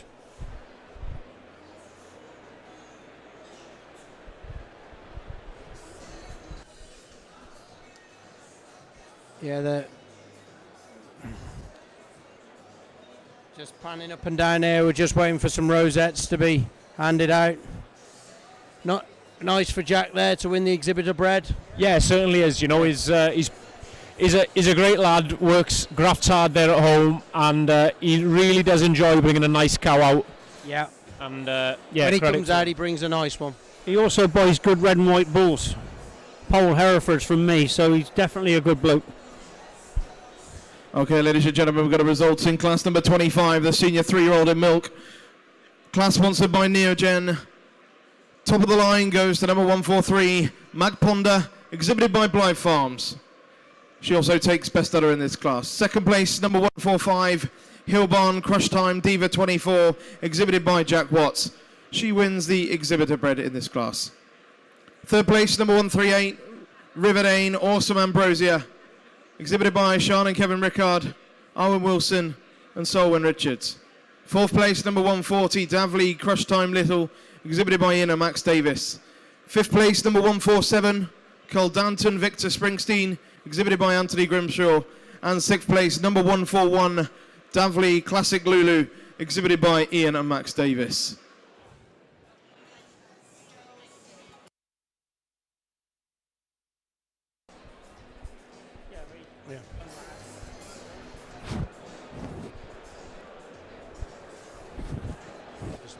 Yeah, real quality class.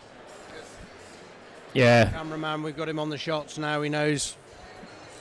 Yeah, and Ewan's just just getting down the line here, just chatting to each of these leadsmen, just about the little comments in between them. But in a minute or two, we'll have his comments on the class. But yeah, it's a great way to start the cows. Yes, definitely. Second class Cows then, but yeah, it's we're back to an Ayrshire intermediate cow after this, I believe. Yeah, certainly we'll be on the third calf Ayrshire's then, going on afterwards again. Big class coming in after this one. Just scanning down the class there. Hopefully we're giving you all the looks you can all see what we can see back at home. Just getting a glimpse up from Isaac Lancaster.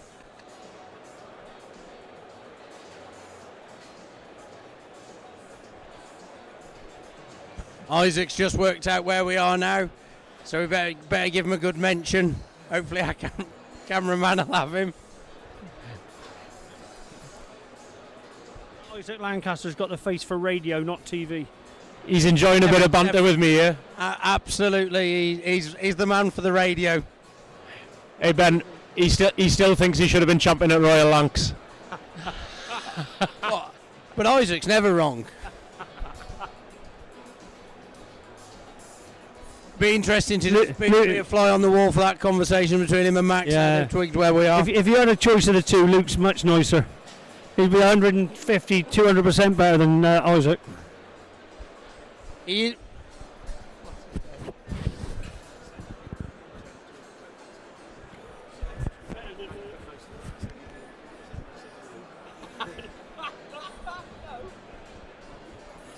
So, hey, Luke will take it. He's playing billiards again.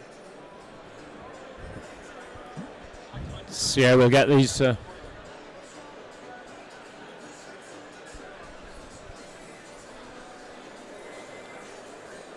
you what.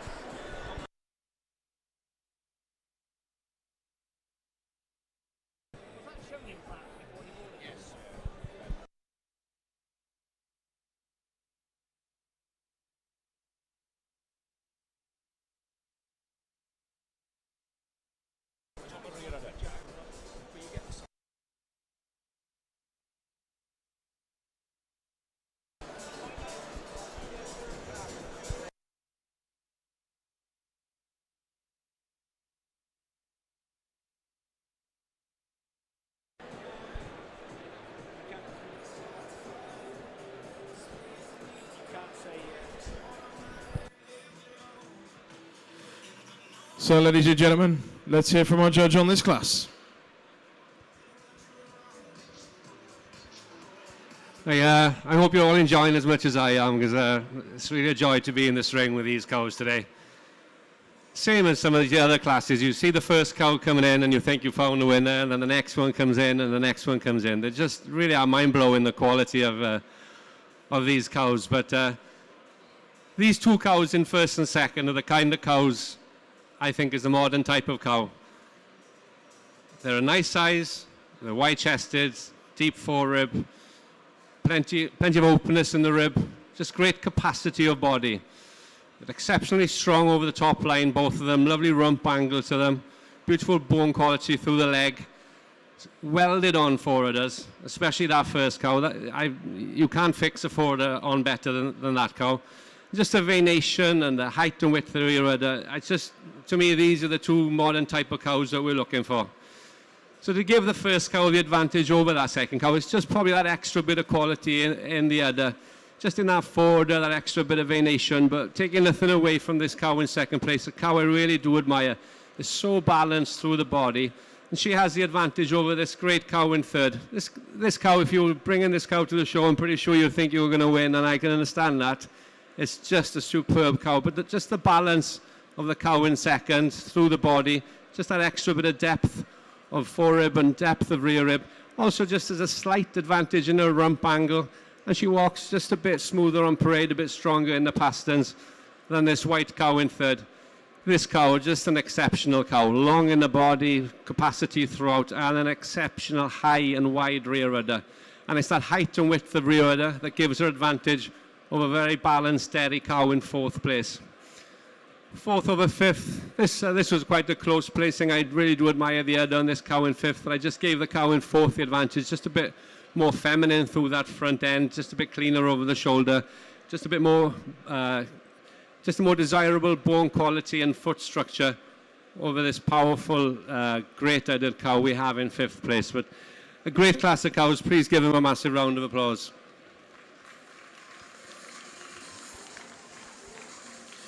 So, ladies and gentlemen, Magponda wins the senior 3-year-old class. Congratulations to Blythe Farms.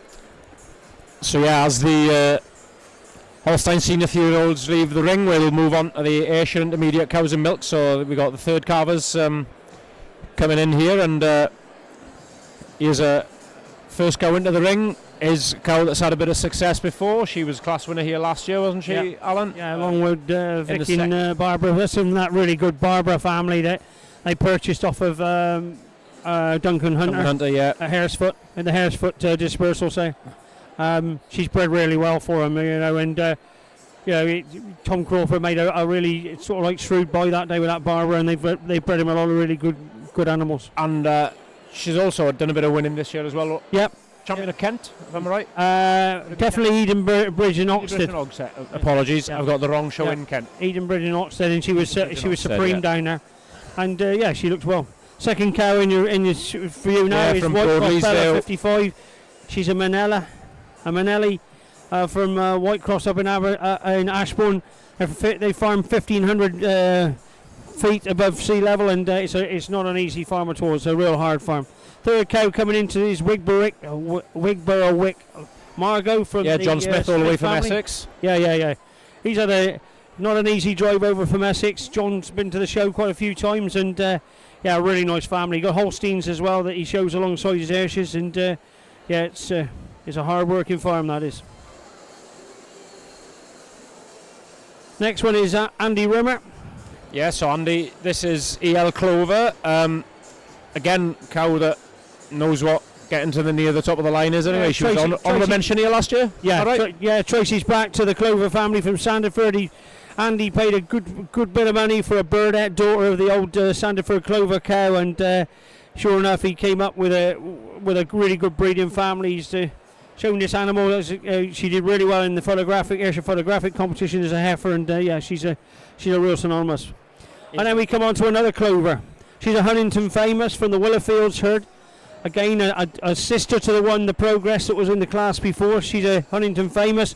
She's off of that Napier cow that was purchased for $8,500 as a baby calf, only about a 3-month-old calf, by Howard and Linda. And it's really great to see Howard here. He's not had the best of health, so shout out to Howard. He's a real enthusiast. Howard and Linda, the 2 of the biggest Ayrshire stalwarts you'll ever find. Real enthusiast. Yeah. And Linda sort of like stemmed back from the Bonsall family. That was her family, and Mercast and Ayrshire's, and they were really big in the 70s, 80s, and early 90s. And it's nice to see them out. Then we got Haydale cow here. This is Haydale Summertime from Pete Beresford. Ravenhill Victory daughter. Yeah. And then we got Big and Vale Black Cherry the 20th. Another Ravenhill Victory then. So 2 victories there in a row. Yeah. This one from the Adamses up there. Anybody who doesn't know Ravenhill and gets a chance to go to Northern Ireland, it's probably one of the best Ayrshire herds you'll ever see in the UK. Has a consistent herd of cows. John milks about just over 100 cows over there, and every cow you can say is just a real bomb of a cow. You've obviously classified. Yeah, certainly that, Alan. I have to agree with you. A great herd of cows, some great mature cows, and they're great old excellent. So now the cow in shot now is a red cow by is Harperfield Queen of the South by Aaron View Allbran. This is a cow that they found in a non-pedigree herd and managed to register it up, and it's done quite well in the local shows for him. Fair play. Next cow in is Lesnessock Joy Bell. It goes back to the Huntington Joy Bells again.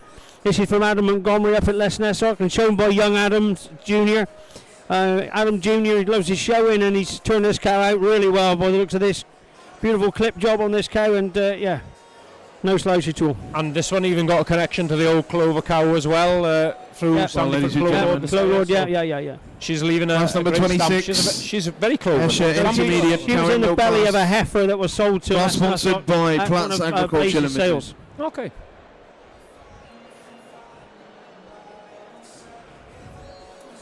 So yeah, we've managed to. That's the 154 heifer. That's summertime.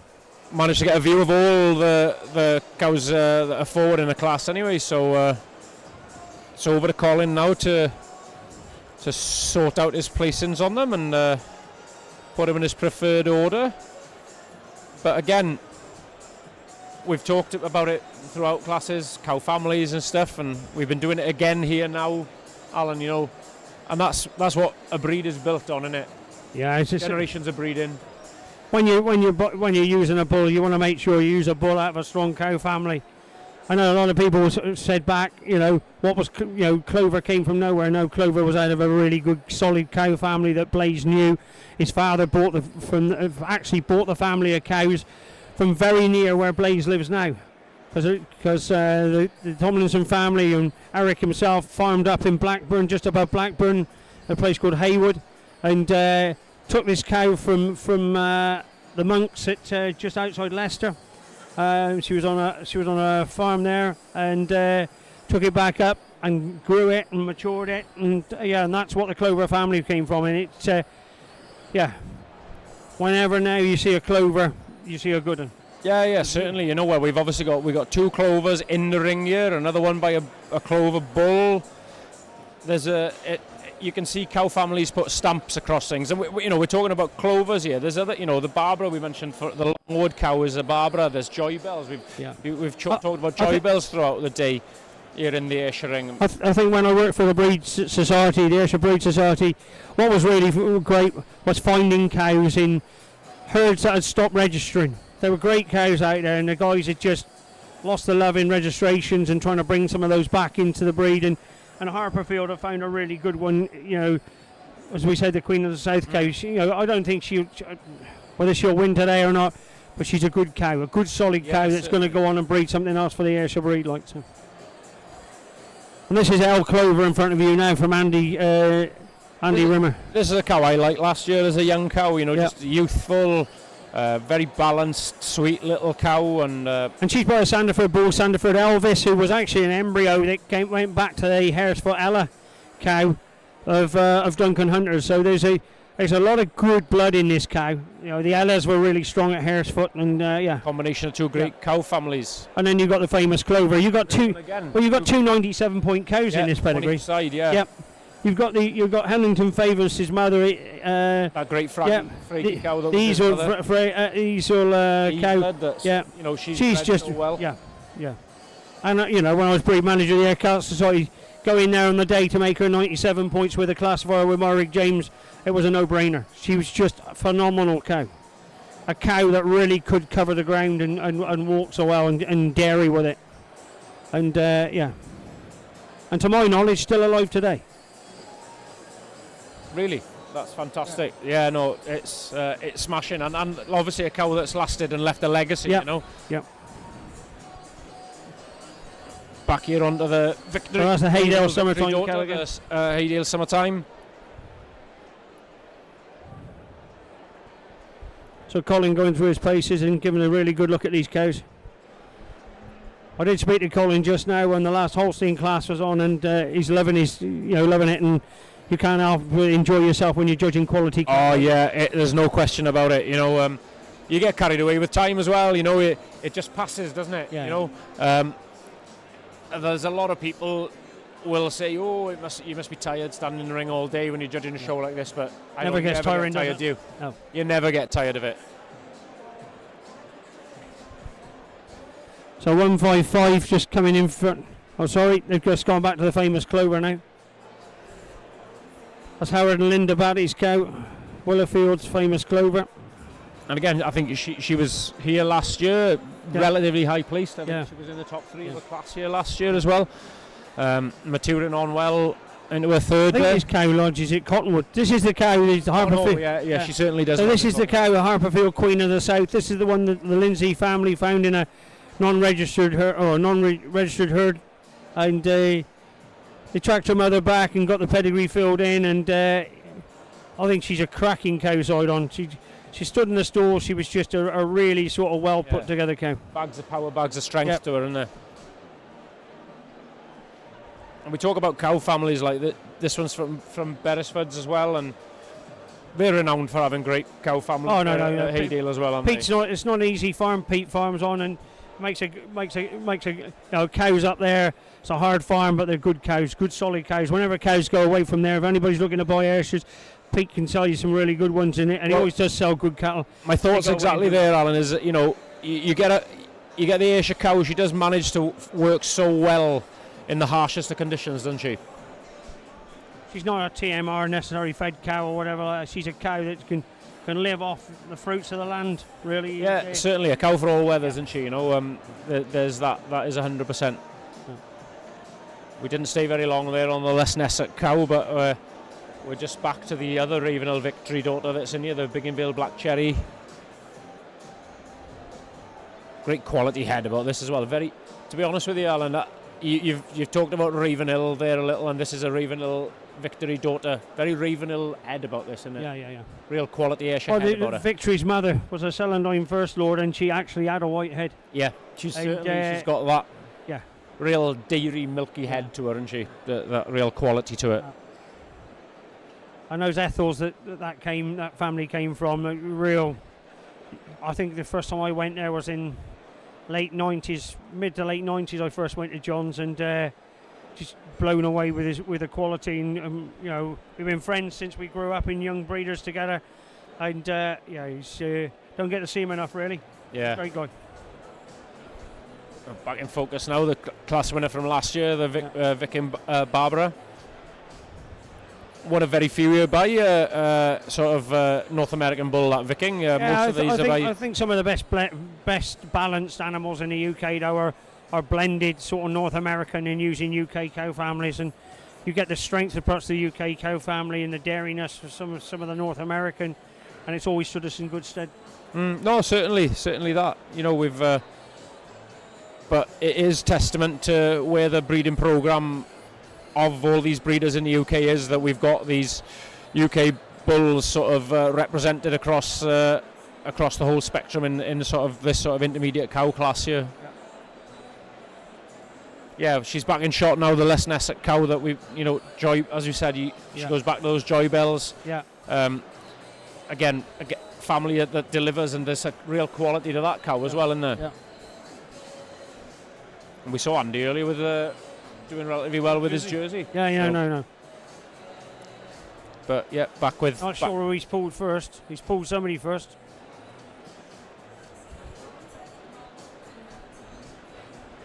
Yeah, we'll get a little bit more order as to where he's gone in a second. Along with Vicky and Ella's going somewhere. I'm not sure where she's going. Yeah. There's cows facing and poking a bit of everywhere. We will work out where we're at in a minute. I've got a feeling it might be the famous Clover that's he's done the famous Clover sitting at the top of the class at the moment. Yeah.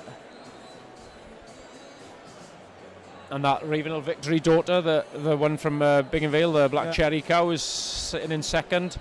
Vic and Barbara sitting in third. That nice Les Nessett cow the Les Nessett cow that's got that lovely quality skin and that stamp about her, sitting in fourth. Cow you mentioned, the Harperfield Queen of the South, pulled in fifth at the moment. Yeah. EL Clover sixth. And then we've got that Summertime cow from Summertime cow, the other Ravenhill Victory. Then we got the Whitecroft cow. And then John Smith then. With his big white mark.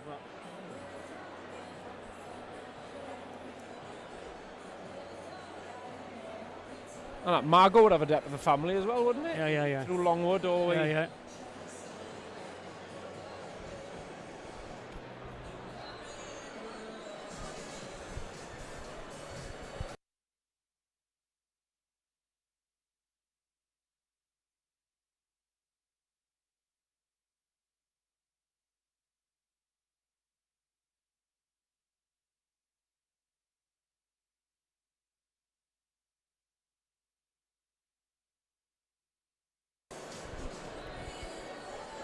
Yeah, so we've got that wide shot. We've mentioned Jeff Dorr. Mentioned there Jeff Dorr. He was in the shot behind. And we've got Colin now glancing his eye over his lineup here.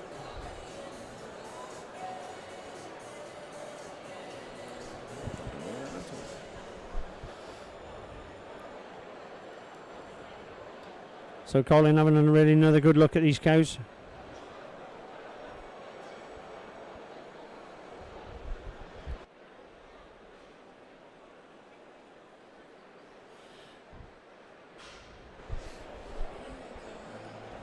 And yes, just depth of quality through the class in it, and again, important to make sure you're getting your decisions the way you want them to be.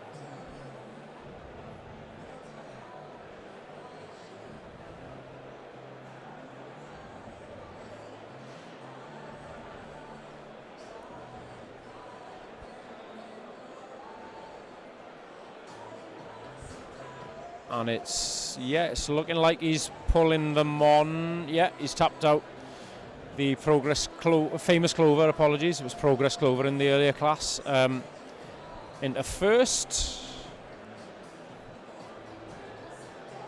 And then following her with the Big and Vale Black Cherry cow.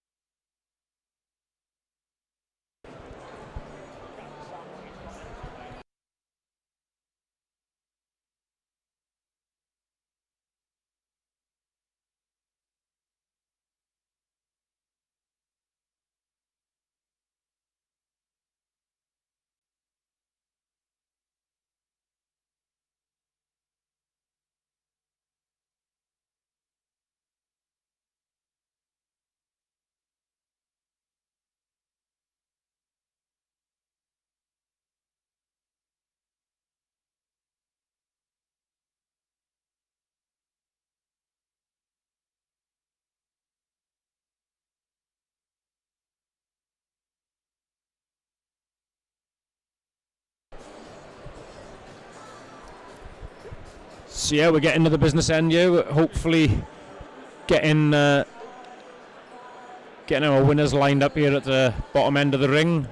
Obviously not in view for you guys. Our cameras just catching the tail end of the lineup coming out.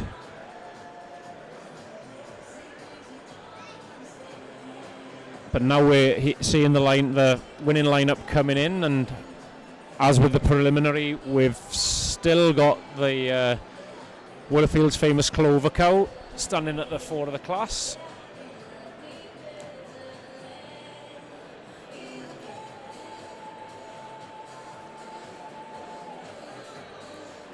And it's an opportune time while we've got a minute to talk about it. You've mentioned earlier about, various people. It takes a lot to make the show sort of happen.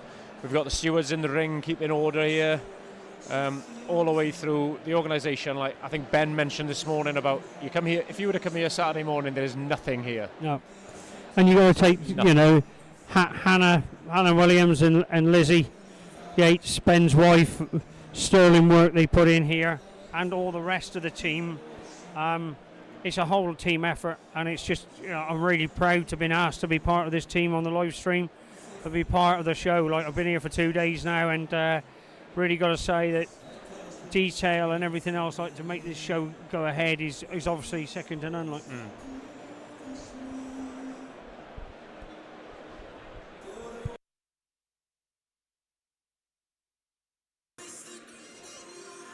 Well, ladies and gentlemen, we got a result in the intermediate cow and milk class in the Ayrshire Ring.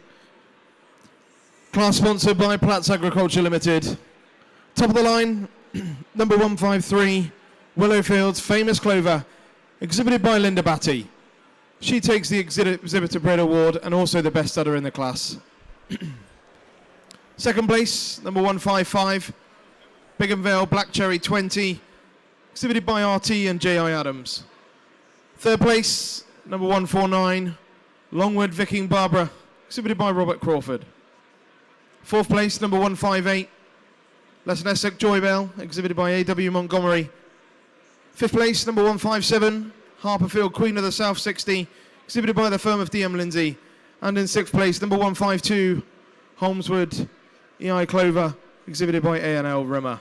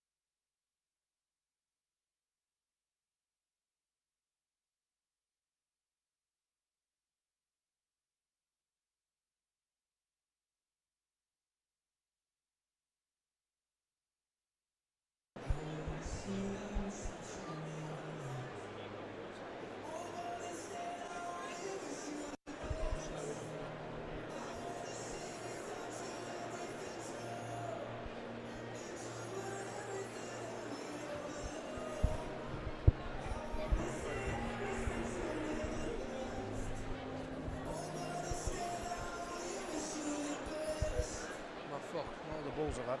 Eh? And fuck all the balls I've fucking had. Again?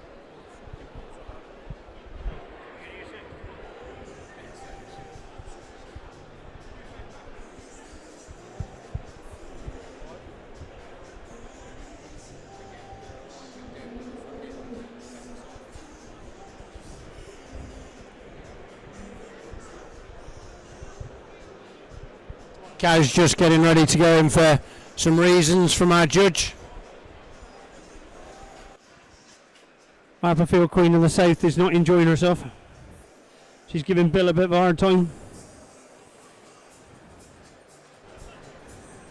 Stay with her. Her grandsire will be Palmyra Troy-Star Burdette.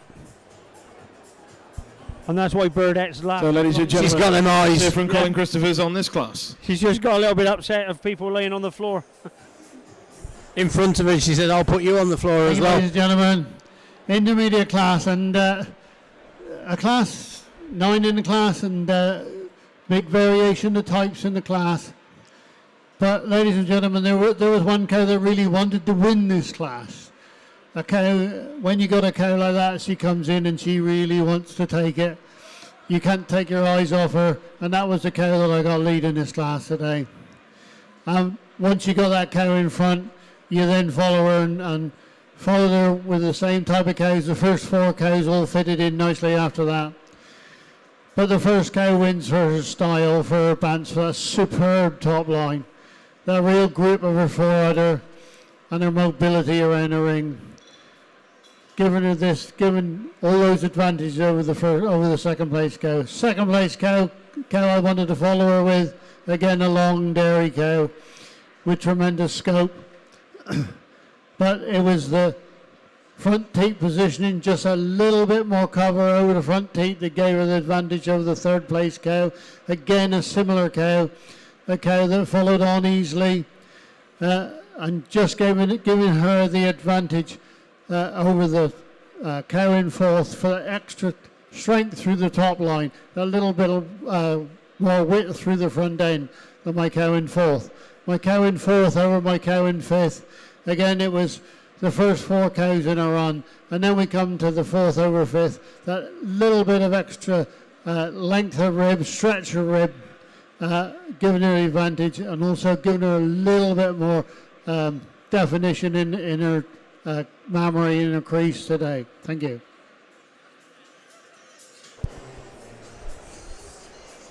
Yeah, real nice group of cows there, Alan, isn't it? Yeah. Plenty of milk on those cows and showing ourselves off. Yeah. Great locomotion on them too. So Thank you, we've Colin. got a red and white class Congratulations coming in. to Yeah, the red and white Ewans, milkers. Intermediate cow and milk Yeah. class with Willowfield's famous clover. Once our cameraman gets panned over there, we're starting the class with just coming in there. You can see Heffin just coming under the archway. Now, class number 27, red and white cow and milk. This class kindly sponsored by Cogent. Where's that? Yeah, we'll soon have a bit of a sight of it with our cameraman here, and it's Heffin leading in the way with Leadham Rubles Saxby. You know, that Saxby cow. I see Simon from Blondin is here today, so back to the Blondin breed in that 97-point cow that Milk Source had all that success with at Madison. She was actually bred by Rob Kirk in Leicestershire. Yeah. And Rob Sonoma has bred a few good cows, and this cow that having took hold of and brought it to sale, and it's turned out a really good one. It did really well at the Royal Welsh. Stood second in its class at the Royal Welsh. So. Okay. Yeah, real nice cow. She's a Rubles from an Integral. Yeah. If he pans round to the second cow in the class, that's Logan Rubles Sesame. Just coming into your shot now, that's another Sesame. Goes back to that original Sesame cow. She's a Rubles from Brian and Michael Yates up there in up near Dumfries, Castle Douglas. Yeah. Second carver, real nice cow. Yeah, then a real nice cow there. I think that Shania was here a couple of years ago. Did it win as a heifer or mother? Yeah. Yeah. She also won. I think she was All Britain red and white heifer. I think you're right. Next heifer coming into your shot is Jack Jody Red from Jack Watts. Jack's already done well in the previous class, in the second carver class. And that goes back to those Jodies. Was that the Awesome that did the winning for? Yeah. One of the Awesomes, yeah. Yeah. Jody Red.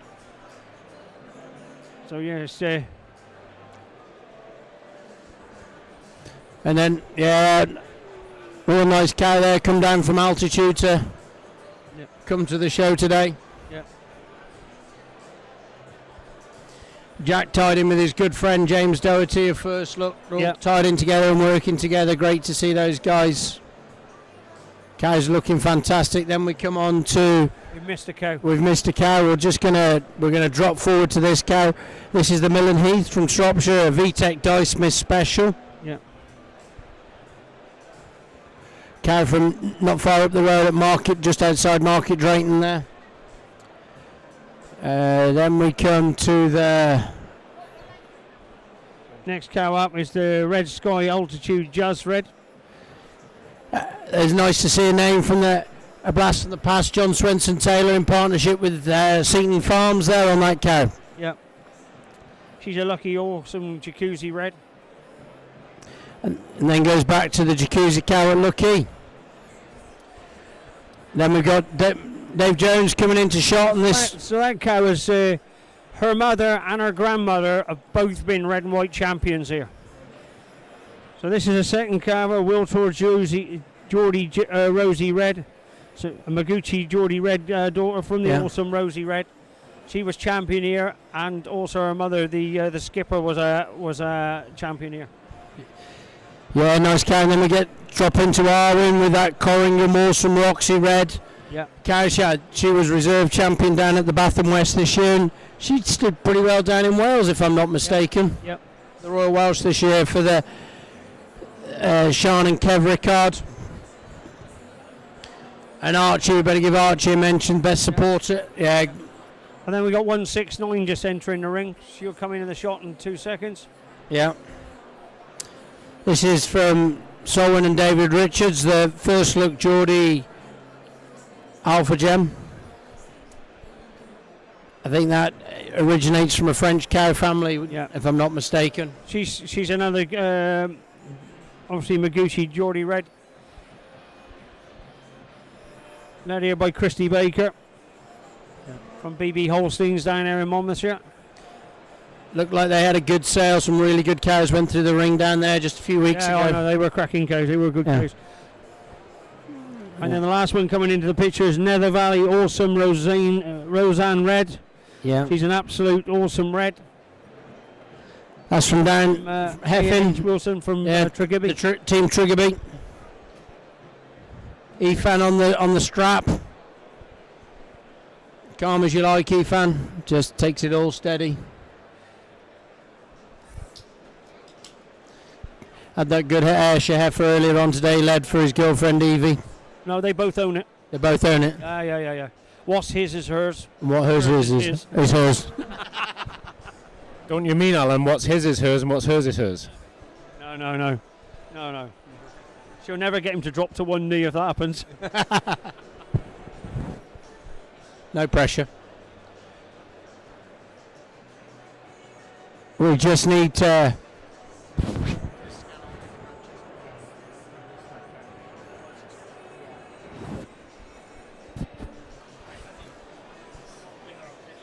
Yeah, he's done all them. Yeah, just... Yeah, that's the one. And there's the Trigibby cow, the lead-in cow from Trigibby.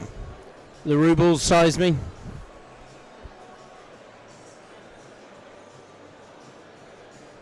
Just watching her come on through there.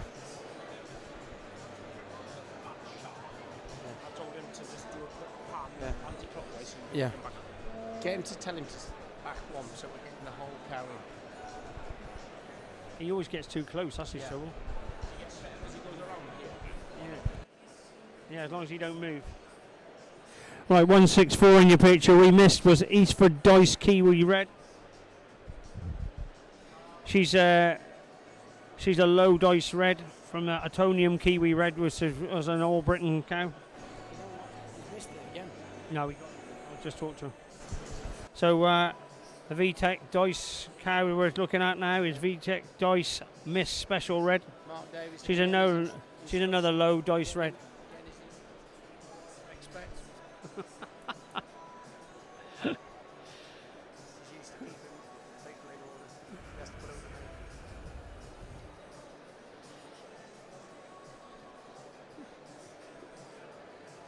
Plenty of onlookers from the barn in here having a look at this class.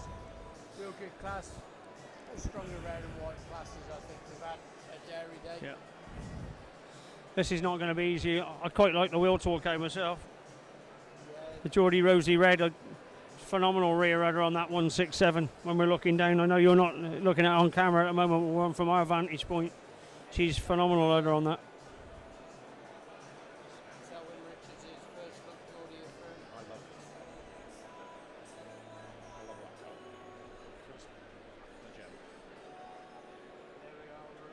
Back onto Sean and Kev Rickard's cow. And Christy's on the halter here for Selwyn and David Richards.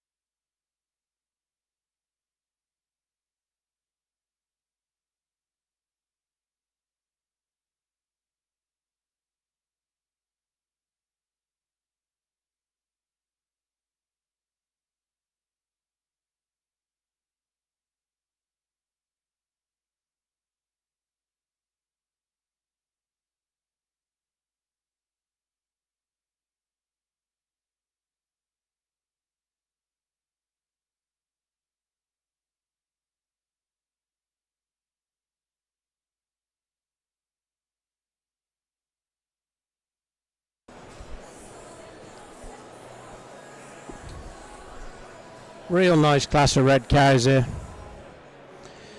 She's making Judge Iwan earn his teeth from that he had last night.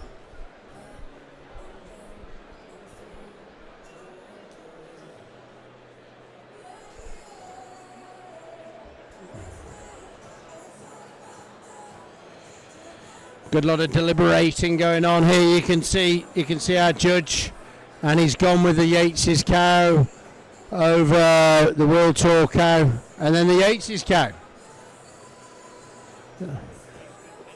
Yeah.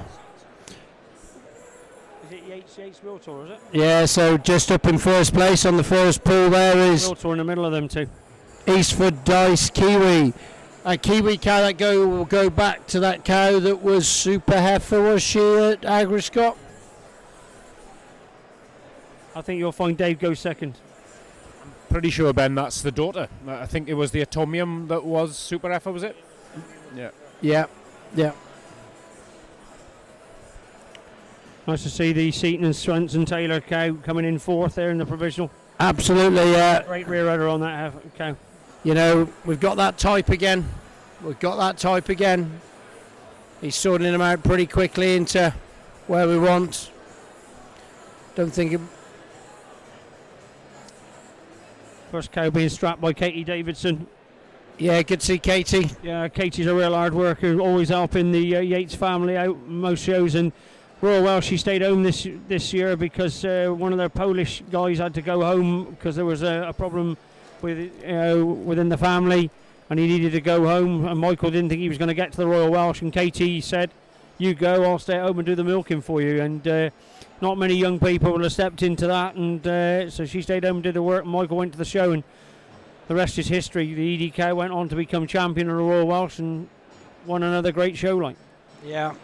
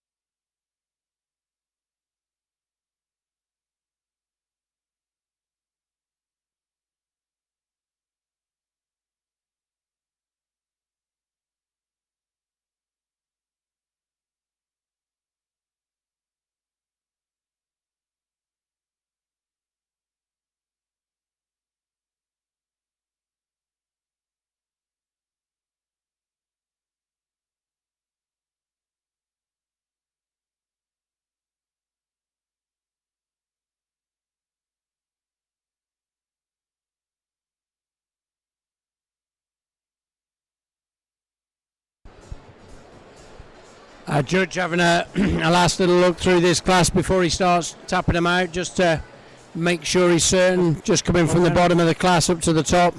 Ben, I wanted to win the Euro lottery. I'm going to have to win it twice to get these cows.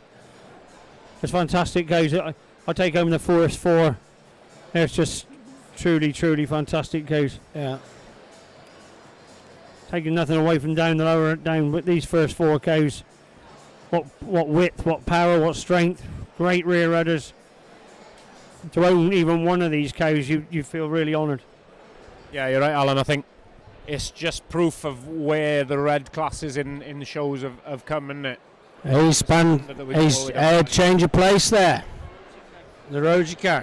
If this cow stays there, that's going to mean her dam and her grand dam, she'll have the chance to emulate what they've done. Katie must have done some, yeah. I had my boss from Jetstream Genetics over a few weeks ago for the Riverdane sale, and Roger Turner, and we actually went to World Tour, and he said when he left there, the one he would have bought to take home was this red Rosie. He really did like her, and yeah.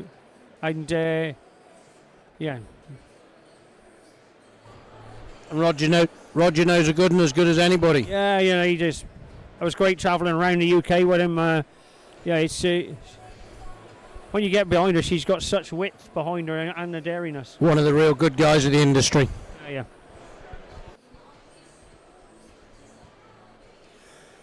So they're drawing them out pretty well in order.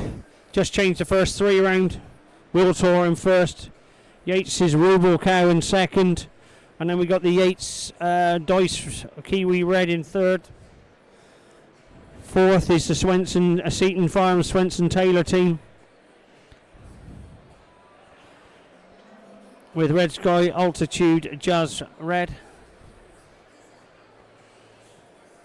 In fifth then we got Heaven Wilson, AH Wilson. With the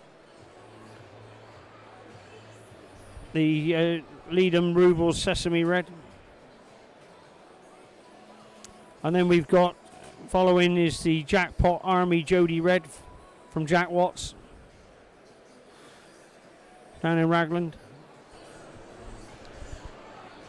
Just having that final look. Good view of our judge there, just assessing his cows as they go past him.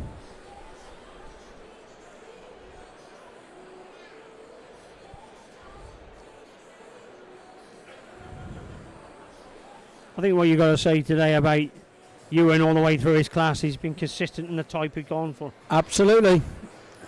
The type have been there that he wants, and taking time to, he's kept up a good pace. Yeah. A big classes to judge, and he has done a really good job at placing his cows. yeah, sorted him out nicely. Yeah.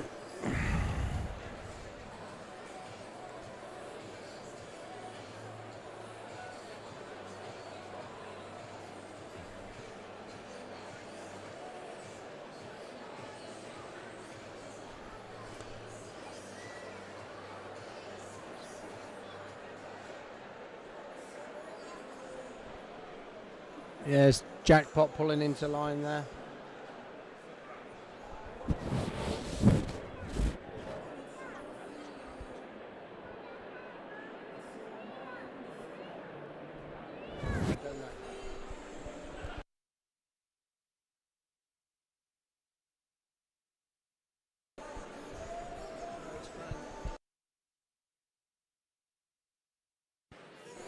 And now it's looking like a win there, I think. We've got a few people manoeuvring around here. Just waiting for Iwan to come and just shake the hand of Mr. Jones.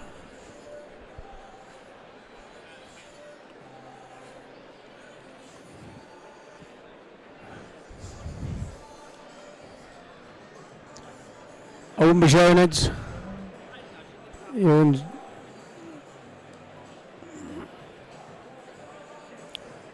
just having one last deliberation look at this cow. Yep, and it's a nod. That's a win for the Rosie cow. Wiltor Geordie Rosie.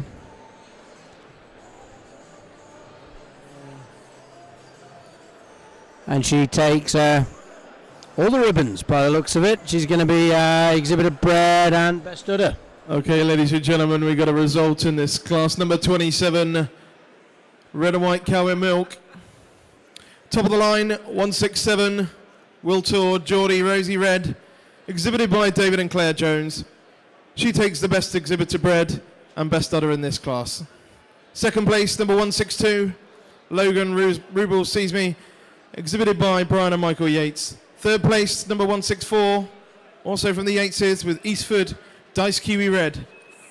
Fourth place, number 166, Red Sky Altitude Jazz Red, exhibited by Seaton Farms and CJ Swenson Taylor. Fifth place, number 160, Leadham Ruble Sees Me Red 2, exhibited by Messrs A.H. Wilson and Son.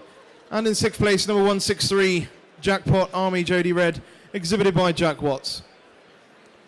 Our grateful thanks to Cogent for their sponsorship of this class.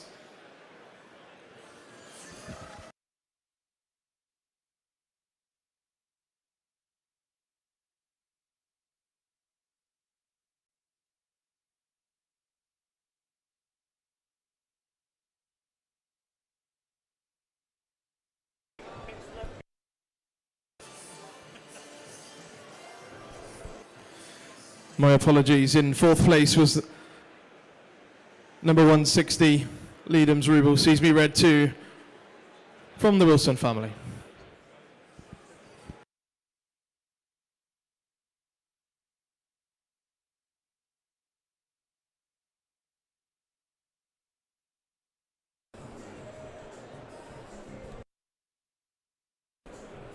Yeah, we'll get these moved out now, just panning back over those rear udders of these cows.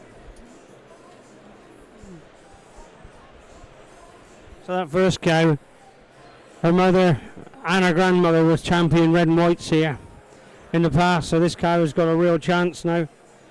Beautiful balanced cow, and as I said, she looked well at home, but she looks every bit better here. She's fantastic udder on that. Congratulations to Dave and Claire. Yeah, well done to them.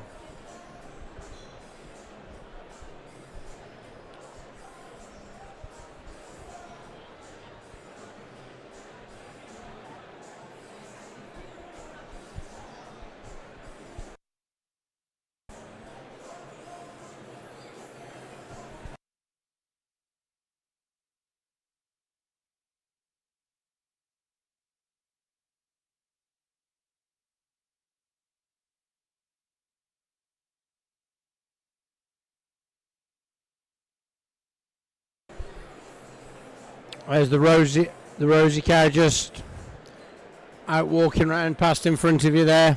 Our winning cow.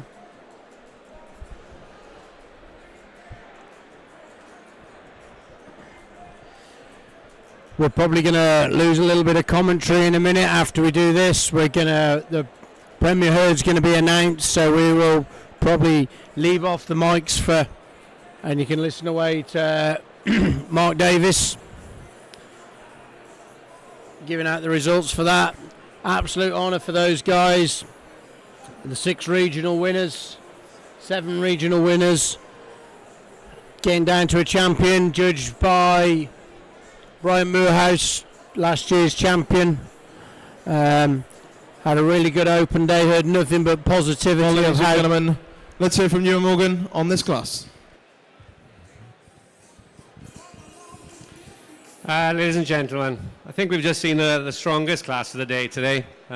We've got real great cows on the top, but the strength down the line was also tremendous. It's a mixture of second and third calvers, but the majority second calvers. I changed them around a little bit, and I'll tell you why. We're heading off with this cow. I just think she's the most balanced cow here today. When she comes towards you, that great front end again. I do like to see a bit of strength through that front end.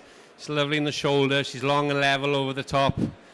And this cow in second place, they're pretty much identical, but I just feel the cow in first place, she's a little bit cleaner through her head and neck today, just a bit longer in the neck.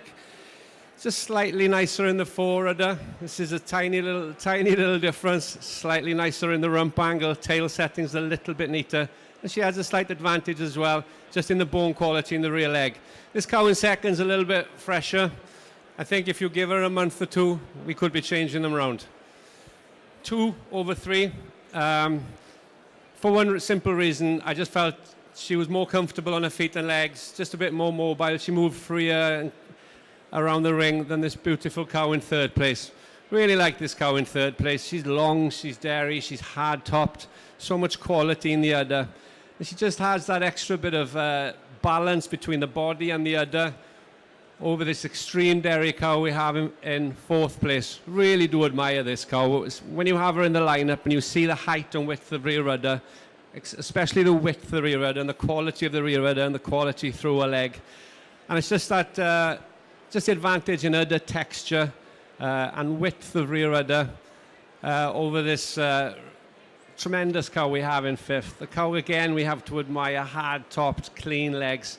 Just a real youthful young red cow. And I think the best from this cow is yet to come as well. So 5 exceptional cows. Please give them a massive round of applause.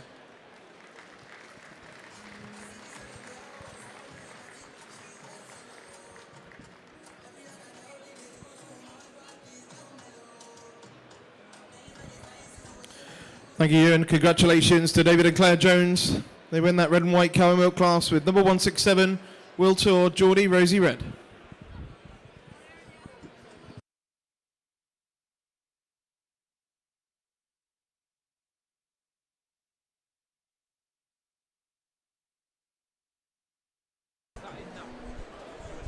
Yeah, so we're just coming into the best red and white in show. So we've got that heifer that was honourable mention. Heifer come back in, the Pfizer cow. Come on, Will, stay with her. Just getting her wheeled round in here, and he'll pull up next, David.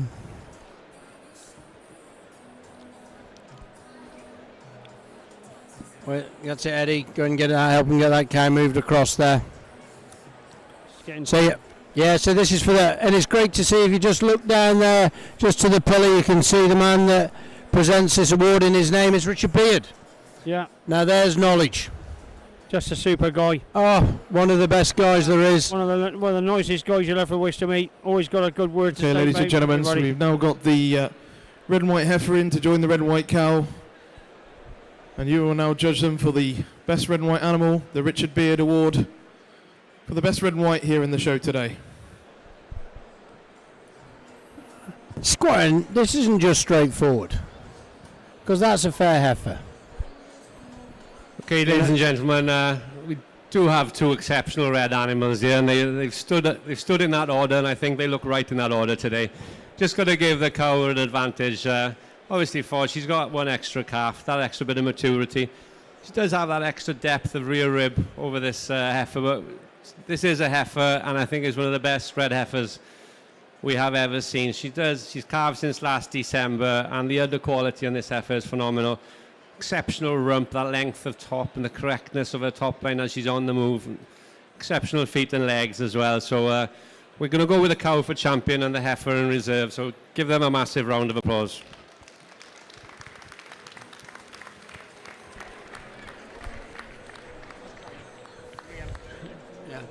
So well done to Jones. Congratulations to David and Claire Jones. They win the Richard Beard Award for the best red and white animal here in the show. Many congratulations. Just a few moments. We're going to do the results of the Premier Herd competition. I've just given it to Danny to write the... There's a good picture on Mike, Richard Beard. He can probably remember the great granny to this cow. He's always like the encyclopedia. And yeah, Ben, if he doesn't remember it, he will look it up. And he'll have it researched. No, an absolute encyclopedia of the breed, and the word legend is an overused word, but if there is a legend within this Holstein breed, it's Richard Beard. No. Richard to be the underrated man. Did so much work since he came back from Canada, working in Canada for Holstein Association, and then latterly for Holstein UK.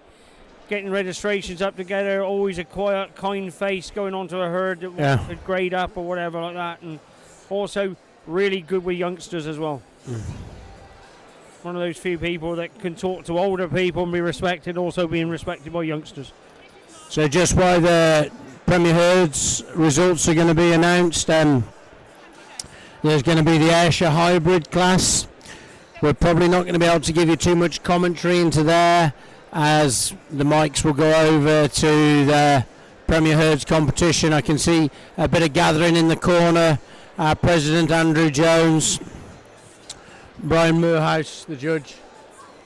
Yeah, just while we have got a little break in play in terms of voices over, I will just, there's two cows forward for the Ayrshire Hybrid, Ben, and we'll fill you in on what's forward. We've got Exhibit 171, the nearest in this wide shot.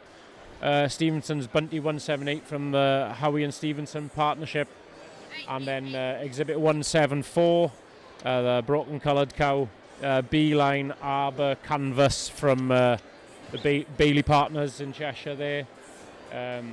Again, both great. There we go. We've got the Bunty, the Stevenson's Bunty 178 cow in shot here. Exhibit 171. And then obviously we've got 174 here just in shot now, the Arbor Canvas. Both, interestingly enough, both cows by the same bull, Pine Tree Arbor Red. So a Holstein bull, similar to what we talked about in the heifer classes earlier of the hybrids. These are the ones that are 50%, less than 51% than Ayrshire.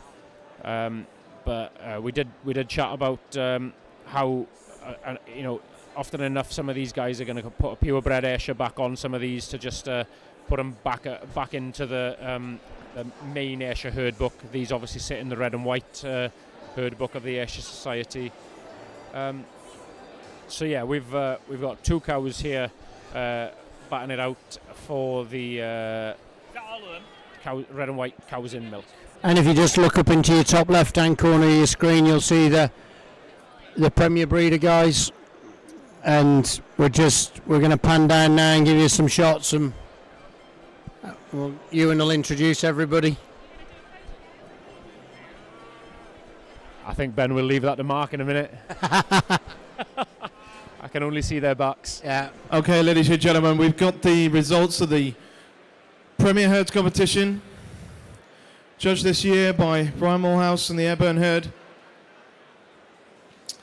So I'm going to announce all of the regional winners, and then once, if I can ask you all to step forward and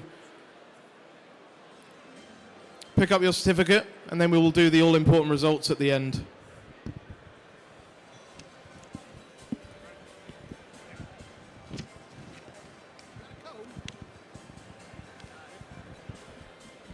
Okay, ladies and gentlemen, so representing Northern Ireland, their regional winner was Messrs. G&J Booth from the Beach Shoe Herd.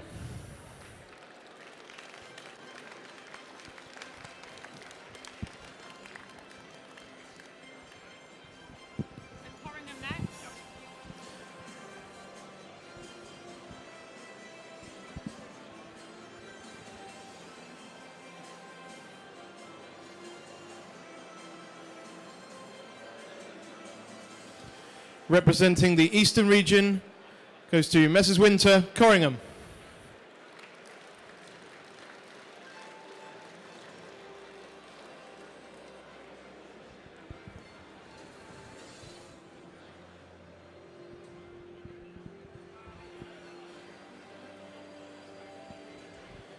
Representing the Scottish region, Messrs. B&V Davidson, Errolston.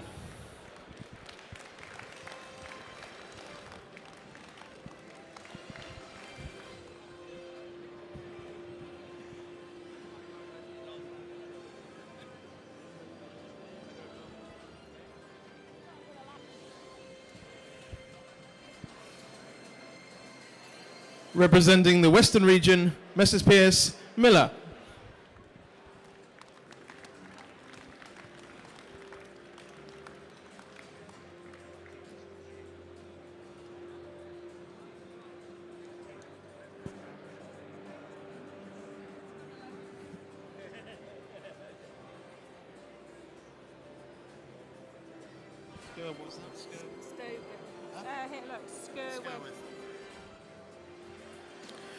Representing the Northern region, Skerwith Hall Farms Limited, Stobeck.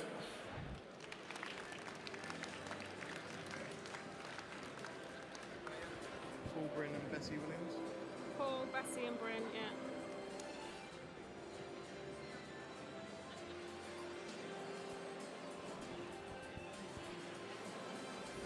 Representing the Welsh region, Paul, Bessie and Bryn Williams, Walleswood.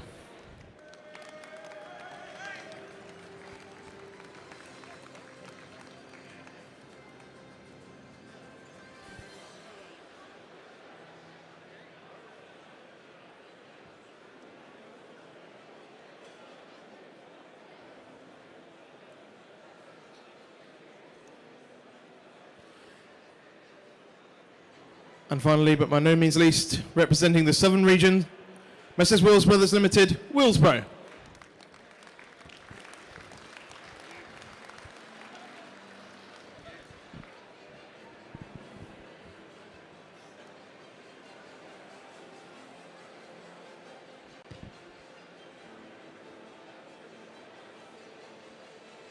So, ladies and gentlemen, there are all of your regional winners.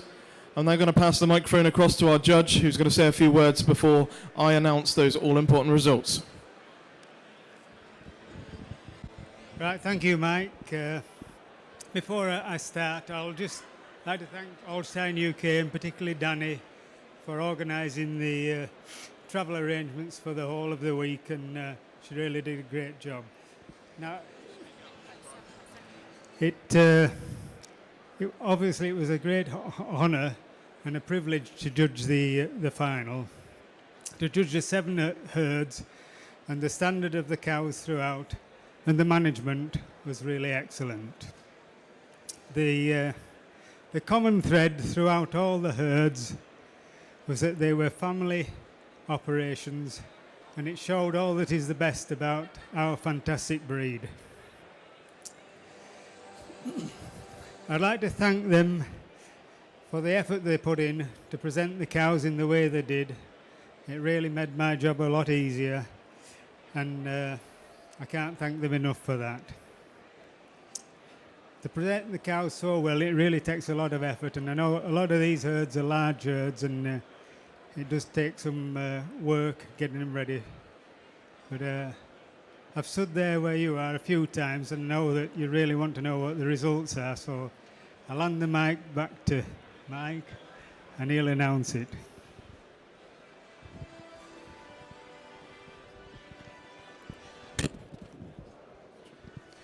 Thank you, Brian. Well, ladies and gentlemen, the results of the all-important Premier Herd Competition 2023. I'm going to do them in reverse order. Honourable mention this year goes to the Walliswood herd. Many congratulations.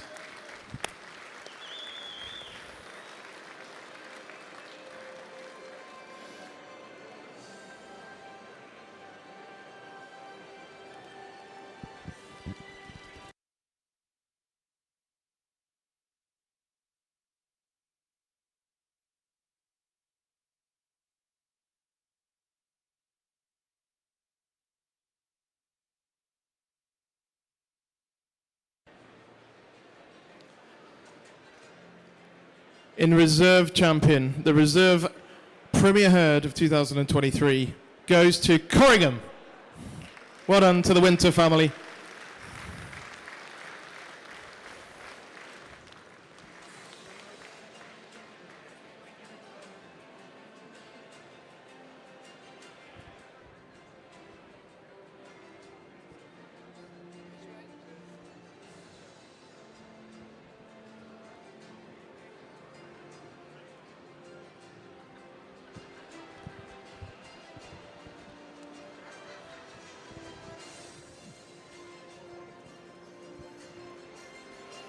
So, ladies and gentlemen, the winners of the 2023 Premier Herd Competition, Willsborough.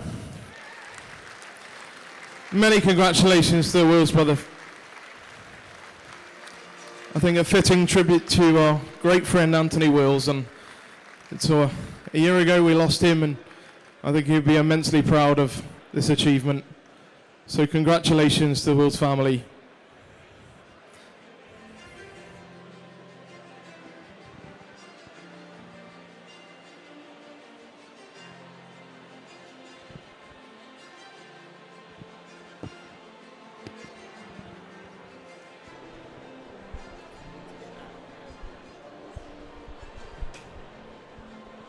Yes. So while the presentation. So congratulations, ladies and gentlemen, one more time to Messrs. Wills Brothers, our Premier Herd Competition champions, and to all of the regional winners. What a great competition it's been. Our thanks to Brian for judging the competition. We'll just hear a few words from Brian again. Well, ladies and gentlemen, I'd like to congratulate Robert and Willsborough. Fantastic herd of cows. When I set out, I was looking for cows with balance. I was looking for consistency, udders, legs and feet. Looking for great animals in every category. Young cows, middle cows and older cows. And I found this in all the herds, particularly so in the top 3 herds.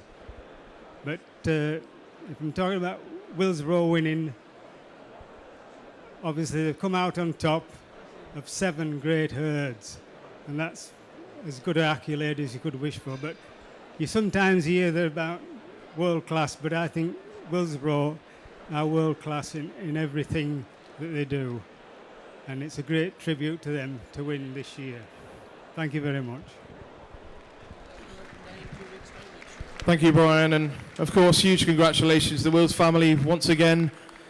As I said, I'm sure Anthony would have been hugely proud, and what an opportunity you've got next weekend, ladies and gents. Come down to Willsborough to see the herd, and of course, we've got the sale on the Saturday, 350 head sale. What an opportunity to buy into the herd. Thank you very much. Yeah, so while we were away with the Premier Herd, we've had a result in the Ayrshire Hybrid Red and White, with the win going to the Stevenson's Bunty 178, number 171. So currently, Colin Christophers is judging his best hybrid red and white exhibit for the day. Yeah. So we've got the return of that heifer from earlier, that Ranger Red heifer from Cuttle Towers, that won the Ayrshire Hybrid heifers, the Miss Blondie heifer. And she's then going up against the Stevenson's Bunty cow. It's coming from the Howie and Stevenson's partnership.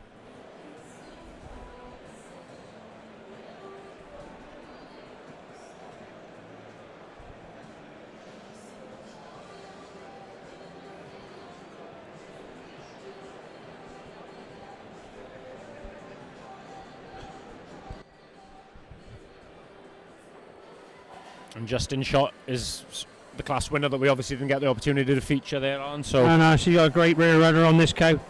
She actually didn't make the ring last year. She just got herself a little bit overbagged, and they decided to milk her out and not to put her through any pain. And just a shame, because there's a heifer last year. She was right on song. They've got her down here again, and today they've got her out just looking really well.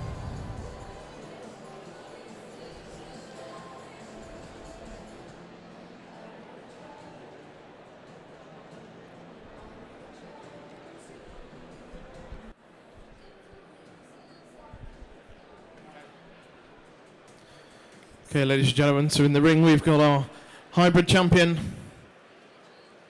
heifer versus the cow. Let's hear a few words from Colin. Thank you, Mark. Ladies and gentlemen, in front of us now we got the Ayrshire Hybrid Red and White, and this is our championship. Two classes, the heifer and milk and the cow and milk. And I'm sure you'll agree we got two fine examples in the ring. A really balanced heifer that's got depth, she's got body, she's got everything to her, and a superb mammary. And she's followed there by this cow with length, with dairiness. Superb rib to this cow. And I love the balance. This cow parades beautifully when she went around the ring, with a mammary that is really superb attachments, both fore and rear. So without ado, I'll go and just tap out 1 and 2. Thank you, Colin. There we go. Goes to the cow, ladies and gentlemen. The hybrid champion, number 171, Stevenson's Bunty 178. Exhibited by Messrs. Howie and Stevenson. Reserve champion, Cut Hill Towers, Ranger Miss Blondie. Exhibited by Messrs. A&S Lorry. yeah, so the win goes to that cow that we were just chatting about there. Yeah, Alan. So Stevenson Bunty. Nice little fitting. Yeah. Willie failed to make the ring last year. Yeah, Willie Stevenson up there in Stranraer. Great guy. Really good past president, and it's lovely to see animals of Willie's breeding still coming through here and coming down and to the show. As I said, she didn't manage to get out in the ring last year, which was a shame. And this year she's out in the ring and she's getting her just results. Great second calver, and sure she'll be back here again. She's no doubt. I think a big future for that one as well. No. Lovely, She's lovely snug attached under on a great and it's nice dome for the Stevenson family and the Howie family. And young Jack Howie is one of the most enthusiastic young men. Although he did do a sort of like a write-up on most semen companies in his little biography. I don't know where you saw it, the little printout he gave yesterday. Forgot to mention one of the most important AI companies, which I can't reveal because it would be trading purposes.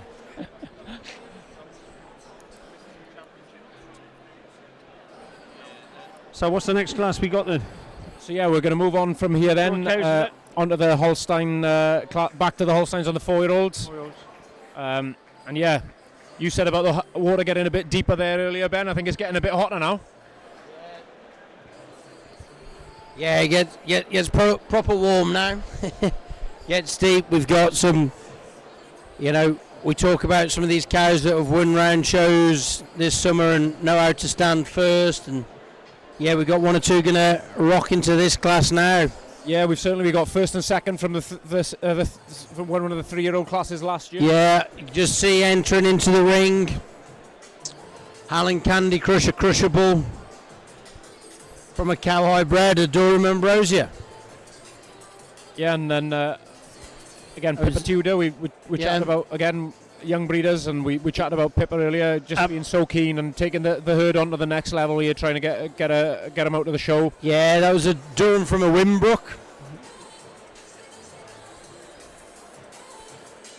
Looks like we're waiting on a leadsman here.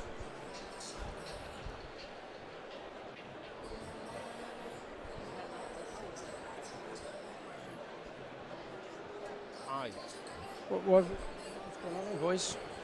This is from Peter Mellors. This is Cricket Field Impression WA. Yeah. Yeah.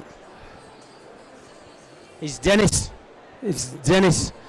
Dennis obviously just needed a minute. To class number 29. This is the Holstein 4-year-old in milk. Yeah. This class. Good lad, Dennis. Currently sponsored by Mutual. And then the cow coming in behind us there, Meldemere Victor Bell, 96. New to first time exhibitors, believe this cow might have won at Lincoln, did it, or? Won at Lincoln, it won it second in its class at the Yorkshire, from the Shepherd family up there at Bakewell, just up above there, and just a great family. Actually, Darren and Alison cut short their holiday to get back from Canada to come here to show. They said it to Yorkshire, they didn't think they could do it anyway, and managed to change their flights and come home a day early to get back here for Monday, and it's a real family sort of organisation up there, and it's nice to see Darren in the ring showing this really good set. Just panned over to the Meldemere cow there. Then we come in with Stevie. He's got a Warmansby artist or driller. Arnhilda actually goes back to a sheep cow, a Castlereagh Arnhilda cow that came in as a German import. Okay. So, And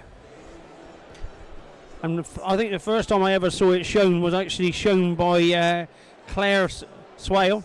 Okay. For Richard, because she wouldn't go for Richard. She wouldn't show for him. Then we pan over to 182. There's Shining Kev Rickard, the Berry Home Lighthouse Flow cows. Had a good season. Yeah.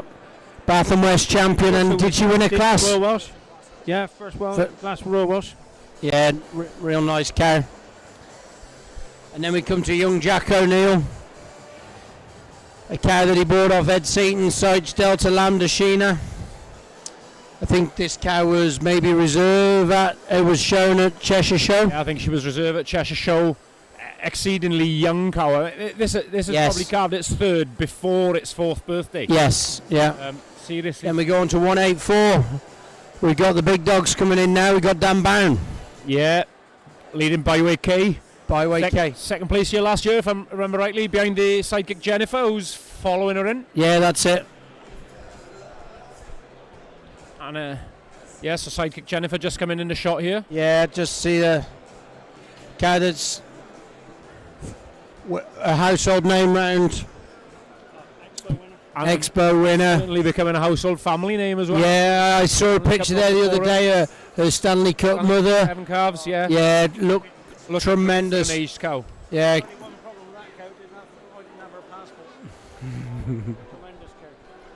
Great cow, and then we just span back to so last cow entering the ring is another Rich Haven cow, and that's the Impression Nadine, straight out the Goldwyn Nadine, the Homeland Goldwyn Nadine that Richard showed.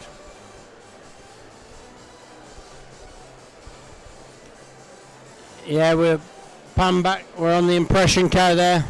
I think if Ewan thought these classes were going to get any easier, I think he's just decided not.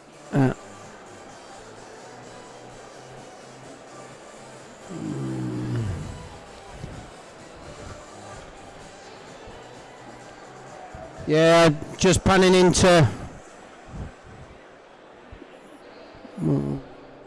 Just see Jennifer going out of shot there now.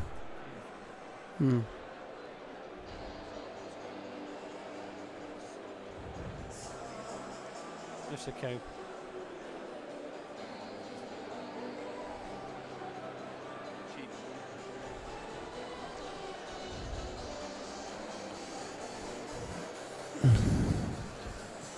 There's the Hallen cow again. Tremendous cow.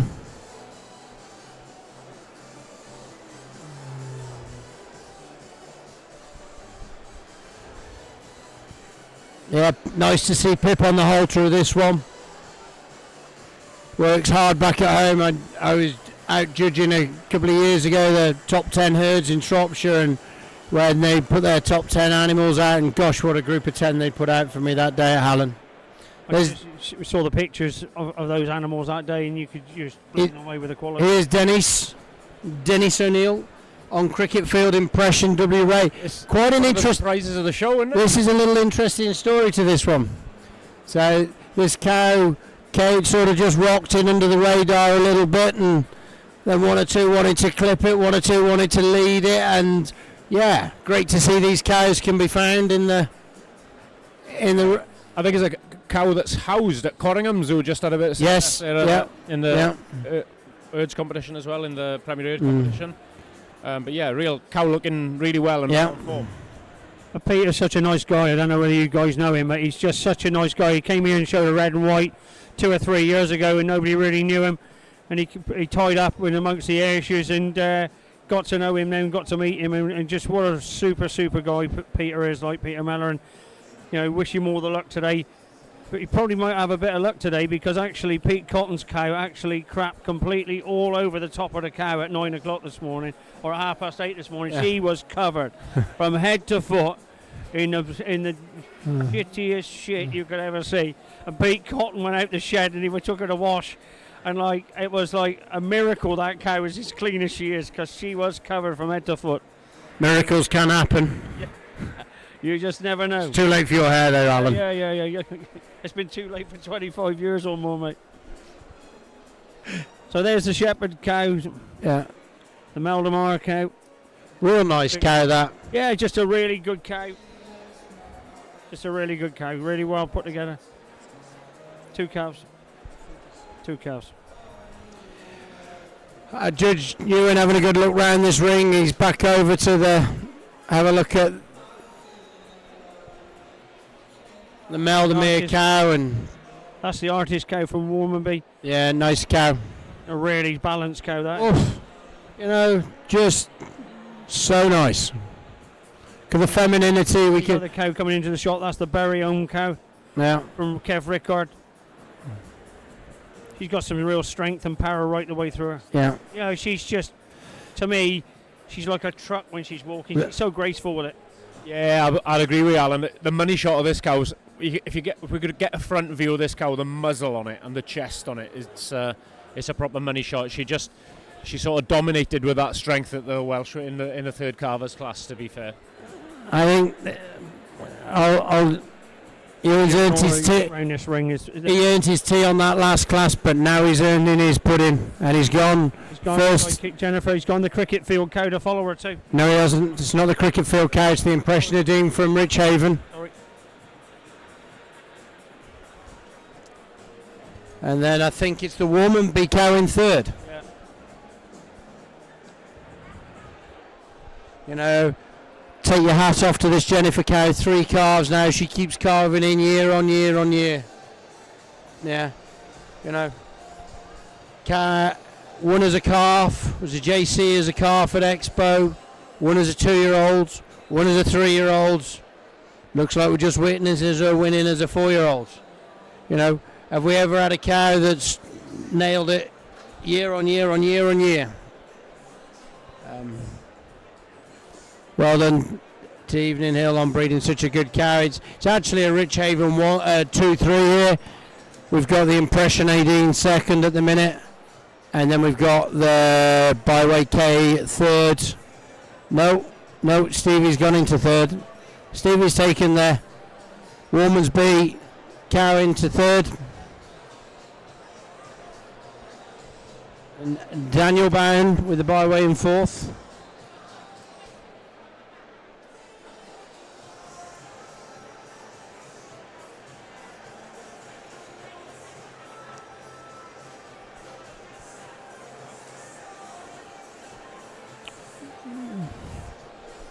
And then in 5th place, I think we're gonna go to Iwan. Having another look at the Jack O'Neill's cow.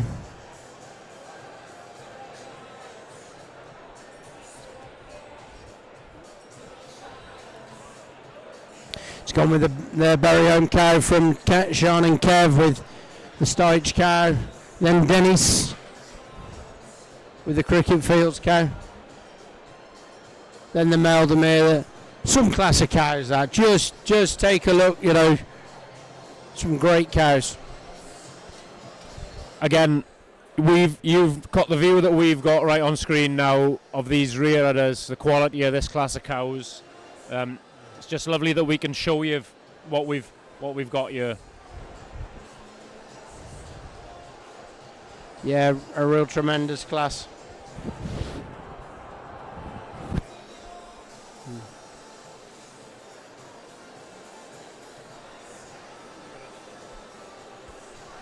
Three versus two. It's a calf more on this. You know, I think a couple of things that could just be going through Ewan's mind here is you've got some third calvers in this class, you've got some second calvers in this class. You can't get away from that first cow. Look at the width right the way through her. Like you, look at it. Tremendous width behind you. You know, at Expo I thought she was outstanding. You know, I went down and saw her at Expo the day before the judging. And I was lucky enough to do live stream there as well. And she was my favourite cow. But today, I think she's even wowed me more today when she's come out. She's been in the lines and she's just been doing her own little thing, and then coming out today, she has got that wow factor, and that's what you're looking for when you're judging a show or when you're looking at show cows. You want that wow factor, and to me, she's got that wow factor. Yeah, she is wow.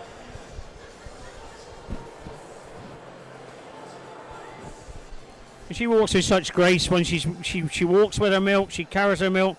With the venation in that cow, she's just like silk, like.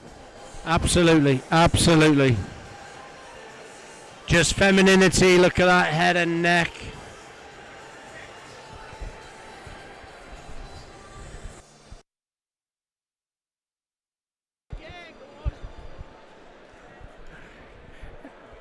Yeah, no, and I think we might hear that word femininity used in his reasons on this. Just, yeah, she's ultra balanced. Yeah, if those adjectives of femininity, cleanliness, dairy quality, bone, venation, texture don't come up somewhere. Yeah, yeah. They're all there in this cow, aren't they? Absolutely, yeah. I always think a cow knows whether she's got it or not. And this cow has always got her ears up. She's always there. You look at the size of that cow's lugs. My late father always told me, you have a cow with small ears, she never grows. You have a cow with big ears, they always make good cows. And I've always listened to what he said. He was a great stalwart for me, and learning a lot about cattle breeding and judging. And this, to me, pound for pound, is probably one of the best cows that I've ever set eyes on and had a chance to judge. I judged her a year ago, or 2 years ago now, at the Great Yorkshire Show. They made her interbreed heifer there, and to me, she was winning that day a mile. She's just a truly, truly great heifer. When I judged her 2 years ago, and now she's making a great 5-year-old. Yeah. So we're watching them wheeling there. You know, we're staying in that order. We've gone with so it's the evening sidekick Jennifer, then the impression, the Rich Haven impression at him. Well done, Richard. Great cow you've bred there. Third place is the Warmansby artist, our driller. Fourth was then Byway K, just in the shot. Yeah. And then just tucked in behind her is the Bury Home Lighthouse Flow. So obviously, as long as he doesn't do any last minute changes here, we'll get his views on those top five once. Yeah, pretty quickly here. And then we're going to be staying with the Holsteins. It's really terrific cows, and anybody out, you guys watching it on live stream and seeing what we're seeing, because they are really good cows right the way down through. You know, even the Hallen cow that stood bottom in the class today, you'd be really proud to have that cow home. Great cow there. Pip's done a really good job of showing that cow as well. You know, just the water's deep. No, certainly that, Ben, but when you just go and break that cow down, she's a lovely spine, great rump about her, handles herself real well. And, you know, I always say this if ever I'm teaching any youngsters about judging cows, that the cow at the bottom of a class is somebody's best cow, somebody's favourite cow. Absolutely. What we're looking at here is that they're not only somebody's best and favourite, they're still phenomenal cows. You got to remember this first cow, she's exhibitor bred. Yeah, best out Okay, ladies and gentlemen, we've got a result in class number 29, the Holstein 4-year-old in milk. Yeah, it's a great breeding, you know, even Class sponsored by Mutual. cattle today.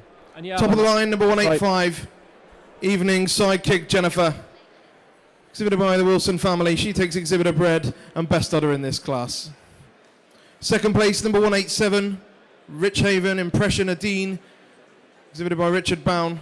Third place, number 179, Warmanby Artist Arnhilda. Exhibited by Warmanby Farms Limited. Fourth place, number 184, Rich Haven Byway K. Again exhibited by Richard Bown. Fifth place, number 182, Berryholm Lighthouse Flow. Exhibited by Sean and Kevin Rickard. And in sixth place, number 183, Steitch Delta Lambda Sheena. Exhibited by Jack O'Neill.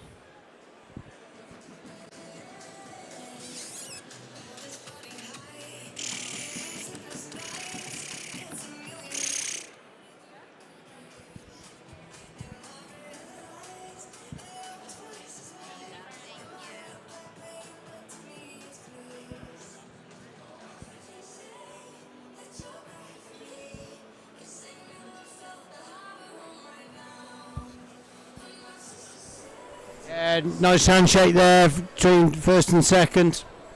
Yeah, it's Stevie great just to have a see. little whistle there.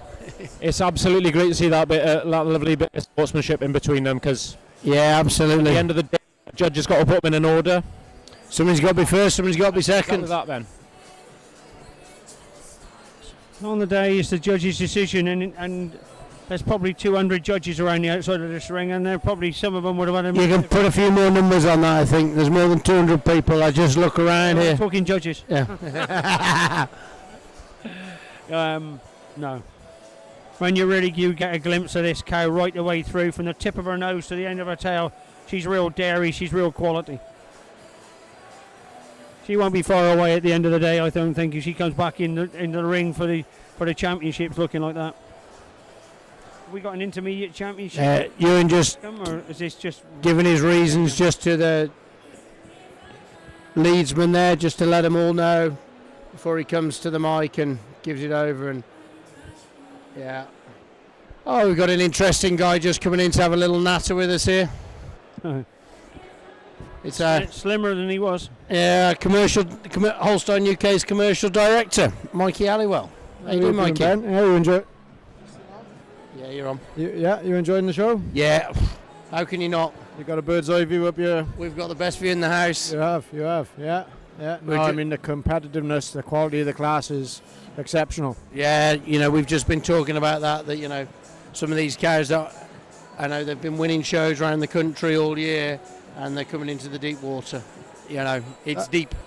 That's right, and I think it's it's recognition of the commitment of the breeders. They go to the regional and national, the Royal Highland, the Royal Welsh, Royal Cornwall, all these Royal shows, and it would be easy to be nervous of coming to some of these bigger shows, but they bring them. They want to compete against the very best, and this is where we find out where the very best cows are. Yeah, 100%, Mikey, 100%. Just looking at that Jennifer cow, and we were just having a discussion up here.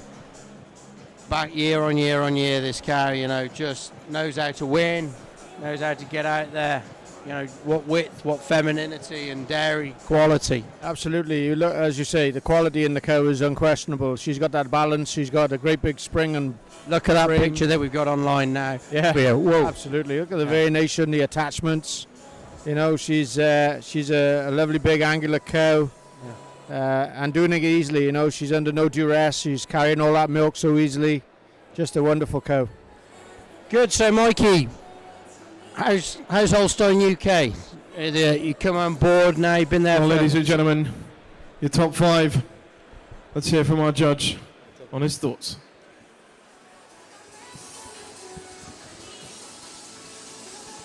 Ladies and gentlemen, I said in the last class it was the best class, but I've changed my mind now. This is the best class. So Yeah, you just look through these cows one after the other, so much quality. Different qualities, but so much quality. I think when you get to this cow that's on top, it is the most ultra dairy cow you've ever seen.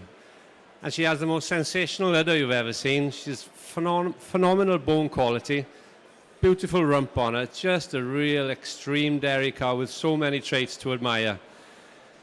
I'm just going to give the advantage over this cow in a second, obviously for that femininity, a bit more open of a rib, but it's that udder quality, the height and width of the rear udder, just the venation, just everything about quality throughout her udder.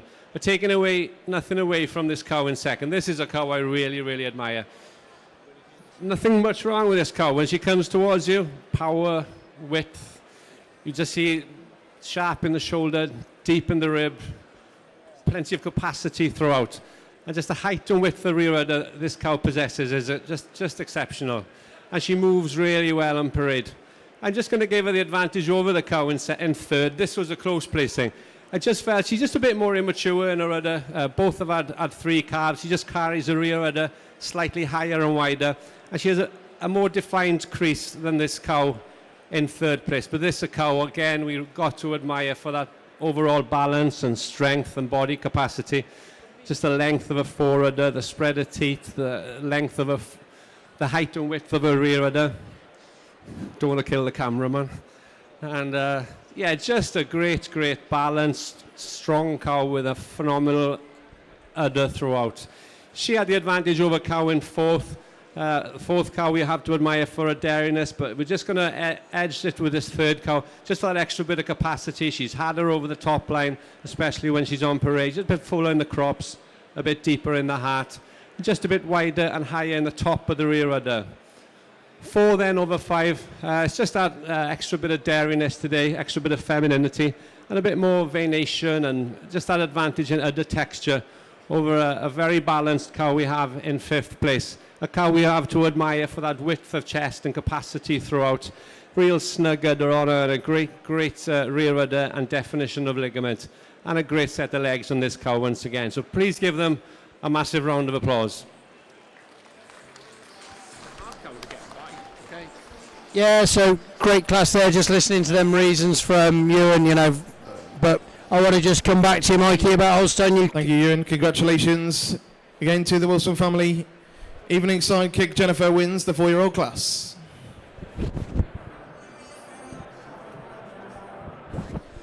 Yeah, so just wanted to catch up on Hooky sort of yesterday, the open scope house, and you've been there, Mike, I've been there.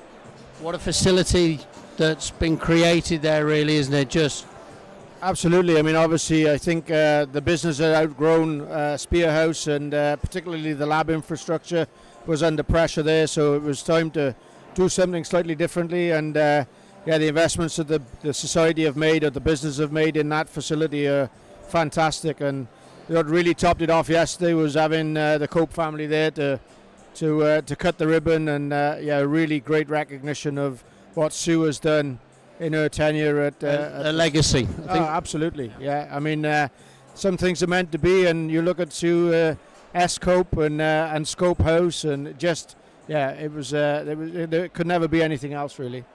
Yeah. Well, Mikey, we like to have a little talk about these cows when they come in the ring, and we're just into there on Collins with from Blythe Farm, Colin Laird. This is the Wilt cow that was reserve champion here last year. She was also reserve champion at the spring show in France last year. Cow with a proven track record. Looks like Collins just thought he'd get in here in front of everybody else. And yeah, well, Mr. Laird is a master at making sure he takes his opportunities. So yeah, but no, you know, he's been in many show rings for many years. He knows what it takes. Yeah. To win a big show like this, and he's certainly got a contender in his hands there. Yeah, definitely. You know, cow bred by Oliver Wilt down in France. Real keen breeder out there. Yeah, it's real tremendous cow there. So, ladies and gentlemen, we welcome into the ring class number 30. This is the 5-year-old in milk. This class is sponsored by Enviro Systems UK Limited. Cow was honourable mention up at the Highland, I believe, earlier on this year.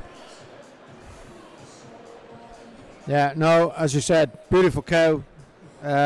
We'll see where Iwan thinks she needs to fit in amongst the class when we get the rest of them in, but yeah, definite a contender. Yeah, and then we drop into this cow from Warmansby. You know, we've seen some really nice balanced cows from Warmansby today. You know, this is Victor Anita from a Mr. Sam. You know, real nice cow here. You know, look at that. You know, I was looking at this cow in the lines this morning. I actually walked up the lines and saw this cow head down, filling up, and she just has this amazing rear udder. Really stops you in your tracks when you're walking through the cows. So. Yeah, great breeder cow, beautiful cow. Cow here that's not in our catalogue, it's from Max's. This is the Abbott Lulu, is it? Abbott Ashlyn. I knew it was an Abbott, I just couldn't remember which one it was. Just fresh with third calf from down with Max.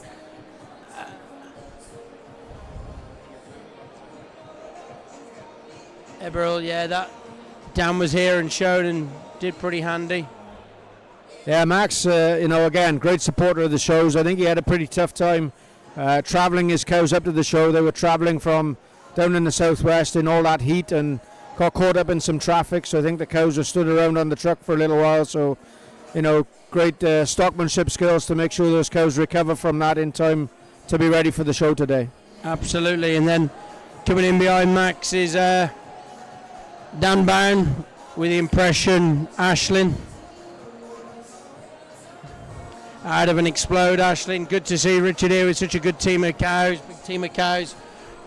Richard doesn't turn up with one, he turns up with 10. Yeah, again, Richard, he's always, if he's going to bring some, he's going to load the truck, and, you know, he's got a quality of cows at home to be able to do that. So, again, this one no exception to that standard. Yeah, one thing like when Richard was Premier Herd, when he won the Premier Herds, he started the open day and a sale, and it's something that's really stuck with happening, and I think that's great that these guys get to, you know, winning it. We saw Willsborough. Congratulations to Willsborough winning the Premier Herd. You know, these guys, there's so much work goes into it. There's the Rich Haven cow. There's the Impression Ashlyn.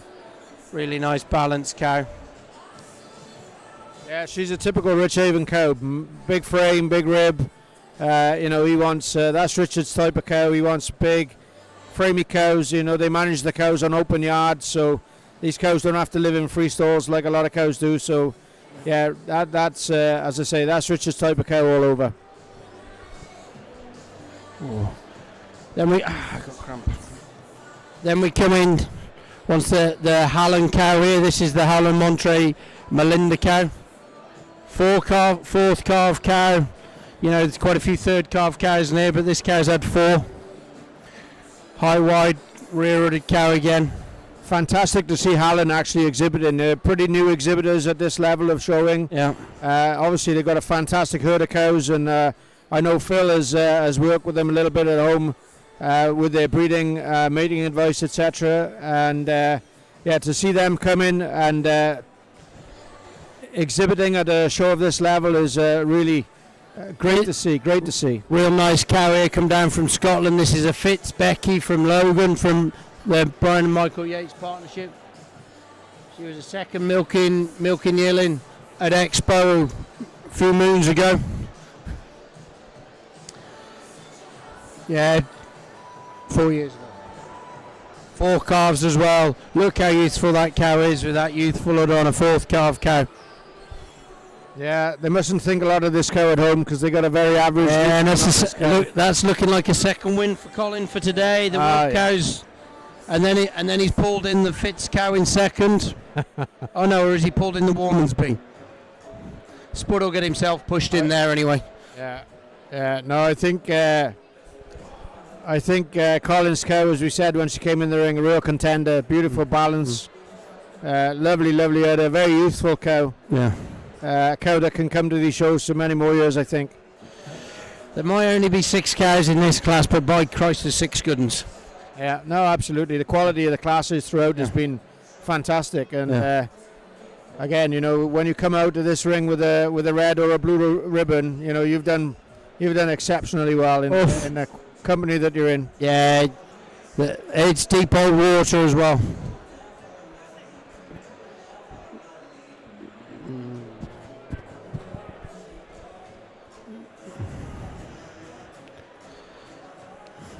Just look at the width when we stand behind. We're stood up behind this Wilt cow up in first, the Bailey cow. You know, great width to the udder, great width through the front end. That beautiful rib. I love it when you get that big rib hanging outside.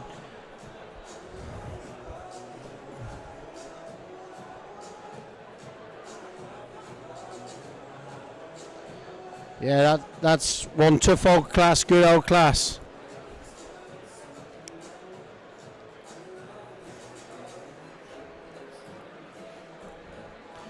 Yeah, she's just having a little wander back round here.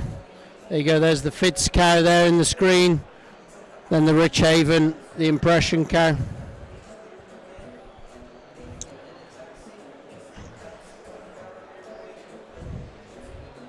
Colin's getting that tap out there, well done Colin. He'll get his running shoes on now and get into that first place. Glyn Lucas told him all he knows about that. Yeah, that's right. You don't want to give too much opportunity for the judge to give a second look to the cow behind you and get her shifted up above you. So again, Colin, experienced at this level, and yeah, he's just going to make sure he gets his place at the top of the line and gets to shake the judge's hand first. Yeah, I'll be looking forward to that handshake, Colin.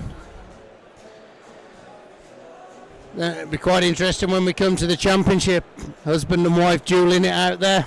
Yeah, well, it wouldn't be the first time we've seen that. So, yeah, what the mood is at home when when all the dust settles, we'll never know. But no, just great to have the quality of cows that they have to work with.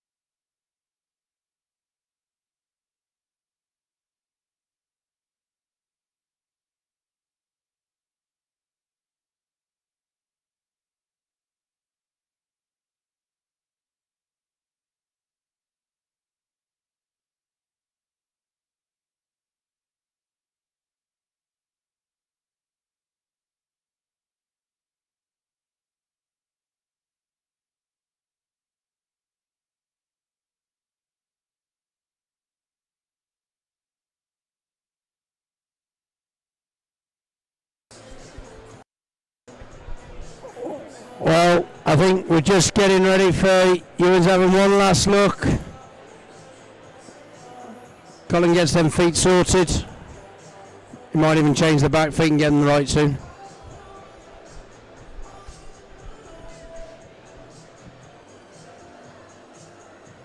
Yeah, and that's the tap.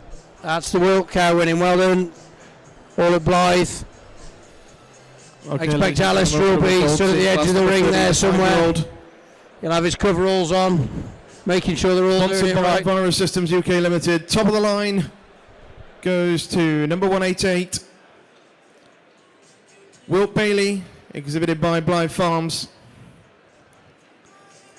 She also takes the best udder in the class. Second place, number 195, Logan Fitzbecky, exhibited by Brian and Michael Yates. She takes the Exhibitor Bred Award in this class. Third place, number 189, Wormanby Victor Anita, exhibited by Wormanby Farms Limited. Fourth place, number 192, Rich Haven Impression Ashlyn, exhibited by Richard Bown. Fifth place, number 190A, Davley Abbott Ashlyn, exhibited by Ian and Max Davis. And in sixth place, number 193, Hallen Monterey Melinda, exhibited by Mrs. R.T. Tudor and Son. Once again, our thanks to Enviro Systems UK Limited for their kind sponsorship of this class.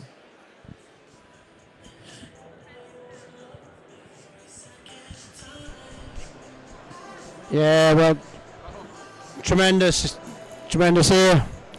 We see the World Cup peeling out here. Well, Scotland might not be good at football, but they've had a good day with the old cows. And the rugby team sort of like can't really sort of like patch up to England at the moment, can they? Yeah. Wales winning your opening game of the World Cup's not for everybody. Halliwell here with us, and he's not talking too much about Wales's jammy sort of win the other night. It's just lucky I'm on the blood pressure tablet. Didn't take two that night when I went to bed. Yeah, it's a good job they had an English referee to not give a yellow card. I was actually wondering if that prop was ever going to be allowed back into Wales if Fiji had beat them. Michael O'Davis, wasn't it? A great cow win in this class. So take nothing away from the Woolmansby cow there that Stevie's on that. Hey, Woolmanby have had a good string of cows here today. Tremendous. Good string of cows. Yeah. Fitz. Yeah, so Fitz cow from Logan coming in. Yeah, the Scottish boys have had a good old day. Expect they'll have a wee dram at some stage over it. It won't be tonight when they're leaving, unless they go in the morning. Hey, Mikey.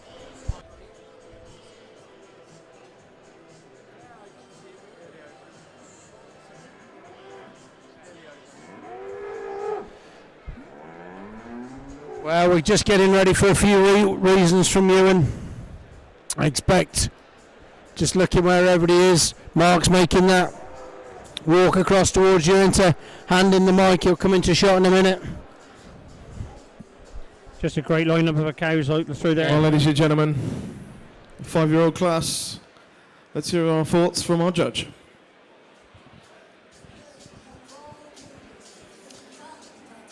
Ladies and gentlemen, this is an easy winner we have in this class. It's the minute she walks in, she stands out. She's got that presence through that front end, width through that chest, it's hard over the top, spring and openness of rib. She's a nice rump structure, excellent legs on this cow, great bone quality. She's so clean through the hock, going down the legs. She's great foot structure, straight pasterns on this cow. She moves so well. It's just an incredible moving cow when she's in the ring. Coming to her udder, this cow nearly could have been in the last class, so she really does have a shallow udder for her age, which is to be commended because she does have that height and width of rear udder. She still has good volume of udder because she's got height and width of rear udder, exceptional width of rear udder, and just the snugness of her udder is just exceptional today. I'm going to place her over the cow in second. It's just that she just has more capacity throughout and higher and wider in the rear udder, especially the width, and snugger in the fore udder. But taking nothing away from this white cow we have in second place, all the other cows have had 3 calves. This cow has had 4 calves. And it's partly the reason I moved her up from third to second place. She goes over the cow in third for that reason. Then also, she just has the advantage in the way she handles the legs. I just prefer the strength of her pastern and the depth of her heel over this cow we have in third place. 3 over 4, this is probably a closer placing, different types of cows. I just felt the third cow follows nicely with the cows in front. She's very long, she's very feminine, she's very dairy. Just a bit more dairy and clean through the head and neck and the thigh than this real strong, powerful cow that we have to admire in fourth place. And it's her width and depth and capacity through that front end, and just the quality in her teat placement and the height of her rear udder that takes her over this very long, feminine dairy cow we have in 5th place. But 5 exceptional cows. Please give them a round of applause.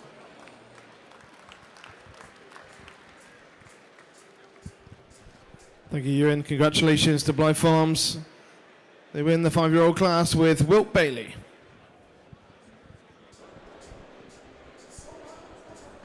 So yeah, great win there for Scotland again. You know, Laird family have come out on top in 2 classes. A couple of other wins, and obviously a second place there as well for the guys that have travelled south.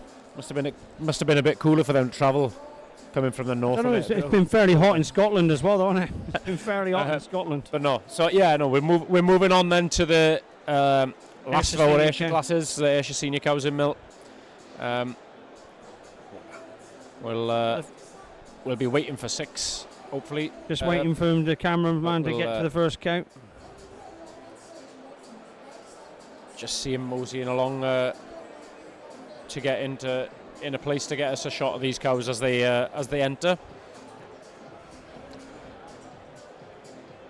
But we'll start with the first cow that we see in the ring. 196 is a cow from Harperfields. Here we are. This is Harperfield Irene 53. And we've mentioned that they're strong supporters. They got 2 again forward in this class. We'll see the second cow a little later. This is by their senior stock bull, Harperfield Sands of Time. That was again a bar cow that they bought. A bar Sandy Rose. I mentioned the Sandy Roses, and they bought a bar Sandy Rose cow, and this is a son. Sands of Time is a son of hers, and they've used him right through the herd, and he really has left a stamp. Powerful, front-ended. The Sandy Rose cow I know pretty well. Yeah. It was my senior cow winner when I was judged the national air show. So it will. That's a cow that we know well. So this cow here is Hill Tower Modern Maisie from Cuttle Towers. She's a past show winner. She won the Great Yorkshire in 2021. Done well at the Highland as well. Yeah, she won the Highland last year as well. Royal Highland Show in 2022. I don't think she's been shown. She's very fresh calf this year. Only calved about 6-8 weeks. How much do you know about this Marcy cow family then? Yes, it's a good cow family without being a really sort of like flyer of a cow family. It's it's probably not one of the most well-known families, but she's a great cow. She's by West Moss Guild Modern Reality. So, ladies and gentlemen, we welcome class number 31, the final class of individual airshows for the senior cow and milk. And this class is sponsored by IDEX.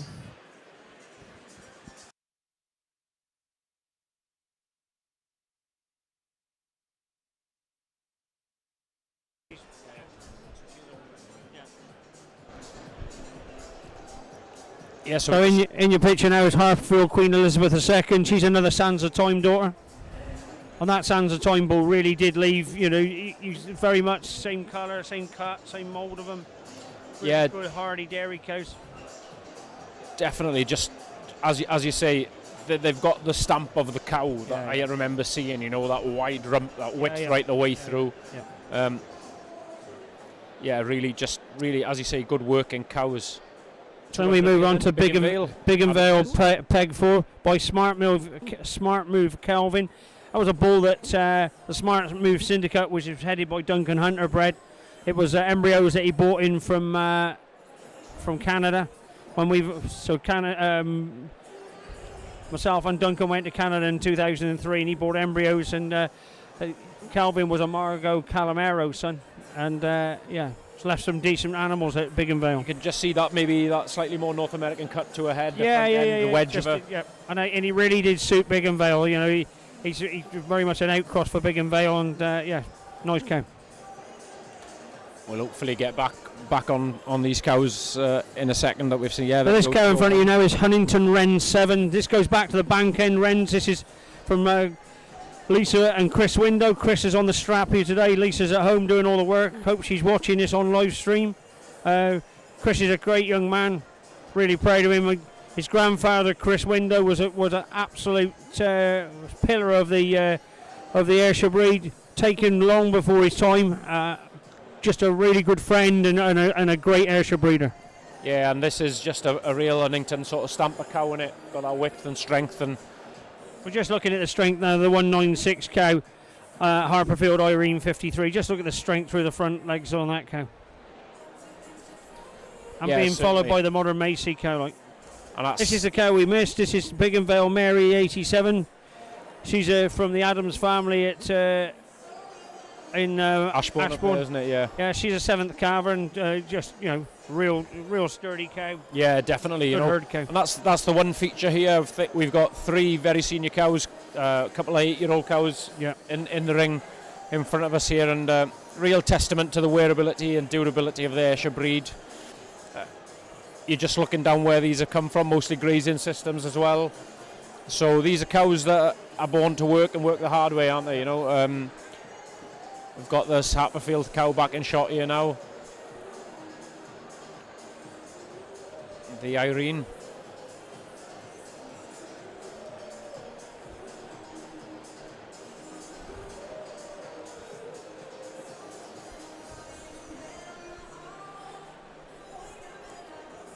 And we're back on this cow that you said, the Calvin daughter, the Binghaville Peg. If we just we've just seen all the cows, and I'd say just having seen them, I'd go and say she's probably the different cow within them, and she's that bit taller, a little bit sharper, and just have that little bit of a North American feel to her. Being led by Beth Mellish from down in Kent. Her mother, past president, Maggie Howie, one of the stalwarts of the breed down there in yeah, certainly holding a great supporter of the shows down in the southeast. They'll house cows for others as well, and they'll take a lorry load of cows, fill up a show ring down in the southeast. They've had the pleasure of judging at Kent show, and they are extremely good supporters. You know, I think without the Howie family down in that neck of the woods, there wouldn't be much in terms of dairy showing happening, and it's credit to them for turning them out all the time. And it's great to see Beth up here working with the young breeders and getting the chance to get on the strap of a couple of cows as well. Yeah. She's a real worker, Beth. Though, you know, I've had the pleasure of working with her a couple of years ago on the young breeders team for the Ayrshire Society, and she never stops. Like, she's a real worker. We got this Unnington Wren cow back. She'd left the screen before I get a chance. This cow was here last year, if I remember right. Yeah, and she was class, here, I think. and she was here the year before. She's a really well-made cow. And I think she gets better with time. The Wren family goes back to Bank End Wrens of Murray Stevenson's, and they were a really good, solid, and great wearers, isn't it? Yeah. The Wrens went back. They're sort of like well back. You trace them back.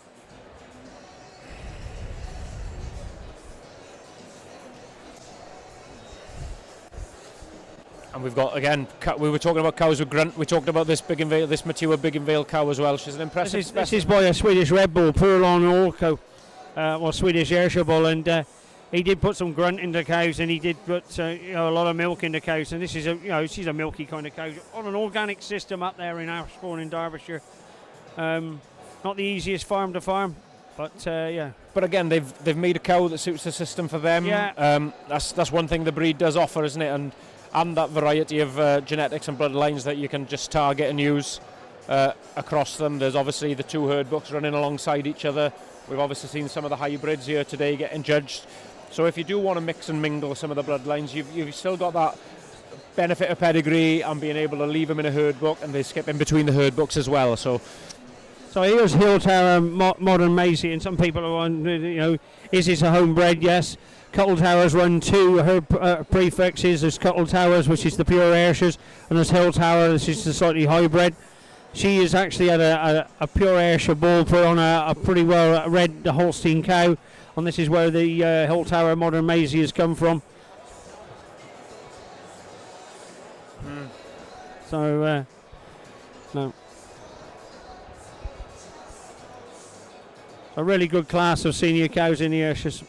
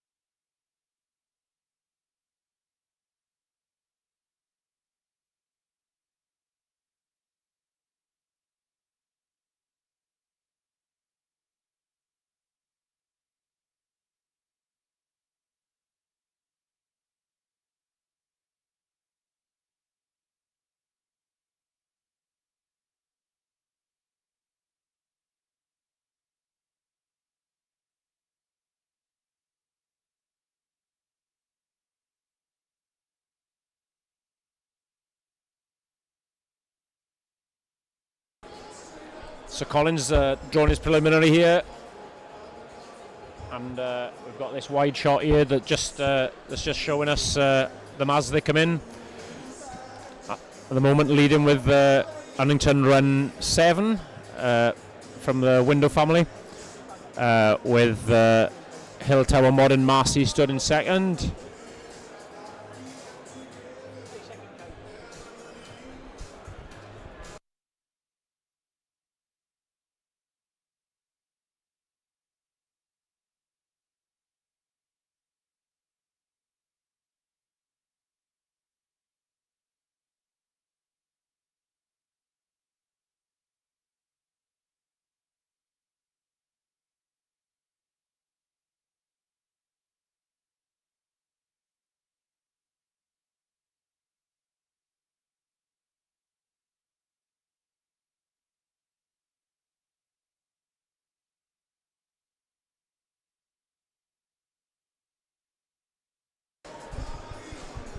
So yeah, we've got all 6 then lined up. We've got this front shot just showing us the power of these cows.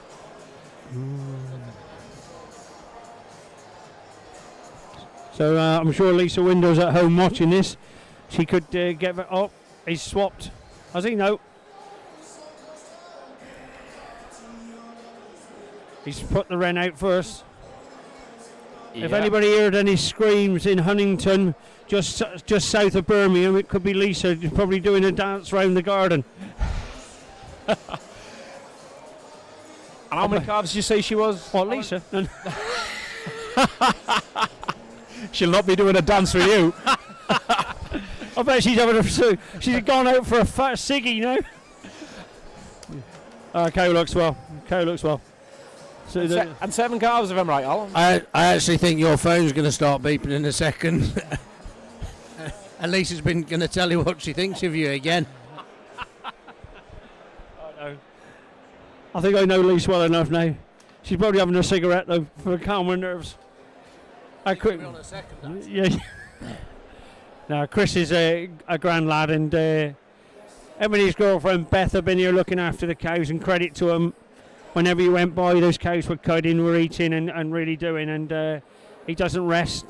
He's a perfectionist like his granddad was, and yeah, it's great to see. We talked about that Ayrshire Young Breeders programme earlier, and Chris has benefited a bit. Oh yeah. He's enjoyed his time. Yeah. He's managed to then graduate, and he's looking after these cows on his own. But that's. Look at the person in second place who was one of the mentors into that.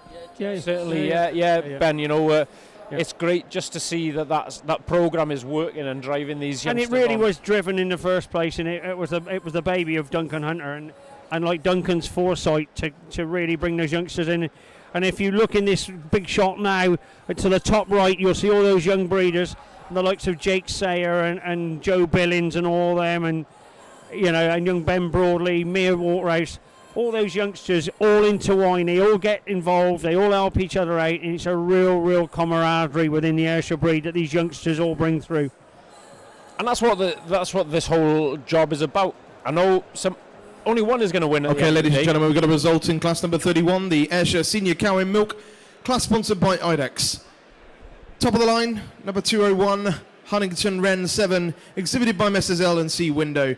She takes the Exhibitor Bred Award and the best udder in the class.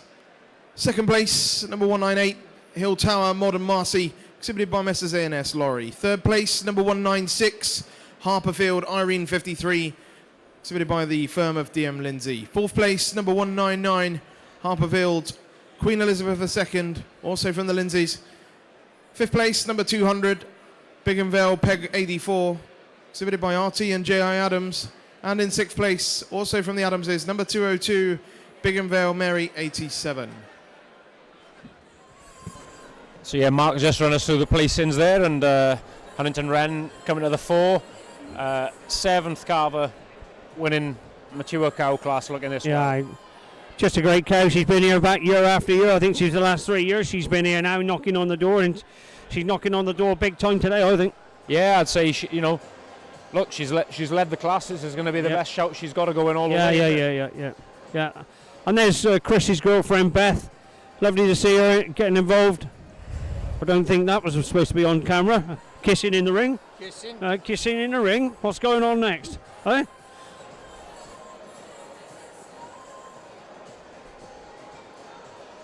Evie trying to get the shot of the day. But the cow gets invited to the wedding now. I'm sure the cow was already invited to the wedding.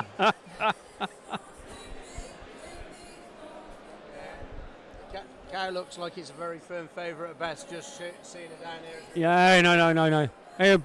Beth's wonderful with the cow. She's really come and taken it her own and like moved in together there, and Beth's out milking with him and helping him all the time, and that's really it's definitely a team effort. Like, and don't forget the stalwart of the team. I did mention I do take the mickey out of her quite a bit, but Lisa is a great breeder. Followed on from her father's footsteps in being a really, really good top quality Ayrshire breeder. Yeah, if anybody's never been around the herd at Huntington, it's a sight to behold. Yeah, I've had the pleasure of scoring there a couple of times. Yeah, and it's just a lovely herd of cows that as of a nice uniform type of cow. I know I already said it today. It gave me the greatest pleasure going there with Myrick James to make the Diesel Fraggy cow 97 points, because to me that day was a culmination of Chris Window's breeding, a little bit of Lisa because BB Kellogg, and she'd gone to Canada and saw BB Kellogg out there and brought the semen back in,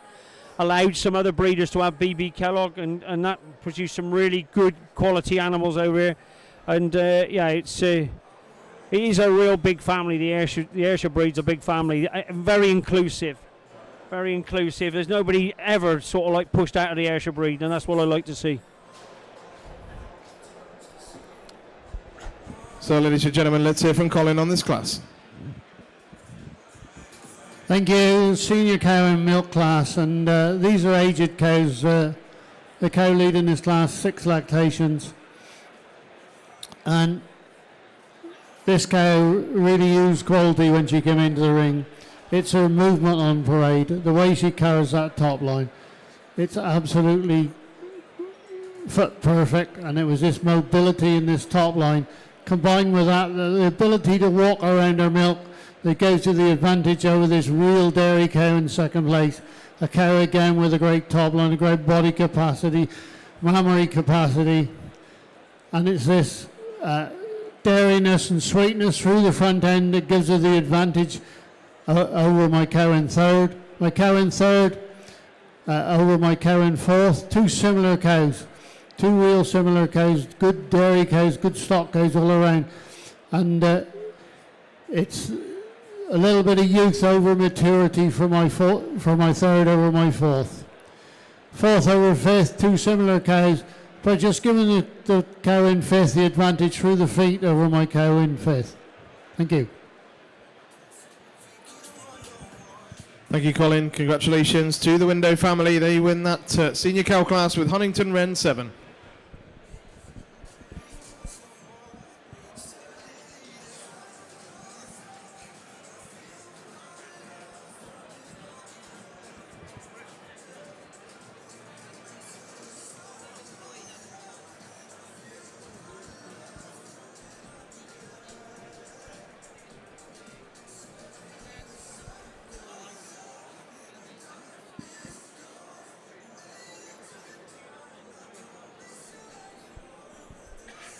Well, we're coming to the last Holstein class of the day.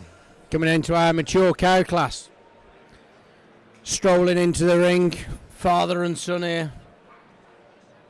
Young Daniel Bown with Rich Haven control. Adrian, now there's a blast from the past, that name. That great cow that Richard had, and then it goes back to the golden set inspiration Adrian that Bromstead just up the road here had reserve champion at the Holstein show with. And then we got Rich Haven MVP Gloria. This is a cow with a little bit of history. Yeah. Cow that won up at Expo. She's a truck of a cow. When you really get behind her, she's a truck of a cow, like. And then the Stitch. Oh, not coming. Four calves, the MVP. I think she might. Is she 4 or 5? 4. And She's 4 calves. Coming in behind. Yeah. We're going back to the first cow.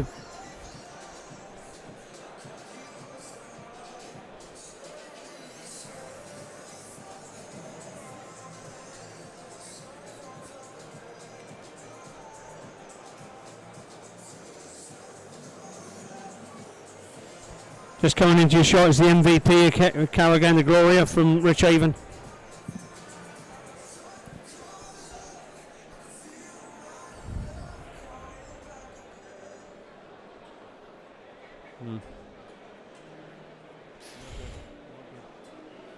Then we pan round to last year's champion. Yeah, the Stitch Armour Hillgonder. From the Seaton Farms. I think she calved about 3 weeks earlier than she did last year. In here with her 5th calf. Big favourite of Adam Liddell last year, this cow. I remember chatting with Adam ringside about this cow when we were commenting about she won the best behaved in the ring last year, was she, Ben? And doesn't look like she's learned too many lessons yet. And I remember Adam just saying afterwards, he just said, I just like them like that. All they need to do is put a bull ring in her. But he just loved the fire that the cow had in her belly. Then we come over to this Meldemere octane, high octane cow from the Shepherds. It's just nice to see this cow out. She's a real genuine cow, genuine milking cow. She was at the Yorkshire, stood first in her class at the Yorkshire, and I think she was honourable mention. Cow. 5th calf. Yeah, she was honourable mention. Just come out of a herd of 600 cows, that does. Okay. No treated any difference. He come out of a herd of 600 Then we've just cows. panned over to 2 years ago's champion, the Riverdane Absolute Springsteen cow. She's 4th 4th calf cow.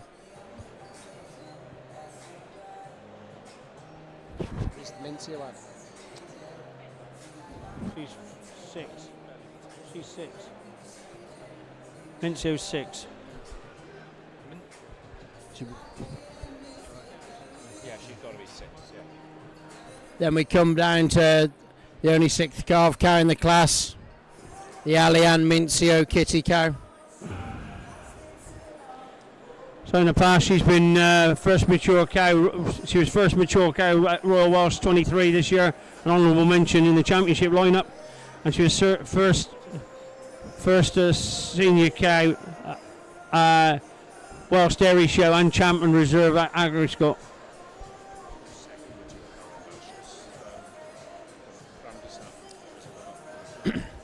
Well, up on the top deck here, we've been joined by somebody from across the pond, Brian Cascadden. Hiya, Brian. Good to see you. Yeah, good to see you as well. Happy to be here. Yeah, good. So come and join us to watch this age cow class. Been a few years since you judged over here. I'd like to say that we've upped the game over here a little bit. Yeah, it's been really impressed with the quality of the show today. A lot of the winners would do well in a lot of different areas. Really great show. Very impressed. Good. So I've seen you've been travelling out to South Africa not so long, judging a show there. Yeah. That was a great experience. Beautiful country, great people, good cows. It's a really great experience to go there for sure. Good.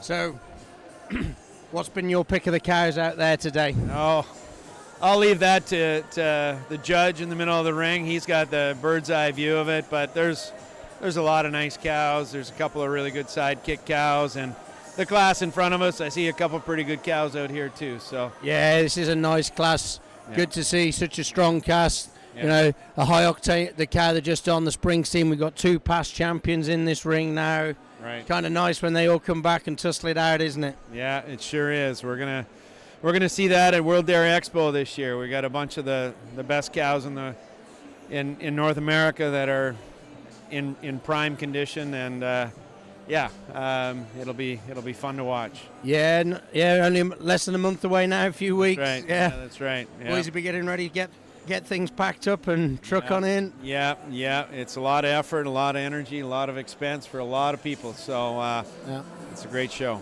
Yeah, no. So, is this your first time to Dairy Day, Brian, or have you been over to this show?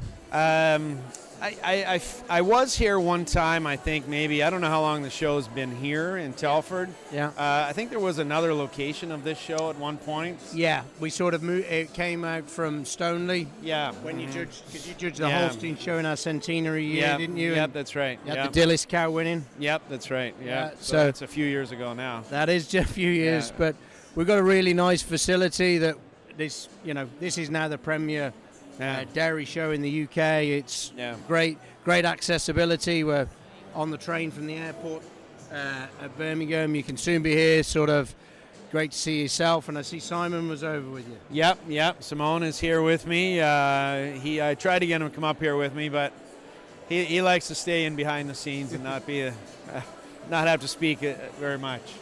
Good. No, but it's great facility, and we're going to get there. We'll probably just hold you on here until we get that cow that gets pulled in here first. Sure. Have a little talk about it. Sure, no problem. Yeah, kind of nice. I always like it when we can get the exhibitors stood at the ringside and pushing on in. We've all been there. Yep. Is this the last class of the day, or this is the last Holstein class? Then we'll be into some championship time. Okay. And it's good. It's a really good atmosphere. It's a nice ring. Yeah. I like the shavings this color. Cows really bounce off the shaving, these color. And it's kind of nice. We work a lot on the lights, getting lights right, so we can get them lined up. Put these girls' time in the sunshine, as they say. That's right. It's sort of. Yeah, it's tremendous amount of work goes into this show for a one-day show, and they take this over on Saturday morning as bare concrete. Oh, no kidding. So it's all built up. Wow. Yeah, stalls come in, the cows come to town generally. It's brilliant, and it's a bit like Madison when everything comes in, what it brings for the economic community kind of thing. The restaurants are full for the last days. Companies are mingling. It's meetings are happening. It's great to have this industry hub here, and being able to have our national Holstein show here is really good for us. And it keeps going from strength to strength and a little bit better each year, and really good. It seems geographically that this is a fairly central location for everybody. Yeah, it sort of works kind of thing. It's, everybody's got to travel the bit. We had a heifer win its class there that was right out of Inverness, so she'd had 12 hours on the truck. We've got some cows out from Devon and Cornwall, which would be 4 to 5 hours. So, it works pretty good. It is pretty good. Yeah. Cows are pretty resilient, though. If you give them enough time, they'll generally handle it pretty well. Yeah. It was. I think there was one or two. It was very hot with us last week and very humid. Really unusual for us last week. So I think it just pushed a few challenges to a few people. But as you say, these cows are all looked after so well. They take a little knock and they soon bounce back up again. Right. And I know there was a lot of work done to make sure there was enough fans and electricity out in the cattle lines to keep things all working, to keep things happy. Yeah, it's getting decision time for him down in the ring now. That's right. Someone was mentioning before that they'd really liked, if there was enough room here, it'd be great to have the All Breeds Calf Show here as well. And speaking from experience with what we do at the Royal Winter Fair, when you can have all those kids, it's a big event for them to come to the same event that all the big boys are at. And it's where they learn. It's where they learn. It's where we learn, You learn from your mentors, don't you, kind of thing, It's many moons ago when I first met you, travelling out in the States. Yeah. And some of those guys stay friends, and it's amazing. We live in a very small world. That's right. A big world, but a small world where we all know each other, and, social media is great to know what people are up to, and, This is a great class. There's 3 or 4 pretty terrific cows there. Yeah. And he's going to take his time here. Yeah, you bet, as he should. Yeah. You bet. They're all due the time. Not easy decisions. No. And you just want to make it right and be happy with what you do. Yep. You might not have got the steps in today. What was it, 22 kilometres you did when you judged Madison? 14 miles, 14 miles. 14 miles, yeah. Yep. That was about 540 head that day, I think. Is that right? Or over 2 days, I guess. Yeah. 2 days, yeah. Yeah. There's a big sigh going on in there. Yeah, he's... Blood pressure's up. Yep. This is when the collar on your shirt starts to get a little tighter. But at the end of the day, he's got to please himself, okay? So, first pull goes to the Styche cow. Armour Gonda with the Springsteen cow in second. And then I think it was the MVP in third.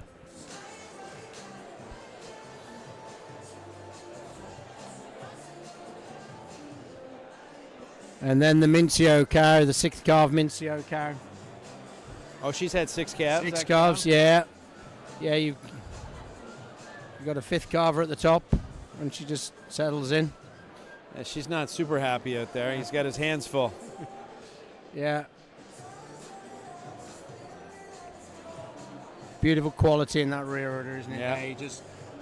I keep telling everybody we probably have the best view in the house after the judge. That's right. That's right. Yeah.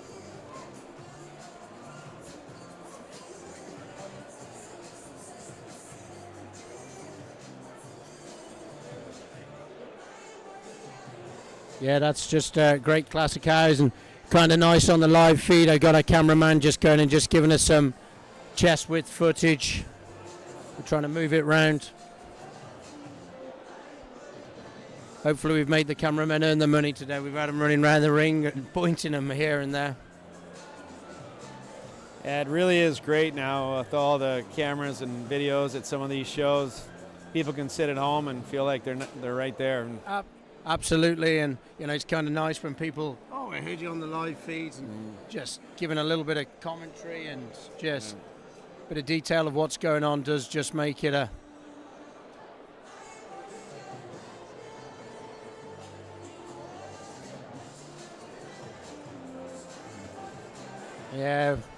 one last deliberation here before he sends them back round.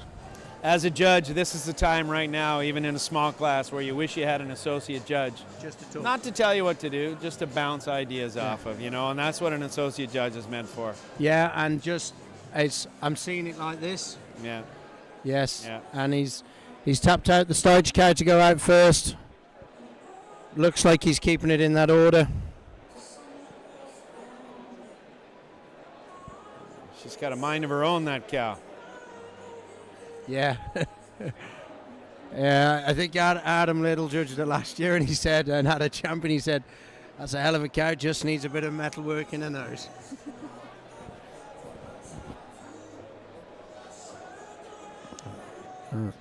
Yeah. Yeah, just some classic cows. You got the Springsteen in second there with Mark, and then Richard Barron coming in with the MVP cow. You got the 5th calf cow, and then the 2 4th calf cows. Then we drop into our 6th calf, Mincio, and then these 2 5th calf cows. Yep. Take nothing away. The 6th place cow is a high octane, come out of a 600 cow unit. Just impressive. Impressive. And honestly, these first 4 cows, splitting hairs between them, honestly, you can give reasons to go anyway on any one of them for sure. Yeah, definitely. Definitely.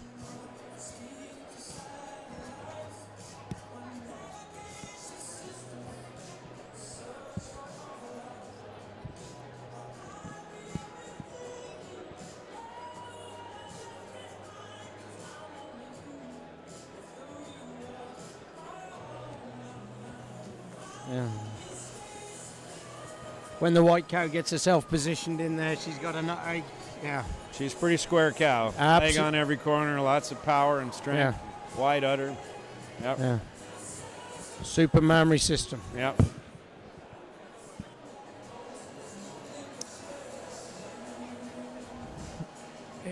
Yeah, we're getting ready for that nod. He's just going through his reasons in his mind there, and Yep. Okay, I've convinced myself. Now I just got to convince everyone else. That's it. That's it. Yeah. That little nod of the head usually means you're just finishing your reasons off in your head, doesn't it? Stay with her, Ed.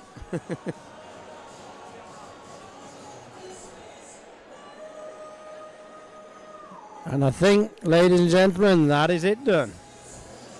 Good. Well done, Ed.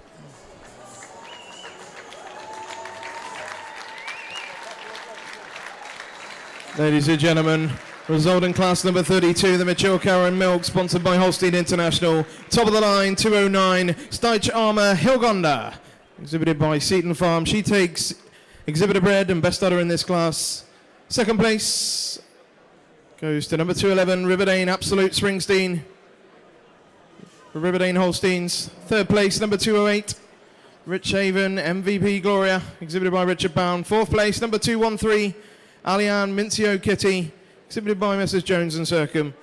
5th place, number 205, Rich Haven, Control Adrian, exhibited by Richard Bound. And 6th place, number 210, Meldamar Octane, Ilwin 97, exhibited by JM and D. Shepherd and Sons. Well, thanks once again to Holstein International for sponsorship of this class. Well, Brian, it's been great to catch up with you here.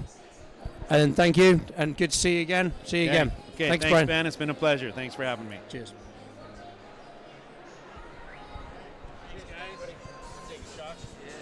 Yeah, take a few. Robin, Git. How are you, mate? Well, how are things with you?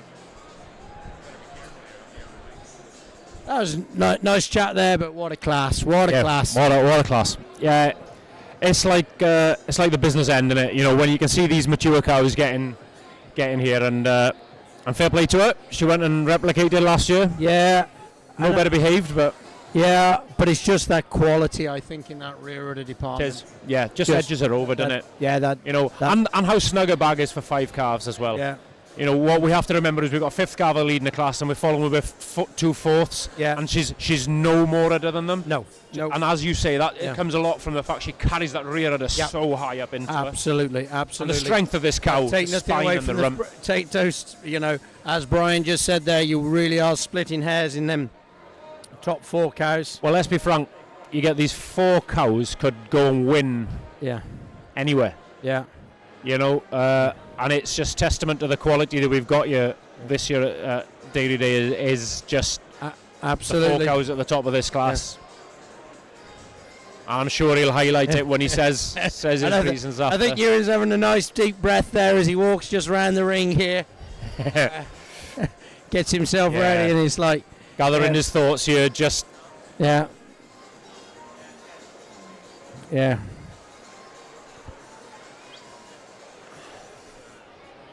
Yeah, tremendous. They might just want to give the next cow.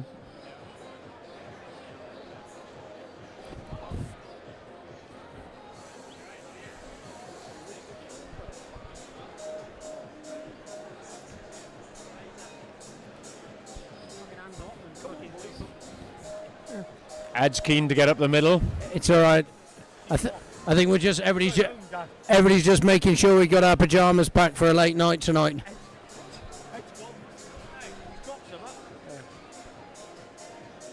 A rosette. Yeah, no. Some classic cows. Yeah, and I think the key here is she's exhibited bred as well, which is a great testament to just being able to breed the quality. But all top 3 are exhibitor bred. Let's take nothing away from certainly. that. You know, top 3 are all exhibitor bred. Yeah, no, it's absolutely smashing. We've seen some great exhibitor bred winners all day.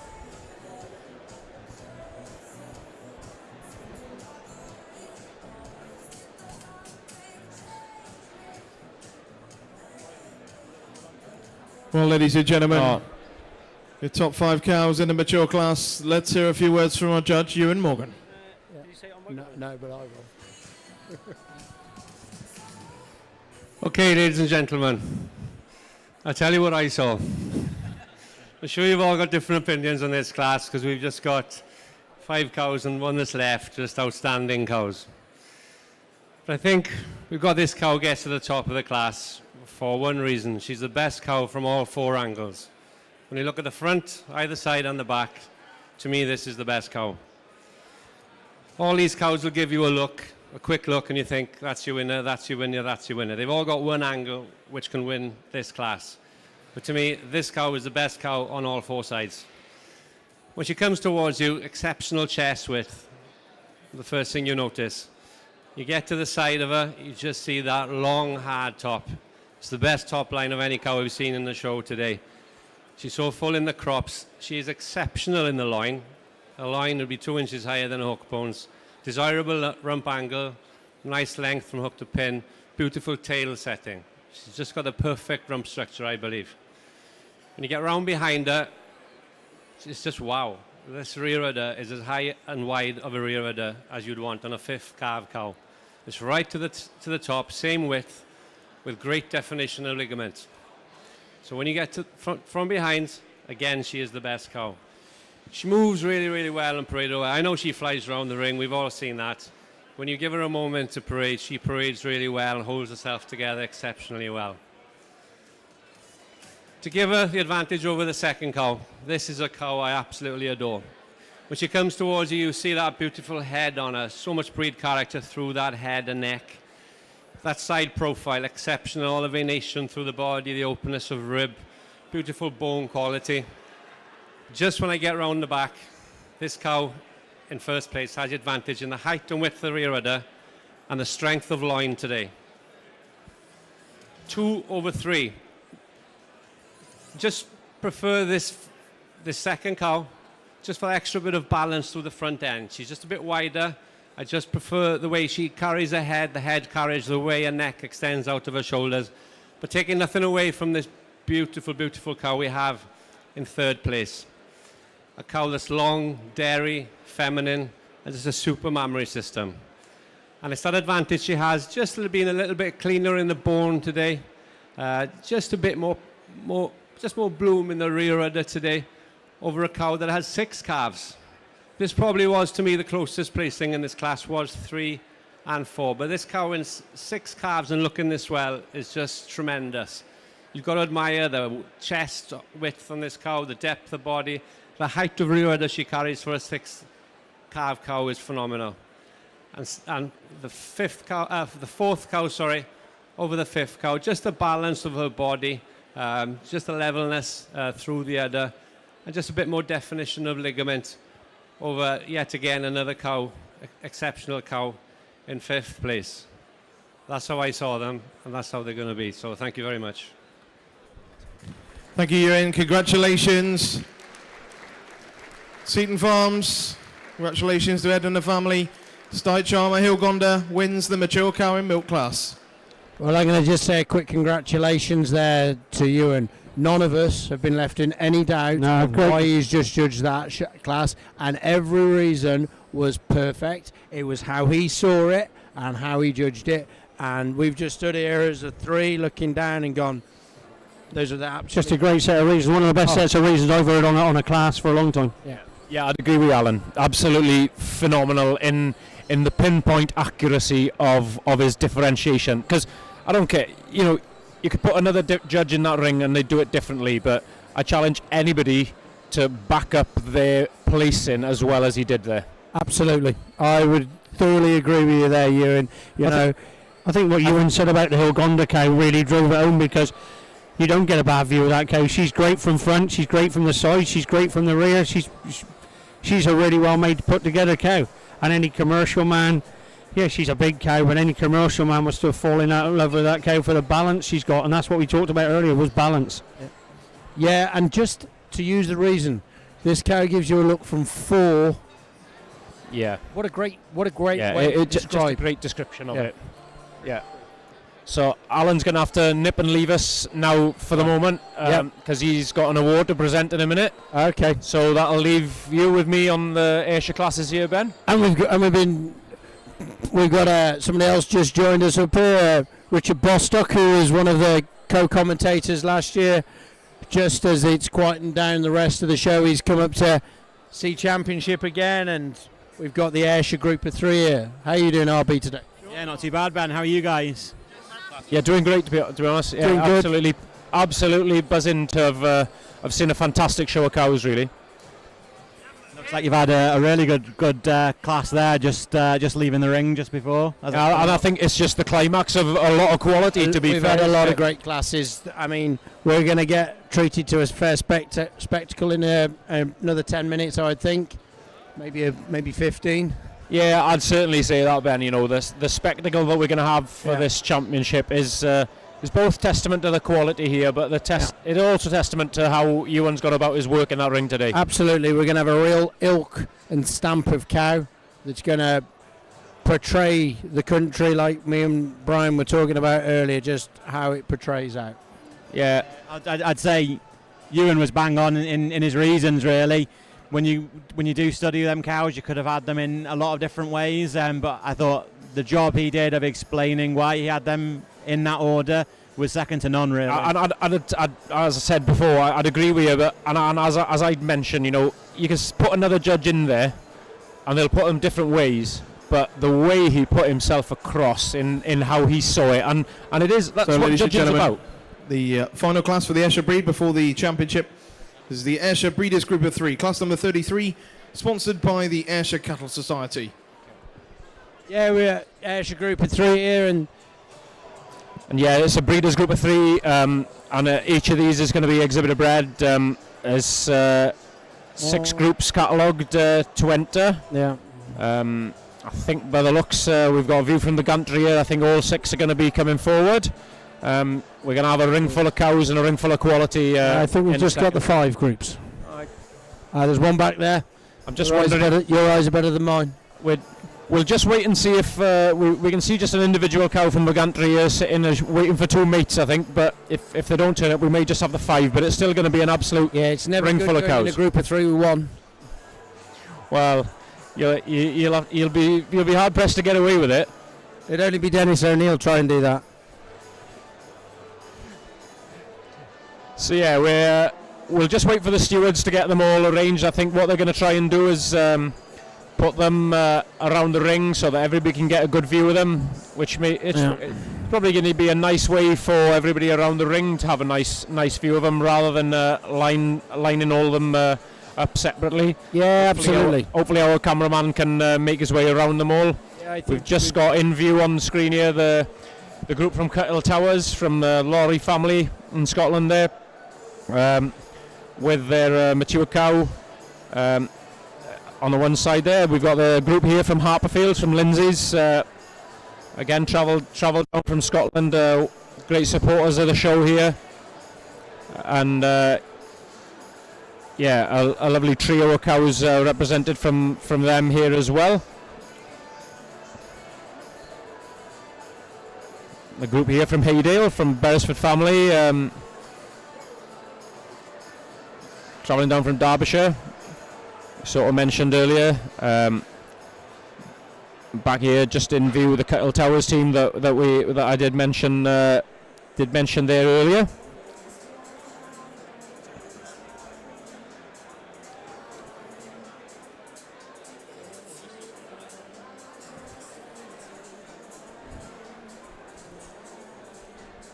So it looks like we're getting a bit of a lineup made here. Cuttle Towers look to have been pulled into first place. Or maybe I'm wrong. I'm speaking out of turn maybe a little here.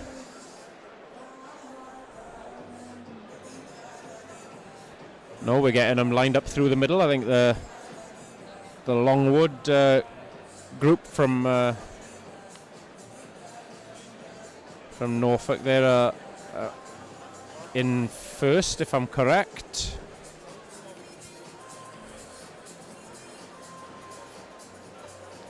Yeah, the Longwood group from the Crawfords have been pulled into first place. Harperfield's in second. Or is he going to go and tap him out? It is it.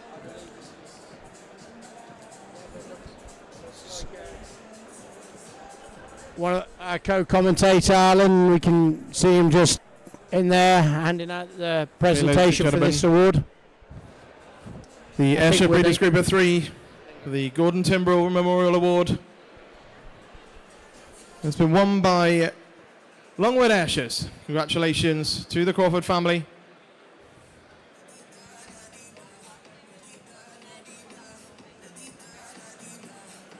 Second place to Harperfield. Third place to Haydale.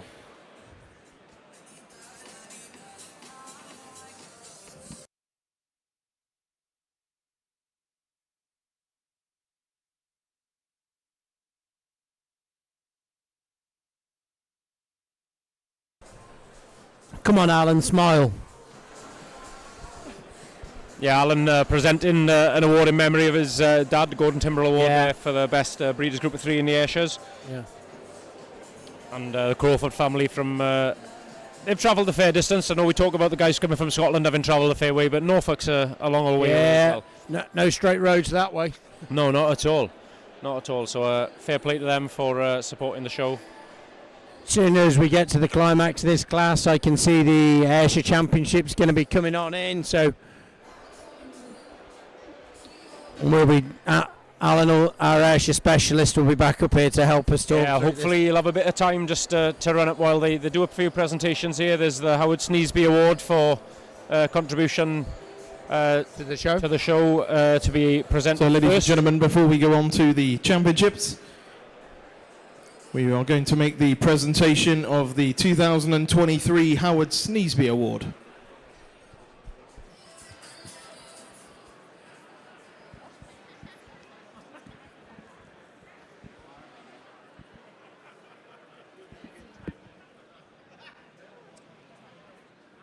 So we're just about to award the Howard Sneesby. Now this goes out a contribution to the show, to helping the show run smoothly, successfully.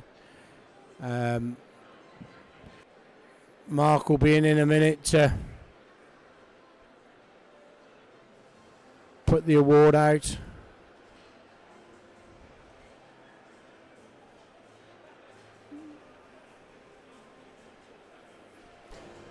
So yeah, the award that's going to be presented now is the Howard Sneesby Award, Ben. It's for the contribution to the show, isn't it? So yes, yeah. I think it's about 10 years ago I was lucky enough to win it. No, I was going to say there's an illustrious list of winners, so your name's lucky enough to be on there. No, we've been lucky enough. I think last year's winner was Ian Leach, who's been a stalwart of both Ulster UK, and since Day to Day started, he's had a huge contribution. He takes his role very Ladies and gentlemen, the Howard Sneesby Memorial Trophy is awarded to the person who has made a significant contribution to the Holstein National Show. This year's winner has played a major role in the event over a number of years and is a true supporter of the show. She is an integral member of the team, not just within the organisation of the event, but also in the promotion of the Holstein UK group. She has been involved in the industry all her life, coming herself from a farming background, and has worked for Holstein UK group since 2016. She has also been an avid supporter of the young members and been involved in the organisation of many Holstein Young Breeder events over the years. Her positivity is infectious and nothing is ever too much trouble. The Holstein UK Board of Trustees are delighted to announce the winner of this year's Howard Sneesby Award is none other than Lizzie Yates.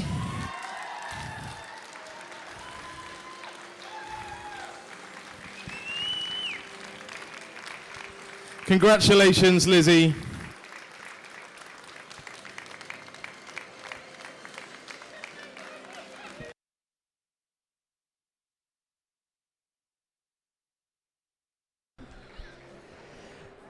Oh, well. Well, Ben, I should have had the microphone on, shouldn't I, when you were celebrating there? Yeah. Well, congratulations, Lizzie. Yeah, congratulations. Yeah, she's a she does. Stalwart. She basically runs. Give her a big hand, ladies and gentlemen. Lizzie Yates is the winner of the Howard Sneesby Award. Yeah, congratulations to Lizzie. And well, I'm left on my own here for a minute because Ben has run down to congratulate his wife on winning the Howard Sneesby Award, and every congratulations to her. She puts a lot of effort into this show. She does a lot of hard work behind the scenes to get everything up and running. She also has to keep a group of us that work in the cattle office in check, and that's no easy task. I'll give her credit. We come on to the Ayrshire Breed Championship.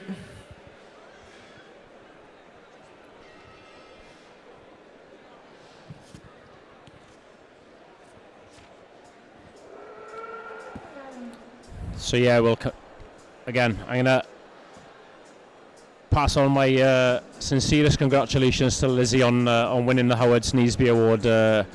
She's really does. We lead our championship so well. with our heifer and milk. All-star ringer Joy Bell, exhibited by Evie Tomlinson.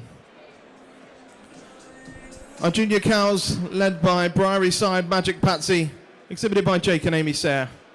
Second to her was Mid Ascog Patricia 3, exhibited by the firm of DM Lindsay. The intermediate class was led by Willowfield's Famous Clover, exhibited here by Linda Batty. Second to her was number 155 Bigham Vale Black Cherry 20, exhibited by RT and J.I. Adams. And then the senior class led by Huntington Wren 7, exhibited by Mrs. Ellen C. Window. Second to her was number 198 Hill Tower Modern Marcy, exhibited by A&S Lorry. So ladies and gentlemen, your Ayrshire Breed Championship, the pinnacle of the National Ayrshire Show here at the UK Dairy Day 2023. So yeah, Mark's done the introductions for us there for those that are in contention for the Ayrshire Championship at the 2023 UK Dairy Day and the National Ayrshire Show.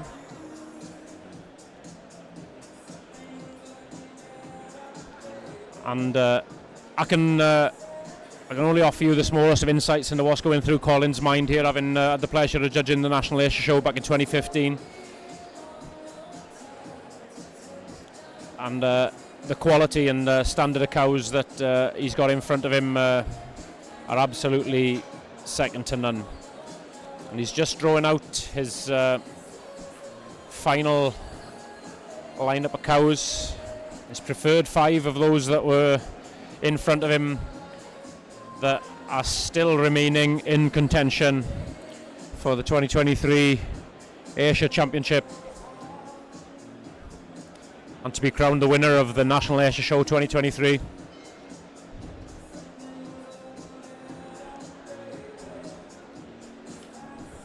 And I'll just run you through the 5 that he's selected underneath the lights before he says a few words. He's drawn out his... So ladies and gentlemen, our judge Colin Christophers has now selected his final lineup of 5 animals for his championship. In just a few moments we'll hear a few words from him before he makes his decision and taps out his champion, reserve and honourable mention. So yeah, Colin has retained his winning heifer from this morning's classes. He's winning junior cow, winning intermediate cow, and both these supreme examples from the mature cow class that we just saw there a few moments earlier.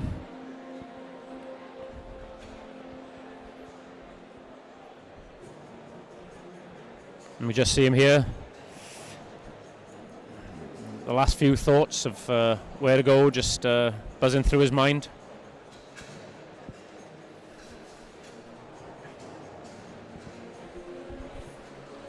And I'm rejoined by Alan Timbrell as well, who's just been presenting the prizes and just run up the stairs by the sounds as well. Well, I'm not as fit as I used to be doing. I'm getting old. So yeah, so we're down to the final 5 here in the Ayrshire Championship, Alan, and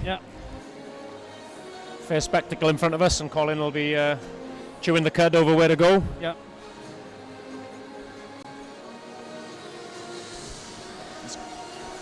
I know where I go, but that's beside the point. Yeah, well, it's not your day or my day. No. No, I've been fortunate enough to have my day judging the National Ayrshire Show, and we can all look on and cast judgment. Okay, ladies and gentlemen, let's hear from our judge for the day. Yeah.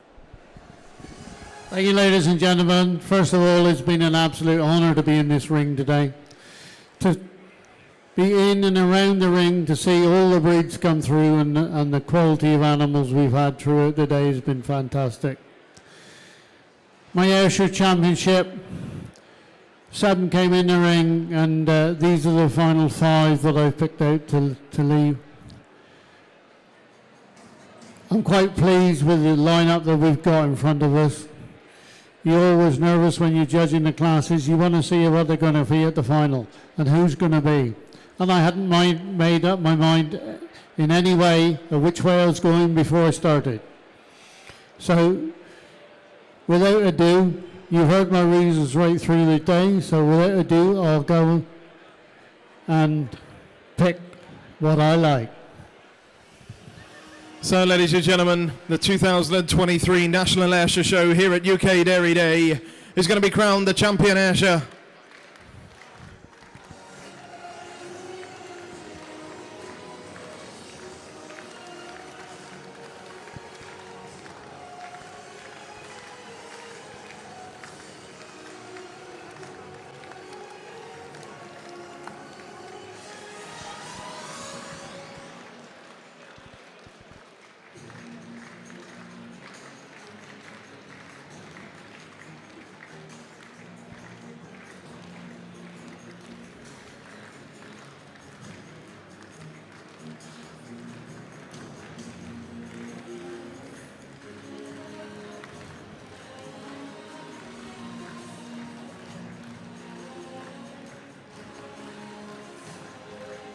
There we go. Goes to the heifer, all-star ringer Joy Bell. Evie Tomlinson is the champion Ayrshire here at the 2023 National Show. Reserve champion goes to the senior cow, Huntington Wren 7 from the Window family. Honourable mention goes to Willowfield's famous clover from Linda Batty. Let's hear a final few words from Colin on his champion. Oh, this champion was the first animal we saw in the ring today to come in, and she's held her form right through the day. This really is an outstanding heifer. This is a junior heifer and really is a heifer with oozes dairy quality throughout. And it's that balance, that overall dairiness to her, and just gave her the advantage over the senior cow today for that style, that quality, and taking nothing away from any of the other 4 cows in the ring. What a lineup, ladies and gentlemen. The cow in second, 6 cows, and carrying a top line right through like that, as is the third cover in honorary mention. But today, for me, it was the heifer.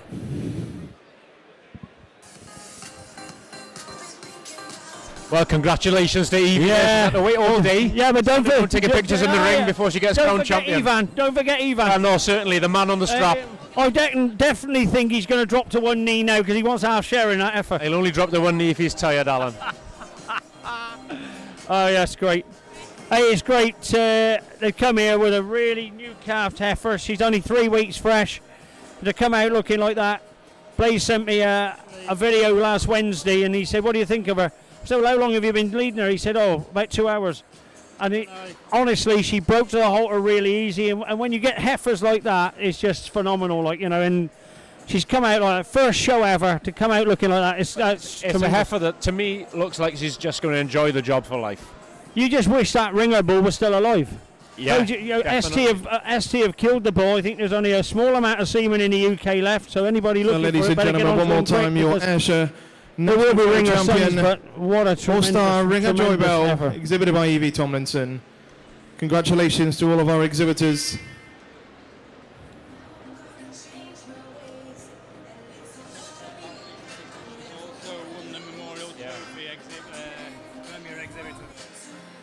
She's also wins the Premier Exhibitor, the Chris Window Memorial Trophy. So congratulations to Evie.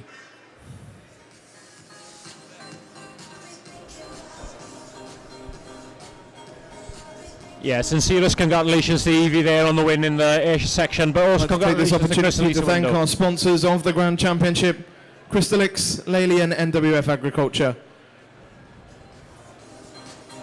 Yeah, no, and congratulations also to Chris and Lisa Window. Chris and Lisa Window, yeah. We've dwelled on the champion, but what a great mature cow. And great mature cow, and take nothing away from Linda Batty and Howard there having honourable mention, and Harry Collins strapping the cow. It's here comes Linda into the ring as well. She's over the moon.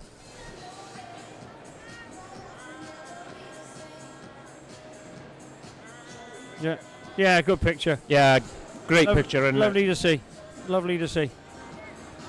And just the character of the breed there from that front shot, just oozing the character of the Ayrshire breed, isn't it? That heifer's got a phenomenal udder for a heifer, to be 3 weeks fresh, looking like that. She's got the rest of the year. Whether they'll take her to Agriscott or not, it'll be interesting to see now. It's a heifer with a future, whatever. Ladies and gentlemen, that completes our Ayrshire judging. Congratulations to all of our exhibitors. We'd just like to present something to our judge, Colin Christophers. Thank you, Colin. He's done a tremendous job today. So please put your appreciation, your hands together, show our appreciation to our judge. Well, the music's going to change in a minute, guys.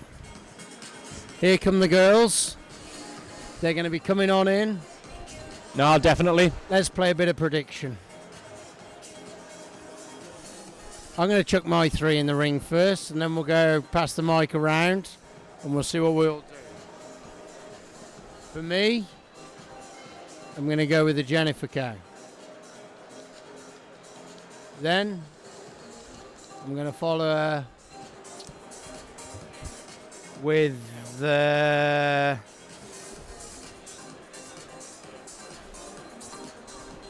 Pandora cow.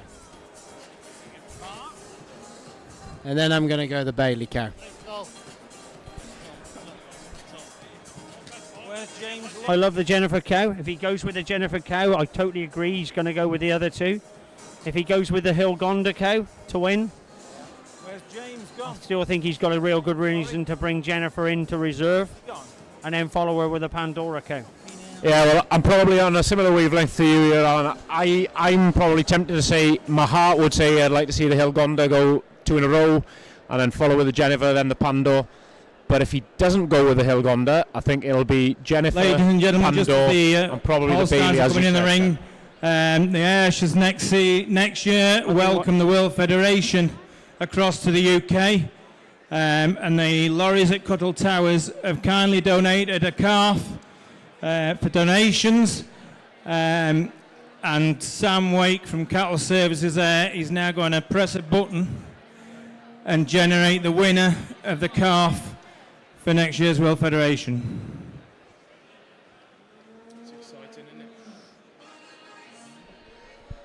So coming in the ring here now, we've just got this first cow here that's... The lucky man is Mr. David Heisman. Congratulations, David, and we'd like to see as many people as possible supporting the World Federation next year. Thank you. Thank you, Andrew. Congratulations to all the Ayrshire exhibitors. But ladies and gentlemen, we now come on to the pinnacle of the day, the Holstein Grand Championship. What a great national show it's been here at the 2023 Dairy Day. The championship sponsored by Crystalix, Lely, Holstein UK and NWF Agriculture.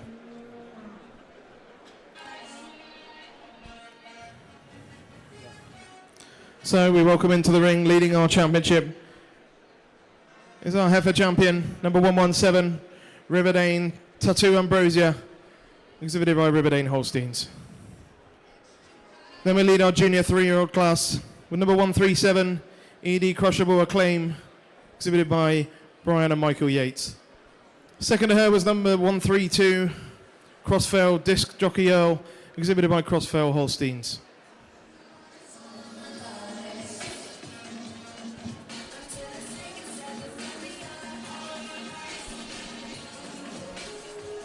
There's the disc, yeah. There's the disc jockey. There's the disc jockey cow. Changer, leadsman. We got the Earl cow. Now we've just panned into our running red cow, the Rosie, the Rosie cow from Wiltor. The next class was led by number 143 in the senior 3 class. Is the Pandora cow. Exhibited by Blythe Farms and Blondin Sires. Second to her was number 145, Hillbarn Crush Time Diva 24, exhibited by Jack Watts.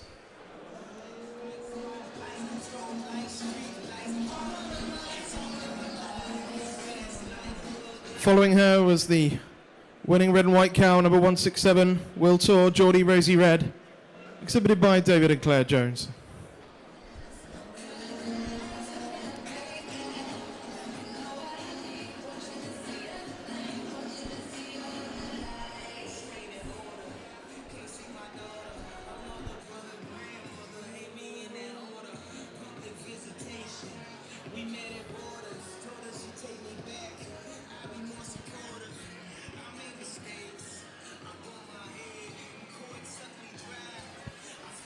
Is the Jennifer cow. Sidekick Jennifer. Cow that's never been beaten in class. Never. When she was a calf, all the way through. Leading the 4-year-old class was number 185, Evening Sidekick Yeah, Jennifer. no, it's a super... Exhibited here by Evening Holsteins. Second to her was number 187, Rich Haven Impression Nadine, exhibited by Richard Bown. No, what you were just saying about the Jennifers. Then we moved on to the 5-year-olds. Leading her is number 188, Wilt Bailey, exhibited by Blythe Farms. Second to her, number 195, Logan Fitzbecky, exhibited by Brian and Michael Yates. And the final class, the mature cow, led by number 209, Stite Charmer Hilgonda, exhibited by Seaton Farms.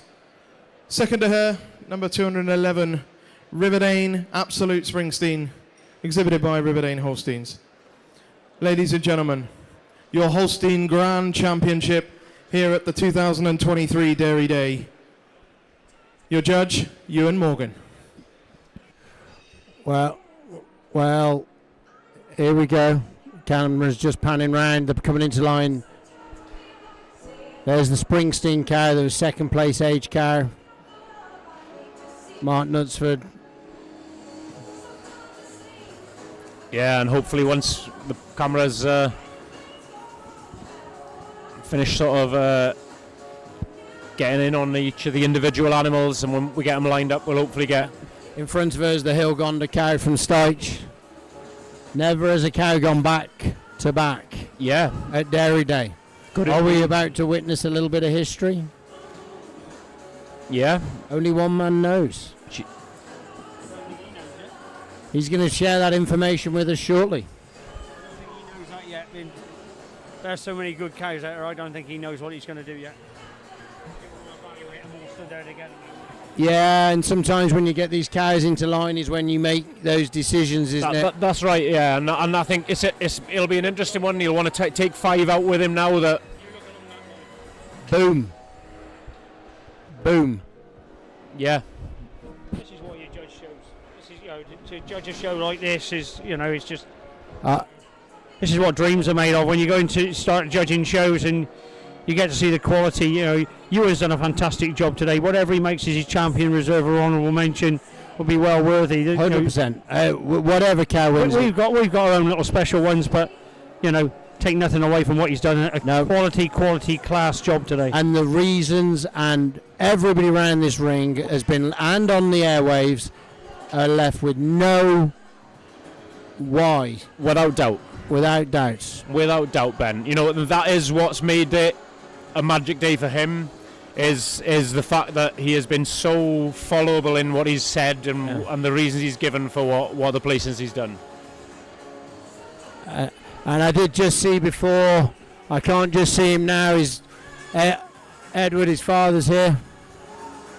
Well, ladies and gentlemen, your Holstein Grand Championship lineup. What a tremendous show it's been for the Holstein breed.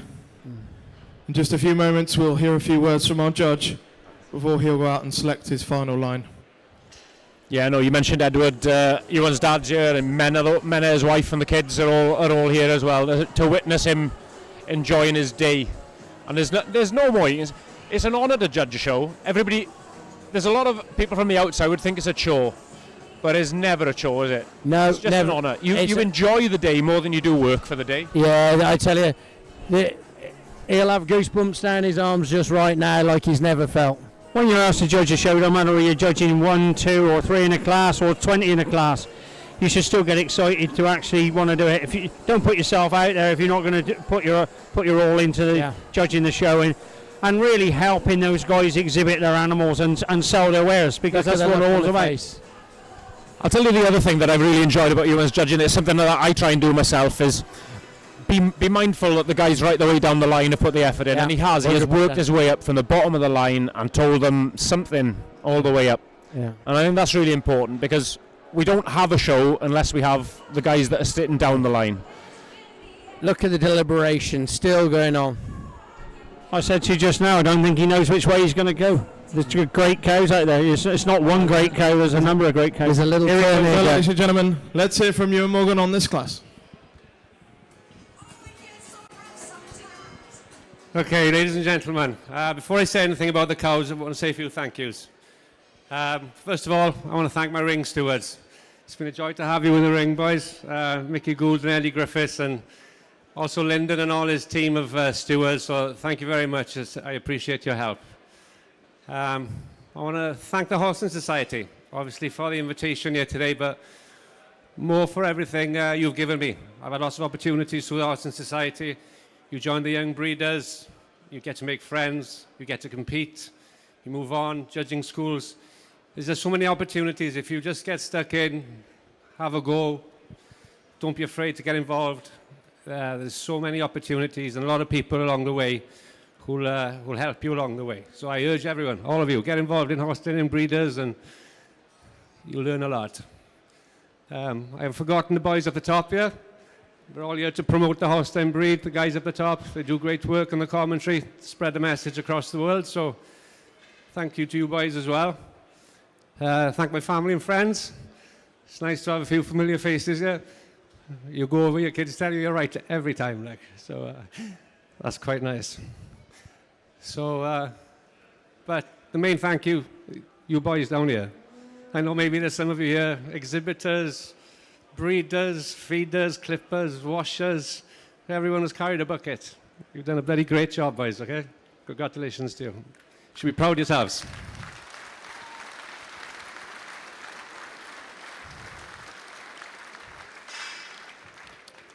Okay, coming to the cows. I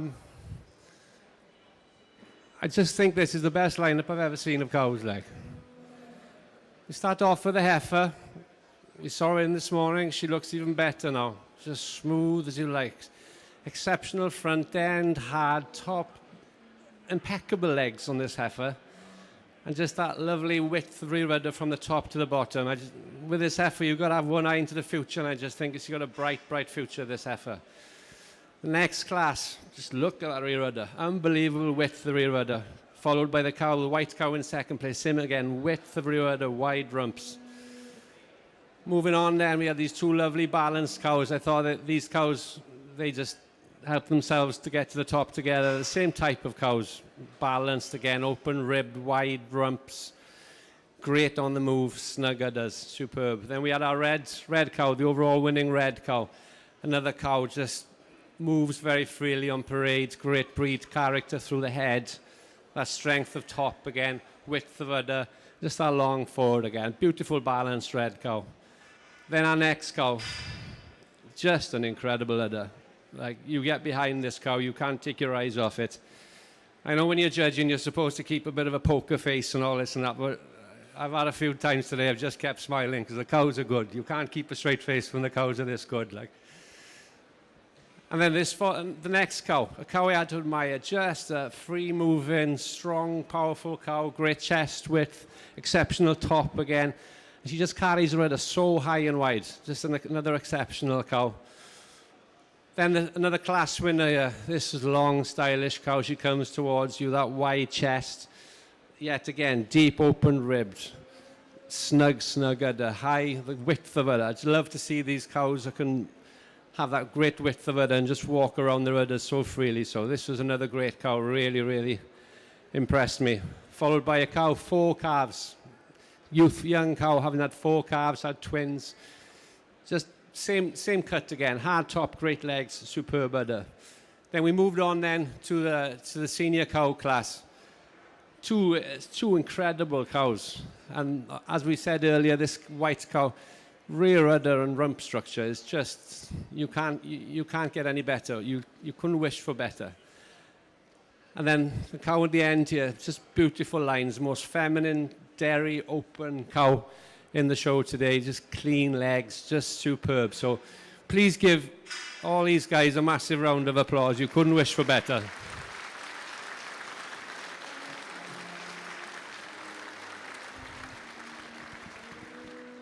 So I'm gonna go out and tap some cows to stay into the final lineup, and some will leave. So just please give them a round of applause because they all deserve it.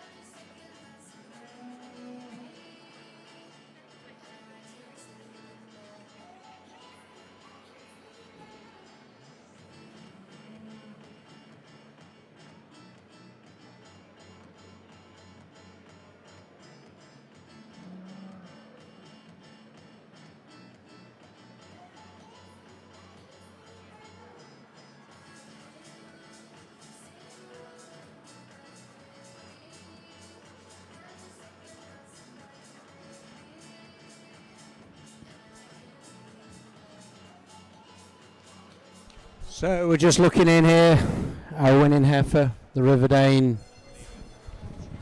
Ladies and gentlemen, please give a big round of applause to all the Tattoo Ambrosia walking out the ring. And then we've got the Mag Pandor cow. Contributed to the exceptional quality of this show then today. We've got the evening sidekick Jennifer. Yeah. Then we've got the Wilt Bailey cow. And then we've got these two exceptional age cows. Yeah.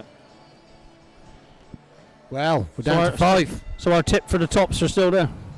Few. Yeah, no. Some really exceptional cows have left the ring now. Hopefully they'll get them nice and straight under that lights, and we're going to be right behind them.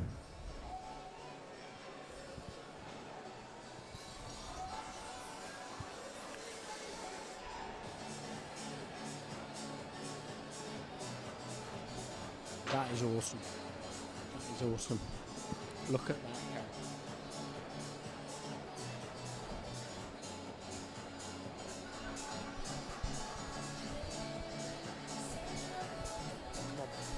So just pulling them into line here, these final 5. 6. 6, Ben. 6.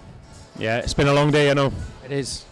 No, it's going to be some lineup of 6 down here under the lights. Yeah. And we're just saying that heifer, you know, she was bagged up for class at 12 o'clock. She's still got a quality in there, you know. It's And I think quality. That's a testament to, I think, what the lineup that you and going to have here is. They have the cows that can handle that milk of their rear headers and you know what? walk around that bag. And look at these cows. Look at their legs and feet they all have got. You know, they're all walking on fantastic feet and legs. Yeah, the girls are full. And then some.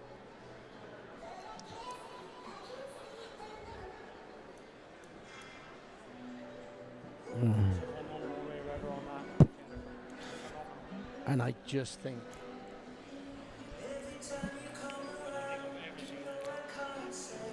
Yeah. There's some quality in that rear header on that Jennifer. Yeah, certainly. no. Yeah. And that look at that chime that she goes through. You stand behind her here now. Yeah. Just beautiful cow. But we're just Earlier, she knows that she's quality. I'm not saying Yeah. she's going to win today, but she's a super cow. All 6 are quality. Yeah, they are. I think Yeah. we've a lovely. We're just getting all 6 in line here from viewing them from the gantry here. We are literally they're in a straight line in front of us, and what a quality lineup of cows. Yeah. Yeah, and I think we've got an amazing. Here comes view the of her. music. Phenomenal view of her. You know, as you say, the spine. Ewan mentioned in his reasons about the Hilgonda cow about the line on her, the way The she rump. carries through a chine and and that rump. Absolutely. You build a cow from its spine down, it'll barely ever go wrong, and that's what this cow is, isn't it? Yeah. That's why she charges around, pushing head around the ring. Yeah. It ain't because he's tired. Take nothing away from the Springsteen cow, second. Yeah. The second place one in the senior cows. Yeah. Just to try Come on to Ewan. Well, ladies and gentlemen, your final 6 And we're on the judge. for the National Holstein Show here at the UK Dairy Day. My judge Ewan Morgan just having his final look before he says a final few words and then goes out and taps out his champion, reserve and honourable mention. I think he's probably just made his mind up. I think so. I think he mentioned when he did his reasons on the Olgonda about having the seen there we go. four angles, and I think he's just made sure he's seen every view of them. Of every cow. Of every cow. Ladies and gentlemen, I have been quite excited to see this final lineup. I knew when I invited to do the job, and I know the caliber of the cows in this country. I've just been excited to see this final lineup, and it's everything I dreamed of, to be honest. They just are incredible, incredible cows. So yeah, let's give them a round of applause, like.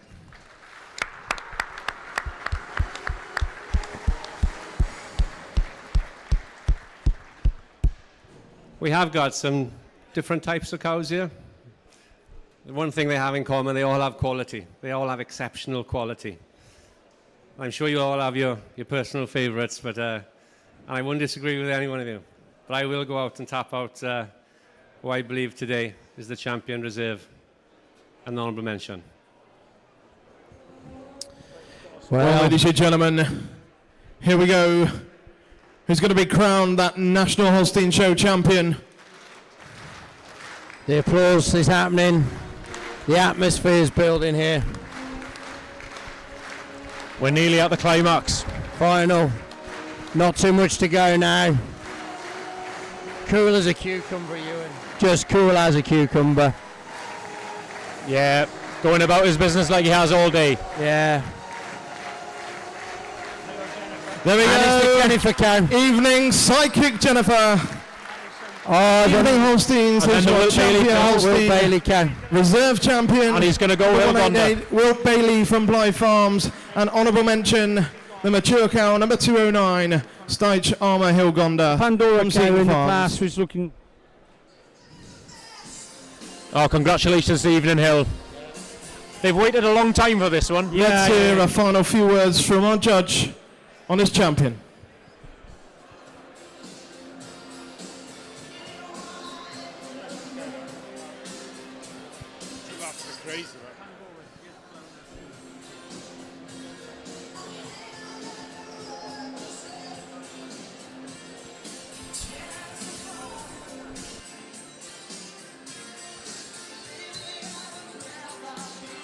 Okay, ladies and gentlemen, first of all, congratulations to the champion reserve and honourable mention. I think they really are a credit to UK Holsteins. They really are a spectacle. So I've just gone with this cow. I just can't get away from that phenomenal udder. She's got an incredible rump structure on this cow as well. She's hard top. She's so strong in the loin, clean and open of a rump.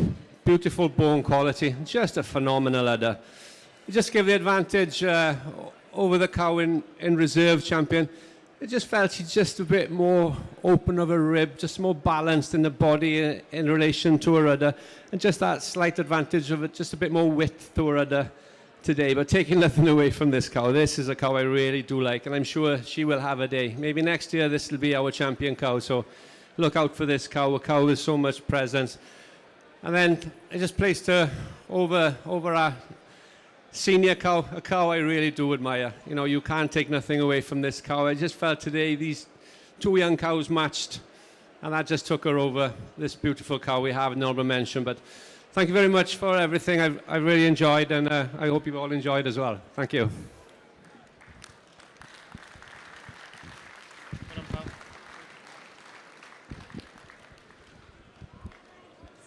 So, ladies and gentlemen, your national show champion, evening sidekick Jennifer.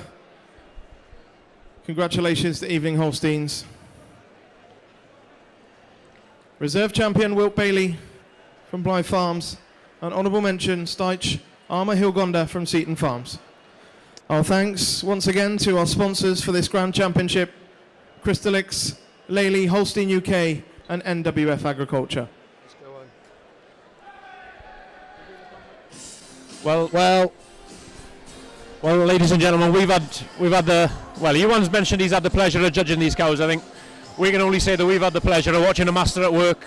We have indeed. Going about his work professionally. Very much so, and like we were just talking, the view we have up here is amazing, and we're just looking at those rear udders on those three cows there now.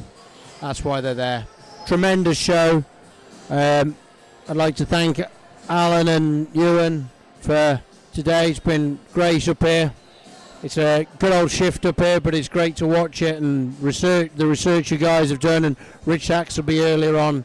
It's very much appreciated, and hopefully we've kept everybody keen and back at home watching this, and a little bit of entertainment along the way. Yeah, well, while Ben wouldn't thank himself, I'm just going to extend my thanks to Ben for his contribution as well, Richard Saxby this morning, and everybody else who's joined us during the day for their contribution. I think it's been invaluable both for us to have a little break off the microphone, but also to have external knowledge and others from the industry just having an input into what we've done all day. So yeah, thanks very much. Yeah, and thanks very much, and I'd just like to apologise to anybody if I've upset them, especially Emma Yates. So yeah, because I know I shouldn't have said Chesney. So anyway, thanks Ben, thanks Ewan, thank you Holstein UK for inviting me to be a part of this great team, and for the honour of reporting on these kind of cows and this quality right throughout the day. Thank you very much.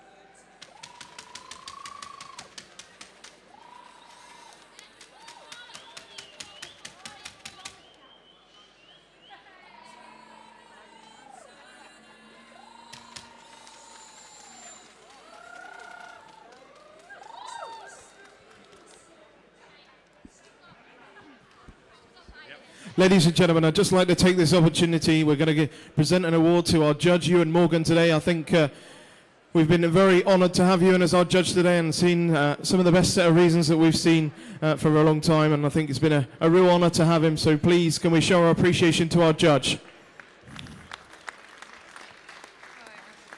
So, ladies and gentlemen, that completes our show here at the 2023 UK Dairy Day. We have just got... we've got the Premier Breeder and the Premier Exhibitor banner, and this year that goes to Team Logan. Yes. So congratulations. But that completes our show, ladies and gentlemen. Thank you very much for coming. Thanks to all of our exhibitors, organisers, for making it just one of the best shows we've had. So thank you very much and have a safe journey home.